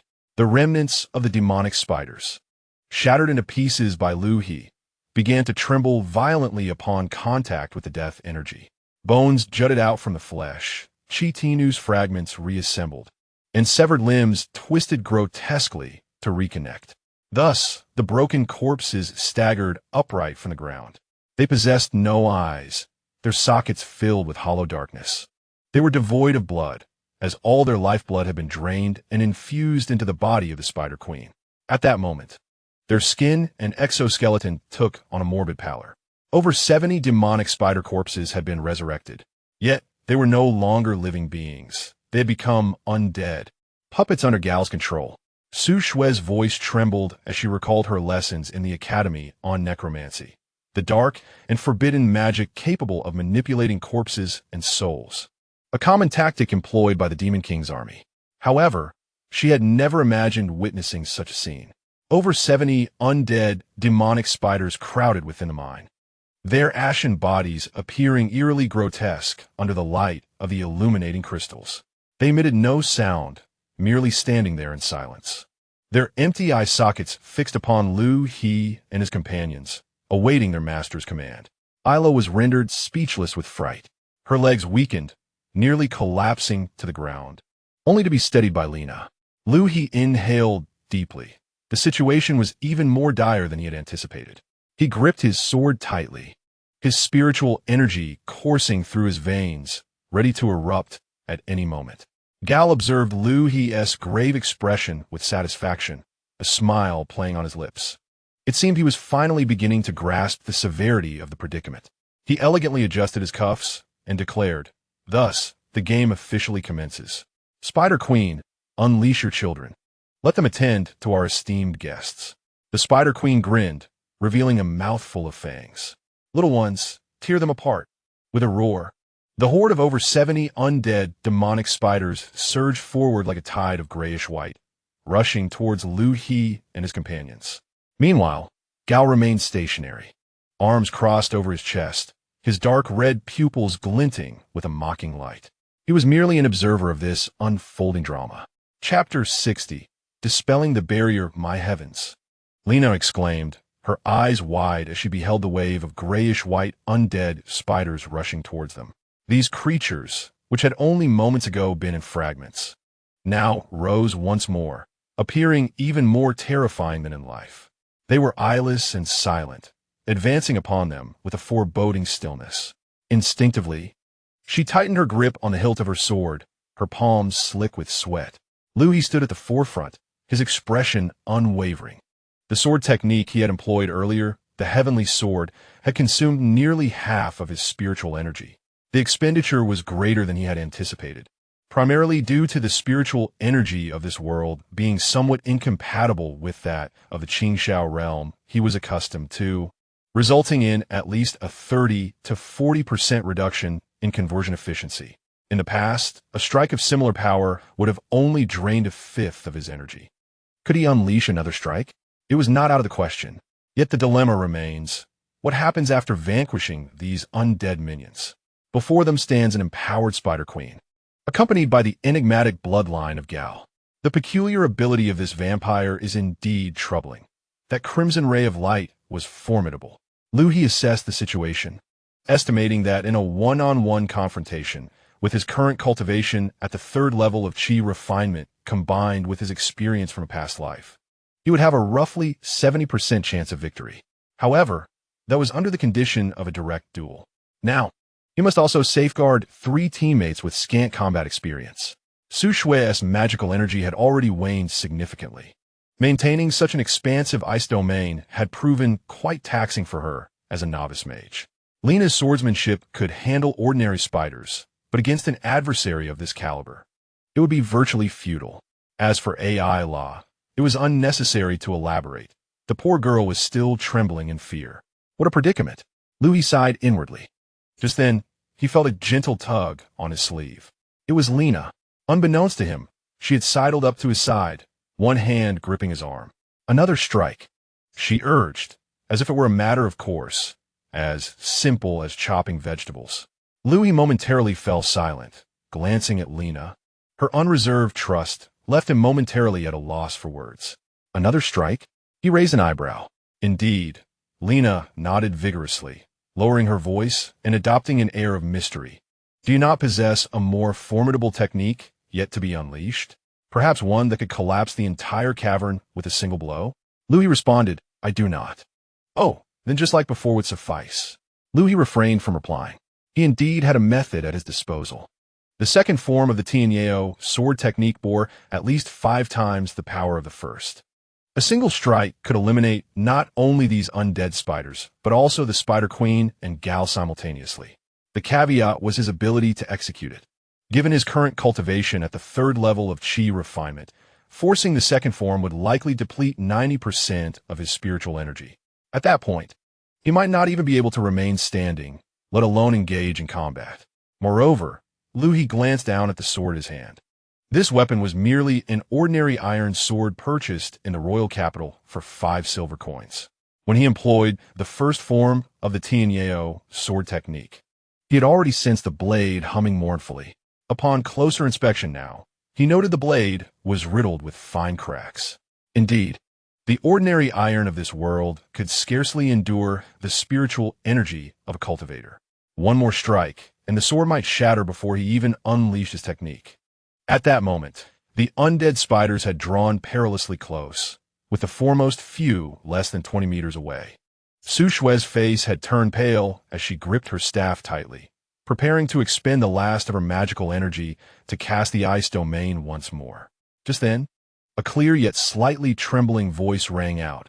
Holy protection. It was Ayla. She raised her staff high, the tip emanating a soft golden glow that rapidly spread outward from her. A pale golden barrier materialized out of thin air, resembling an inverted bowl, enveloping the 4 individuals within its confines. The barrier, though modest in size, approximately 20 meters in diameter, sufficiently shielded them.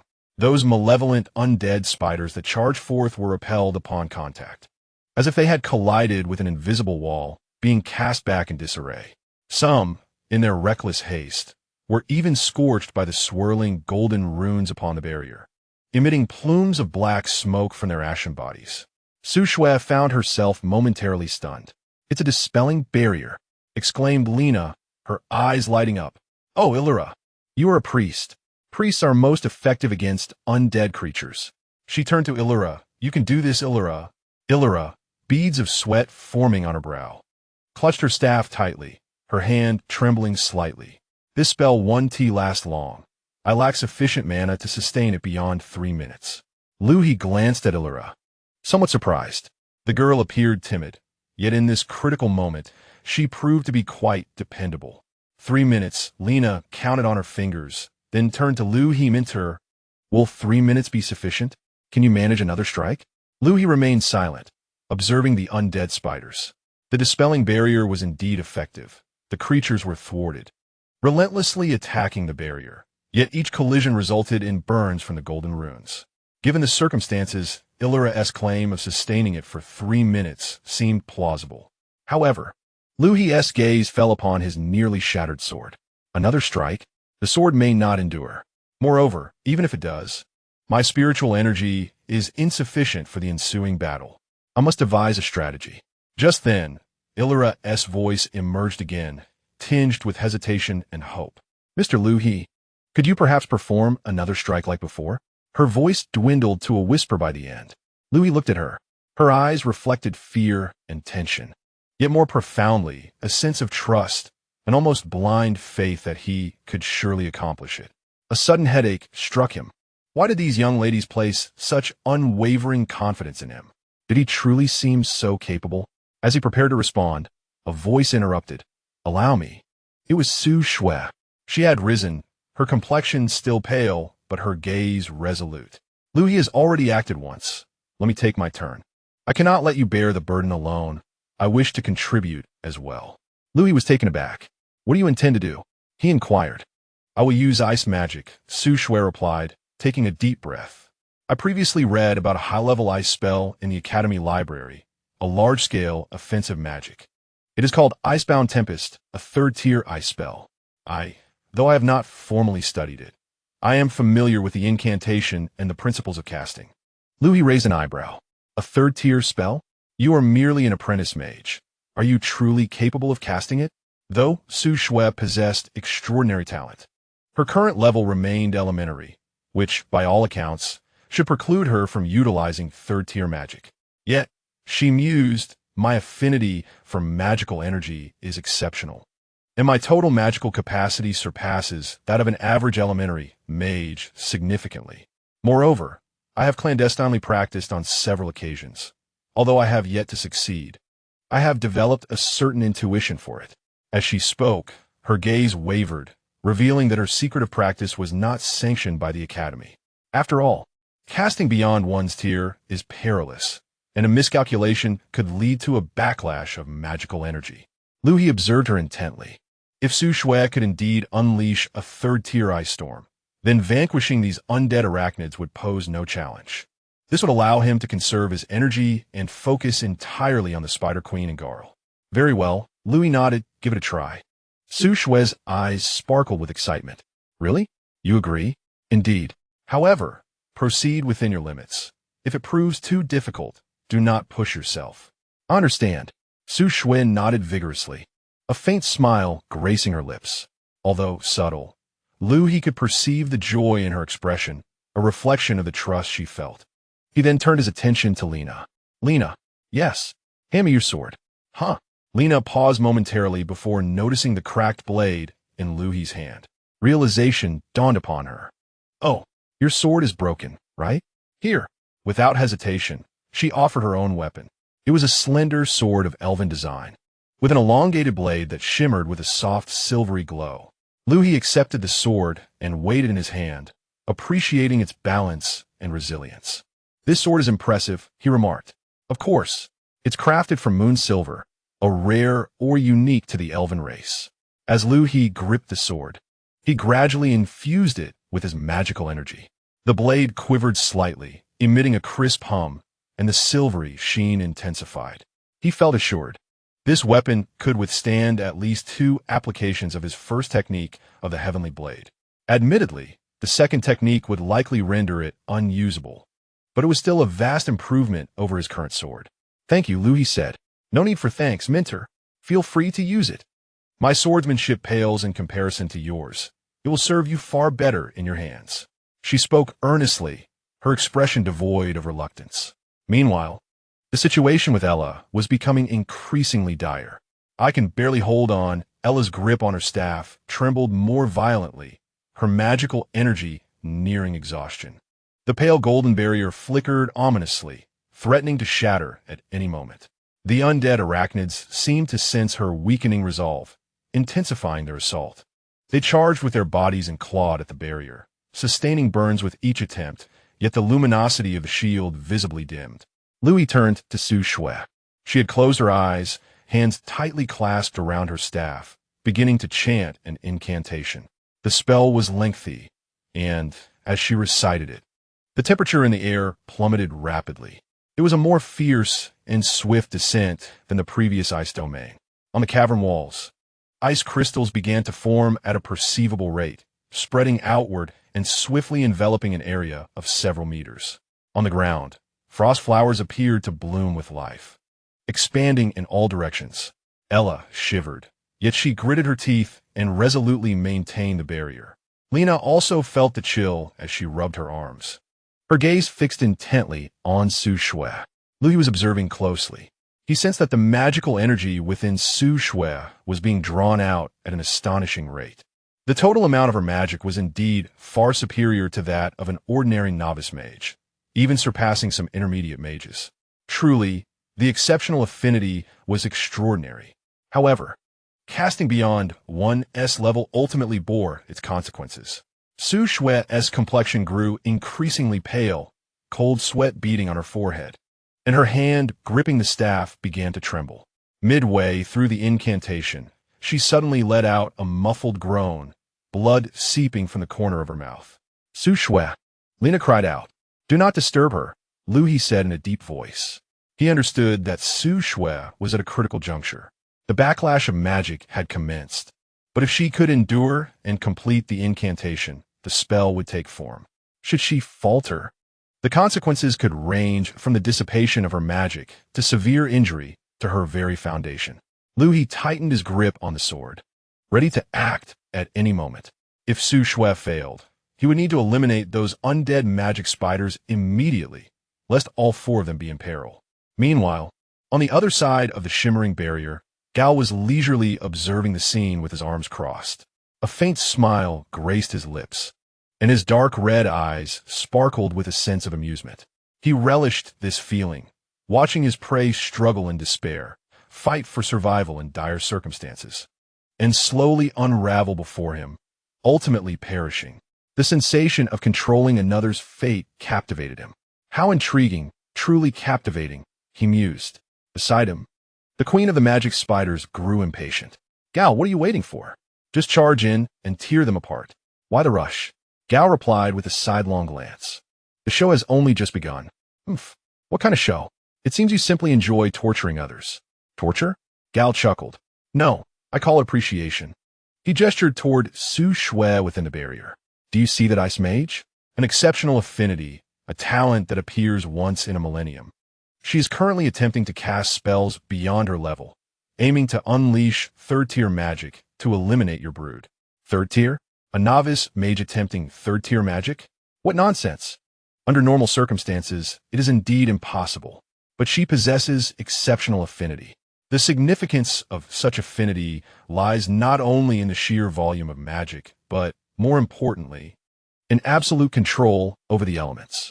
For an ordinary mage, casting beyond 1's level is tantamount to courting death.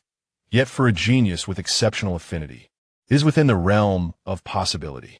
As he spoke, a playful tone crept into his voice. I wonder if she truly succeeds, what that would look like. A novice mage casting third-tier magic, surpassing 2 levels. Ah, the talent, the potential is simply astonishing. The queen of the magic spiders, growing impatient, retorted, so what? No matter how talented, she is still an enemy. She is at her weakest while casting. We should simply kill her now. Kill. Gao shook his head. You do not comprehend. Watching a genius bloom in their final moments of despair, then personally snuffing out that light is far more exquisite than a mere act of killing. As he spoke, he licked his lips, and a glimmer of bloodlust flickered in his dark red eyes. Chapter 62. The Frigid Tempest. Do you not find this more intriguing?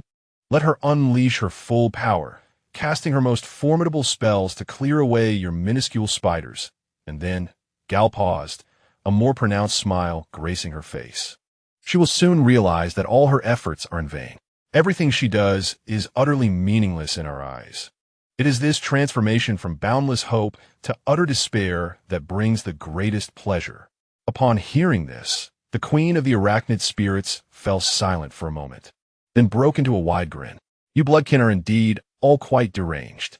You flatter me. As their conversation ensued, Su Shui within the shimmering barrier had reached a critical juncture. The incantation approached its final words. The air turned frigid, and breaths transformed into wisps of white mist. The ice on the cavern walls thickened, resembling a layer of glass, while frost on the ground solidified into ice. At this moment, Ella was nearing her limit. Her complexion had drained of color, the backlash from her depleted magic beginning to take its toll as darkness flickered before her eyes. Yet, she gritted her teeth, resolutely persisting. She could not falter. If she fell, they would all perish. This thought sustained her, drawing forth the last vestiges of her magical energy. The barrier flickered several times, but, fortunately, did not shatter. At that moment, Su Shui opened her eyes wide. She raised her staff high, summoning every ounce of strength to exclaim, Icebound Tempest. In an instant, the cavern seemed to be engulfed by a blizzard. No, not a blizzard. It was an ice storm. Centered around Su Shui, a fierce cold current erupted, transforming into a visible white whirlwind that surged toward the throng of undead arachnids outside the barrier. Everything in the path of the whirlwind froze. The air crystallized into fine shards of ice, while the ground solidified beneath a thick layer of frost. The foremost of the undead spiders, upon contact with the whirlwind, were instantly encased in ice sculptures. The whirlwind swept onward, shattering the ice sculptures into a cascade of icy debris. In mere seconds, the second and third ranks fell before the tempest's scythe-like sweep. Where the whirlwind passed, the pale, lifeless spiders were swiftly frozen, reduced to mere fragments, leaving not even a single intact corpse behind. Within a brief span of 10 seconds, over 70 undead arachnids had been reduced to ice shards, blanketing the ground. Gradually, the whirlwind subsided. Silence reclaimed the cavern. We succeeded, Ella whispered. No sooner had she spoken than the barrier's shimmering veil shattered with a resounding crack, dissipating into glimmering motes that vanished into the air. Ella's legs weakened, and she collapsed onto the ground, panting heavily, her face as pale as parchment. Meanwhile, Su Shui maintained her stance, holding her staff aloft for several seconds before swaying and collapsing backward. Su Shui, Lena gasped. In a swift motion, Lena dashed forward, catching Su Shui before she hit the ground. Su Shui, are you all right? Lena's eyes glistened with concern, reddening at the edges. Ella struggled to her feet, stumbling as she rushed over, retrieving a vial of pale green potion from her satchel. This is a basic recovery potion. Quickly, give it to her. Lena took the potion, removed the cork, and carefully administered it to Su Shui.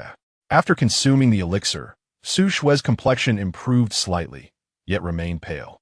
With great effort, she opened her eyes, glanced at Liu He, and her lips moved as if she wished to utter something. Leave the rest to me, Liu He interrupted her. Su Shui nodded, closed her eyes, and lay quietly in Lena's embrace. Ella examined her condition. Magic exhaustion and slight damage to her mental strength were evident. It was not particularly severe, but she would require a period of rest. With a sigh of relief, she turned her gaze to Gao and the Spider Queen, who stood opposite them. Gao maintained a composed smile, though his eyes were tinged with surprise. A novice mage, releasing third-tier magic 2 levels above her own. Truly exceptional talent, he remarked, shaking his head with a hint of regret. Such a gift, if nurtured, would undoubtedly become a formidable adversary to the Demon Lord's army in the future. Yet, perhaps it is for the best. I am grateful you did not heed my counsel and leave Hungla town. Otherwise, I would have had no opportunity to resolve matters here. He turned his attention to the Spider Queen. Spider Queen, it is your turn to take the stage. I have been eagerly awaiting this. The Spider Queen grinned widely, her 8 spider legs propelling her towards Liu He and the others. With a powerful push from her legs, her massive form surged forward like a cannonball, hurtling directly at the group. The speed was astonishing. Lena could only perceive a blurred shadow rapidly enlarging before her. Her heart leapt in her throat. Master, Lena instinctively called out. Ella, terrified, squeezed her eyes shut and clutched Su Shui's hand tightly. Meanwhile, Liu He stood resolutely at the forefront, positioned between the 3 girls and the charging creature. He gripped the moon-silver sword borrowed from Lena with his right hand. His stance was casual, betraying no hint of tension, and he neither assumed a defensive nor offensive posture. He simply stood there. The Spider Queen's legs moved in a rapid, alternating motion, creating afterimages behind her. Her blood-red eyes were fixated on Liu He, particularly on his sword-wielding right hand. That previous strike, the inexplicably powerful blow, had originated from this very hand. All her attention and vigilance were concentrated on that hand, on that slender sword. She mentally calculated the distance and angle, speculating on Liu He's potential methods of attack. Would he slash horizontally, or thrust straight ahead, or perhaps unleash that wide-ranging, formless sword energy as before? She tensed every muscle in her body, bracing herself to either defend with her hardened shell or evade with agile movements. She was confident that as long as there was no sudden, unforeseen eruption like before, she could either evade or withstand the onslaught. Then, she would use her razor-sharp claws to shred this insufferable brat. Closer, even closer. 10 steps, 5 steps, 3 steps.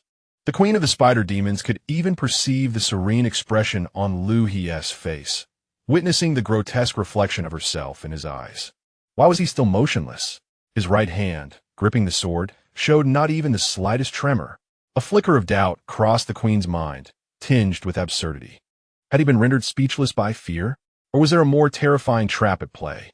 This thought lingered for less than a tenth of a second before being drowned by an overwhelming surge of fury and murderous intent. Regardless, the distance between them had shrunk to such an extent that even if he possessed a hidden strategy, it would be too late. Her sharp foreclaws could pierce through his chest and crush his heart in the blink of an eye. Chapter 63. Instant Release. D. The grim smile on the queen of the spider demons twisted even further as she raised her right claw high, poised to strike Liu He's face with ferocity. If she connected, not only flesh and blood, but even a steel plate would be left riddled with holes. At that moment, Lena and Ella felt as though their breaths had nearly ceased. Lena could vividly envision the horrific scene of blood splattering in the next instant. She longed to scream. Yet her throat betrayed her, producing no sound. Just as the lethal claws were mere inches from Liu He's cheek, and as the queen's eyes sparkled with bloodthirsty delight. Liu He moved. It was not his right hand, which had been firmly clutching the sword, but rather his left hand, the one that had hung idly at his side, seemingly of little use. In the moment the queen was convinced of her impending victory, and as Lena and Ella gazed on in despair, Liu He effortlessly raised his left hand. His fingers were together, palm facing forward, aimed directly at the queen of the spider demons, who was almost upon him.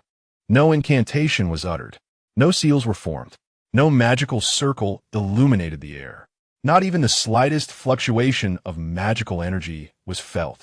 At least, none of the onlookers, including the seasoned gal, sensed any familiar signs of magic gathering. All that was present was a fleeting spark of spiritual energy from Liu He's stanchion. Then, with a roar, two colossal serpents, entirely composed of crimson flames, erupted from Liu He's left palm without warning. Their fiery bodies were as thick as an adult's thigh, stretching over 10 meters in length.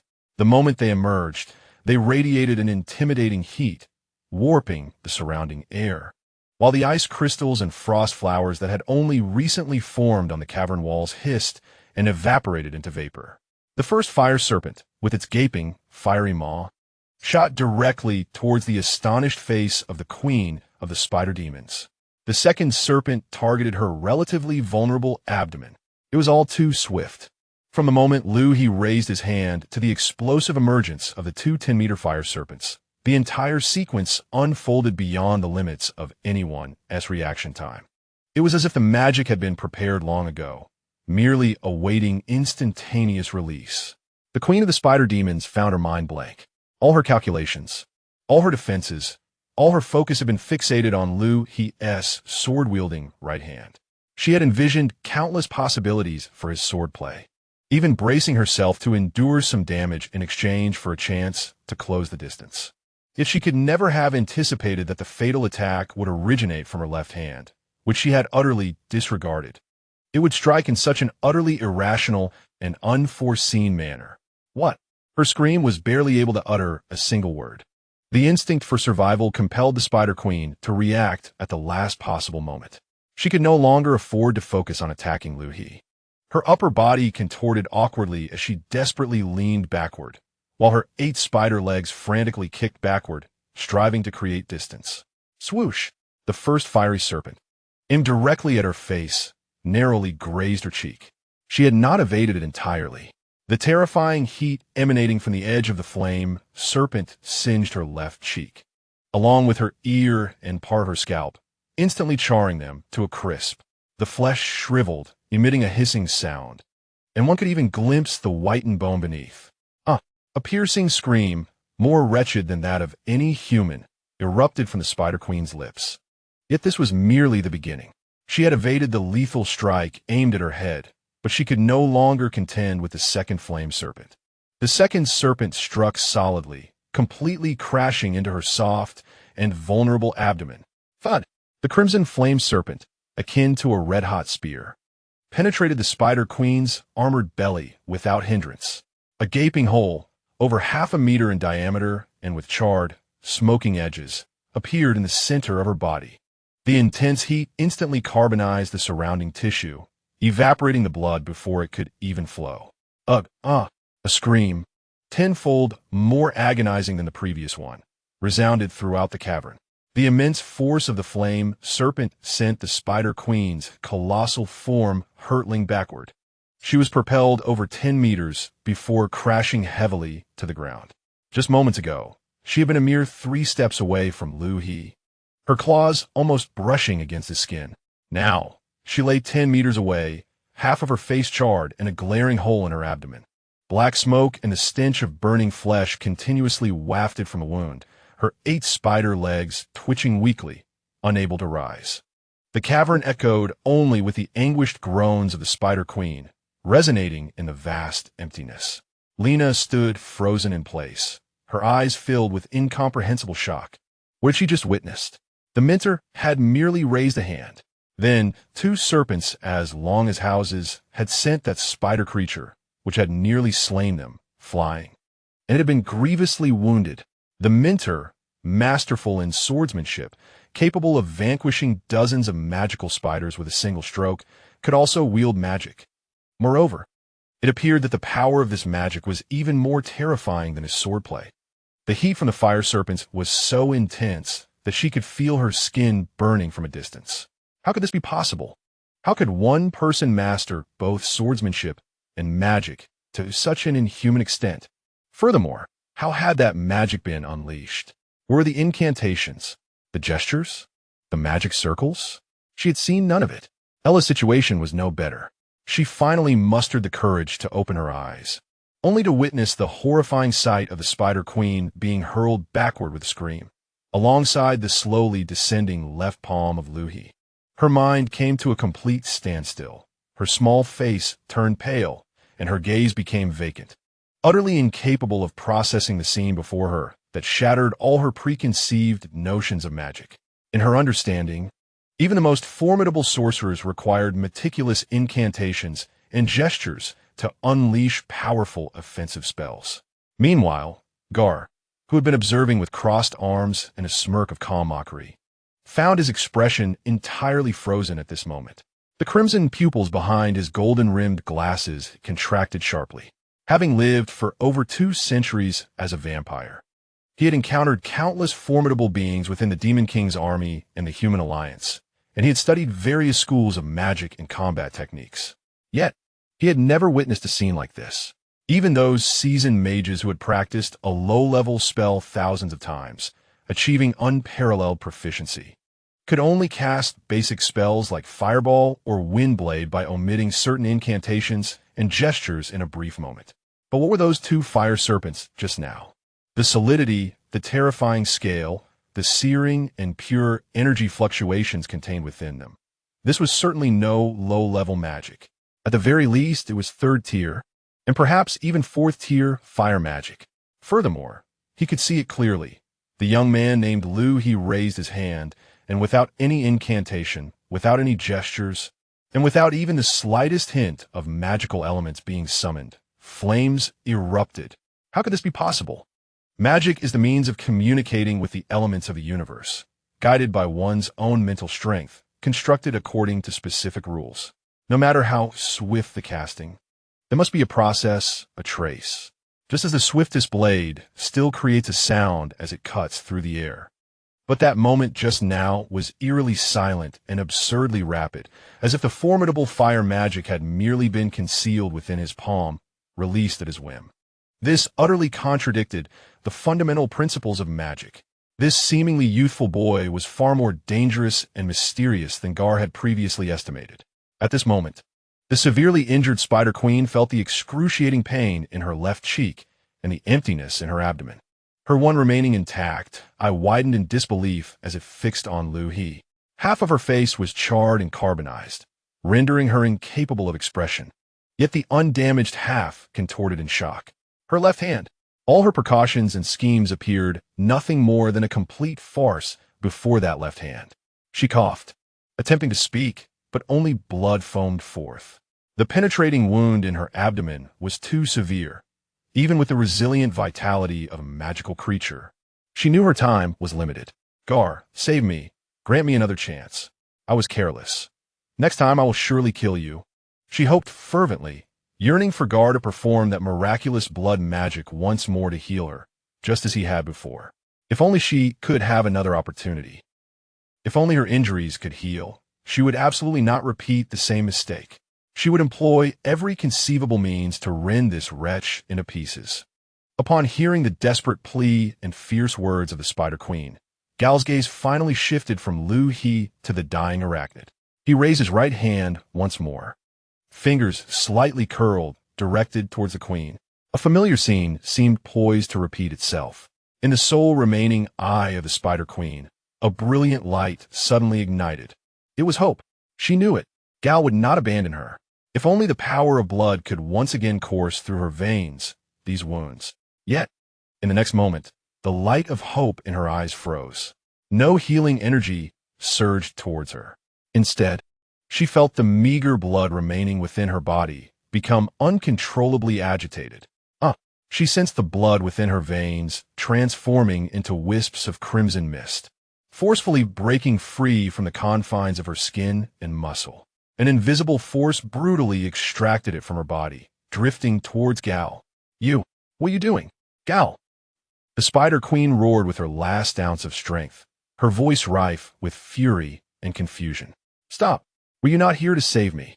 Her body visibly withered at an alarming pace.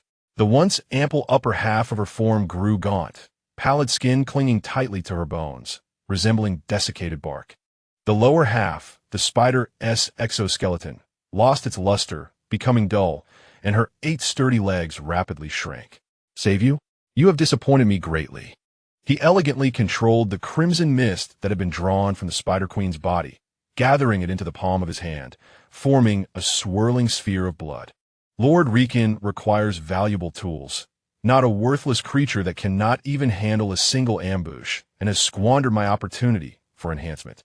Gal coldly observed the Queen's swift descent into death, as if relishing a beautiful spectacle. He swallowed the concentrated blood sphere in his palm.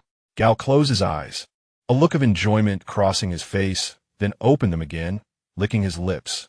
Although spider blood lacks the taste and energy of pure human blood, it was better than nothing. Gal, may you meet a fitting end. The Spider Queen's final curse was weak and fragmented. Her eyes lost all sparkle, her body completely shriveled, transforming into a desiccated shell, motionless. This chillingly malevolent scene filled Lena and Ella with waves of nausea. Previously, they had regarded the Spider Queen as terrifying and cruel. Yet now, witnessing Gal's actions, they felt a profound shudder emanating from the depths of their souls. These bloodsuckers were nothing but monsters clad in human skins. Having absorbed the last essence of the Spider Queen's blood, a hint of color seemed to return to Gal's face. He gently adjusted his cuffs, then turned his gaze once more to Liu He, as well as the terrified Lena and Ella behind him. The glint of greed danced in Gal's eyes. It was not merely a thirst for fresh blood, but a profound intrigue towards a mysterious power emanating from Liu He. Magnificent, truly magnificent. Gal was the first to break the silence. His tone regained its previous gentleness and courtesy, even infused with a hint of admiration. As if the cold-hearted being who had just drained the blood of his companions were not himself. Liu He, is it? I must confess, my prior judgment was gravely flawed. Your worth far exceeds my imagination. That astonishing swordsmanship, along with this ability to manipulate flames, utterly defying the conventions of magic. I have lived for a considerable time and encountered many so-called monsters, yet none can master 2 entirely disparate systems of power as you do. Truly unparalleled. He relaxed his posture, as if engaged in a friendly academic discussion. A person of your caliber remaining in the kingdom of Orlan is indeed a monumental waste. With sincerity, Gal spread his arms. Your talents should be directed towards greater endeavors, in the service of a more formidable master. He paused, his gaze fixed on Liu He's expression, keenly observing his reaction. Thus, I have decided to offer you an opportunity. Lay down your weapons and surrender to me. Swear allegiance to Lord Lycan and the Demon King's army. He gestured toward the pale-faced Lena and Ella behind Liu He, as well as the unconscious Su Shui. In exchange, I can extend leniency. eliminating only these 3 burdensome companions of yours. I assure you, the process will be swift and devoid of excessive suffering. This is the utmost benevolence I can offer." His tone was imbued with earnestness. "What say you? Is it not a fair exchange to trade the lives of 3 inconsequential individuals for your own future? For an opportunity to be valued within the Demon King's army? Indeed, with your capabilities, your standing under Lord Lycan might one day rival my own. Is this not a just proposition? Am I not being exceedingly merciful?" Chapter 65. Drag. Just drag. With that, he awaited Liu He's response, exuding an air of calm anticipation. To him, faced with such a formidable adversary in dire straits and presented with such generous terms, it seemed evident that only a fool would not know how to choose. Are humans not all the same? In the face of life and death, as well as personal gain, the bonds of camaraderie are laughably fragile. Upon hearing these words, Lena and Ella felt their hearts sink. They exchanged worried glances at Liu He's back, fearing he might actually acquiesce. After all, Gal's displayed prowess was unfathomable, and they were indeed as burdensome as he had suggested. Under Gal's expectant and controlling gaze, and amidst Lena and Ella's despairing and anxious stares, Liu He finally reacted. He exhibited no anger, no rebuttal, not even a furrowed brow. He merely smiled, not a mocking sneer, nor a laugh born of anger, but simply a genuine expression of amusement. "Very well. If you wish for me to join the Demon King's army, I must first understand the circumstances of this army. I do not wish to join blindly, ignorant of all." His tone was as casual as one haggling in a marketplace. Upon hearing this, a knowing smile immediately graced Gal's face, a flicker of pride dancing in his eyes. "See, this is the nature of humanity. In the face of life and death, when confronted with an insurmountable disparity of power, notions of companionship and ideals of justice become utterly meaningless. Survival becomes the sole objective, and any condition can be negotiated. Any person can be betrayed." He had long since seen through this facade. The trepidation that Gal felt towards Liu He, stemming from the mysterious powers he exhibited, had significantly diminished in this moment. No matter how enigmatic or formidable, he ultimately remained human. And as a human, one cannot escape the frailties of human nature. At this moment, behind Liu He, Lena still cradled the unconscious Su Shui. Upon hearing these words, she froze, lifting her gaze to Liu He's silhouette. Her lips moved, yet no sound emerged. The light in her eyes dimmed gradually. Could it be that the mentor truly intended to acquiesce? Ella's mind was a blank slate. It was over. All was lost. If even Mr. Liu He succumbed, then the 3 of them would surely perish here today. Gal observed the reactions of the 2 girls with great satisfaction. The transition from hope to despair was, indeed, a spectacle that never grew tiresome. "I am heartened that Your Excellency, Liu He, can make a judicious choice. Since you genuinely wish to understand, allow me to provide a brief introduction." A gentle smile graced his face, and his tone was amiable, akin to a senior imparting wisdom to a junior. The Demon King's army, as the name suggests, is a military force loyal to His Majesty the Demon King. This army is divided into 7 principal legions, each commanded by one of the 7 esteemed lords.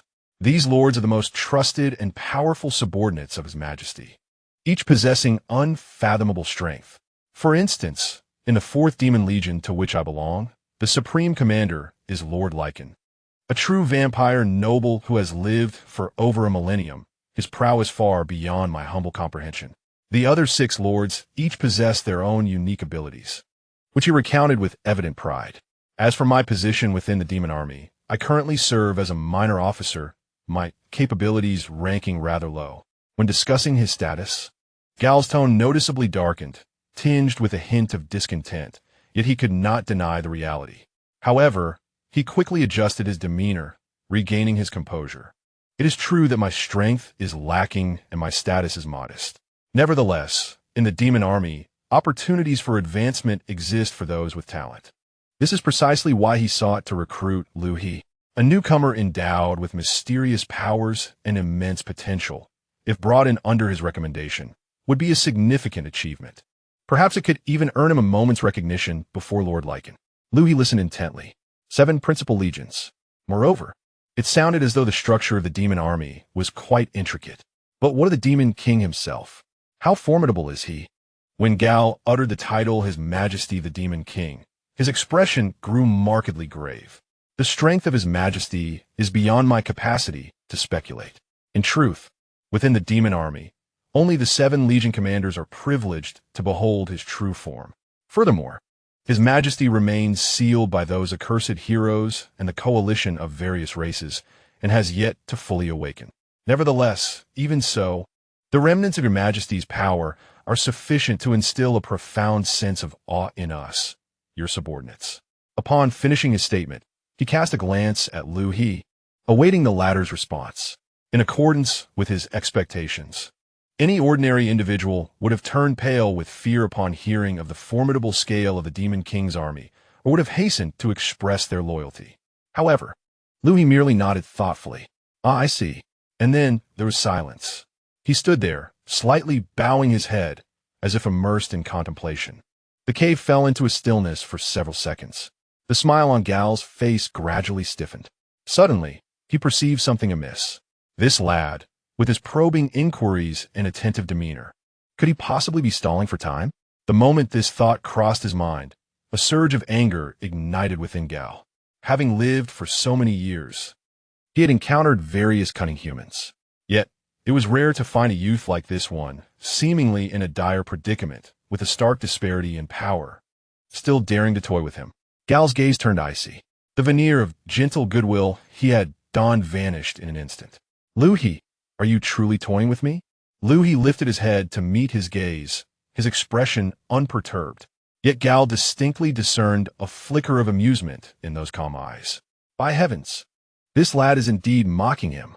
Gao could no longer suppress the fury bubbling within. He took a deep breath, forcing himself to regain composure. "My patience is finite. Now, this instant, provide me with a clear answer. Will you join, or will you not?" He fixed his gaze upon Liu He, his pupils narrowing slightly. A palpable aura of menace began to permeate the atmosphere. Lena and Ella sensed this murderous intent, their hearts racing. They watched Liu He anxiously, awaiting his reply. Liu He, observing Gao's expression, found it somewhat amusing. Stalling for time? Indeed, that was precisely his intention. Thus, he played along, feigning contemplation over joining, asking questions here and there, hoping to buy himself a moment. Every second he prolonged allowed him to regain a sliver of spiritual energy. Though the recovery was slow, even the tiniest gain was significant. However, it was evident that Gao was now growing impatient. Chapter 66. Liu He sighed inwardly. Very well. He raised his head and regarded Gao, then smiled. This time, it was a genuine laugh. His laughter echoed through the quiet cavern. Gao furrowed his brow. Lena and Ella were stunned. They could not fathom why Liu He would find amusement in such a moment. "What are you laughing at?" Gao demanded coldly. "I laugh at you. I laugh at your naivete, your foolishness, and your self-importance." Gao's expression darkened. Yet Liu He did not afford him the opportunity to respond, continuing, "Joining the Demon King's army? Pledging allegiance to the one sealed for a millennium? You, unworthy even to carry my shoes, think you merit my loyalty?" Such words were spoken with unbridled arrogance. Gao was momentarily taken aback by the audacity displayed before him. Throughout his many years, he had encountered arrogance and those unafraid of death. Yet never had he witnessed a youth, clearly inferior in strength, daring to insult the Dark Lord to his face. This was an unprecedented occurrence. Even Lena and Ella were left astounded, their eyes wide with disbelief. Had he lost his mind? How could he utter such words? "When I achieve mastery in my training, I shall personally uproot your Dark Lord's army." The so-called 7 great legions and their commanders are nothing but a rabble of insignificant beings, a mere collection of worthless creatures, he declared nonchalantly, as if obliterating the Dark Lord's forces were as effortless as crushing a swarm of ants. Gao's expression transformed from somber to astonished, and then to seething fury. Veins bulged upon his forehead. "You seek death." His voice was hoarse, brimming with murderous intent. In all his years, he had never been so publicly humiliated. This affront was not only directed at him, but at the entire Dark Lord's army, including the esteemed Lord Rican. He held Lord Rican in the highest regard, even above the Dark Lord himself.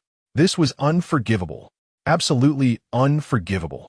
No longer inclined to parley or seek alliances, Gal's singular focus shifted to one objective: to shred this impudent youth into pieces, to drain his blood, to crush his bones. Let him pay the price for his arrogance. Since you seek death, I shall oblige you. In an instant, Gal sprang into action. Unlike the Queen of Spiders, he did not charge directly. Instead, he raised his right hand, fingers splayed, and made a grasping motion towards Liu He. Bloodblade. With a whoosh, 3 dark red crescent-shaped energy blades materialized out of thin air, slicing through the air towards Liu He with a piercing sound. The blades moved at an astonishing speed, almost reaching Liu He in the blink of an eye. Liu He's gaze sharpened as he altered his footwork, swiftly dodging to the left. Simultaneously, the moon-silver sword he had clutched in his right hand finally came to life. A flash of sword light erupted. Clang, clang, clang. 3 crisp sounds of clashing echoed as the energy blades were deftly deflected by the sword's edge, bursting into dark red motes that dissipated into the air. Yet Gal's counterattack had not concluded. At the moment Liu He deflected the blood blades, Gal raised his left hand, extending his index finger towards Liu He. Blood erosion ray. A deeper crimson beam erupted from Gal's fingertip, shooting directly at Liu He's chest. But Liu He reacted even quicker. He shifted his footwork once more. Leaning sideways, the scarlet ray narrowly grazed his chest, striking the cavern wall behind him. Hiss! Another deep, bottomless hole was formed. Having evaded the ray, Liu He lifted his left palm. Blue arcs of electricity converged in his palm before he thrust it forward. A bolt of blue lightning, as thick as a thumb, erupted from his hand, accompanied by a crackling sound, racing towards Gal. The lightning traveled with remarkable swiftness, appearing without warning. Gal's pupils constricted, and he instinctively attempted to dodge to the right. Yet, his reaction was a fraction too slow. A streak of lightning grazed his left shoulder. A sharp scent of charred flesh permeated the air. All had been burned into Gal's scholar robe, revealing skin beneath that was blackened and emanating wisps of smoke. With a muffled groan, Gal's face contorted in pain.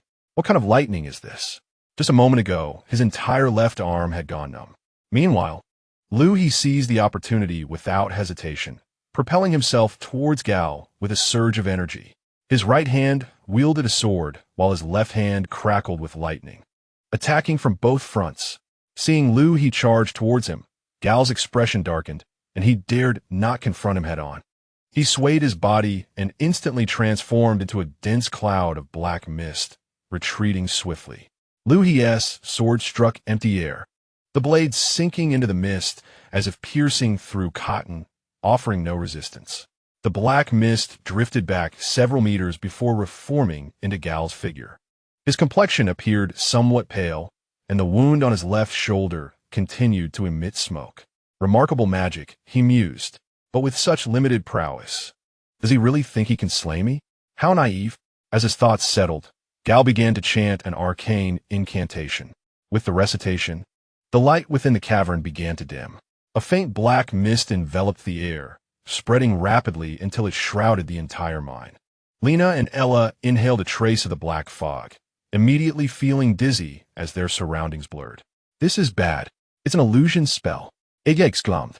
She hastily raised her staff, attempting to cast a dispelling spell, but her magical energy was nearly depleted, rendering her unable to perform the incantation.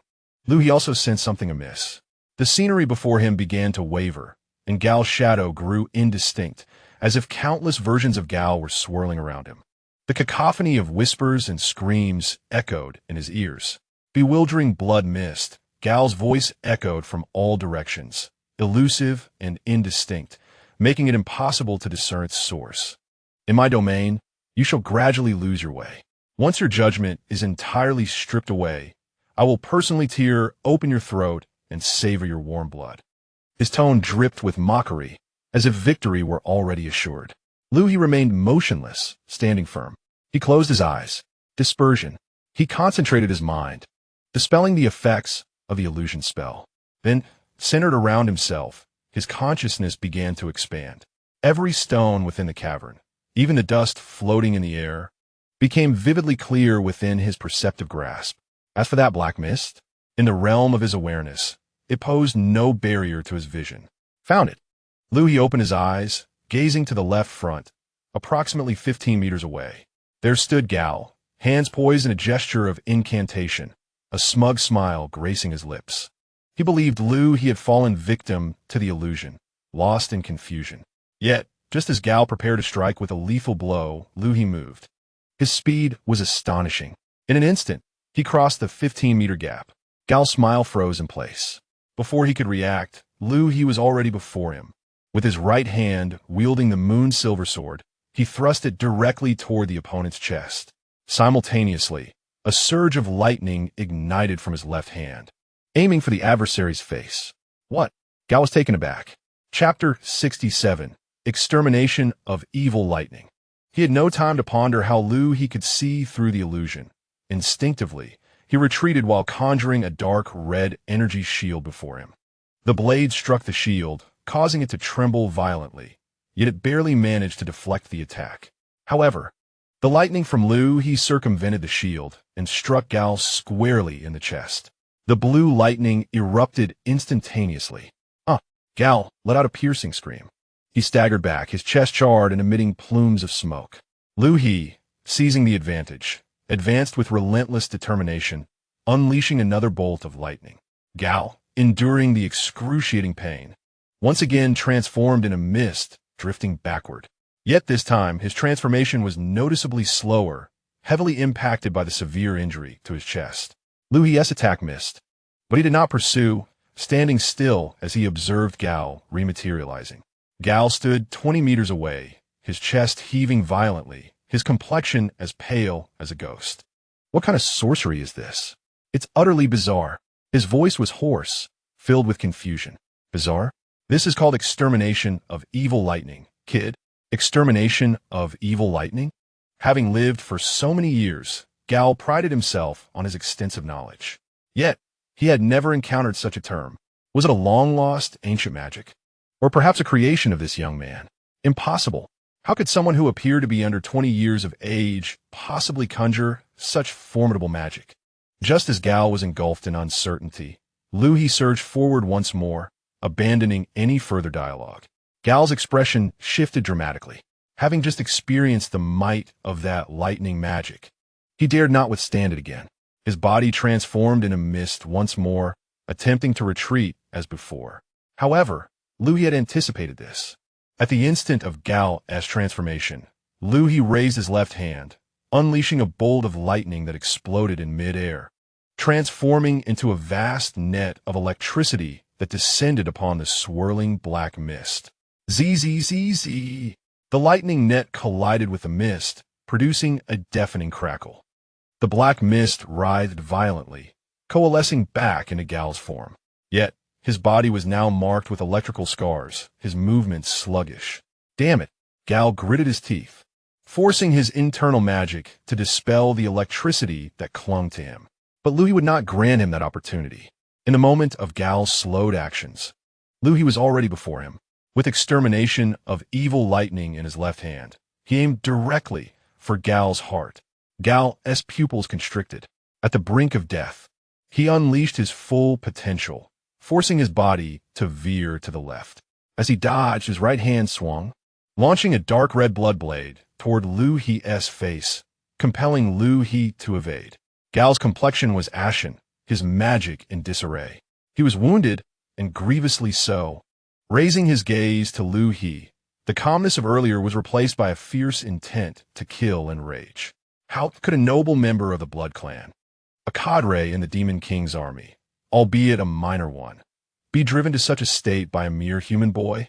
Such a disgrace, such an affront. You have succeeded in inciting my wrath. Originally, I contemplated sparing your life and introducing you to Lord Lycan, but now I have changed my mind. He inhaled deeply, his expression contorting into a grotesque visage. I desire all four of you. Die here. Become my sanguine sustenance. As he spoke, Garl's body began to undergo a transformation. It swelled and twisted, with two grotesque growths emerging from his shoulder blades, rapidly extending to form a pair of black bat wings. However, these wings were diminutive, resembling those of a featherless chicken, appearing somewhat ludicrous. His physique became gaunt, skin stretched taut over bones, resembling a mere human skin draped over a skeleton. His skull retained human features, yet it was devoid of hair, the crown of his head barren. His eyes glowed crimson, lacking pupils, awash only in a sea of scarlet. His nose had collapsed, leaving only two minuscule nostrils. His mouth gaped open, revealing two sharp fangs. This was Garl's true form, the authentic visage of a bloodkin. With a roar, Garl unleashed a primal, inhuman howl. Chapter 68. The true form of the bloodkin Liu He gazed at Garl's now grotesque appearance. Stepping back half a pace, he fixed his eyes on the utterly transformed bloodkin before him. Frankly, it was somewhat repulsive. The cultivation realm had its own blood cultivators and demonic practitioners. Yet, while those beings exuded a sinister charm in their transformations, the Garl before him was lacking in any semblance of grandeur. Is this truly your true form? Quite unique, Liu He remarked sincerely. However, to Garl's ears, it sounded like blatant mockery. You seek death. He was utterly furious. The elegance and composure he had maintained in his human form evaporated entirely.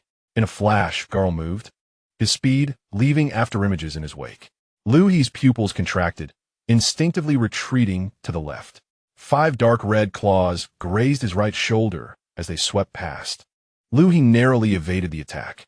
How swift! At least 30% faster than before. A chill ran down Liu He's spine. This bloodkin's true form, despite its repulsiveness, had undeniably enhanced his physical prowess. A direct confrontation was ill-advised. Liu He altered his steps, employing the floating cloud technique. Garl, undeterred by his missed strike, lashed out with both claws, relentlessly aiming for Liu He's face and chest. The claws were enveloped in a layer of dark red energy, each swipe accompanied by a piercing sound. Liu He could sense that should he be caught by those claws, it would be far more than mere superficial wounds. They bore corrosive properties. He dared not grow complacent, swiftly maneuvering like willow fluff in the wind amidst Garl's clawing shadows. As he evaded, he observed Garl's attack patterns and rhythm. Meanwhile, his right index finger discreetly traced movements behind him. A thread of spiritual energy surged forth from his fingertip, embedding itself into the ground beneath him. While dodging, Liu He stealthily left traces of spiritual energy on the cavern floor. Garl grew increasingly frenzied. Despite feeling his speed and strength overwhelming his opponent, each of his attacks was narrowly evaded by that young man. He felt an overwhelming frustration, as if his strength was futilely restrained. Are you only capable of hiding? Coward! Worthless! Do you dare to face me head-on? Gal roared, his claws thrashing with even greater ferocity. Liu He remained silent in response to his taunts. He shifted his footing, slightly delaying the movement of his right shoulder. Gal's eyes gleamed with excitement. An opportunity. He lunged with his right claw towards Liu He's right shoulder, while his left hand blocked any potential retreat. This time, there was no escape. With a swift motion, Gal's right claw grazed the tip of Liu He's nose. However, Liu He had already propelled himself backward, landing firmly several meters away. Run? I wonder how long you can keep that up. Gal sneered, preparing to pursue. Suddenly, he sensed something amiss. The ground beneath him seemed to flicker momentarily. Though it was but a fleeting moment, Gal felt it distinctly. Lowering his gaze, he found nothing amiss, merely ordinary rocks and the claw marks left from their battle. An illusion? He raised his head again, focusing on Liu He, who stood a short distance away, slightly panting, his complexion pale, clearly showing signs of fatigue. Ah, indeed, humans are merely humans. Their stamina cannot keep up, Gal thought, as his doubts evaporated, replaced by a more intense, murderous intent. Seizing the opportunity, he resolved to strike. With a powerful flap of his wings, he lunged at Liu He, this time holding nothing back. Dark red malevolent energy surged around his claws, aimed ruthlessly at Liu He's chest. He intended to deliver a heart-stopping blow. Liu He remained rooted in place, seemingly stunned, or perhaps truly devoid of strength, standing there in a daze. Gal's eyes glinted with triumph. He was certain of his success. Yet, just as his claws were a mere inch from Liu He's chest, Liu He's body suddenly shattered like fragile foam. It truly disintegrated into countless specks of light, vanishing into the air. Gal froze, maintaining his forward lunge, claws outstretched, but grasping only emptiness. What was this? An illusion? Oh, what are you searching for? A voice called from behind him. Gal whirled around abruptly. Liu He stood 7 or 8 meters away, and Gal had no idea when he had moved to that position. Was the Liu he had just attacked nothing but a mere mirage? Yet he had distinctly sensed the other's presence and witnessed his movements. A little trick caught you off guard? Liu He taunted, his tone casual. Yet to Gal, it sent a chill racing from his toes to the crown of his head. Is escaping all you can do? Do you dare to face me in a real confrontation? His fury was palpable. He had been thoroughly deceived. Just moments ago, he had unleashed his fury upon an illusion. While the real Liu, he had been watching him perform like a fool from a distance. Being able to run was indeed a skill. But now, you won't be able to escape. Gal felt a sudden jolt of apprehension. He instinctively tried to move, to create distance, but found himself utterly immobilized. His feet seemed to be anchored to the ground. Gal lowered his gaze to his feet, noticing a faint golden light encircling them. At some point, this ethereal glow emerged from the earth, resembling a living entity, spiraling upwards along his ankles and swiftly enveloping his calves. Soon, a second, and then a third circle of light manifested. Within a radius of 5 meters centered around him, intricate golden patterns materialized. A magic circle? The term flashed through Gal's mind. Though he had never encountered such a formation, he instinctively felt ensnared. Well, had this occurred? When you were relentlessly pursuing me. Gal fell silent. He recalled the earlier skirmish. Indeed, that young man had been evading and retreating, hardly retaliating. Gal had assumed his opponent was fatigued, intimidated by his prowess. Only now did he realize it had been a trap laid for him. He had been like a beast, driven by the scent of prey, mindlessly chasing the bait, and unwittingly stumbling into a pit dug by the hunter. How foolish! Gal trembled with rage. Having lived for so many years, he prided himself on being astute and calculating. Yet today, he had been outmaneuvered by a boy who appeared to be barely 20, using such a simple stratagem. Do you think this can truly bind me? Gal roared, crimson energy surging wildly throughout his body. He intended to forcibly break through the array. However, the golden patterns seemed to possess a life of their own. As his energy surged, they became even more solidified. An invisible pressure surged from all directions, akin to countless unseen hands pressing down upon him. Even the slightest movement became an arduous task. Save your strength. Chapter 69. Boom. Liu He shook his head and slowly raised the sword in his hand. Spiritual energy began to flow along the blade. This time, Liu He did not hold back. The remaining spiritual energy within him was summoned completely, pouring into the sword. The blade vibrated with a hum. Gal could sense the mounting power emanating from it. This very sword had slain over 70 magical spiders and gravely injured the Spider Queen. And now it was aimed at him with an intensity even greater than before. In the previous battle, Liu He had clearly exhausted much of his strength. Where had he found such abundant magical power? Tianyao sword. Liu He uttered the name of the sword technique. The aura surrounding the blade surged dramatically.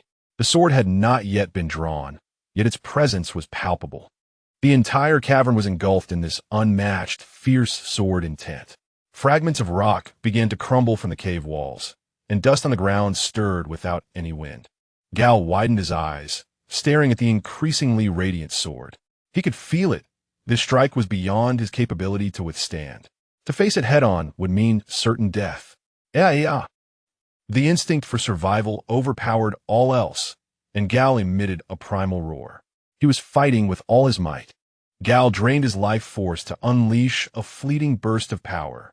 This was a forbidden technique of the Blood Clan, carrying a tremendous cost. Yet now, he could not afford to hesitate. If he did not fight with all he had, he would perish. Break for me. Garl's twin claws slammed fiercely against the ground. Boom. A dark crimson energy erupted from within him like a volcanic explosion. The golden runes binding him began to flicker violently under the onslaught of this frenzied power. Crack! The first rune shattered, followed by the second and third. Liu He's pupils constricted. He never anticipated that Garl possessed such a desperate maneuver. There was no time to waste. Liu He thrust his long sword towards Garl with fierce determination.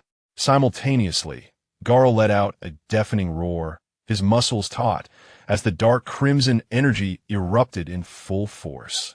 Thunder's boom. The last few runes shattered simultaneously. The barrier was broken. Garl regained his freedom.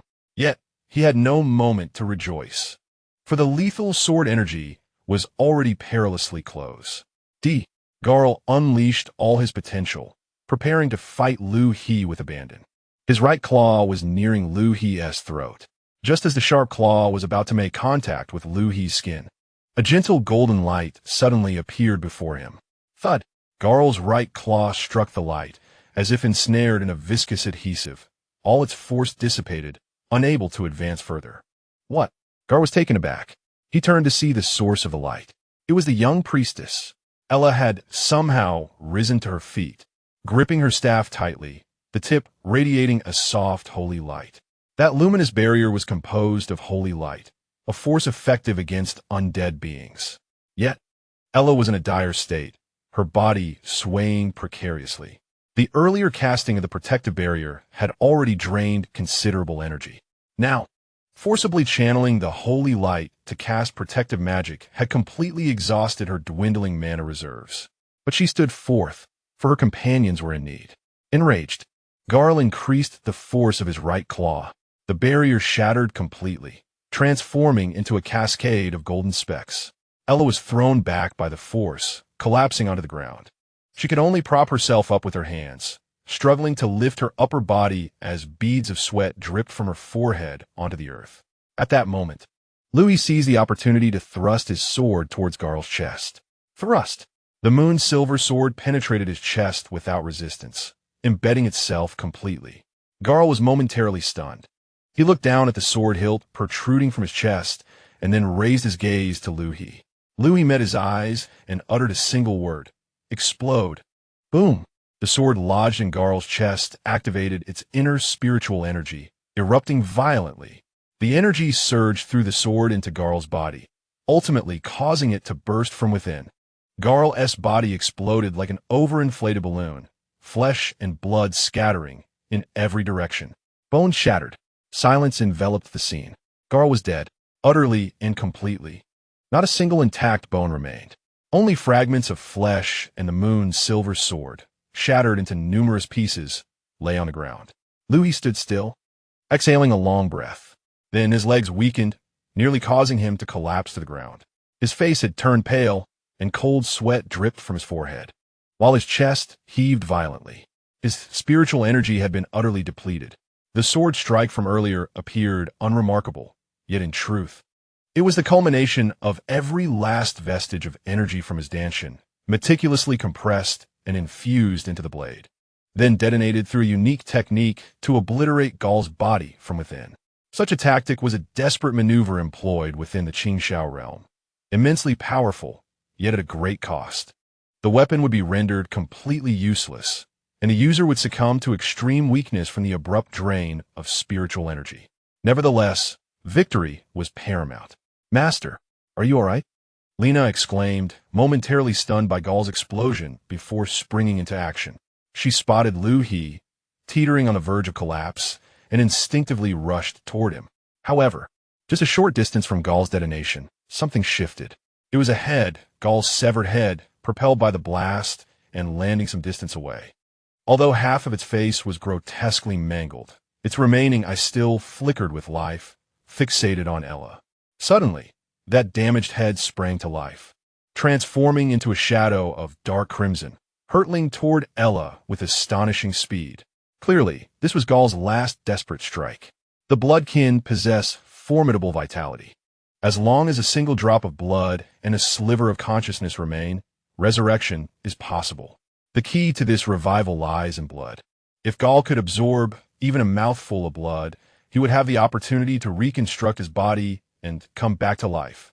At this moment, the closest and most vulnerable target was the exhausted little priestess. Liu He felt an ominous presence as he noticed the head racing toward Ella. "Be careful," he shouted. Ella, instinctively responding to Liu He's warning, looked up and beheld the head hurtling toward her. Her mind went blank, and her body froze in terror, immobilized to the point where she could not even lift a finger. All she could do was watch helplessly as the head drew nearer, its toothy maw aiming for her neck. It was over. That singular thought echoed in Ella's mind. Liu He attempted to intervene, but the debilitating weakness from his drained energy rendered him nearly incapable of movement. "Ella!" Lena cried, her eyes brimming with tears, realizing she had no time to reach her. What to do? What to do? Chapter 70, a home run. In this dire moment, as Gall's head came within mere inches of Ella's neck, her body suddenly sprang into action. She did not retreat, but reached out instead. Her right hand instinctively grasped something nearby. It was her staff, which had fallen to the ground during her earlier tumble. Then she swung. "No, don't come any closer," Ella shouted, summoning every ounce of strength to strike at the oncoming head. This unexpected motion took everyone by surprise, including Ella herself, who had never intended to retaliate. She instinctively seized the only object within her reach and hurled it towards the terrifying entity, akin to a frightened child grasping a toy to strike at the source of their fear. This was sheer instinct. Then a resounding thud echoed, accompanied by a cry of despair. The staff struck Gale's cheek with considerable force. The head, which had been aimed directly at Ella, was deflected by this blow. Soaring away like a ball, it flew far, far away, crashing against the distant cave wall, then rebounding and rolling several times on the ground before finally coming to a complete standstill, completely motionless. Meanwhile, Ella remained in her stance, dazed, seated there. She gazed at the staff in her hands, then at the motionless head in the distance, her mind a blank. What have I just done? Did I use the staff to knock that monster's head away? She looked down at her trembling hands. They shook not from fear, but from the exertion of her strength. In that moment, she truly had poured all her energy into the strike, nearly using every ounce of strength she possessed. Liu He and Lena stared blankly at Ella, then glanced at the severed head, and finally at the staff in Ella's grasp. For a moment, an eerie silence enveloped the cavern. After several seconds, Lena finally opened her mouth. Yet she had no further words, utterly at a loss. A frail little priest, at the brink of life and death, did not cast a spell or offer a prayer, but instead wielded her staff to strike the enemy's head as if it were a ball. The image felt bizarre, yet oddly satisfying. Liu He remained silent, contemplating Ella with a singular thought. This girl has potential. After her initial stupor, Ella gradually regained her senses. She gazed at the staff in her hands. The sensation of striking something solid while swinging it moments ago was invigorating. Ella blinked, as if something deep within her had been stirred. She recalled the feeling at the instant the staff made contact with the head. It was neither fear nor disgust, but exhilaration. Striking those hideous creatures in such a manner felt rather delightful. She suddenly realized that she seemed to have awakened to a peculiar inclination. At this moment, Liu He and Lena remained oblivious to the change in Ella's expression. The cavern remained quiet for quite some time. Liu He, reassured that it was merely a false alarm, sat down, closed his eyes, and began to meditate. He needed to recuperate his strength quickly. Otherwise, even exiting this mine would prove difficult. Lena approached Ella, squatting beside her. "Ella, are you all right?" Ella lifted her head, still somewhat bewildered. I'm fine. Was I really impressive just now?" Lena spoke with an air of admiration as she deftly sent the creature's head flying, leaving me utterly astonished. Ella's cheeks flushed slightly. "I merely acted on instinct." "Instinct merely indicates your innate talent," Lena remarked, patting her shoulder. "You may not seem remarkable in everyday life, but your decisive action in a critical moment reveals your true combat prowess." Chapter 71. The Earth Vein Crystal as time gradually passed. The three of them took a well-deserved rest. Liu He felt a resurgence of energy, sufficient at least to walk. He opened his eyes and glanced at Lena and Ella. How is Su Shui? Ella hastily checked on Su Shui's condition. She remained unconscious, though her state appeared more stable than before, necessitating further rest. Yes, we must return to the town swiftly, Lena declared, preparing to carry Su Shui. At that moment, Liu He suddenly recalled something and called out to her. Wait, huh? What is it? Lena turned back. Liu He hesitated before responding, his mind replaying Gal's earlier words. The vampire had mentioned that they were on a mission here to extract earth vein energy for the revival of the Demon King. Although Gal was dead, as was the queen of the demon spiders, could the earth vein energy still be present deep within the mind? A flicker of curiosity sparked within Liu He.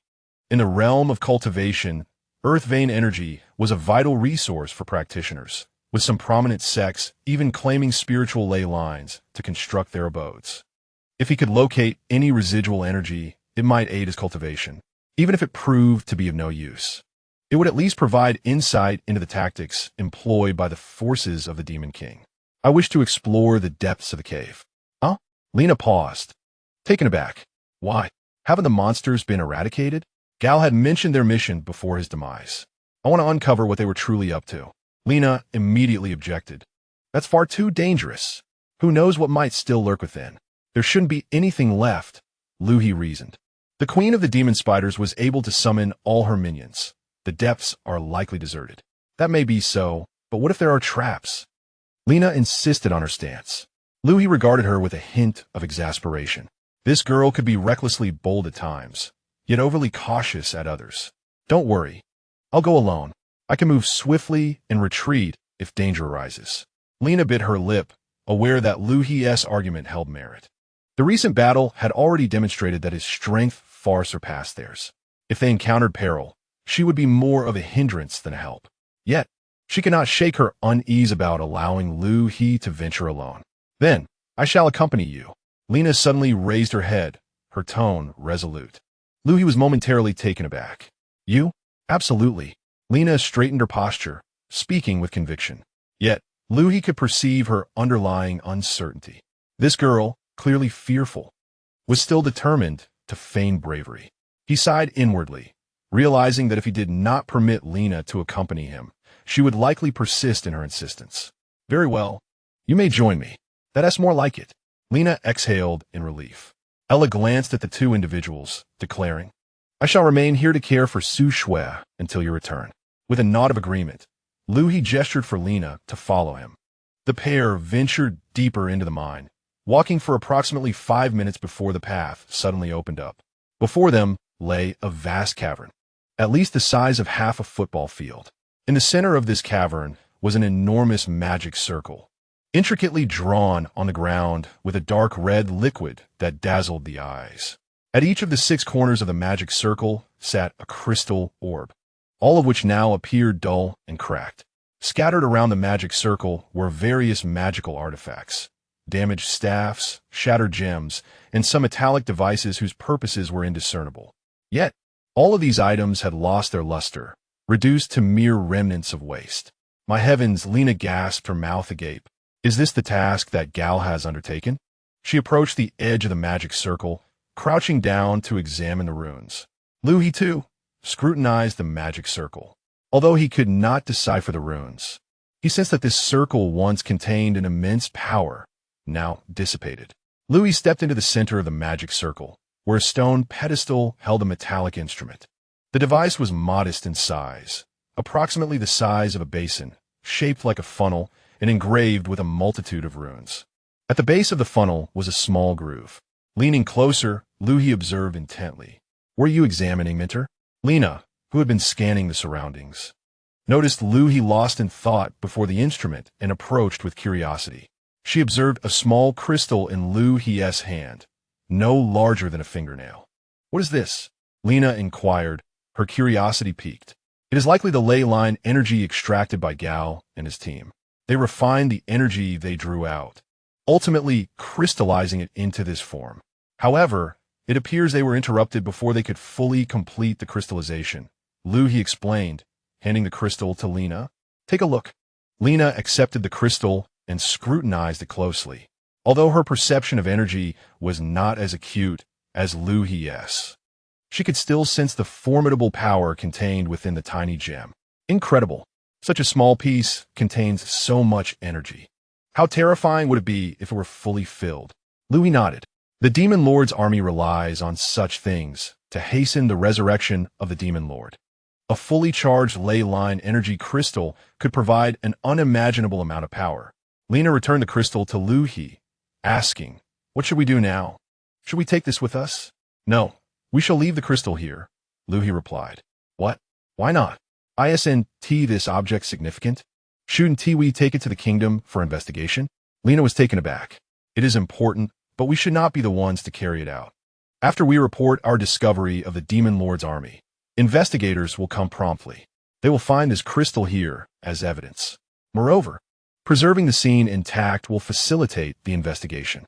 Louis's words were both reasonable and convincing, to the extent that even he found himself believing them. Upon hearing this, Lena was further persuaded by the logic of the statement. Indeed, should we simply proceed without making any alterations? Well, remember the circumstances here. Once we exit, a detailed report will suffice. As he spoke, he returned the crystal to its original position. Having observed sufficiently, he declared, "All right, let us depart." Lena nodded, casting one last glance at the formation and instruments before turning to follow Liu He outside. She led the way, with Liu He trailing behind, retracing the path they had entered. Just as Lena moved ahead, Liu He watched her silhouette, his fingers delicately sliding into his pocket, revealing a smile that hinted at deeper meanings. Chapter 72. Remarkable individuals. Su Shue's consciousness remained somewhat hazy. The last sensation she recalled was the overwhelming weakness from expending all her magical energy. After that, everything faded to darkness. It seemed she had collapsed, only to be caught by someone. Beyond that, there was nothing but pitch blackness. Now, she felt her eyelids heavy and, after several attempts, managed to pry them open just a slit. Through her blurred vision, the first thing she recognized was a familiar ceiling. She shifted her gaze to the side and spotted Ella. Ella sat on a chair beside the bed, her hands radiating a soft, golden light. The warmth enveloped Su Shue, igniting a thought in her mind. Is she healing me? At that moment, it seemed Ella sensed something, lifting her gaze. Their eyes met, and Ella paused for a moment before her face broke into a joyful expression. "Su Shue, you're awake," she exclaimed, immediately withdrawing the light from her hands. Concern etched on her face. "How do you feel? Is there any discomfort? Does your head still hurt?" "I'm fine. Where am I?" "This is the tavern in Hurled town. We returned from the mine yesterday and have been staying here." "The tavern?" "Right, when they arrived in Hurled town, they had indeed lodged in a tavern. On the second floor, there were two rooms, one shared by her and Ella, and the other by Liu He and Lena. So, they had emerged from the mine. Were they safe?" A wave of relief washed over Su Shue, though it was quickly followed by a torrent of new questions. She remembered vanquishing over 70 undead magical spiders before losing consciousness. Yet, there was still that terrifying Spider Queen and the Bloodsucker gal, who claimed to be an officer in the Demon King's army. How had they managed to escape? What of Liu He? What of Lena? Were they all right? A tightness gripped Su Shue's heart as she hurriedly inquired, "Is everyone all right? What about Liu He? Lena?" "They're fine. Everyone is doing well," Ella quickly reassured her. "Mr. Liu He and Lena were unharmed. I simply overexerted my magical energy. A night's rest was all I needed. You were the most severely affected, having drained your magic alongside your mental fortitude." Upon hearing that everyone was safe, Su Shue finally breathed a sigh of relief. She leaned back against the headboard, taking a few moments to gather herself. What had transpired in the mine? What had become of the Spider Queen and gal? As she posed this question, a sense of uncertainty crept into her heart. How had they managed to secure victory? What formidable swordsmanship did Liu He employ in such a perilous situation? Or was there another turning point? Upon hearing Su Shue's inquiry, Ella's expression grew somewhat complex. She recalled the previous day in the mine when, after Liu He had dealt with Gal, the three of them were preparing to depart. Liu He had earnestly instructed them, "Do not disclose the fact that I can wield such magic to anyone, especially Su Shue. It must remain confidential. At that moment, Lena had been puzzled. Why, Minter? Su Shui is not an outsider. She is our teammate. Liu He shook his head. It is not a matter of mistrust. It is simply that the fewer people who know, the better. My situation is somewhat unique, and if word gets out, it may invite unnecessary trouble. Moreover, Su Shui possesses extraordinary affinity for ice magic and is a key focus of the kingdom's attention as a magical talent. Should she learn of my capabilities and inadvertently let it slip one day, it would be quite problematic for me. Liu He then shifted the conversation, revealing a somewhat enigmatic expression, asserting that it was quite normal for someone as formidable as him to harbor a few secrets, right? To both Ella and Lena, Liu He indeed seemed quite impressive. They exchanged glances and nodded vigorously in agreement. Truly remarkable. Undoubtedly impressive. Chapter 73. Could it be a hidden master? Thus, after Liu He had spoken, the two immediately acquiesced. After all, Liu He was their savior. Without him, the three of them would likely have perished in the mine. They had no reason to refuse such a request. Now, faced with Su Shui's probing, Ella found herself at a loss for words. She could not divulge Liu He's magical prowess. Yet she could not fabricate an entirely implausible story either, for Su Shui was astute and would easily see through any deception. Ella's mind raced as she endeavored to recall the events of the previous day in the mine, sifting through what could be disclosed and organizing her thoughts. The Spider Queen and Gao were both dealt with by Mr. Liu He. He truly is remarkable, managing to defeat two opponents single-handedly. Su Shui's eyes widened slightly as she listened, although she had long suspected that Liu He might have been the one to resolve the situation. Hearing Ella affirm it made it all the more difficult to believe. The enhanced Spider Queen was evidently more formidable than before, and the mysterious bloodline Gao seemed even more unfathomable.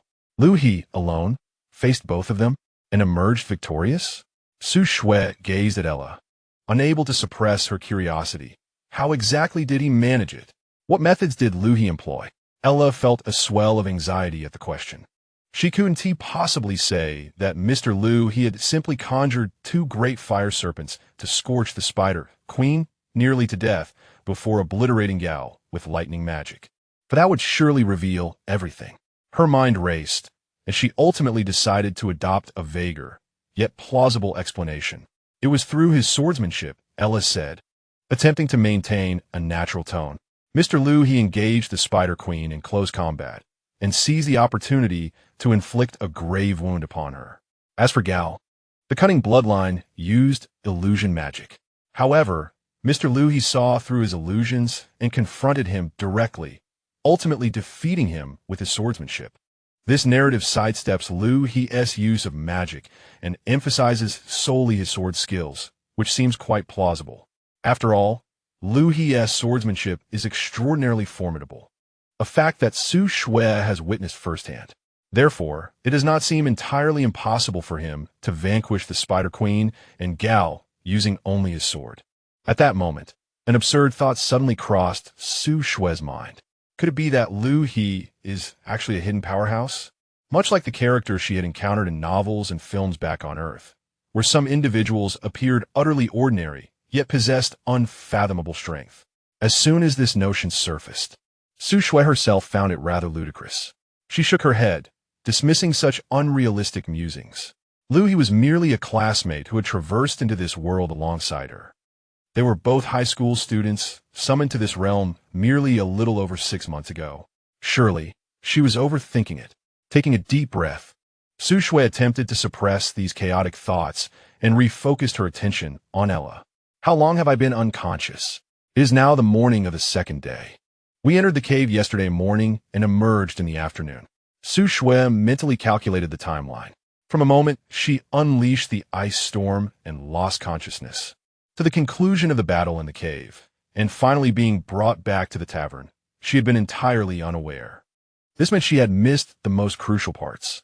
Feeling a pang of regret, Su Shui lamented that she had exerted herself to the utmost, casting a third-tier spell beyond her level, only to faint from magical exhaustion and see nothing.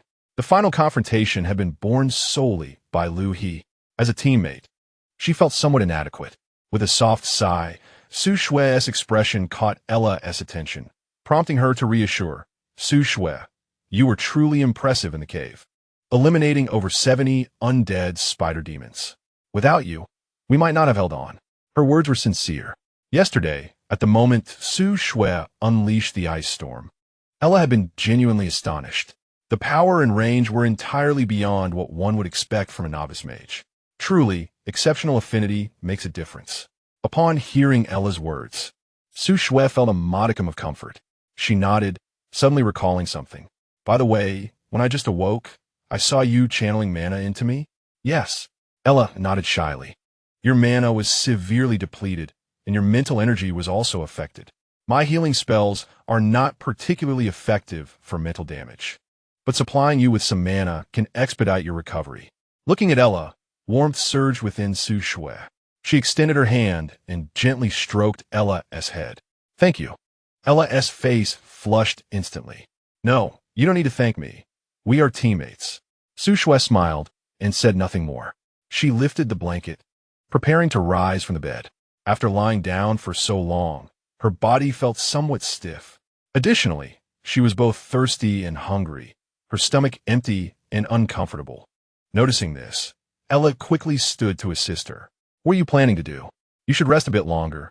Your body has not fully recovered. I'm fine. Su Shui shook her head, feeling slightly hungry and wishing to go downstairs for a bite to eat, while also desiring to stretch her limbs. As she spoke, she slowly slipped on the shoes placed by her bedside. Although her movements were somewhat sluggish, she managed to stand and walk without any significant difficulty. Ella observed her determination and ceased her urging, cautiously supporting her to prevent any potential falls. Standing upright, Su Shui moved her limbs a bit. Fortunately, aside from a touch of fatigue, she felt no major issues. She approached the mirror in the room to assess her appearance. Her complexion appeared rather pale, and her hair was in disarray, giving her a rather haggard look. She tidied her hair and turned to Ella, saying, "Let us go downstairs." Chapter 74. The Reward with Ella's Assistance. Su Shui slowly descended the stairs. Upon reaching the last step, she lifted her gaze and scanned the tavern's hall. Her eyes settled on a table where Liu He and Lena were seated. Liu He was sipping soup with a spoon, while across from him, Lena had her cheeks stuffed, resembling a hamster, as she struggled to chew a large piece of bread. Upon noticing Su Shui's descent, her eyes widened in surprise, and she hurriedly chewed, making considerable effort to swallow the morsel. Su Shui, you're awake, Lena exclaimed, patting her chest vigorously, her face breaking into a radiant smile. Su Shui, witnessing her exuberance, felt an inexplicable sense of calm wash over her. She nodded, replying, "Yes, I just woke up." Her gaze then drifted past Lena to Liu He. At that moment, he turned to glance at her, their eyes meeting for just a fleeting moment, calm and indifferent. Then he returned to his soup, resuming his leisurely pace. Su Shui, though accustomed to Liu He's demeanor, found herself somewhat speechless at his response. Could he not exhibit the slightest semblance of normalcy? Even a simple inquiry about her well-being would suffice. Silently critiquing him in her mind, she approached the table. Lena had already pulled out a chair beside her and eagerly beckoned. Come, sit here.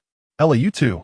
Su Shui settled into the chair Lena had opened, with Ella sitting beside her. Once seated, her first action was to look towards Liu He. Su Shui focused on him for a few seconds before speaking. "I heard from Ella. Thank you. If it weren't for you, we might not have made it out." This was her heartfelt sentiment. She felt a pang of regret for not being part of the crucial battle. Their survival and the ability to enjoy breakfast together hinged upon Liu He's efforts. Upon hearing her words, Liu He paused his spoon midair. He raised his head, his gaze first sweeping over Su Shui before landing on Ella's face. His expression was serene, yet Ella instantly comprehended the unspoken question. "Did you let anything slip?" She quickly responded to Liu He with a reassuring expression. "Don't worry. My lips are sealed." Understanding her, Liu He redirected his attention back to Su Shui. "There is no need for thanks. Without your elimination of those undead spiders, I wouldn't have had the strength to confront them." Su Shui shook her head, stating, "That is not the same. Cleansing the undead spider is my duty. But confronting the Spider Queen and Gal is an entirely different matter. As she spoke, a hint of admiration crept into her tone. "You're truly remarkable to face two adversaries, especially against a demon lord." Liu He chose not to respond, lowering his gaze and continuing to sip his soup, as if Su Shue's praise were not directed at him. Observing his indifferent demeanor, Su Shue felt a wave of exasperation wash over her. This guy, can a compliment be received without consequence? Just as she prepared to utter another remark, a hurried sound of footsteps approached from the direction of the bar. "Ah, Miss Su Shue, you're awake." It was the tavern owner who had advised them against venturing into the mine the previous day. His face beamed with an exaggerated enthusiasm as he hurried toward their table. Su Shue was taken aback by the sudden warmth of the owner. Instinctively, she straightened her posture and smiled. "Good morning, boss." "Good morning. How are you feeling? Is your health well? Any discomfort?" I'm quite well.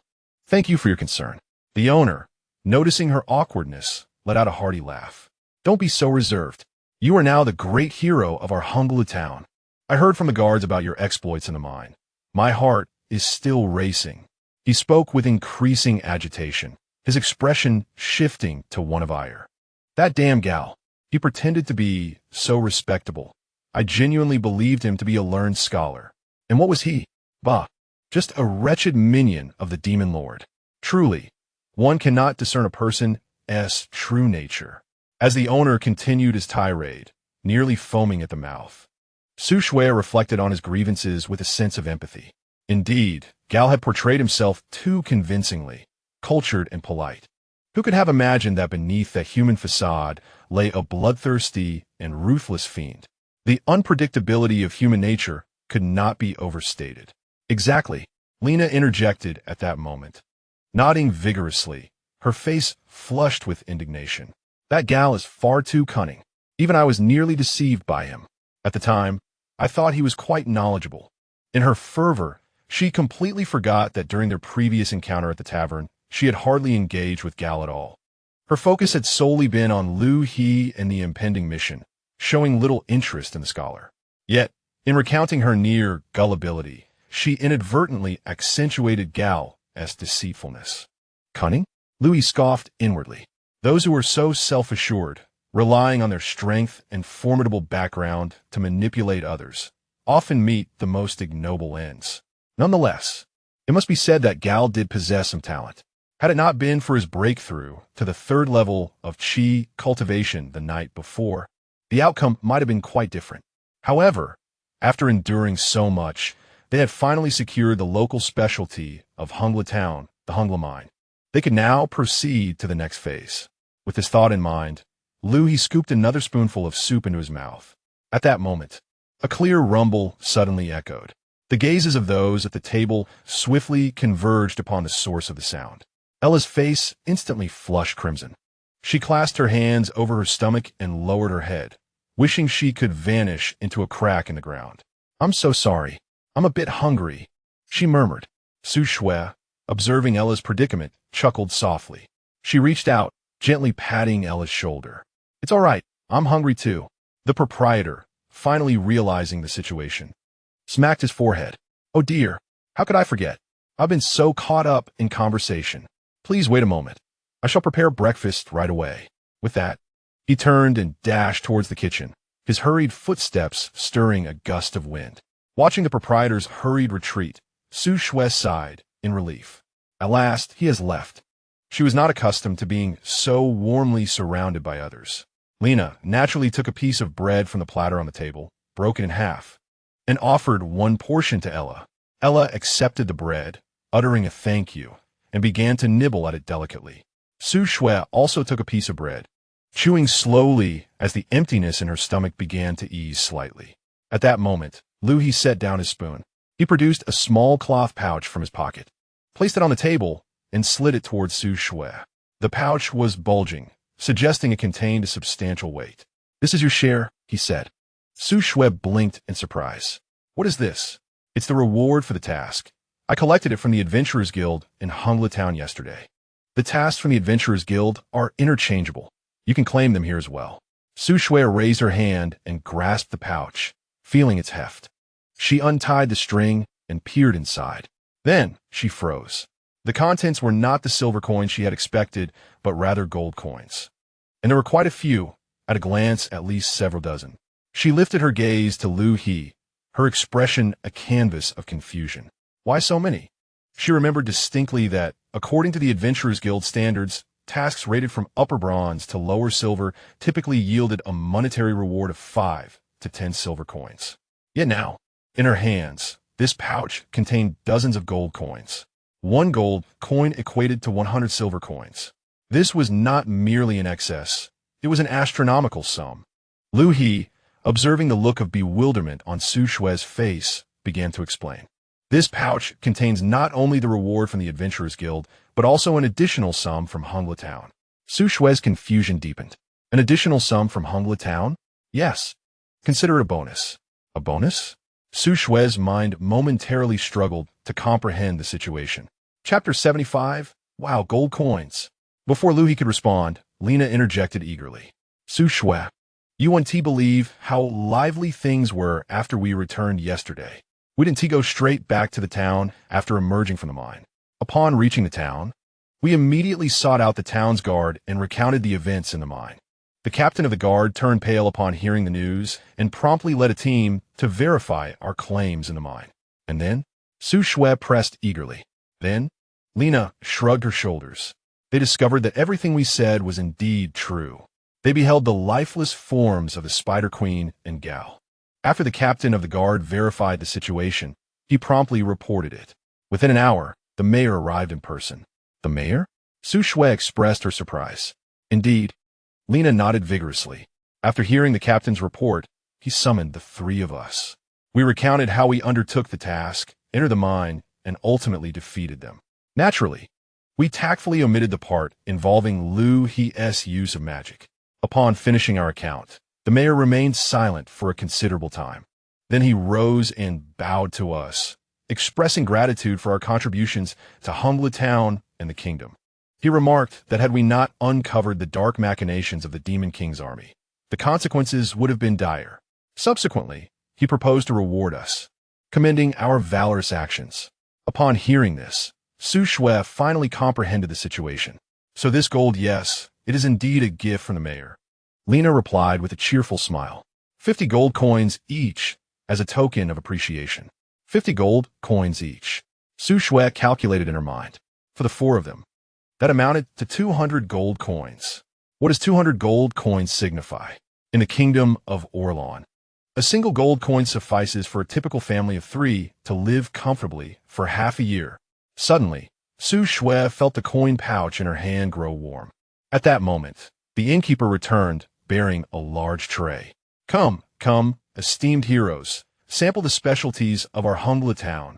He placed the breakfast dishes onto the table, his face still beaming with joy. Ladies, do indulge. Especially you, Miss Su Shue. You've just awakened and must replenish your energy. As Su Shue gazed at the sumptuous breakfast before her, the complexities in her heart gradually dissipated. Regardless, this meal was undeniably substantial. In the upper residence of Silver Star Academy, during dusk, the small building was enveloped in tranquility. Save for a petite figure seated cross-legged on the bed in the second-floor bedroom, eyes closed in deep concentration, Zilian had maintained her meditative posture for nearly 2 hours. At this moment, her entire focus was immersed within herself. Ever since that day when Liu He imparted the cultivation method into her mind, she dedicated significant time daily to meditation. Initially, it felt tedious, and she struggled to remain still. However, she later discovered that the sensation of exhilaration and vitality following each practice surpassed that of sleeping for 10 hours. Moreover, her master had mentioned that once she could condense her first true magical essence, she would be able to learn magic. Although the magic her master spoke of seemed somewhat different from what she had heard from other servants, it mattered not. Whatever her master taught was undoubtedly valuable. She could now easily sense the motes of light in the air. They danced around her like a playful swarm of sprites. With a mere thought, they would obediently enter her body, ultimately converging in her dantian. This process was wondrous, so wondrous that it made her almost lose track of time. Thus, when the sound of the door creaking open reached her ears, Zilian was momentarily taken aback before realizing someone had entered. Who could enter this small building other than her master? Her master had returned. Zillion suddenly opened her eyes. With great urgency, she scrambled out of bed, hastily put on her shoes, and dashed downstairs. As Liu He stepped into the house and removed his coat, he heard commotion coming from the staircase. Moments later, he saw Zillion rushing down the stairs. "Master, you're back," Zillion exclaimed, her eyes sparkling with excitement. Though they had been apart for merely a day, to her, it felt like an eternity. Liu He regarded her joyful face and nodded in acknowledgement. As she watched him take off his coat, she instinctively reached out to take it. "You must be tired, master. Let me hang this up for you," she offered, smoothing the fabric with great care before placing it on the coat rack by the wall. Her movements so practiced they seemed second nature. After completing this task, she hurried back to stand in front of Liu He, her hands at her sides, yet her eyes covertly glancing at him. At that moment, Zillion suddenly remembered something and exclaimed, "Ah, dinner. I'll prepare it right away. Please wait a moment, master." She turned to dash toward the kitchen, but Liu He called her back. "Wait." Zillion paused, turning back with a look of confusion. "How is your training progressing?" She froze for a moment, a wave of nervousness washing over her, akin to a student being scrutinized by a teacher. I have been practicing," she replied softly, "but I'm unsure if I'm doing it correctly." Liu He observed her anxious demeanor and thought to himself, despite her extraordinary talent, she possesses no confidence whatsoever. It struck him as somewhat amusing. He beckoned her closer. "Come here." Zillion obediently walked over and stood before him.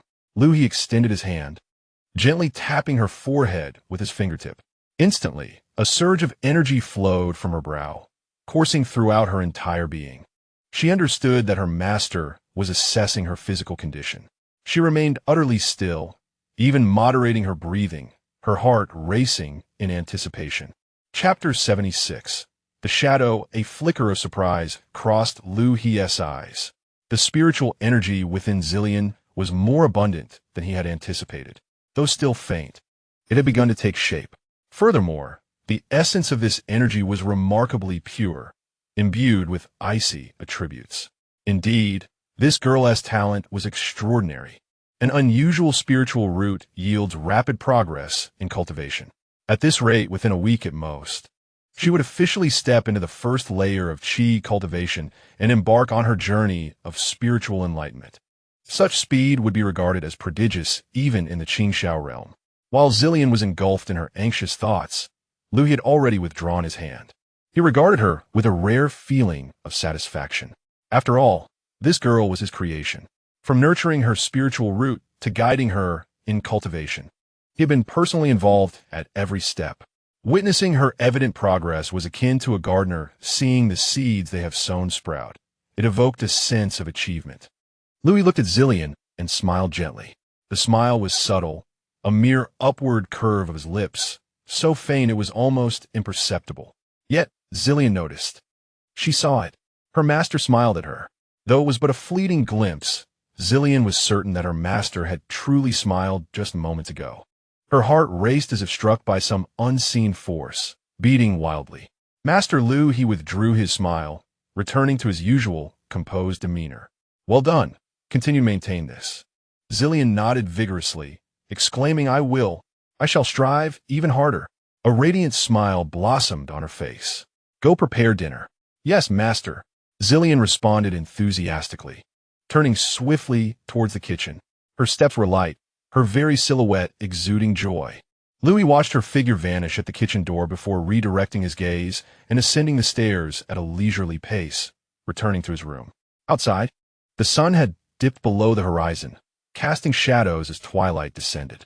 Liu settled cross-legged beside his bed, closed his eyes, and began to reflect on the experiences of the past day. He recalled the perilous battle. Although victorious, the triumph was hard-won.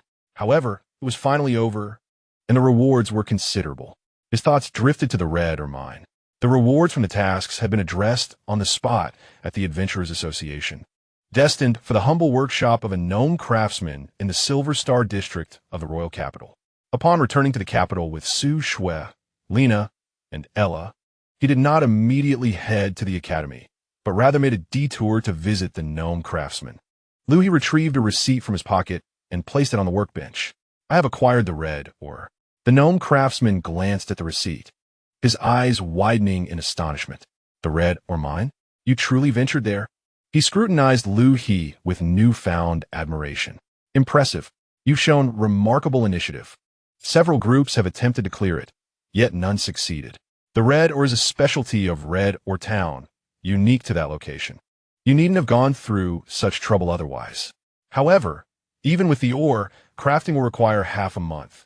Your furnace design is rather intricate. Liu He nodded in agreement. Half a month was a wait he could endure. All right, then it is settled. Once the furnace is completed, I will send word to you. You are a student of Silver Star Academy, correct? I shall arrange for it to be delivered directly to the Academy.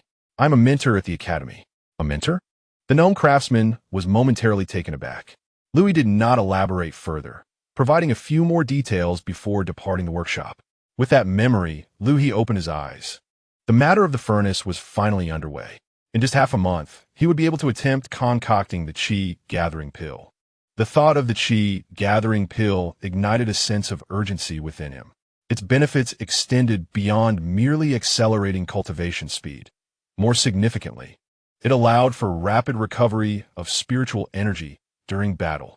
Imagine if during his confrontation with GR, he had possessed several chi-gathering pills in his pocket. He could have directly engaged without the need for cunning delays, achieving a swift resolution. The rhythm of battle would have been entirely different. It was imperative to expedite the creation of the chi-gathering pill. This was the most crucial task at hand. With the chi-gathering pill in hand, his cultivation speed would increase by at least 30%. His endurance in battle would experience a qualitative leap. At that point, when encountering adversaries like Garl, he would no longer be on the back foot. Liu He's thoughts drifted far, recalling Garl, while also remembering the enigmatic magical array deep within the cave. Instinctively, he reached into his pocket, his fingertips grazing two hard objects. He retrieved them, opening his palm to reveal two purple crystals, each the size of a fingernail. He could distinctly sense the immense energy contained within these crystals, earth vein energy. In the depths of the mine, he had discovered 3 such crystals within a device. 2 were fully charged, their internal energy brimming to the point of nearly overflowing, while the third was only half full, its radiance considerably dimmer. Without hesitation, Liu He had stored the 2 fully charged crystals, leaving the half-energy one behind. Gazing at the crystals in his palm, his expression turned contemplative. These objects were utilized by the Demon King's army to expedite the resurrection of the Demon King. Although their energy properties differed from the spiritual energy familiar in the cultivation realm, they were at their core pure celestial energy. For him, this high-purity energy crystallization could prove invaluable. It might serve as a vital component in certain specialized formations or as an auxiliary material in the concoction of advanced elixirs. Furthermore, should he ever find himself in a critical situation requiring an explosive surge of power beyond his current capabilities, these energy crystals could potentially act as fuel to forcibly activate certain forbidden techniques. Of course, that would be a last resort. He would not resort to such measures lightly. After all, their origins were unknown, and their energy properties diverged from the spiritual energy he was accustomed to. Recklessly absorbing or utilizing them could lead to unforeseen side effects. However, keeping them meant having an ace up his sleeve. With these thoughts, Liu He tucked the 2 crystals back into his pocket. Once he acquired the furnace and concocted the chi-gathering pill, he could then take the time to study these crystals, seeking a safe method of utilization. At the same time, in Hurled town, night had fully descended and the streets illuminated with sparse lights. Most families had finished their dinner, gathering in living rooms to chat or retiring early for the night. However, at the entrance of the Hurled mine on the town's outskirts, several magical lamps still flickered. A dozen staff members in uniforms were bustling about, dispatched by the town's administrative office to clean up the battle scene within the mine. Workers teamed in pairs, using specialized stretchers to transport the lifeless bodies of the magical spiders outside the cave. Unbeknownst to them, amidst their labors, something stirred in the shadows at the mine's entrance. It was a dark figure, seamlessly blending into the darkness, nearly invisible. The shadow quietly lurked, observing the workers' every move. Its gaze swept over the bodies of the magical spiders, finally resting upon a head wrapped in cloth, Garl's head. A glimmer of red light flickered in the shadow's eyes. Its movements were swift and silent. The workers were still preoccupied with their tasks of moving and cleaning, oblivious to the shadowy figure that swiftly glided past them. Upon entering the mine, the shadow did not linger, but continued its descent into the depths. It soon arrived at the cavern housing the magical array, where several investigators were diligently documenting the runes, collecting scattered magical artifacts, and taking photographs for evidence. Concealed in the shadows of the cave walls, the figure observed silently. Its gaze swept across the magical array before finally settling on a metallic instrument, which lay empty. A somber expression crossed the shadow's visage. Ultimately, it moved outward, halting before a head wrapped in cloth. The shadow regarded the head in silence for several moments before retrieving it and retreating back into the shadows. Having accomplished its task, the shadow did not tarry, gliding swiftly towards the cave entrance. It deftly avoided the busy workers, silently slipping out of the mine and merging into the surrounding darkness, vanishing without a trace. Throughout the entire ordeal, not a soul noticed its presence. Chapter 77. The Dragonborn. After departing from Hungla town, the shadowy figure journeyed southward at an alarming speed, completely merging with the night. Occasionally, nocturnal creatures sensed something amiss, raising their heads in caution, yet saw nothing. Thus, it traversed much of the night. As dawn began to break on the horizon, the shadow arrived at a desolate hilly expanse. This location lay over 1,000 kilometers from the kingdom, belonging to the borders of the Orlan kingdom, where human presence was scarce, and even a proper road was nowhere to be found. The shadow paused before an unremarkable hillside, scanning its surroundings to confirm the absence of threats, then leaned forward, melding into the mountainside. Within the mountain, a hidden realm unfolded. This was a naturally formed cavern, albeit evidently altered by human hands. Enchanted lamps embedded in the walls provided illumination. In the cavernous central clearing, dozens of figures congregated. Most were grotesque monsters, with a few humans among them. Yet, in the deepest recess of the cave stood a presence that rendered them all insignificant. It was a dragonborn. His physique closely resembled that of a human. Yet his limbs were robust, adorned with sharp claws, and a dragon-like tail trailed behind him. His head was entirely draconic in appearance, covered in crimson scales, and within his vertical pupils flickered the light of an intelligent being. He sat upon a stone chair, radiating an intense aura of authority even while seated. His name was Sag, a mid-level commander of the 4th Demon King's army. At that moment, the shadow entered the cave, shattering the tranquility. All eyes within the cavern turned toward it. Sag directly inquired, "What is the situation? Is the geologic collection point intact?" The shadow fell silent for a few seconds, and this silence instilled a sense of foreboding in Sag. Indeed, the shadow's subsequent words confirmed his fears. The Hungla mine has been cleared. The queen of the magical spiders has been confirmed dead, and her body has been dealt with by the townsfolk. The shadow paused briefly before adding, "Garl is also dead." "What?" Sarg narrowed his eyes and inquired in a deep voice, "Is he dead? How'd he die? Who did this?" The shadow demon paused before responding. "Perhaps it can reveal to us what transpired." As the last word left its lips, a mass detached from its form and fell to the ground. The shadows receded, unveiling the head of Garl. All gazes were fixated on the severed head, each countenance displaying a myriad of emotions. The creatures within the cave exchanged furtive glances. Sarg observed Garl's head, and the muscles in his face twitched slightly. He then signaled to a skeletal assistant clad in a long robe. The skeleton immediately understood, approached Garl's head, crouched down, and extended its bony hand to hover an inch above the head. It then began to chant an incantation. As it chanted, tendrils of grayish-black mist emerged from its skeletal fingertips, entwining around Garl's head and infiltrating his features. The head began to tremble violently.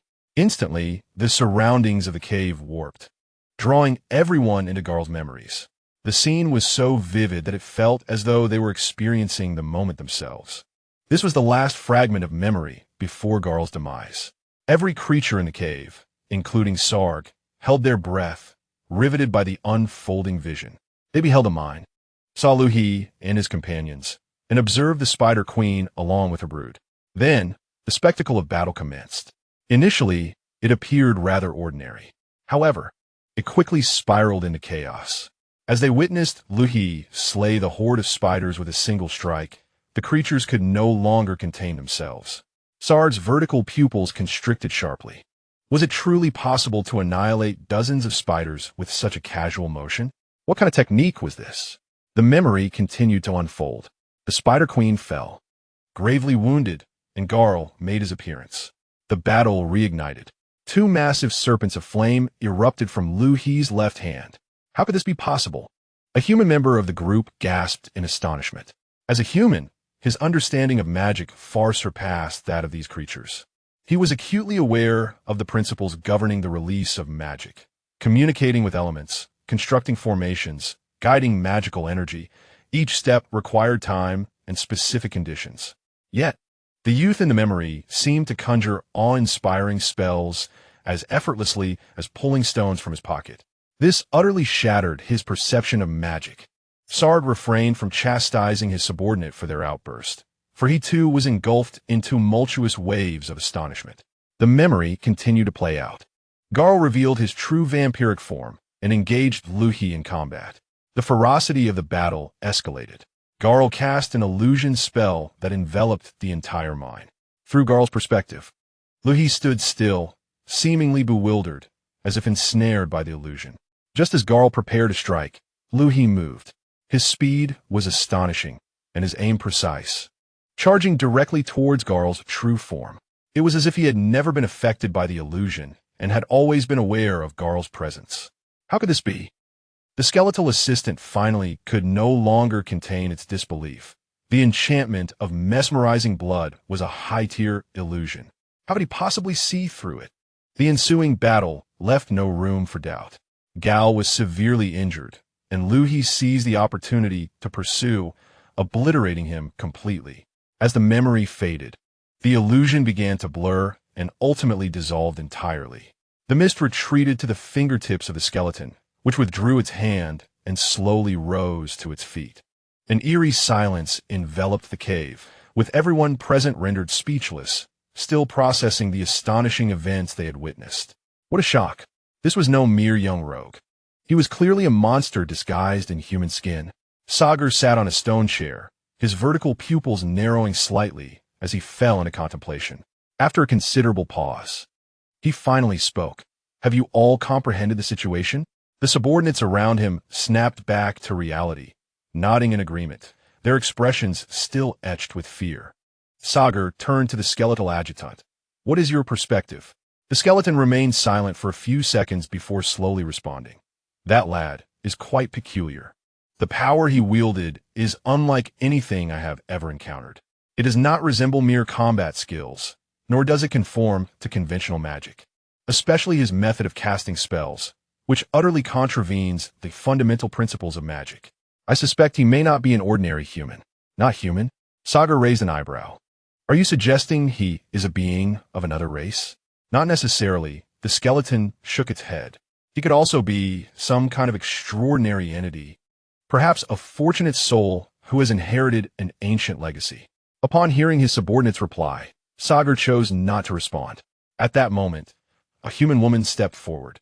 She appeared to be around 30 years old, with an unremarkable appearance, the kind that would blend into a crowd, yet her eyes radiated keen intelligence. Her name was Dara, a human and one of the spies working for the Demon King's army within the Kingdom of Orlon. Dara's superficial identity was that of a manager for a small trading association, frequently traveling between the royal capital and various border towns, tasked with relaying intelligence and procuring supplies for the Demon King's forces. "My lord, I may have some information regarding those individuals," she said. Sagar turned to her. "Speak." "The ice mage and the uniform worn by that elven girl. I recognize them. They belong to Silver Star Academy." "Silver Star Academy?" "Indeed." Dara nodded. "I would not mistake the student uniform of Silver Star Academy. I've interacted with those students before. The Ice Mage and the Elven Girl are undoubtedly students of Silver Star Academy. She hesitated momentarily before adding, moreover, I noticed that in the memory scene, the Elven Girl seemed to refer to that lad as her mentor. Mentor? Sagar furrowed his brow. Are you implying he is a mentor at Silver Star Academy? It is highly probable, Dara analyzed. The Elven Girl clearly holds him in high regard, and their interaction does not resemble that of ordinary classmates. Given his displayed prowess, despite his youthful appearance, it is entirely plausible for him to assume the role of a mentor. After she spoke, silence once again settled in the cave. A mentor at Silver Star Academy. This identity posed far greater complications than that of an ordinary adventurer. Silver Star Academy is the premier institution of higher learning in the Kingdom of Orlan, boasting a profound background and a plethora of skilled individuals. Should this young man indeed be a mentor at the Academy, any attempt to harm him could potentially provoke royal scrutiny. Currently, the activities of the 4th Legion within the Kingdom of Orlan remain shrouded in secrecy, making it ill-advised to expose them prematurely. After a moment, Dara spoke again, her tone tinged with hesitation. That young man's age, the power he exhibits, coupled with his appearance in the capital of Orlan. She did not finish her thought, yet Sag understood her implication. You mean the hero? The word hero sent a shiver through the hearts of all the monsters. With the exception of the skeletons. A millennium ago, it was the summoned hero who united the various races of the continent to seal away the Demon King. Although 1,000 years have passed, the term hero still carries significant weight for those aligned with the Demon King. Is it possible? A humanoid wolf-like creature could not help but interject. Shouldn't a hero be quite conspicuous? Shouldn't they wield a holy sword and don gleaming armor? This young man appears rather ordinary. Fool! Sag shot a cold glance. Who told you that a hero must be ostentatious? His tone shifted to one of gravity. Moreover, do not forget, according to the intelligence we have gathered, the Kingdom of Orlan indeed conducted a clandestine ritual. Perhaps they were performing the summoning of a hero. If that young man is indeed the summoned hero, everything aligns. The more Sag spoke, the more he felt the potential truth of it. If he truly is a hero, we must inform our lord at once. A fully grown hero poses a monumental threat to us. Sag turned to his skeletal subordinate. Prepare the communication spell immediately. I must report directly to our lord. Yes, sir. Yet at that moment, Dara interjected once more. My lord, please wait. Sag turned to her, his brow furrowing. What is it? I have a method to gather intelligence on that young man. How do you propose to gather intelligence? The Silver Star Academy is heavily guarded, and our people find it difficult to infiltrate. Dara smiled. Indeed, the Silver Star Academy is quite difficult to penetrate. However, as I understand it, there will soon be an inter-academy exchange event hosted by the Silver Star Academy. At that time, not only will other academies within the Kingdom of Orlan send representatives, but neighboring human kingdoms will also dispatch delegations. Sag's eyes brightened. You mean? Yes, Dara nodded. This exchange event will last for at least a month. During this time, the faculty and students of various academies will engage in mixed learning, communication, and even collaborate on practical tasks. It is an excellent opportunity. While we may not have an insider within the Silver Star Academy, we do in other academies. Sag immediately grasped her meaning and nodded at Dara. Then I entrust this matter to you. Yes, my lord. Dara bowed. Sag cast one last glance at the severed head of Gal on the ground, a glint of coldness flashing in his dragon-like eyes. As for this waste, dispose of it. It is an eyesore. The subordinate nodded, waving his hand as a burst of green flames engulfed the head. The flames swiftly spread, enveloping it, and within seconds, it was reduced to a small pile of ashes. Chapter 79. The new student Liu He walked through the corridors of the teaching building. Today marked the weekly swordsmanship instruction class.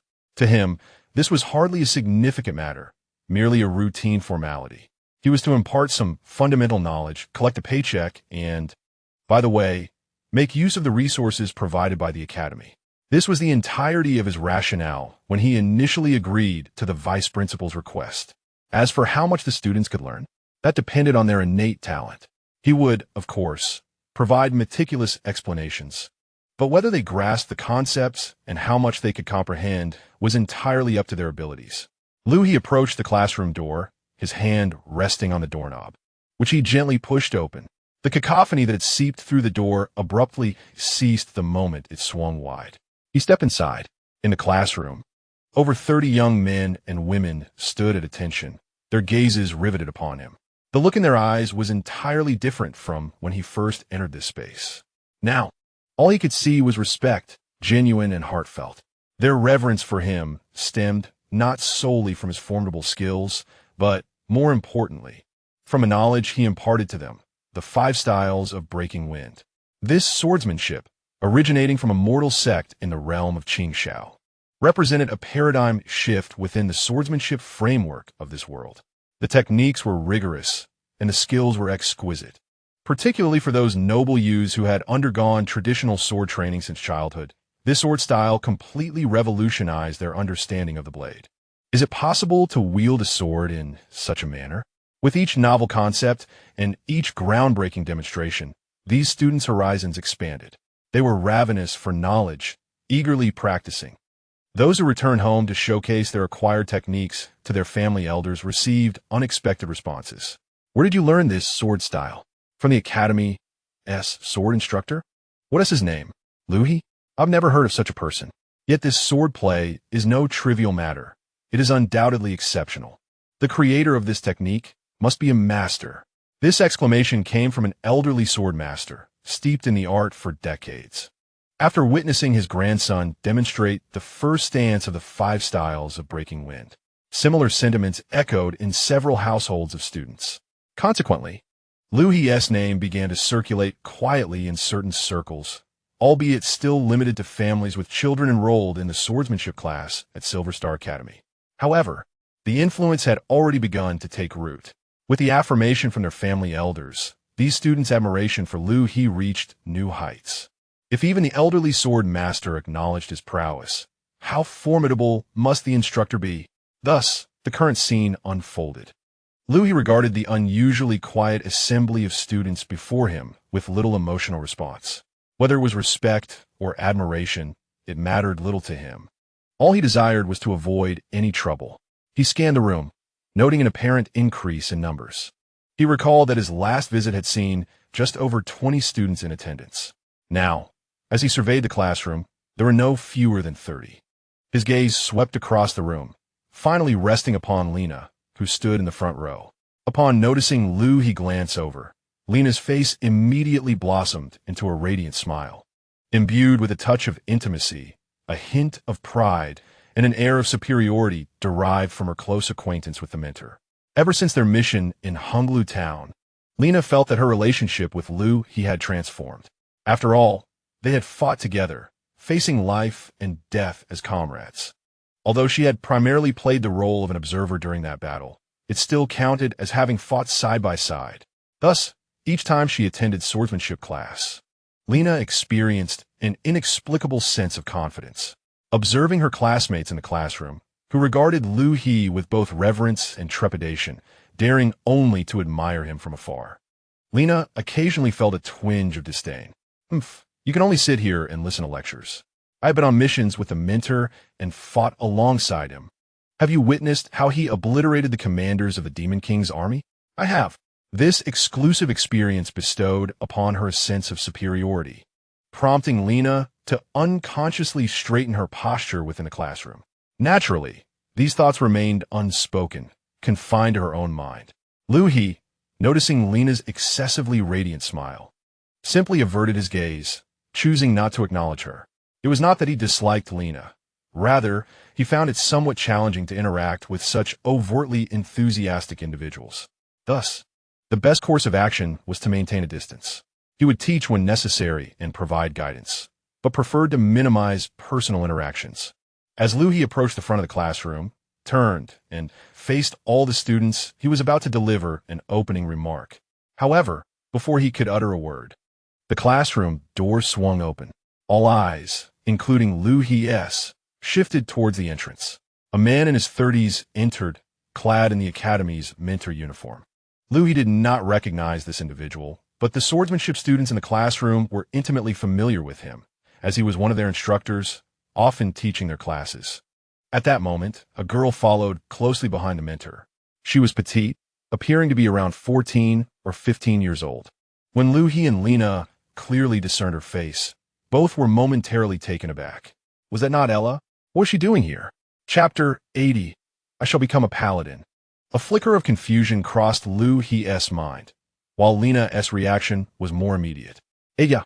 Lina exclaimed. "What are you doing here?" Her outburst drew the attention of all the other students in the classroom, their gazes fixated on Ella. Under the weight of so many eyes, Ella felt a bit flustered and lowered her head. However, she quickly steadied herself, forcing herself to lift her gaze. Her eyes found Liu He, and she solemnly bowed in his direction. "Hello, Mr. Liu He. I am here to learn swordsmanship. I humbly seek your guidance." As her words echoed in the classroom, a brief silence ensued, followed by a murmur of fragmented discussions. Another one?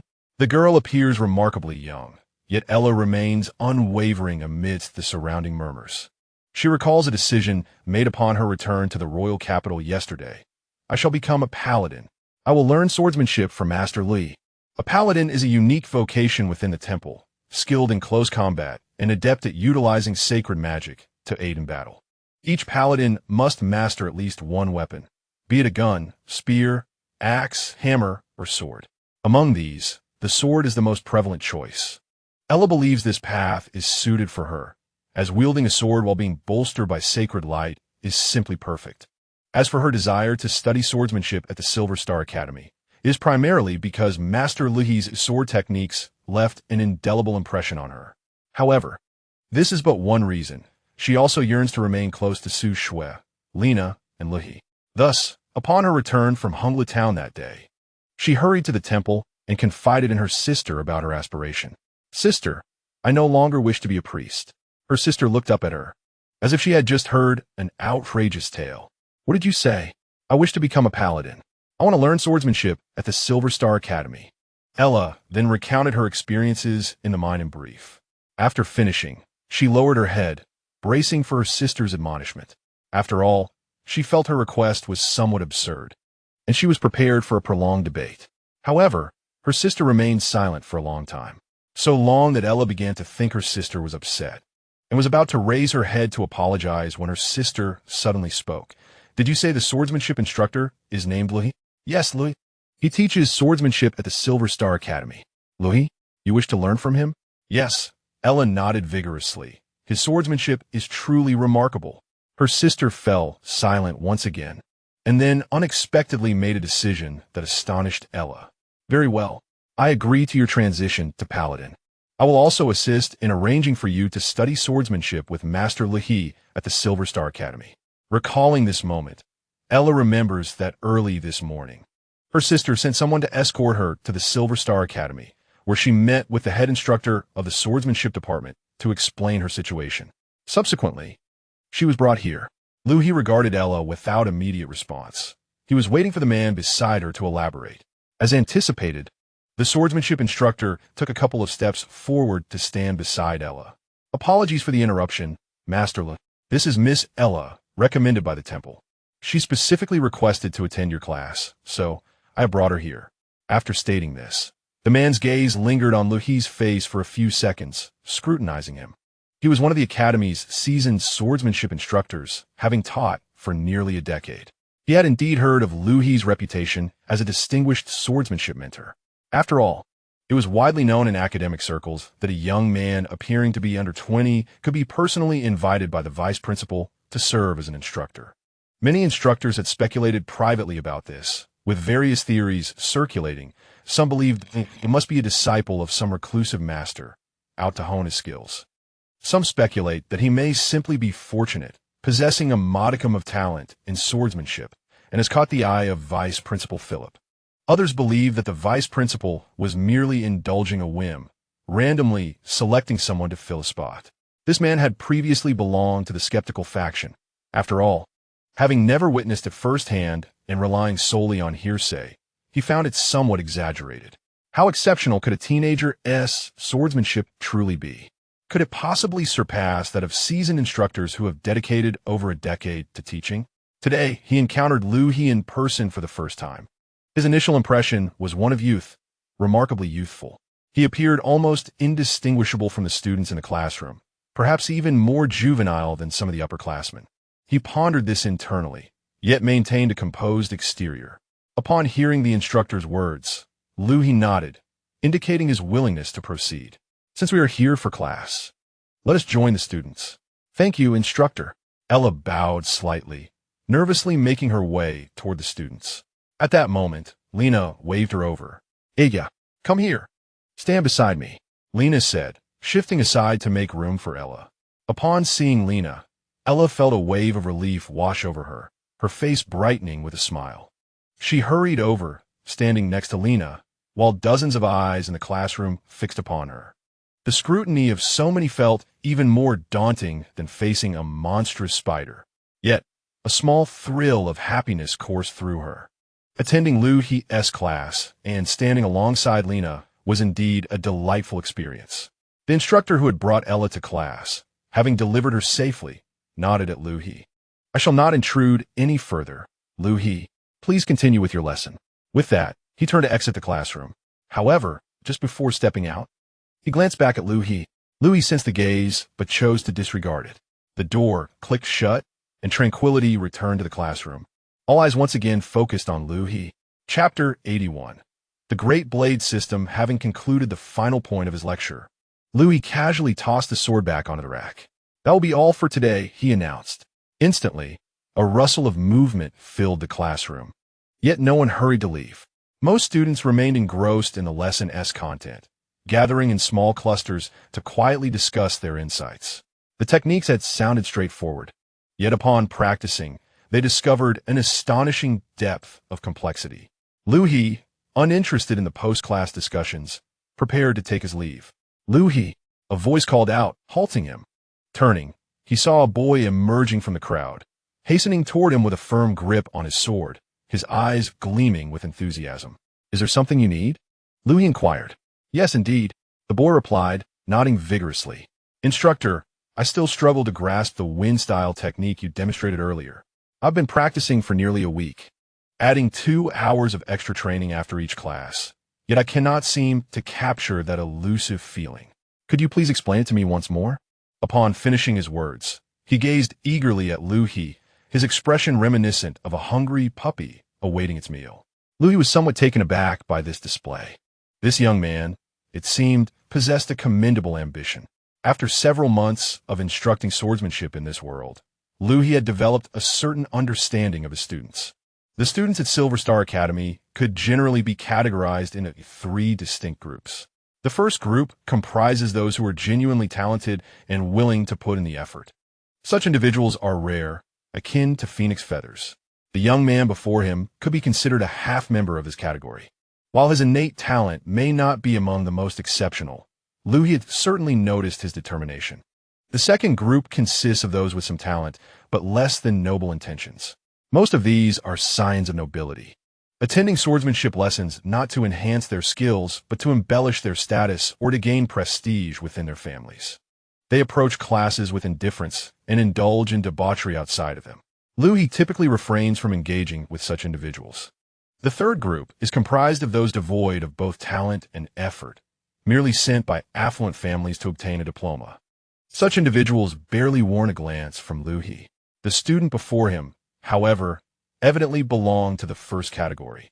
Liu He held a certain admiration for this type, for in his previous life in the cultivation realm, those who ultimately prevailed were not necessarily the most gifted, but were invariably the most resilient and hardworking. He himself had reached the pinnacle of success through unwavering resolve. Thus, upon witnessing this earnest student struggling to grasp the techniques, Liu He felt a twinge of sympathy.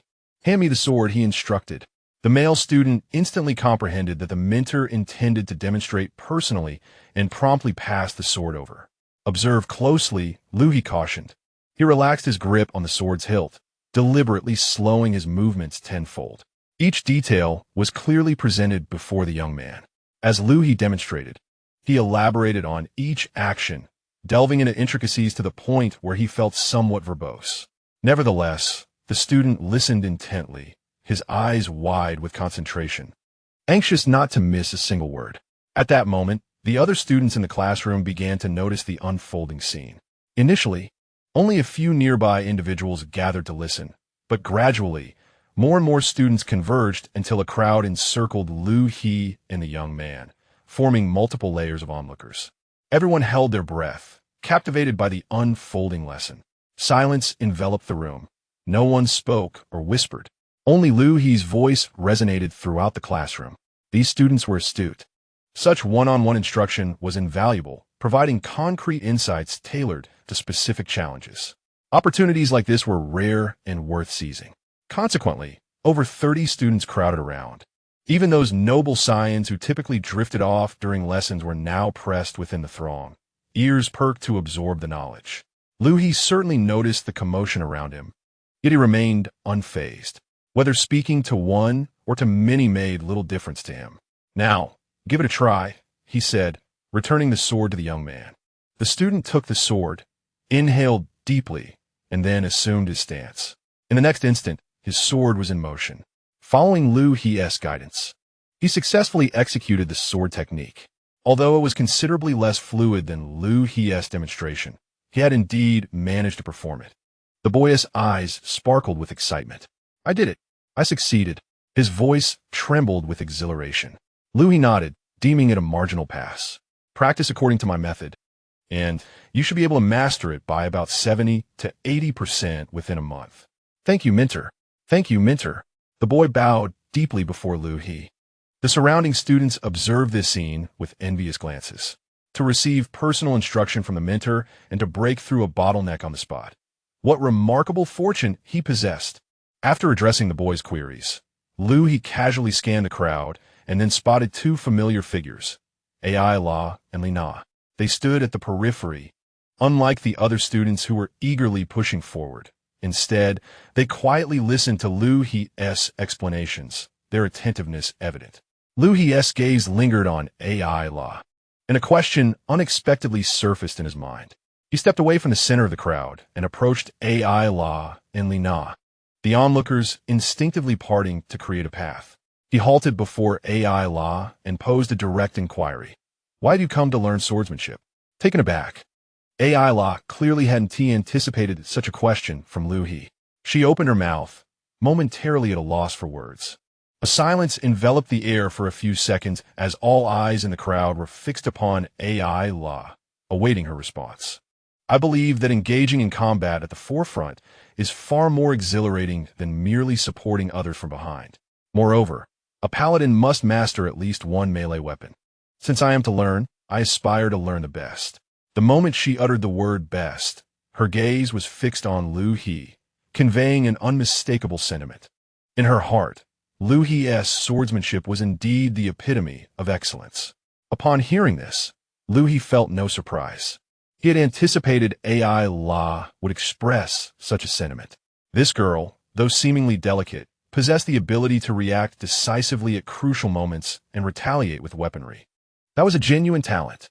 Hence, when he learned that AI-La intended to transition to a paladin and sought to learn swordsmanship, it struck him as entirely reasonable. A paladin?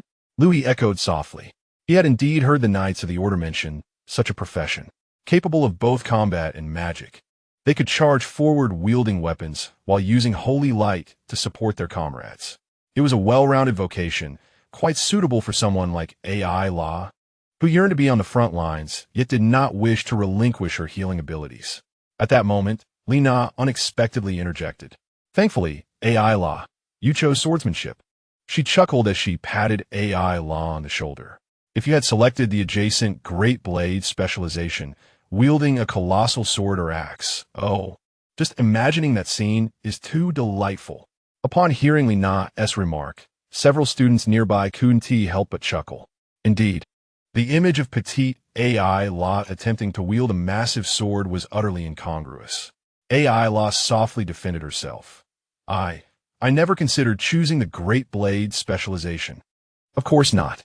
Our swordsmanship specialization is splendid, graceful, and the most fitting for a girl." Lena spoke with an air of pride, as though the swordsmanship department were her family's enterprise.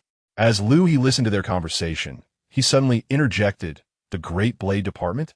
His inquiry came rather unexpectedly.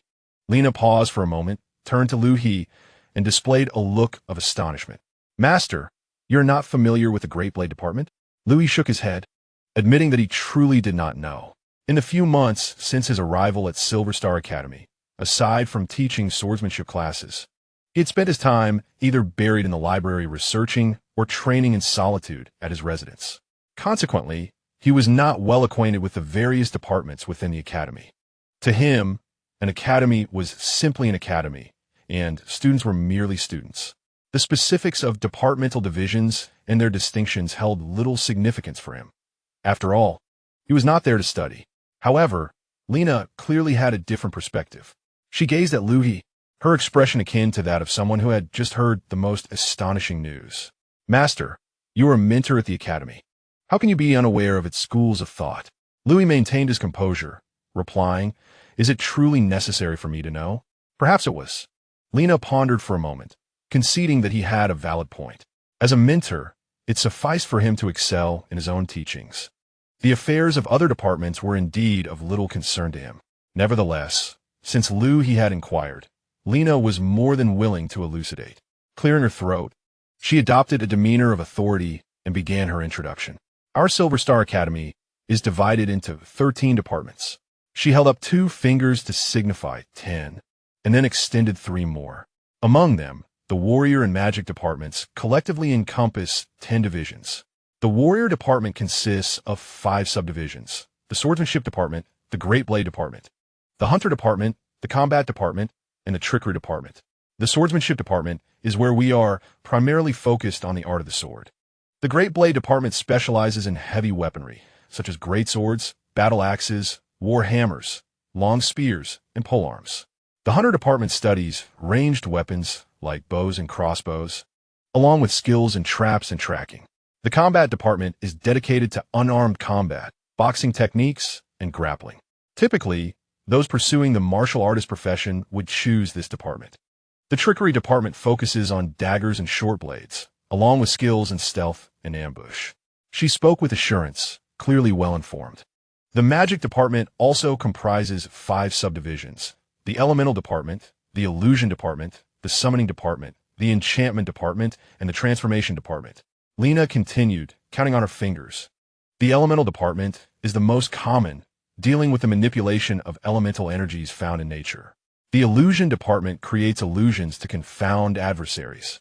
The summoning department calls forth creatures to assist in battle. Some adept summoners can even summon beings from other realms. The enchantment department imbues weapons and armor with magical effects, casting spells that bestow enhancements or detriments to allies or foes, such as blessing spells, healing spells, and diminution spells, which also fall under this department. The transformation department involves the magic of altering the properties of objects. Lina scratched her head, adding, "I am not particularly well-versed in this department. It is the most complex and encompasses the widest variety of categories.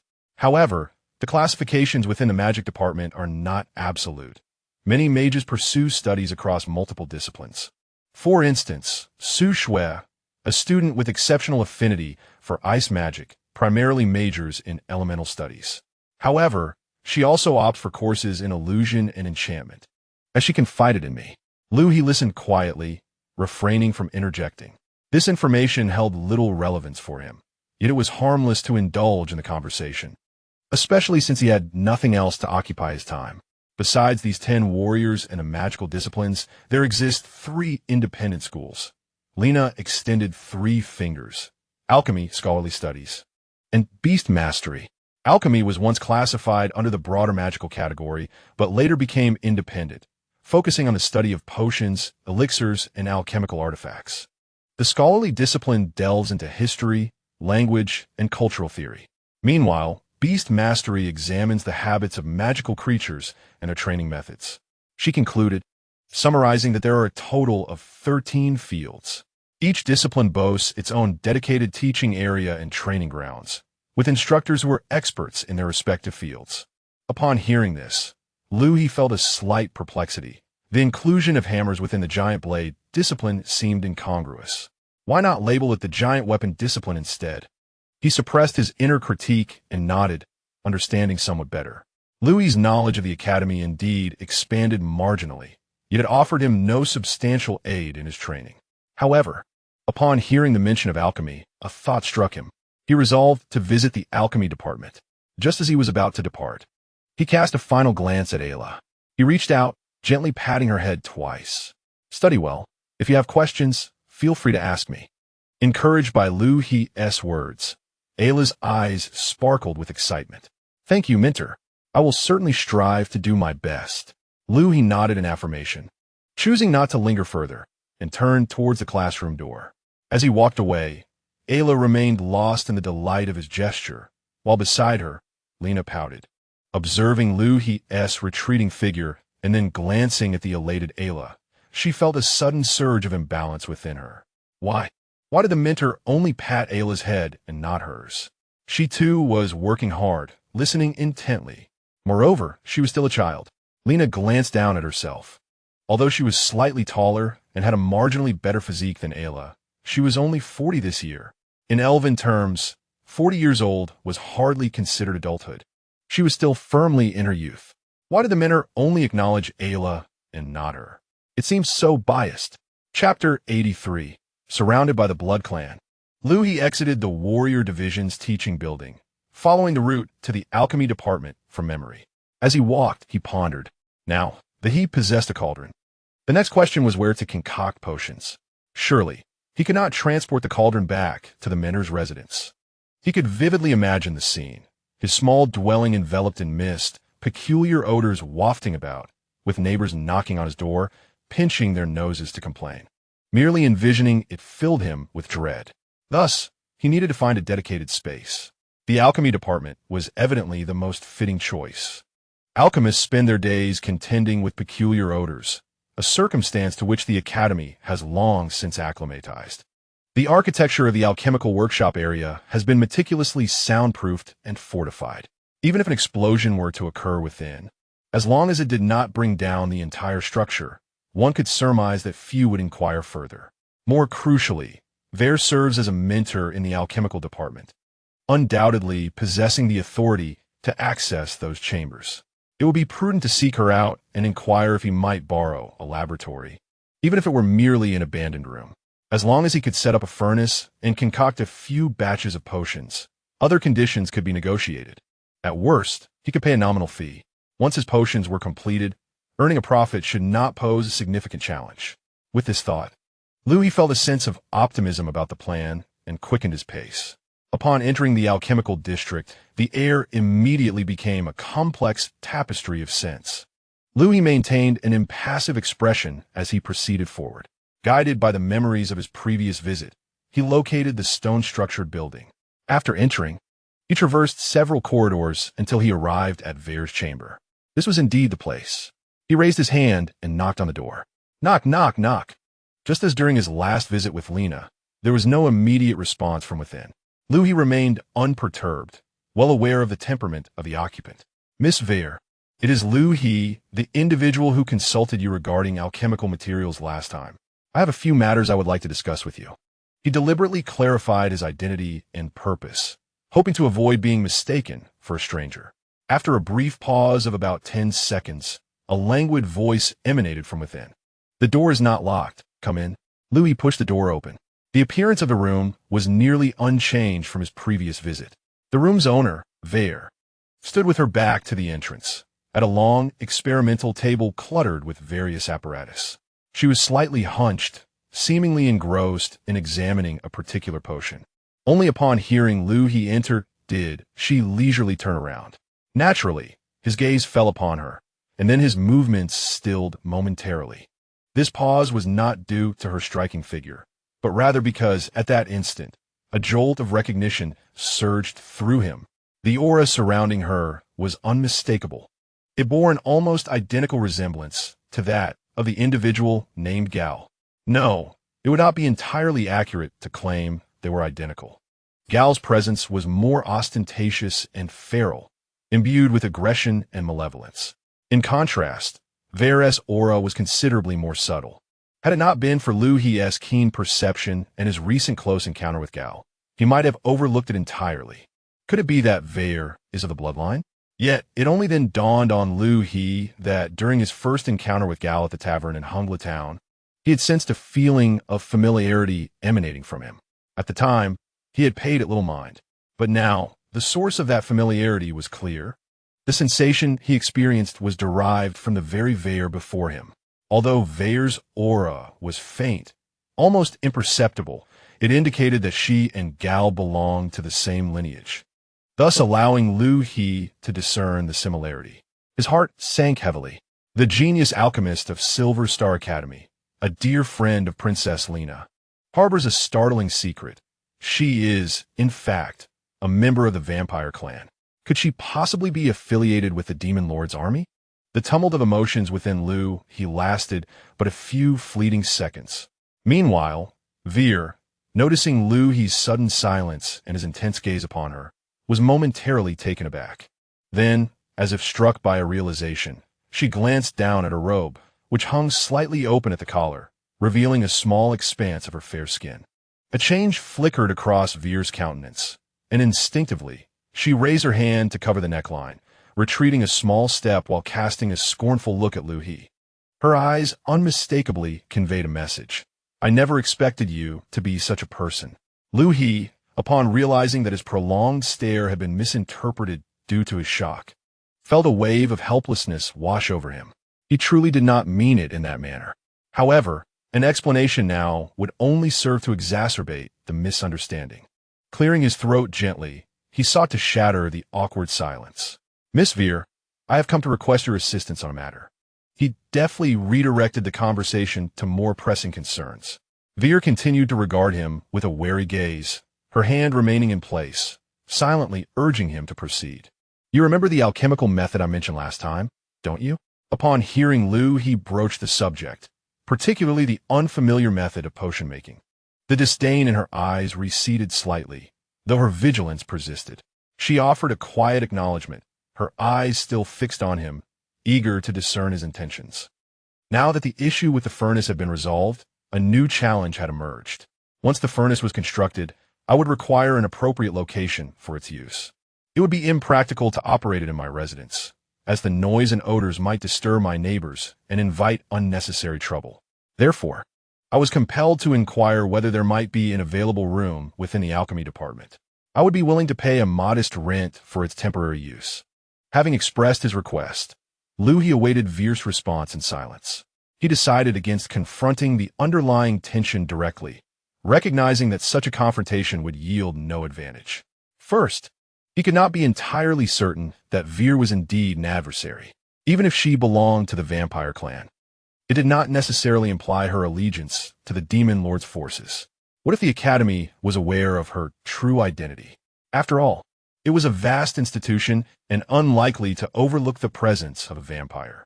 Secondly, even if Veer were an enemy, Liu He lacked the confidence to swiftly subdue her should hostilities arise.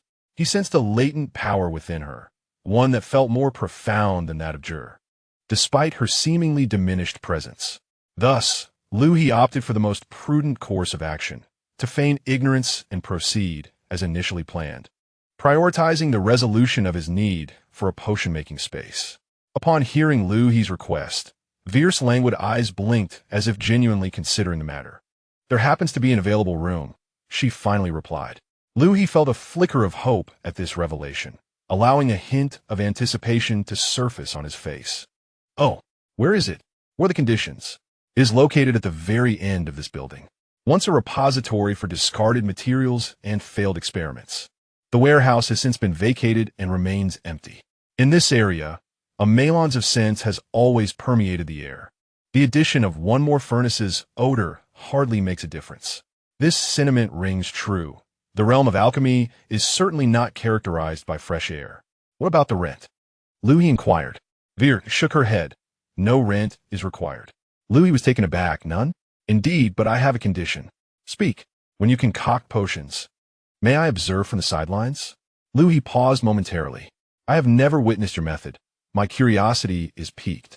I promise not to disturb you, merely to watch and take notes. Is that acceptable? This request was quite reasonable. It is entirely normal for an alchemical scholar to wish to observe an unfamiliar pharmaceutical technique. Liu He contemplated the implications.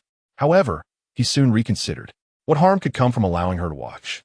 The skills of alchemy are not deeply esoteric. Many wandering cultivators possess a modicum of knowledge. The true essence lies in the mastery of elixir fire and spiritual power, particularly the control of the elixir fire itself. Even if Veer were to observe, she would only witness the external procedures without the corresponding methods of control, rendering her unable to learn merely by watching. After weighing the pros and cons, Liu He concluded that acquiescing to this condition would yield more benefits than drawbacks. Just as he was about to affirm Veer's request, the door to the alchemy room was abruptly pushed open from the outside. The motion was casual and unceremonious. Both Liu He and Veer turned to the entrance. Two figures, one in front of the other, entered the room. The foremost figure was a young man appearing to be in his early 20s. He was tall and clad in an academic uniform, his hair a meticulously groomed shade of silver. At that moment, he wore a gentle smile as he regarded the two individuals in the room. Following closely behind him was a small girl who seemed to be just over 10 years old. She was diminutive, reaching only to the young man's waist, and donned a charming dress, her silver hair cascading down her back. The entrance of these two individuals rendered the atmosphere somewhat delicate. Liu He's gaze swiftly scanned their faces, and his heart sank. Vampires. 2 of them. Was one Veer not enough? Now, there were 2 more. Moreover, it appeared they were quite familiar with Veer. He found himself cornered by 3 vampires in a room. What to do? Urgently awaiting a solution. Chapter 84. The 700-year-old sister, upon recognizing the newcomers, Veer's eyes widened slightly. Sister, what brings you here?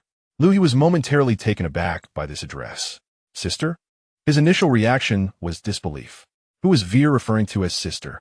That small girl who barely seemed to be over 10? His gaze inadvertently returned to the silver-haired girl, whose youthful face and petite stature made her appear as nothing more than an unripe child. Yet, he quickly realized the truth. After all, they were vampires. The age of these individuals cannot simply be judged by their appearance. He had encountered creatures that bore youthful faces yet had lived for millennia. It was just that he had not thought of that aspect until Vivier's reminder of sister struck him, and he suddenly comprehended. With the Blood Clan's lengthy lifespan, living several hundred or even 1,000 years is not unusual. This Blood Clan, who appeared as a young girl, might very well be older than Vivier herself. As Liu He contemplated this in his mind, his expression remained inscrutable. Meanwhile, the girl, referred to as sister by Vivier, burst into hearty laughter upon hearing the title.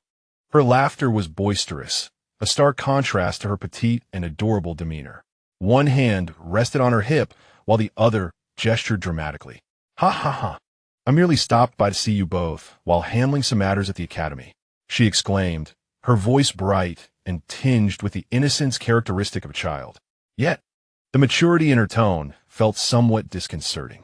Vivier, undeterred, candidly retorted, Are you truly here to see me, or merely to procure some potions? The girl's laughter abruptly ceased, a hint of embarrassment washing over her youthful face. How would you say such a thing? Am I that kind of person? She cleared her throat, attempting to shift the topic, her gaze naturally falling upon Liu He, who stood nearby. Oh, is this someone you know? The girl scrutinized Liu He, curiosity gleaming in her eyes. Following her gaze, Vivier introduced him without reservation. Yes, this is Liu He, a mentor in the swordsmanship department. He has considerable knowledge of alchemy as well, and he wishes to use a space for potion crafting. Mentor? The girl's initial reaction was disbelief. Did Vivier just say that this youthful-looking individual is a mentor? Her gaze lingered on Liu He, examining him closely. He is so young and is already a mentor? You? A swordsmanship mentor? Goodness, how old are you? You're already a mentor at this age? Liu He remained silent for a few seconds before responding calmly. 17. This age reflected the true age of his current body, and there was no need for concealment. 17. The girl erupted into laughter once more, even more exaggerated than before. One hand pointed at Liu He while the other clutched her stomach, her laughter causing her to nearly double over. Ha ha ha ha! A 17-year-old swordsmanship mentor? My goodness, are you joking with me? Tears of mirth nearly streamed from her eyes as she shook her head in disbelief. It's not that I look down on you, but at 17, you probably haven't even mastered your own skills, let alone teach others. Has the threshold at Silver Star Academy become so low that anyone can just waltz in and become a mentor? Her words grew increasingly harsh. The man standing behind the girl, upon hearing this, could not help but cover his face with his hand, revealing an expression of exasperation. He glanced at Liu He, an apologetic smile gracing his features. Liu He noted the man's expression and began to understand the situation. It seemed that this girl, referred to as sister, was typically unfiltered, saying whatever came to her mind without restraint. The young man appeared to have grown accustomed to the situation, yet he was aware that such behavior lacked decorum. As for Liu He felt little in the way of discomfort. Rather, he found the exchange rather tedious. Engaging in a verbal spar with a mere child was hardly stimulating. Thus, when the girl's laughter began to subside, Liu He responded with a calm, three-word retort. Is that unacceptable? His tone was so tranquil that it seemed as though he had not heard the earlier jibes at all. The girl's laughter halted once more. She gazed at Liu He's impassive face, and an ember of frustration ignited within her. What was wrong with this boy? She had laughed extravagantly, hurled barbs, yet he remained utterly unperturbed. His serene demeanor suggested that she had been addressing a stone, with her taunts dissipating into the air without so much as an echo. This feeling of being completely disregarded vexed her immensely. Having lived for over 7 centuries, she had encountered countless humans, all of whom had approached her with trepidation and utmost respect. Even those who were not intimidated would usually engage in a blushing defense when provoked by her. Yet this 17-year-old brat gazed at her with such composure, as if she were merely a petulant child unworthy of his words. This was simply intolerable. The girl inhaled deeply, forcing herself to regain her composure, although her voice still betrayed a hint of irritation. Do you have any idea how old I am? She stepped closer, nearly invading Liu He's personal space, tilting her chin upward in an attempt to assert dominance. Though, given her stature, the gesture lacked any real intimidation. I have lived for 700 years. 700 years. Are you listening? In those 7 centuries, she had encountered numerous masters of swordsmanship. Each had dedicated decades, if not centuries, to their craft. A 17-year-old sword instructor? Huh. I have never seen one. If you truly possess skill, then so be it. But you lack even a semblance of martial energy. Surely you didn't gain entry through favoritism? Her words were decidedly rude. Watching the girl become increasingly outrageous, VR interjected lazily, Sister, you've exposed yourself. The girl paused, realizing that in her moment of agitation, she had inadvertently revealed her true age. She opened her mouth, wishing to salvage the situation, but reconsidered. Having already slipped, she decided to embrace the truth. With a huff, she thought, so what if I've been exposed? At this point, VR chose to abandon any pretense and formally introduce the parties involved. This is our family's elder sister, Nero. She gestured toward the young girl, then pointed to the young man. This is Voss, my sibling from the same lineage. We 3 are of the bloodline. After speaking, VR observed Liu He closely, eager to see his reaction. She had witnessed too many humans' responses upon learning their identity. Fear, disgust, dread, or a forced calm that could not conceal the panic in their eyes. What would be Liu He's reaction? Chapter 85. Nero fixated her gaze intently on Liu He, eagerly awaiting any semblance of panic or fear to manifest upon his countenance. Voss, on the other hand, did not direct his attention towards Liu He. He felt an overwhelming sense of futility for being ensnared in such a tedious dispute, choosing instead to remain silently at the periphery. However, Liu He's reaction momentarily astonished the trio. He merely uttered a casual "oh," nodding slightly to indicate his understanding. After waiting with bated breath, Nero felt a wave of disdain wash over her at such a dismissive response. Hey, you, she exclaimed, her eyes narrowing at Liu He. What does your oath signify? We are vampires. Vampires. Do you comprehend that? The very beings of lore who drink blood and live for centuries. Are you not frightened? Not astonished, observing Nero's fervent demeanor, Liu He felt a fleeting urge to chuckle. Fear? Astonishment? He had indeed been momentarily taken aback when he discovered that wire belonged to the vampire clan, but it was merely a fleeting moment. Now, with Nero reiterating her point, he found himself devoid of any significant feelings. As for fear, he had encountered far more terrifying creatures. The three before him appeared to possess little menacing aura, and in fact, they seemed rather endearing. Nonetheless, he understood that such sentiments were best left unspoken. Calmly, he responded, "It's fine. I'm not particularly surprised." His tone remained flat, even tinged with a hint of indifference, as if the identity of a vampire was hardly a matter of great significance in his eyes. This attitude utterly infuriated Nero. She perceived Liu He's demeanor as a belittlement, a silent mockery of the vampire lineage, diminishing its grandeur. After 7 centuries of existence, it was her first encounter with a human so dismissive of her kind. Previously, humans either cowered in fear or revered her with utmost respect. Never had she encountered anyone so nonchalantly indifferent as this young man before her. It felt to her as if she had struck a cotton pillow. All her provocation and derision were effortlessly deflected, leaving no impact whatsoever. The sensation of being so thoroughly disregarded was more disconcerting than outright insults. Nero glared at Liu He, her cheeks flushed with indignation. Thus, an idea began to take shape in her mind. She resolved to teach this audacious young man a lesson. "Hey, aren't you a swordsmanship instructor? Do you dare to challenge Voss to a duel?" She pointed at Voss, who, upon being drawn into the confrontation, attempted to interject. However, Nero shot him a fierce glare, compelling him to remain in his place, resigned. "Why am I involved in this? I merely accompanied the lady for a visit." Voss grumbled inwardly. Meanwhile, Liu He crossed his arms and cast a nonchalant glance at Nero, calmly stating, "Oh, why should I engage in a duel? You're afraid, aren't you? This so-called swordsmanship instructor is merely a facade. Isn't it? You fear that if you engage, your true incompetence will be revealed." She attempted to provoke him. Yet, Liu He maintained his imperturbable demeanor. Fear? That was somewhat amusing. He merely viewed the entire affair as an inconvenience, devoid of any meaningful outcome. Winning would change nothing, nor would losing. It would not enhance his cultivation in the slightest. So why engage in such a contest?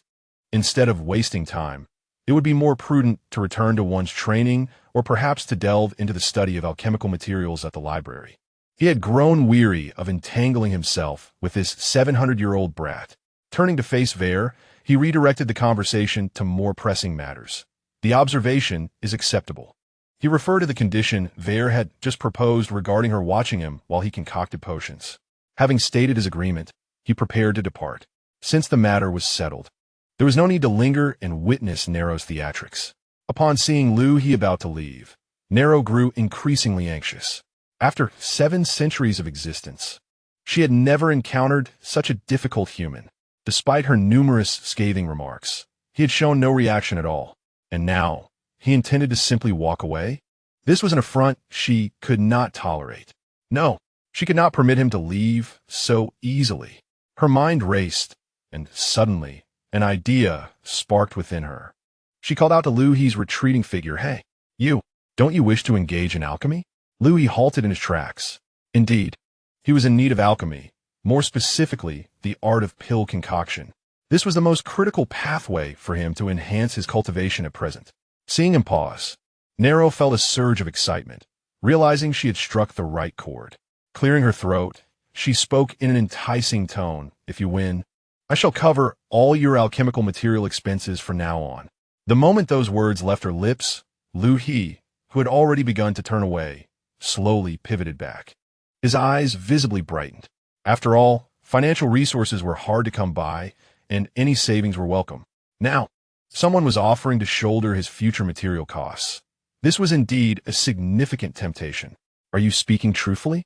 Nero observed Liu He's newfound interest, feeling a swell of pride. "Can we not hold you to your word?" "Of course we can. Our Kale family is known for our integrity. However, should you lose, you must confess that you are a fraud, not a true swordsmanship instructor." and you must declare this before all the students of your swordsmanship department. This condition was clearly a form of retaliation for Liu He's earlier dismissal of her. After hearing her stipulations, Liu He hesitated only briefly before nodding in agreement. Very well.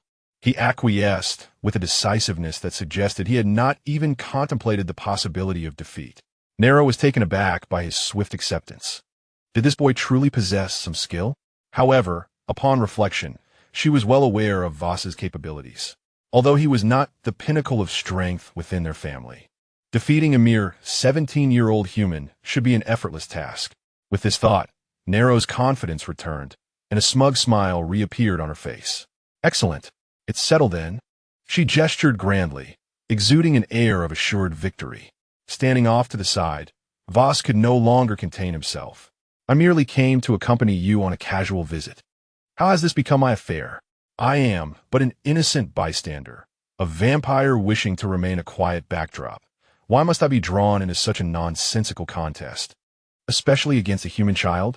Victory devoid of honor is as disgraceful as defeat. Although Voss did not foresee his loss, he recognized the futility of the situation. Upon hearing Voss's grievances, Nero swiftly turned to glare at him. Silence. You are competing, so compete. Spare me your incessant chatter. She stood with her hands on her hips, exuding an air of authority. Voss opened his mouth, intending to protest once more, but the threatening expression on Nero's face compelled him to swallow his words. Very well. Let the contest commence, he conceded, rationalizing that his opponent was merely a 17-year-old human lad, likely not a formidable challenge.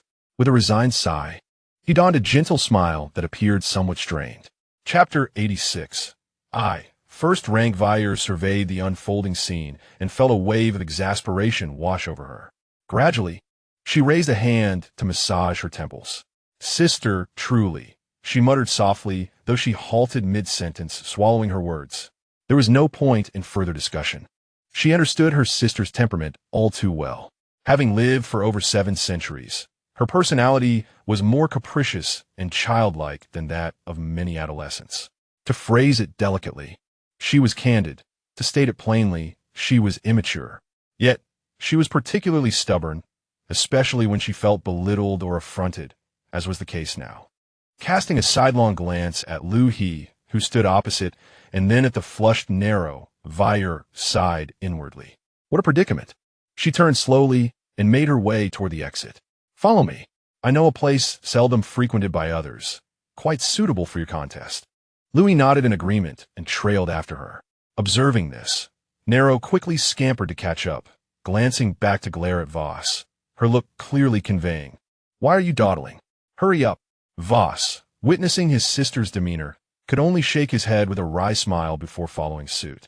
The 4 of them traversed several streets in single file. Suddenly, Vair halted. "We have arrived." Before them lay a spacious area, not an alchemical zone, but a site cluttered with various discarded items, including a collection of dusty weapons, perfect for the imminent duel. The area was tranquil, devoid of any other presence, making it an ideal venue for their contest. Even the most intense skirmish would likely go unnoticed. Vair ambled to the edge of the area and settled onto a relatively clean stone pedestal. She crossed her arms and leaned back, adopting a languid posture akin to that of a bystander eager to witness the unfolding drama. Nero, seizing the opportunity, promptly found her own spot and stood ready. With hands on her hips, she called out, "A Liu He kid. It's not too late to concede. If you admit to being a fraud, not a true swordsmanship instructor, we can nullify the wager." How generous of me, right? Her face beamed with pride. Yet Liu He remained unmoved by her taunts. He did not even cast a glance at Nero, his gaze landing squarely on Voss across the way. Witnessing Liu He's utter disregard for her, Nero's cheeks puffed up in indignation.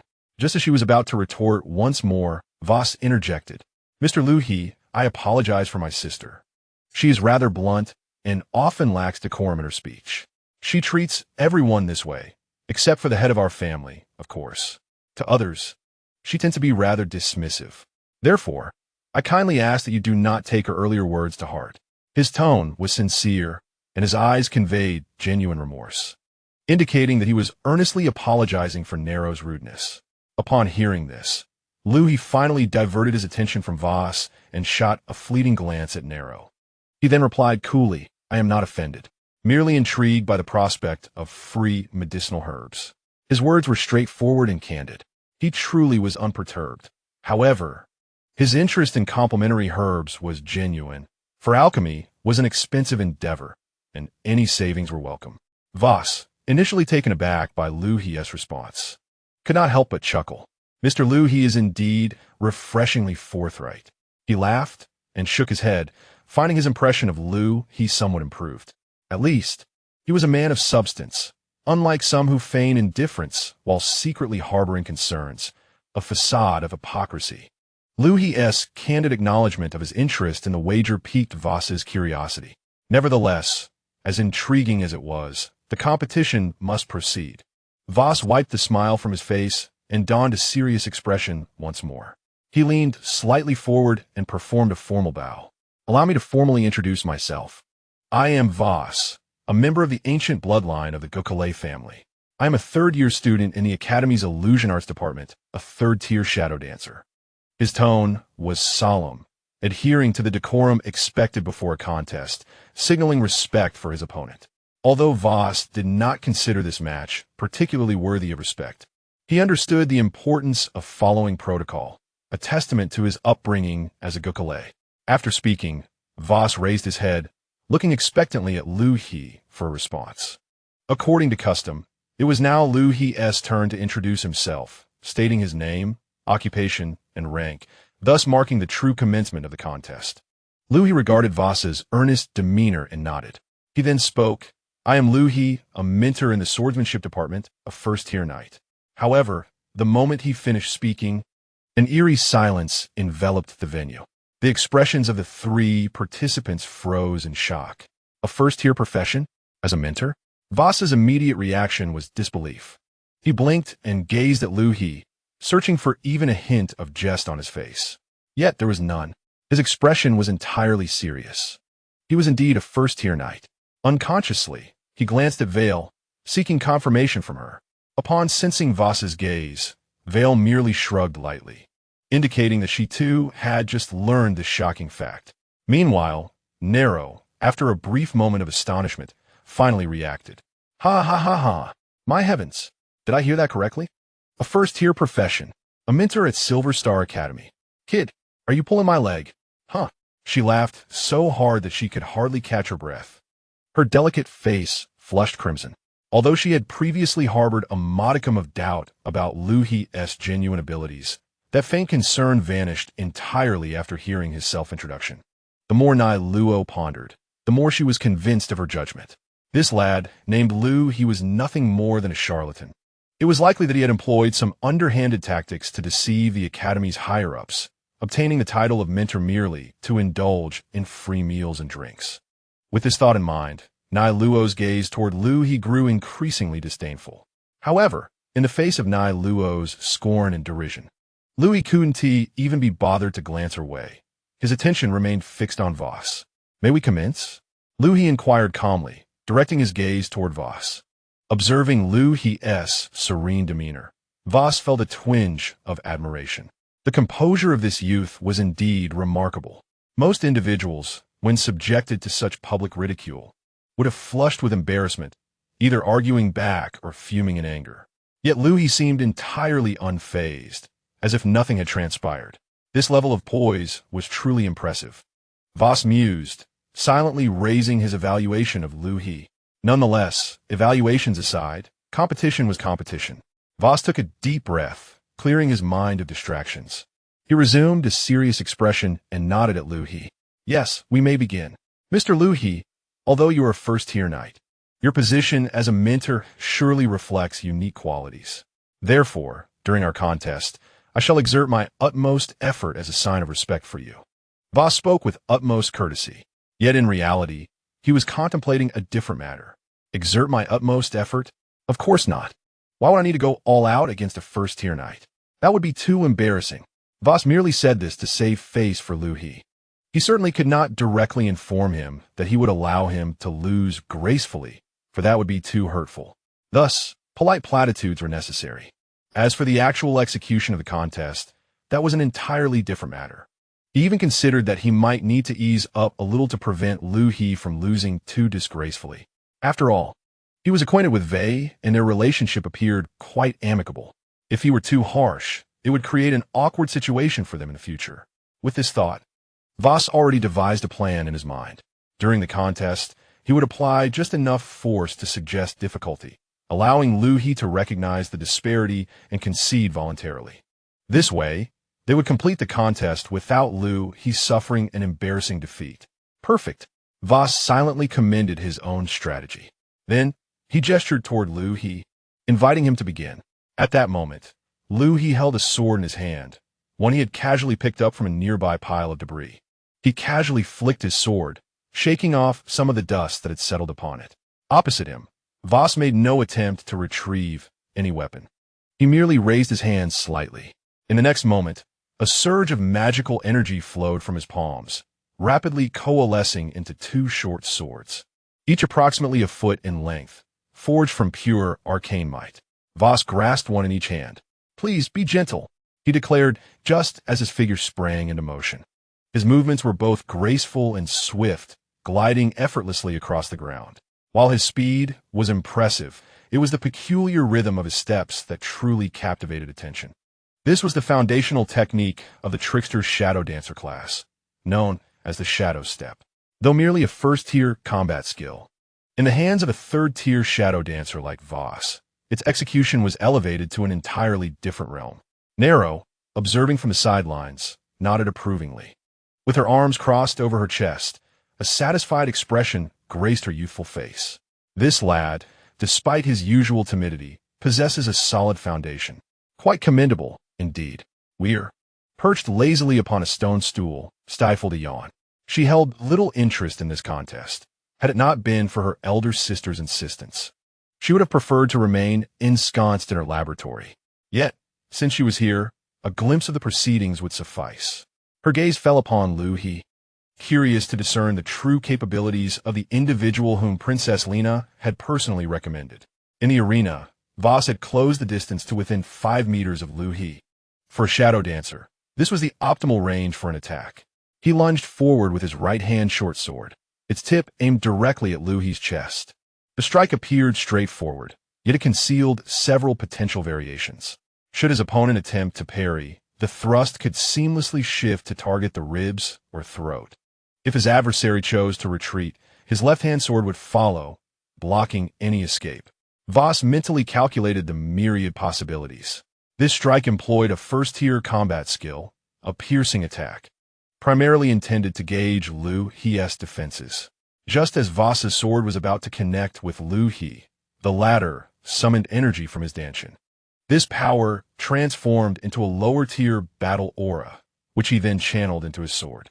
In an instant, the aura coalesced into a hazy, wolf-shaped phantom, its jaws agape as it lunged towards Voss. It was a second-tier combat skill, the Black Wolf Assault. Voss's pupils constricted in shock. What?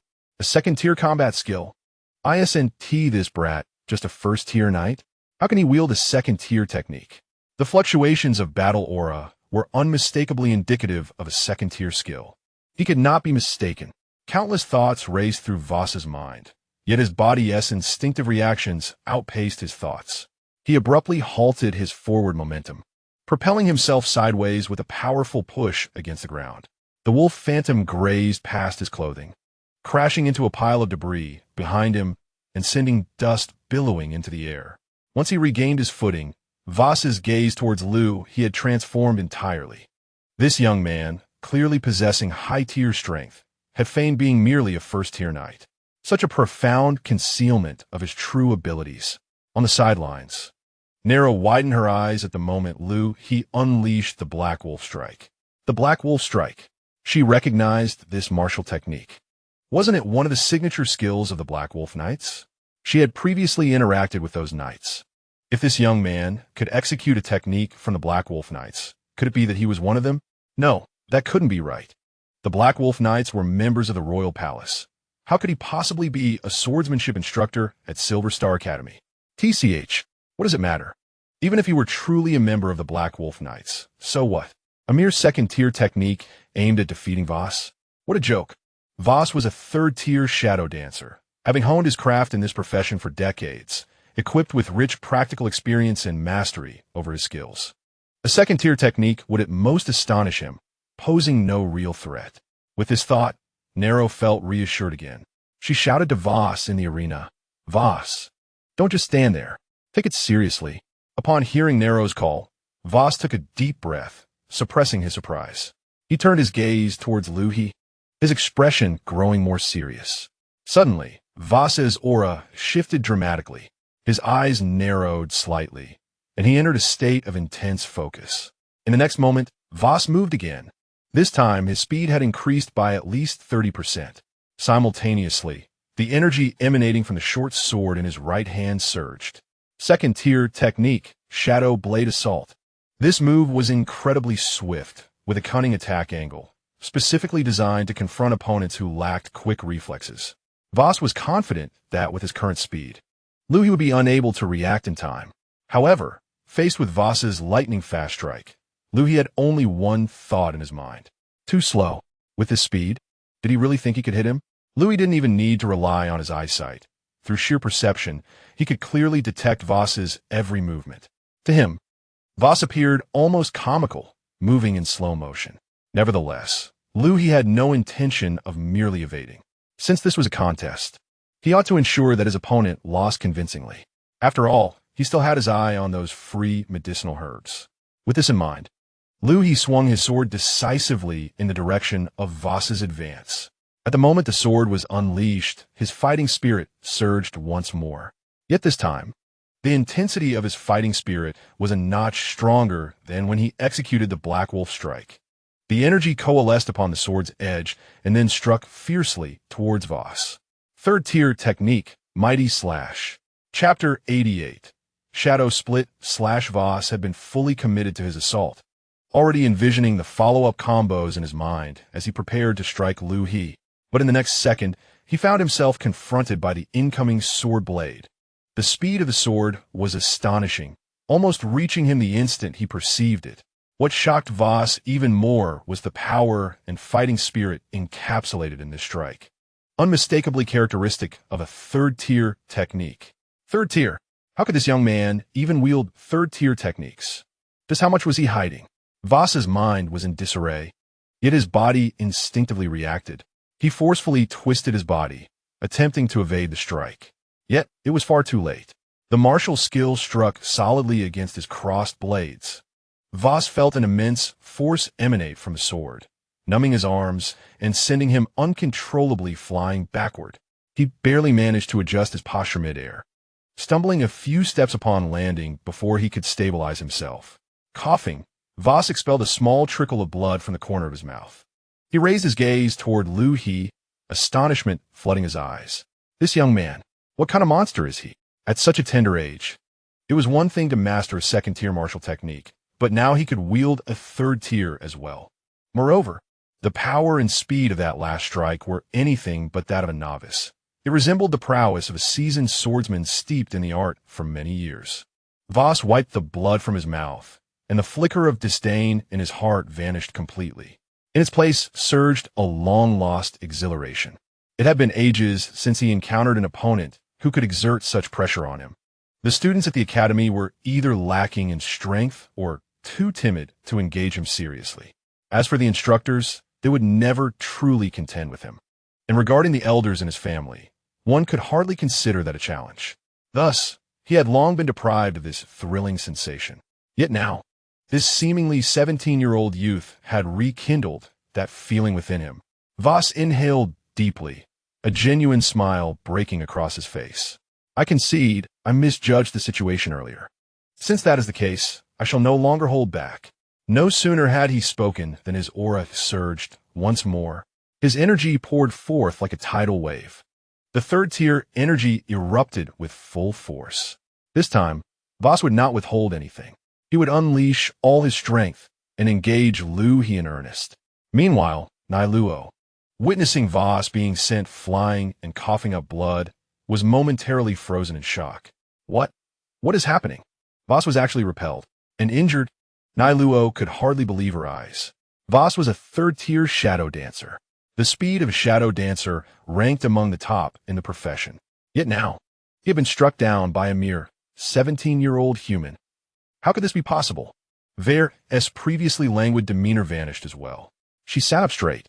Her interest in Liu He peaked. Though her primary focus lay in alchemy, she was not ignorant of combat. After all, the vampire lineage possessed an innate propensity for battle. She discerned that Liu He's earlier strike was no mere fluke. It was precision honed through relentless practice. Intriguing, Vere's lips curled into a subtle smile. This young man was even more fascinating than she had anticipated. In the arena, Voss had already regained his composure. Gripping his short sword tightly, energy coursed along the blade, exuding a menacing aura. "Mr. Liu He, be cautious," Voss warned, and in an instant, his figure vanished once more. This time, his speed surpassed even that of before.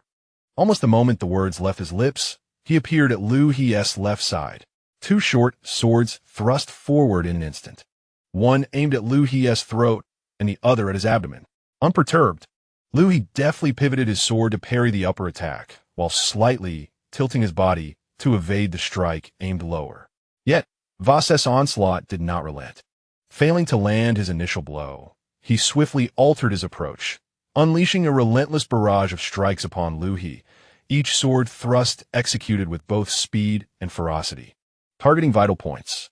Throughout this exchange, Liu He maintained a steady rhythm in his swordplay, skillfully neutralizing Voss's attacks one after another. The two moved rapidly across the arena, their blades and energies clashing, leaving a flurry of afterimages suspended in the air. Voss became increasingly alarmed. He had initially believed that after unleashing his full power, he would be able to subdue Liu He. After all, he was a third-tier shadow dancer, possessing a greater total of combat energy, superior physical prowess, and extensive battle experience compared to his opponent. However, the reality was starkly different. Each of Liu He's strikes was terrifyingly precise, and his control over combat energy was astonishingly robust, even surpassing Voss's own. How could this be possible? Voss was at a loss. Yet, he understood that if this continued, he would gain little advantage. It was time to reveal his true abilities. With this thought, Voss's gaze sharpened, and he suddenly leapt backward, creating distance between them. Clutching his short swords tightly, he felt energy surging violently into the blades, their brilliance intensifying. "Mr. Liu He, the next move I am about to execute is my most potent combat technique to date. If you can withstand it, I shall concede my admiration." After taking a deep breath, Voss called out, "Shadow split slash." As his words echoed, Voss's figure momentarily blurred. In the next instant, four identical Vosses materialized in the arena, each launching an assault on Liu He from different directions. This was not an illusion. It was the third-tier combat technique of the shadow dancer, shadow split slash. By harnessing extreme speed and mastery over shadows, he created multiple corporeal avatars capable of delivering real damage, simultaneously attacking. This technique was immensely powerful, but also consumed a significant amount of energy. Voss rarely employed it, reserving it for formidable foes. Now, he had unleashed it against Liu He, clearly considering him a worthy adversary deserving of his utmost effort. Four Vosses, 8 short swords converging from all angles, cutting off any avenue of retreat for Liu He. There was no escape. On the sidelines, Nero watched this unfold with a gleeful expression on her face. Shadow split slash. Voss has finally used this move. Let us see how that kid will defend against it. She held great confidence in Voss's technique, having witnessed its devastating power firsthand. Once, an audacious third-tier warrior had provoked Voss and was subsequently floored by this very move, incapacitated for half a month. Now, facing this technique, Liu He would undoubtedly struggle to emerge unscathed. At that moment, Vere also fixated on Liu He, eager to see how he would respond to such a formidable attack. In the arena, facing the simultaneous assault of four Voss, Liu He silently commented to himself, "All show and no substance." He gripped the hilt of his sword tightly, as his fighting spirit surged forth from within, channeling all of it into the blade. Chapter 89. Hands in Pockets. No opponent the ground beneath Liu He began to tremble slightly. Tiny fragments of stone and dust floated upward, as if stirred by an invisible wind. In the next moment, Liu He sprang into action. With both hands firmly around the sword, he struck down fiercely at the ground beneath him. Boom! The sword energy, imbued with his fighting spirit, crashed violently against the earth. As the sword energy penetrated the ground, a terrifying wave of energy erupted, centered around Liu He. The ground within a 30-meter radius collapsed instantaneously. Countless stones and dust were flung into the air by the ferocious energy, shooting off in all directions.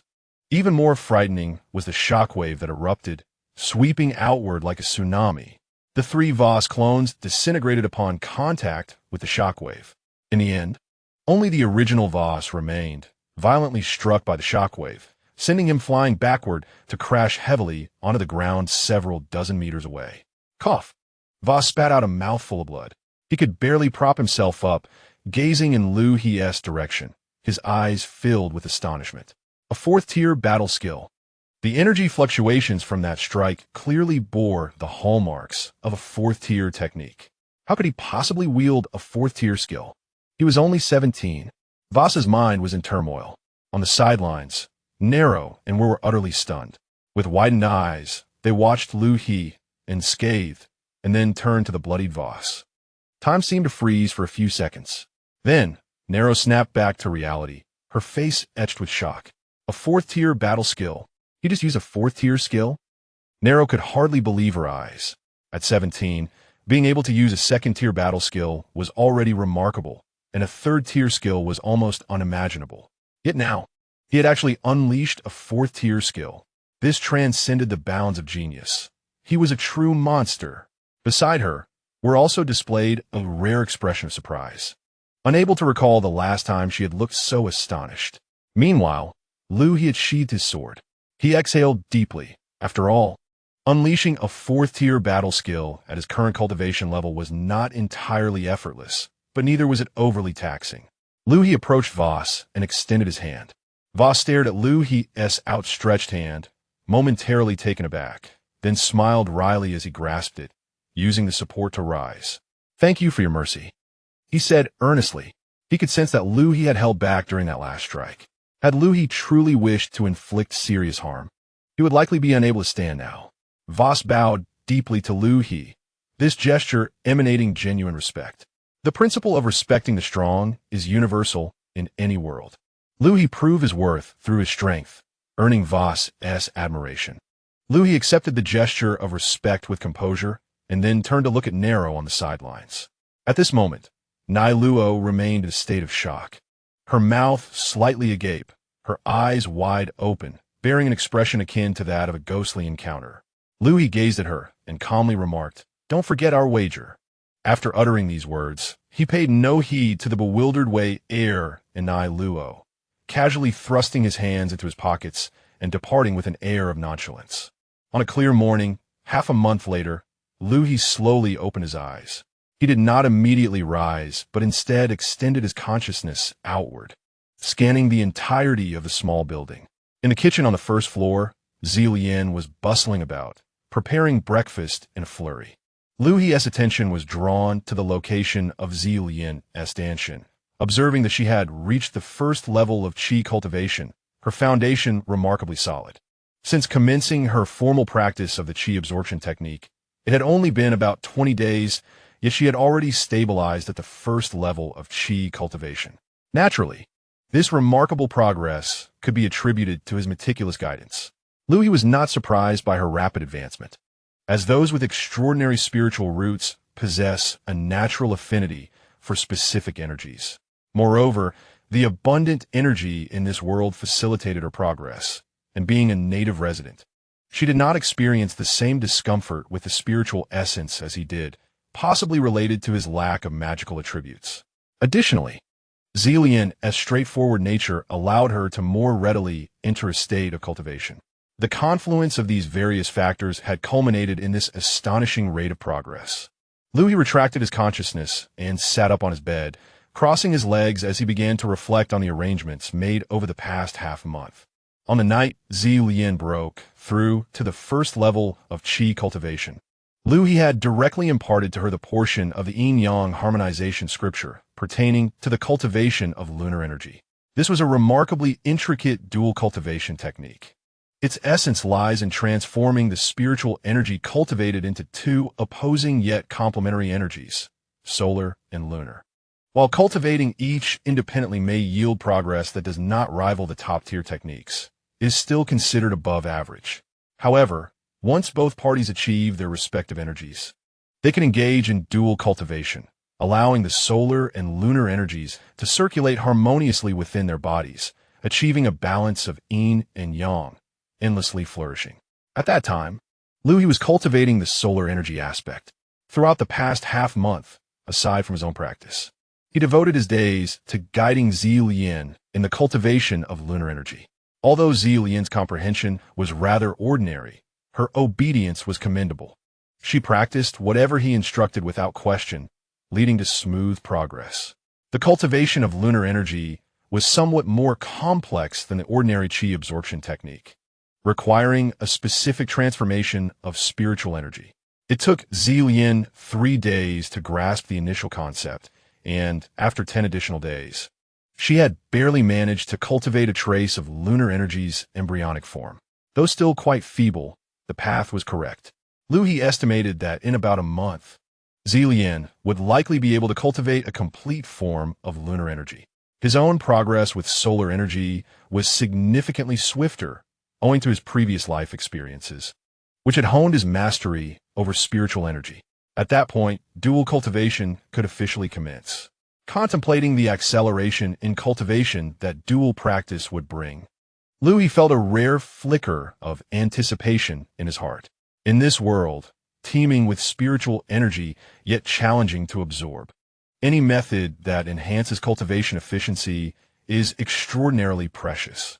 Moreover, the yin-yang harmonization scripture not only accelerates progress, but also refines the quality of spiritual power, greatly benefiting the establishment of a solid foundation.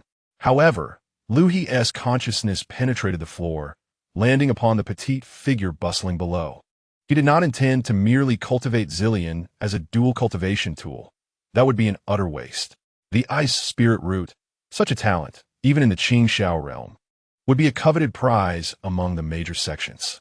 With proper nurturing, she could undoubtedly become a formidable force in the future. In this world, having a powerful subordinate opens up myriad possibilities, combat, protection, and even tasks that would be inconvenient for him to undertake himself could be entrusted to Zillion. After all, with a blood-soul contract in place, Liu He had no concerns about betrayal. That contract was imprinted deep within the soul, capable of determining life and death in an instant. Chapter 90. Bring forth the fine sword. This absolute control surpasses any oath or binding interest in its fortitude. Thus, Liu He had meticulously planned from the outset. Dual cultivation must proceed, and combat prowess must also be developed. He aimed to transform Zillion into a truly useful aide, rather than merely a cook and dual cultivation partner. He intended to teach her spells and combat skills, empowering her to become a formidable ally in the future. With these thoughts, a slight smile graced Liu He's lips. Meanwhile, downstairs, Zillion had prepared breakfast. Without further contemplation, Liu He rose from his bed and made his way down the staircase. As he reached midway, the aroma of food wafted towards him. Zillion stood by the dining table, and upon seeing Liu He descend, she immediately performed a respectful bow. "Good morning, master."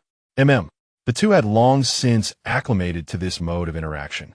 Every time Zillion prepared breakfast, Liu He would appear punctually downstairs. He nodded slightly at Zillion, then took his seat at the head of the table, taking a bite of bread. However, Zillion did not retreat to her usual spot. Instead, she remained standing, as if she had something to say. Liu He glanced up at her. "Is there something you wish to discuss?" "Ah, yes, master." Zillion nodded vigorously, hurrying to the cabinet in the living room, where she retrieved a heavy cloth bag from the drawer. Cradling the bag in her hands, she approached Liu He. "This was just delivered by Assistant Eric. He mentioned that it contains your salary for this month as a mentor, as well as the monthly allowance from the palace." As she spoke the words "the palace," a hint of reverence flickered in her eyes. Stealing a glance at Liu He, she could not help but think, Master is truly remarkable. Not only is he a mentor at Silver Star Academy, but he is also connected to the palace. The palace, that is where the king resides. Although Zillion was merely a slave of the demon race, she possessed a rudimentary understanding of the human kingdom's fundamental structure. Those who had ties to the palace were undoubtedly impressive figures. Liu He, however, paid no heed to Zillion's musings. He received the pouch, and with a sweep of his consciousness, he quickly assessed its contents. The bag was filled with coins, totaling 30 pieces.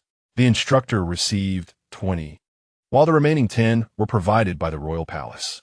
Liu He immediately understood.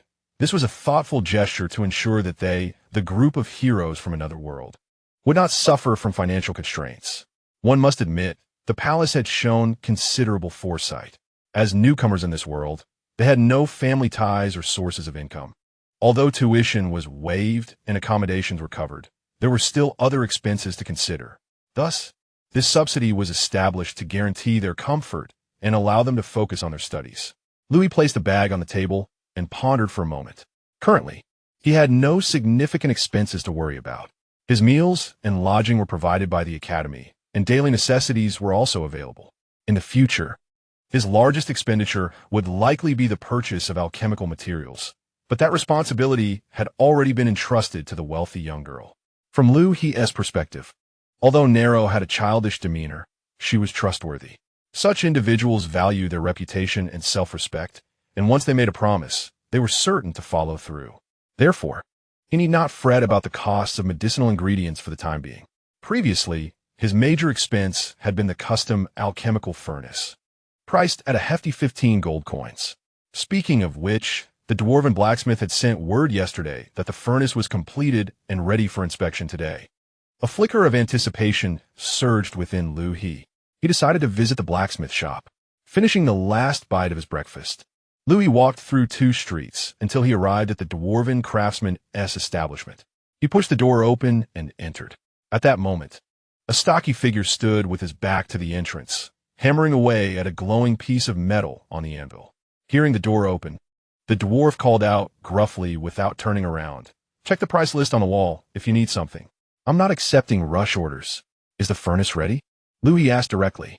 Upon hearing his voice, the dwarf turned around, his eyes lighting up when he recognized Liu He. "Ah, it's you." The dwarf tossed a towel over his shoulder and strode over. "Of course. Well, have I ever delayed a project? If I said 2 weeks, it's 2 weeks." He spoke as he led Liu He to the back of the shop, gesturing enthusiastically, Come, let us go see it. I guarantee you'll be satisfied." Liu He followed him through a narrow passageway into a spacious room at the back of the shop. In the center of the room stood a towering object covered with thick burlap. The dwarf approached it, grasped a corner of the fabric, and yanked it off. The covering fell away, revealing the object beneath. Liu He's gaze narrowed as he beheld a jet-black alchemical furnace, identical to the design he had sketched.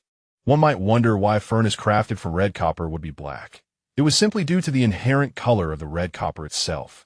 It was named after the town of Red Copper, from which it originated. Liu He stepped forward and ran his hand over the surface of the furnace. "I must tell you, crafting this furnace took a considerable amount of effort." The dwarf stood proudly beside it, a look of satisfaction on his face. "Nevertheless, despite the challenges, I ultimately succeeded." He approached the furnace and gave its body a firm slap. "Behold the craftsmanship. I dare say, in the entirety of the royal capital, no more than 2 individuals could forge a furnace of such caliber." Liu He did not respond. His palm remained pressed against the furnace wall as he silently extended his consciousness into the inner workings of the furnace. Within his perception, the structure of the furnace was vividly revealed. Every detail aligned perfectly with the design on his blueprint. Furthermore, the durability of this metal was quite commendable. At the very least, it could easily withstand the fire of his current cultivation at the 3rd level of Qi gathering. Even when his skills advanced to the later stages of Qi gathering or even foundation establishment, provided he did not exert himself to extremes for extended periods, it should hold up well. Liu He withdrew his hand and retracted his consciousness, nodding slightly. Indeed, the 15 gold coins spent were worthwhile. The dwarf, observing Liu He's expression, recognized the satisfaction and spoke, "Since all is well, let us exchange payment for goods." Liu He did not immediately reach for his coins. Instead, he said, "Wait a moment." The dwarf paused, perplexed. "Wait for what? Is there still a problem? The furnace is sound, and payment will be made. However, before that." Liu He recalled the scenes from the mine. "I would also like to purchase a sword." "A sword? Certainly. What type of sword do you desire?" "One that is sturdy." Liu He replied succinctly.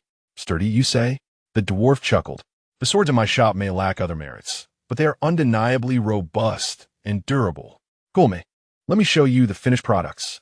He turned and made his way toward the front hall, with Liu He following closely behind. Upon returning to the front of the shop, the dwarf headed straight for a row of weapon racks against the wall. Chapter 91. How high? The racks were neatly adorned with a variety of weapons, each meticulously maintained, their blades glinting with a cold sheen. "Behold, these are ready-made." The dwarf proudly gestured toward the weapon display. "Constructed with solid materials and genuine craftsmanship, they are certainly worth their price." Liu He's gaze swept across the weapon rack before finally settling on the tier, displaying long swords. There were approximately a dozen swords of various designs hanging there. After observing for a moment, he reached out to take one down. It was a standard one-handed longsword, its overall form unembellished and devoid of ostentatious decorations. Liu He hefted in his hand, finding its weight satisfactory, with the center of balance near the guard, making it likely to wield with ease. However, his intention in acquiring a sword was not merely for ease of use. Subsequently, he channeled a slender thread of ethereal energy, discreetly infusing it into the sword's body through his palm.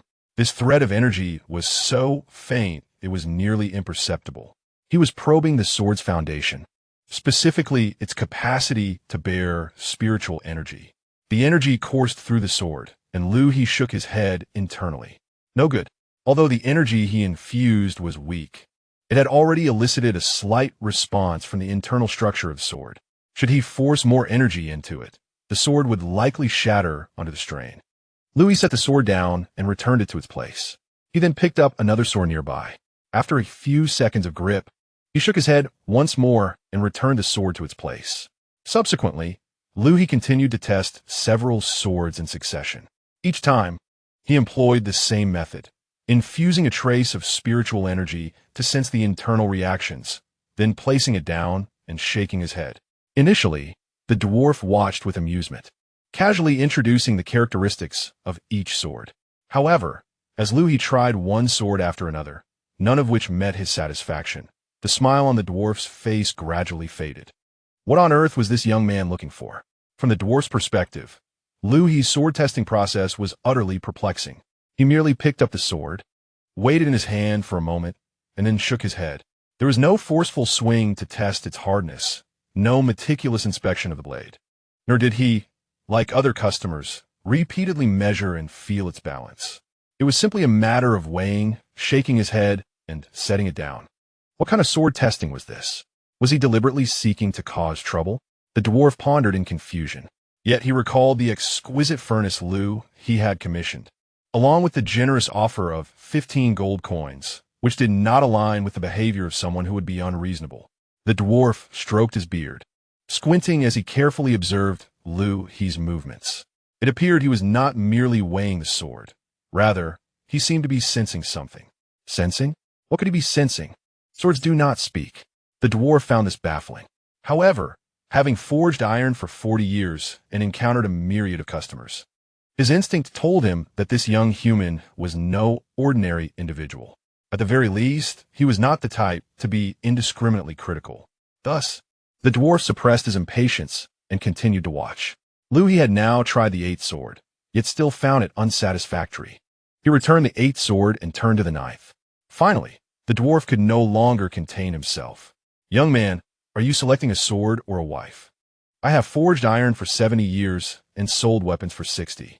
I have encountered all types of customers, wealthy, impoverished, knowledgeable, and those who feign understanding. But I have never encountered anyone who tests swords in such a manner as you. You merely weigh them, swing them a couple of times, and then shake your head. What exactly are you assessing? The feel, the weight, or the balance?" You must articulate what displeases you. Is it too heavy or too light? Does it lack a pleasing feel, or is its design unsatisfactory? You say nothing and simply try one after another, shaking your head at each. Do you believe all the swords crafted by this dwarf are worthless? By the end of his statement, his tone carried an unmistakable irritation. Anyone would feel discomfort to see their painstakingly crafted weapons treated with such disdain. Your swords exhibit excellent craftsmanship. As ordinary weapons, they're all of superior quality. Ordinary weapons? So you seek something extraordinary? Liu He nodded. What I require is a sword capable of withstanding immense energy. The dwarf furrowed his brow. Immense energy? What do you mean? Combat aura? Magic? Yes, Liu He replied somewhat vaguely. I need a sword that will not shatter or deform when I infuse energy into it. One that can steadily accommodate that energy. The dwarf reevaluated Liu He once more. This time, there was a discernible scrutiny in his gaze. Are you a magic swordsman?